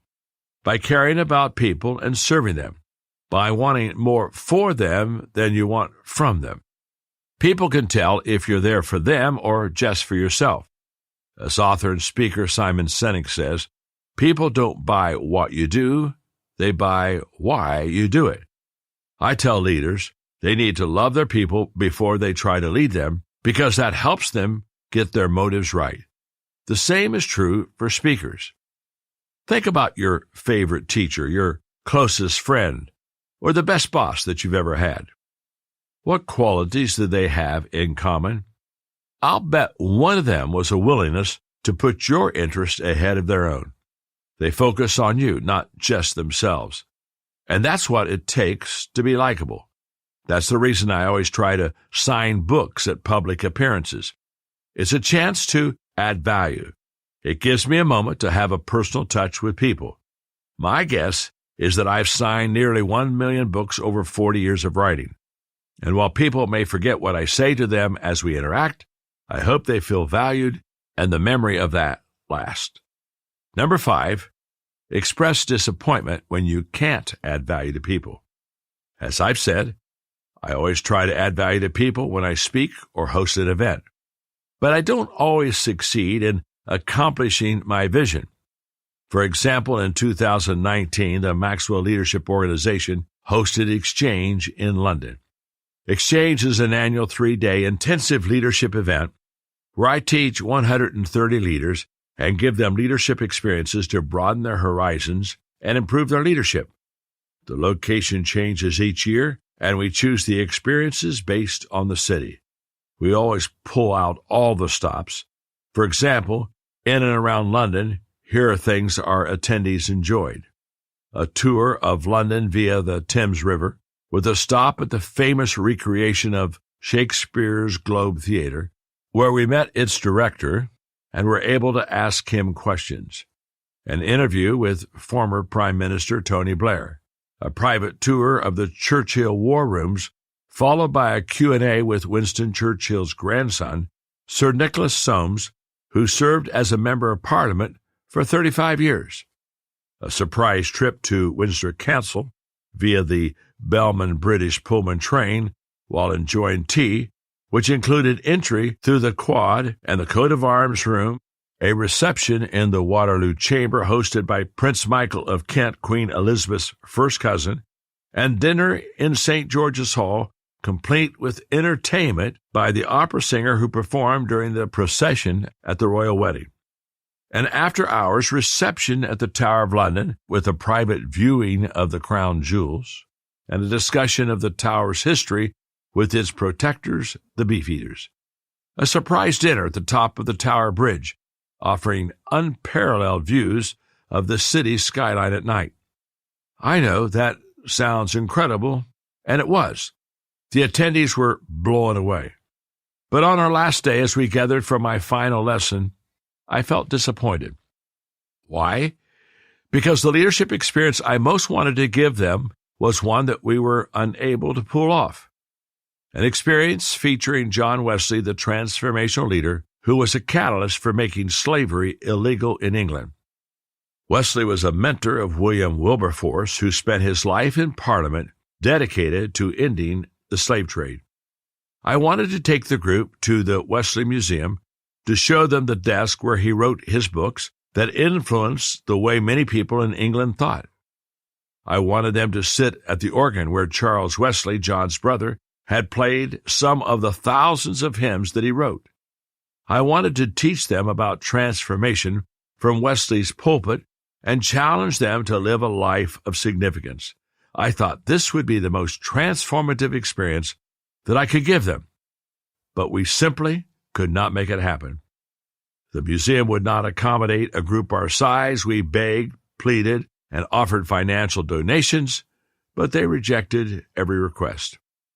In our final exchange meeting, rather than keeping my disappointment to myself, I decided to share it with everyone, even though it made me cry. And many cried along with me. Why would I do that? Because I wanted to demonstrate a leadership lesson, one that they would also carry back in their leadership of others. I wanted them to know how much I, as their leader, wanted for them. Even though I felt the loss of not giving them that experience, I wanted them to know how much I wanted to add value to them. Number 6, run a different race. Physicist Albert Einstein once said, "Gentlemen, try not to become men of success. Rather, become men of value." I believe Einstein was describing two different kinds of lives that people can choose to live, two different races that they can run. Most people chase success. Einstein was calling people to add value to their world. I have tried to run that different race, and I encourage you to do that too. It may appear to some that we finish last instead of first, but that's a misunderstanding of the race that we're running and how we define winning. When the race we run is about others, then when they finish ahead of us, that's a win for us. I was in my late 50s when I started thinking more about this, and at that time I wrote a prayer that I hoped would help me remember my decision to be different. The prayer was this: Lord, as I grow older, I would like to be known as available rather than a hard worker, compassionate more than competent, content not driven, generous instead of rich, gentle over being powerful, a listener more than a great communicator, loving versus being quick or bright, reliable, not famous, sacrificial instead of successful, self-controlled rather than exciting, thoughtful more than gifted. I'm now in my mid-70s, and I still pray this today because I'm still working on becoming that person. I'm still trying every day to run a different race. Adding value is a boomerang. When I first read Servant Leadership by Robert Greenleaf, I learned that when leaders serve first, that they can make a real difference. I embraced this thought, and by the time I wrote the 21 Irrefutable Laws of Leadership, I expressed it in the Law of Addition, which says leaders add value by serving others. Good leaders are servants, and so are good communicators. They serve the people because they value them. What I didn't know as a young man was that adding value to people acts like a boomerang. If I had heard this idea when I started out, I would not have understood it. Today, it makes perfect sense to me. If you add value to others without seeking a return, what I referred to as sowing earlier in this chapter, you do, in fact, eventually get a return. That was a major surprise to me. Here's the difference between what I thought and what I got when it came to serving others. What I thought was serving others is the right thing to do. What I got was a heart that serves because it values people. What I thought was serving others is seldom noticed, but what I got is my service was noticed and it became part of my identity. What I thought was that serving others had very little return. What I got was the ROI of serving others, and it's extraordinary. What I thought was serving others is a private action, and what I got was serving others is a contagious action. What I thought was serving others helps them to become successful. What I got was serving others helped me to become successful. I've worked to sow into the lives of others for many decades. Now, as a man in my mid-70s, the harvest I'm reaping is ridiculously generous. I know I don't deserve it, but I'm certainly grateful for it. I hope you will make it your goal to add value to people when you speak. And when you are off the stage, do it to make them better. And don't be surprised if you eventually receive rewards for your efforts long before you're in your 70s. And never forget, people may forget what you say, but they never forget how you make them feel. That is the law of adding value.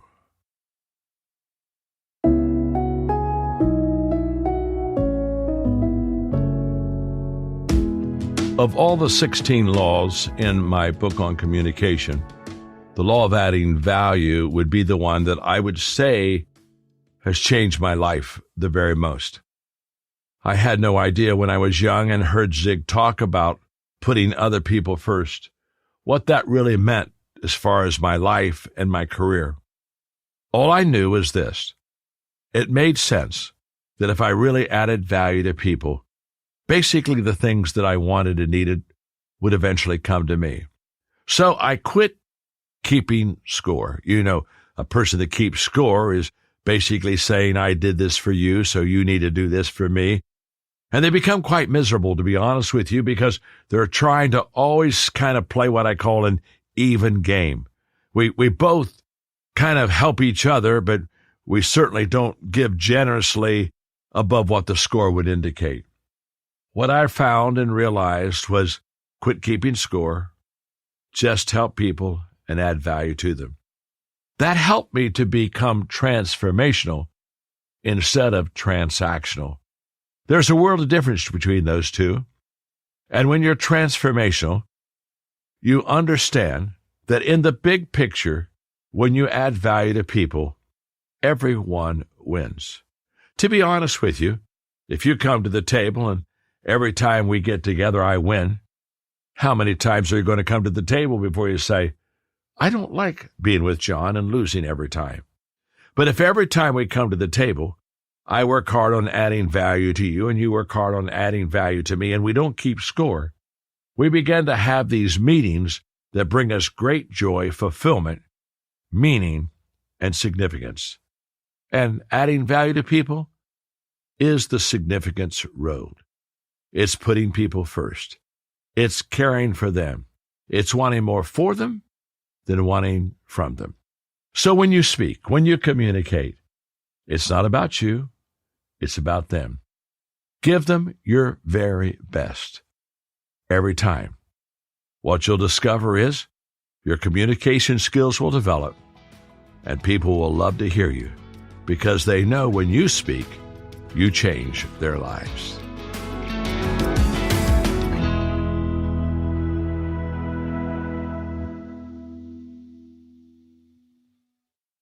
Law number 16, the law of results. The greatest success in communication is action. Why do we want to become a better communicator? You may be thinking, I'm hearing the last chapter of this book, and only now you're asking me that question? Isn't it a little late?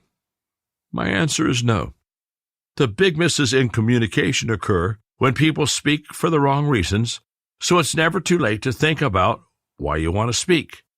You'll notice that the last two laws in this book are in the section called Why It Is Said. The final two laws provide the answer. If your motive for speaking is anything other than adding value to people and moving them to a positive action that will help them, you're missing the boat. Good leaders want to influence people to take action, make changes, and achieve goals to make the world a better place. Good communicators want the same things. That's one of the reasons good communication skills are foundational for effective leadership. If you can't cast vision, show people a way forward, give them a roadmap, and inspire them to take action, you will have a difficult time leading them. Think about the communication skills of Winston Churchill, challenging the people of England to never give up and never surrender during World War II. Or Martin Luther King Jr. advocating for the rights of oppressed black people and sharing his dream for a better world. Or John F. Kennedy's speech announcing the intention to put a man on the moon. Or Nelson Mandela's speech for his presidential inauguration seeking to unite South Africa. What distinguished these powerful leaders and communicators from other ordinary speakers? They mobilized people. Their communication led to action. Their speaking accomplished what my teachers challenged us to do as I studied theology in undergraduate and graduate school. Preach for a verdict. Good communicators move their listeners to action, and if you want to take your communication to the highest level, that's what you need to make your goal. The greatest success in communication is action. That is the law of results. Actions that inspire action. Founding Father Ben Franklin said, well done is better than well said. But I bet he also knew that well said can be the catalyst for well done. When people believe that they have the ability to take action and to see results, then they feel empowered to act. If no action comes as a result of communication, then the message never really leaves the stage. If you want to avoid that, then you need to embrace these 4 actions as a communicator. Number 1, be committed to action yourself. How committed are you to what you speak about? I started this book with the law of credibility. The most effective message is the one that you live. That's where communication starts. It continues with your continued committed action. If you are moved to act, your audience will be moved. If you put into practice what you teach, people will trust you and be inspired by you. It's not enough to be inspirational in your speech. Your enthusiasm may motivate and excite people to think about their dreams, but it won't be sufficient to move people to action. People want an example of someone who has lived it. This is one of the main reasons I tell my audiences my own stories. I don't do it to brag or feed my ego. I'm certainly not a perfect model because I've made plenty of mistakes. I do it because I want people to know I've applied to my own life what I'm teaching them. I want to take them along on my journey, and I've discovered that telling them my story accomplishes that. Does everyone respond well? Most do, but not all. Once when I was teaching the importance of personal growth, I encouraged everyone listening to develop their own growth plan. Getting older may be automatic, but growth is not. I wanted them to become intentional about learning. After my session, a man came up to me and wanted to know the details of my personal growth plan. I briefly explained what I do every day to develop myself, and when I was finished, he said, "I don't like your growth plan." "That's okay," I answered. My way isn't the only way. I figured maybe he had something better, so I asked, "What is your plan?" "Oh," he said, "I don't have one." "Then I like my plan better," I responded. For a second, he just looked at me, and then he broke out laughing. "You're right," he chuckled. "I'm going to get one." I hope he did.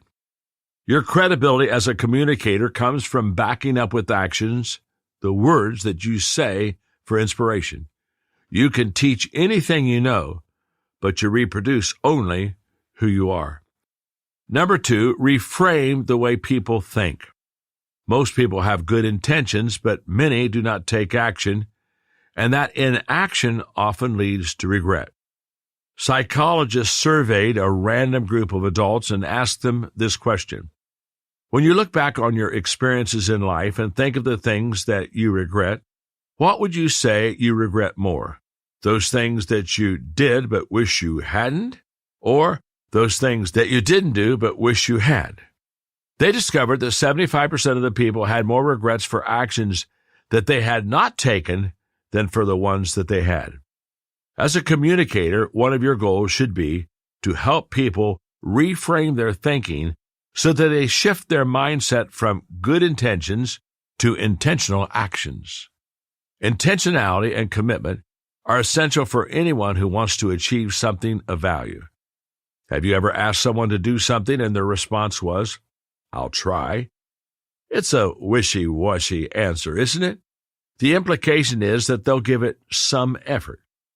Will they give it the absolute minimum? Will they take only the first step and do nothing more just to be able to say that they tried? Will they just go through the motions? Or will they really give it all they've got? When you help people shift their mental framework from trying to doing, it changes their attitude. When they become committed to doing, they have the potential to change their lives because commitment brings dedication, resolve, tenacity, and perseverance. Professor Juan Carlos, pastor of IE University, writes about what a master Steve Jobs was at helping people reframe their thinking. Pastor says this of a speech Jobs gave in 1997 when he returned to Apple after a 12-year absence. Effective leaders help followers to define problems in a new way and propose alternative paths to action. Steve Jobs, one of the most charismatic orators of recent times, exemplified this quality in his speeches. He did not design any devices or do any software coding. He was the orchestra conductor who helped his team to think differently. In a famous 1997 speech at Macworld Boston, when Apple seemed to be completely defeated by Microsoft, he advocated a radical change in Apple's strategy by reframing the way that they thought. He asked his employees not to focus on beating Microsoft, but on making Apple great. This reframing in the way of thinking marked Apple's turnaround in the following years. Jobs changed the goal for Apple employees and helped them to believe that they could and would achieve it. This moved their thinking from trying to doing. That's what good communicators do. They help their audience understand that success comes to those who do today what they were thinking they might do someday. Number 3, make taking action seem irresistible. Early in my communication career, I spoke because I wanted to help people understand. My focus was on knowledge. It took me a few years to realize that there was another level of effectiveness in communication I should be reaching for. I recognized that understanding changes minds, but only action changes lives. That's when I made moving people to action my new goal. There's a paradox to the way understanding and action work. Most people want answers before they act. They desire understanding. What they don't realize is that often we must take action to find answers. An unwillingness to move before having all the answers keeps people from making the breakthroughs they desire. This resistance to action before knowledge is as old as humanity. Ancient Greek playwright Sophocles wrote, "One must learn by doing the thing, for though you think you know it, you have no certainty until you try." With this in mind, I started asking myself how I could make taking action irresistible.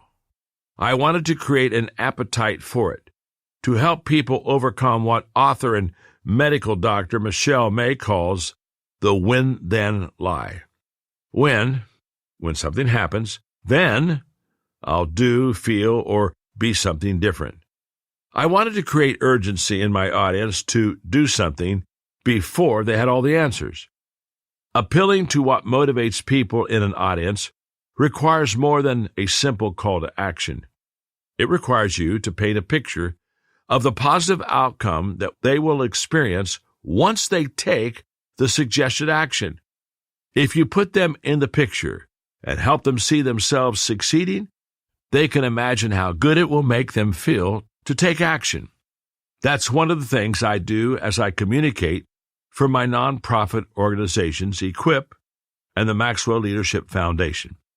Both are committed to helping countries experience transformation by teaching good values to people in small group settings.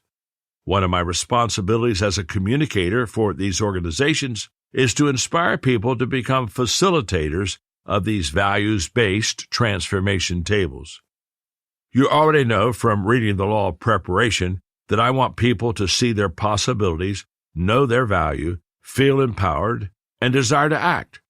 As I speak to these potential facilitators, I want them to see themselves as successful individuals contributing to their companies, communities, and ultimately country as change agents.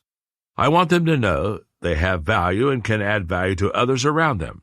I want them to feel empowered to go out and lead others, not only because of my belief in them, but also because of the training and encouragement that they will receive. And I want them to feel so excited that they can hardly wait to get started. Often they are. At these events, attendees sign up in droves to become leaders of transformation tables. As a result of their decision to act, millions of people in Guatemala, Paraguay, Costa Rica, the Dominican Republic, and Papua New Guinea are embracing good values. Over the years, I've watched a lot of speakers try to mobilize their audiences to action. Some try to do it through positional power. They try to make people feel obligated to act, like a CEO or manager telling employees that they must take a certain action if they want to remain employed. Other speakers try to challenge them with a "I bet you can't do this" message, like the professor who stands in front of his students on the first day of class and says he only gives 1 A out every semester. But I believe the best communicators help people to feel empowered and encouraged to act. Number 4, use communication to create a bridge to action. As compelling as your message may be and as motivated and empowered as your audience may feel, you still need to help people cross over from inaction to action. How can you do this? By building verbal bridges to where they want to go. Put the bridges right in front of them. A bridge is of no use to anyone if they can't find it. When you speak, make action as easy to access as possible. Sometimes it's as simple as giving directions. Malcolm Gladwell writes about this in his book, The Tipping Point, when he describes an experiment conducted by psychologist Howard Leventhal at Yale University. Leventhal wanted to see how many of his seniors he could convince to receive a tetanus vaccine at the university's Student Health Center, but because he was a psychology professor, he was also interested in seeing how their motivation would be impacted by different approaches to getting them there. As part of his experiment, he gave students different versions of a 7-page booklet about tetanus. One was a high-fear version with graphic descriptions and color photographs of people suffering from the disease, while the other just simply included information. What surprised Leventhal was that only 3% of his students took action to receive the shot. Furthermore, the ones who did came equally from both groups. So he did the experiment again, but this time he included a map of the campus with the location of the health center circled, and he included the center's hours of operation. The result was that 28% of his students got the shot, with the students again coming equally from both groups. All they needed was someone to put the bridge right in front of them so that they would be more likely to use it. Start them from the beginning. To get people moving, you have to show them the end results and paint the picture of a better future if they act. But that can also create a problem. After people are focused on the end result, they may not easily see the steps needed to get them there. So show them. Go back to the beginning, show them the first step, encourage them to take it immediately. I've heard from musicians that the hardest part of practicing is taking the instrument out of the case. That's certainly not because the action itself is difficult. It's because it means stopping whatever else you're doing, getting yourself up, and getting started. I imagine once the musician is holding the instrument and starting to play, that's when it becomes enjoyable. As a communicator, you need to convince people to open the case. If you can get them started, they will be engaged and begin working out the next steps as they complete the first one. What motivational speaker Joe Saba said is true. You don't have to be great to start, but you do have to start to be great. Show the value of small steps. People often think that they need to take a big step to make a significant change. They devalue small steps and often tell themselves, those don't count or they're not worth the effort. I might as well just give up, they tell themselves. But that's simply not true. Nothing happens until something happens. Naeem Calloway, founder and CEO of Get Out of the Box, said, sometimes the smallest step in the right direction ends up being the biggest step of your life. Tiptoe if you must, but take the step. When I was a pastor, I was always aware that what I taught on Sunday needed to be easy to apply on Monday. People sometimes feel overwhelmed because they think there's just too much to be done, and they can't sort it out. Former Senator Carl E. Munt of South Dakota said, we can't do everything at once, but we can do something at once. In other words, we can make the complex simple by taking a single step. That's why I always tried to give people one clear, simple, small step that they could use to act on what they learned. That was to get them started, crossing the bridge to action. Remind them what they do is more important than how they feel. It's reasonable for anyone to feel fear when they are taking new steps, but they cannot improve if they let that fear keep them from acting. Help people understand they shouldn't wait until they feel good before they act. Instead, they should act first, and that will help them to feel good. Successful people keep moving forward even as they make mistakes, experience losses, and feel discouraged. They don't quit. Nobody gets much done unless he is willing to take a step before he thinks that he's ready. Help them discover that action builds confidence. When I was in junior high school, I read my first book by Dale Carnegie, who became my first author mentor.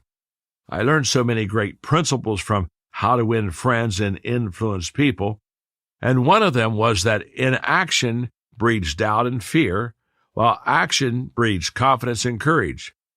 If you can get people to take any first step of action, any small step, they will begin to experience the power of confidence building in their lives. Author and speaker Jim Rohn put it this way: any day we choose, we can develop a new discipline of doing rather than neglecting. Every time we choose action over ease or labor over rest, we develop an increasing level of self-worth, self-respect, and self-confidence. In the final analysis, it is how we feel about ourselves that provides the greatest reward from any activity. It is not what we get that makes us valuable. It is what we become in the process of doing that brings value to our lives. It is activity that converts human dreams into human reality, and that conversion from idea into actuality gives us a personal value that can come from no other source. The more action people take, the more confident they can become. Every time they act and it gives them positive results, they taste success and know they can succeed again in the future. If they act and fail, they realize that failure isn't fatal or final, and they gain confidence to try again. Either way, taking action is a win. As you work on communicating with others and inspiring them to act, I want to leave you with one final thought. Your motives matter. You must always lead people to action for their benefit. If you move people only for your benefit, that's manipulation. If you move them for their benefit or mutual benefit, then you're adding value to them and doing them a great service, which is what communication is all about. Never forget that the greatest success in communication is action. That is the law of results.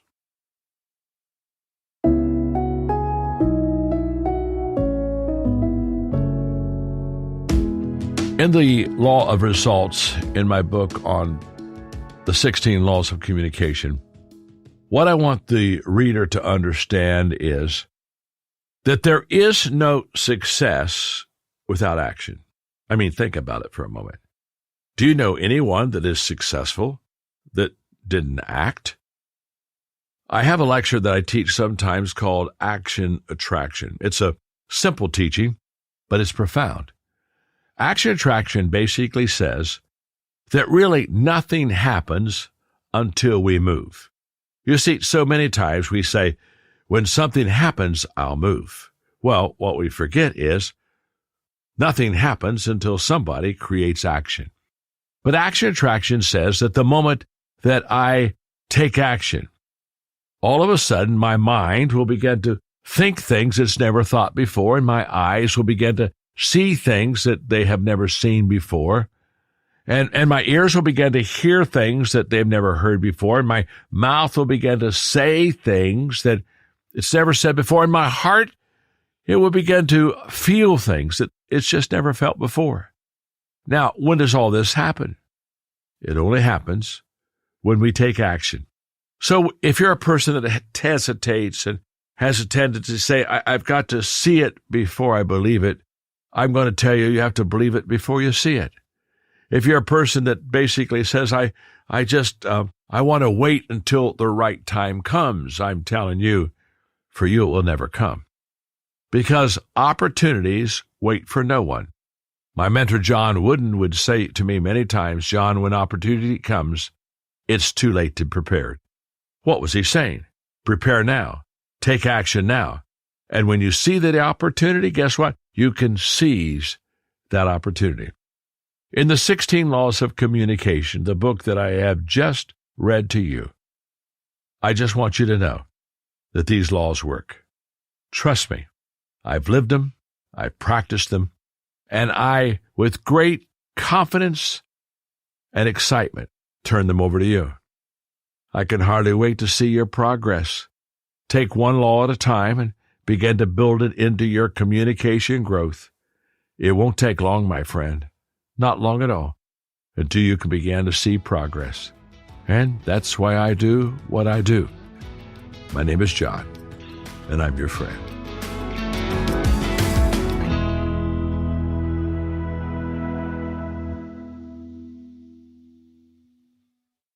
Conclusion. There you have them. The 16 undeniable laws of communication. If you apply them, then you will make the most of your message, no matter the purpose of your communication, the size or scope of your audience, or the environment in which you speak. I often speak for my friend Chris Hodges, backstage on the wall in his auditorium, where every speaker can see it before walking out onto the platform, is a sign. It says, "It's a privilege to be on this stage. Thank you, God, for choosing me." I am grateful every time I get to speak, and I hope you feel that way too. I hope you learn to love communicating as I do. Often while I'm addressing a group, I feel most alive, and I think, I was born to do this. Maybe you were too. No matter what your level of communication, know this: your life and words can be a catalyst for positive change in the lives of others. Writing this book has filled me with joy. I hope it has brought you joy too. Plus, plenty of insights, much knowledge, and many practical techniques. My hope is that this book helps you go to a higher level as a communicator. If you'll use the laws of communication every time you speak, they will help you to connect with your audience, increase your influence, and make a difference.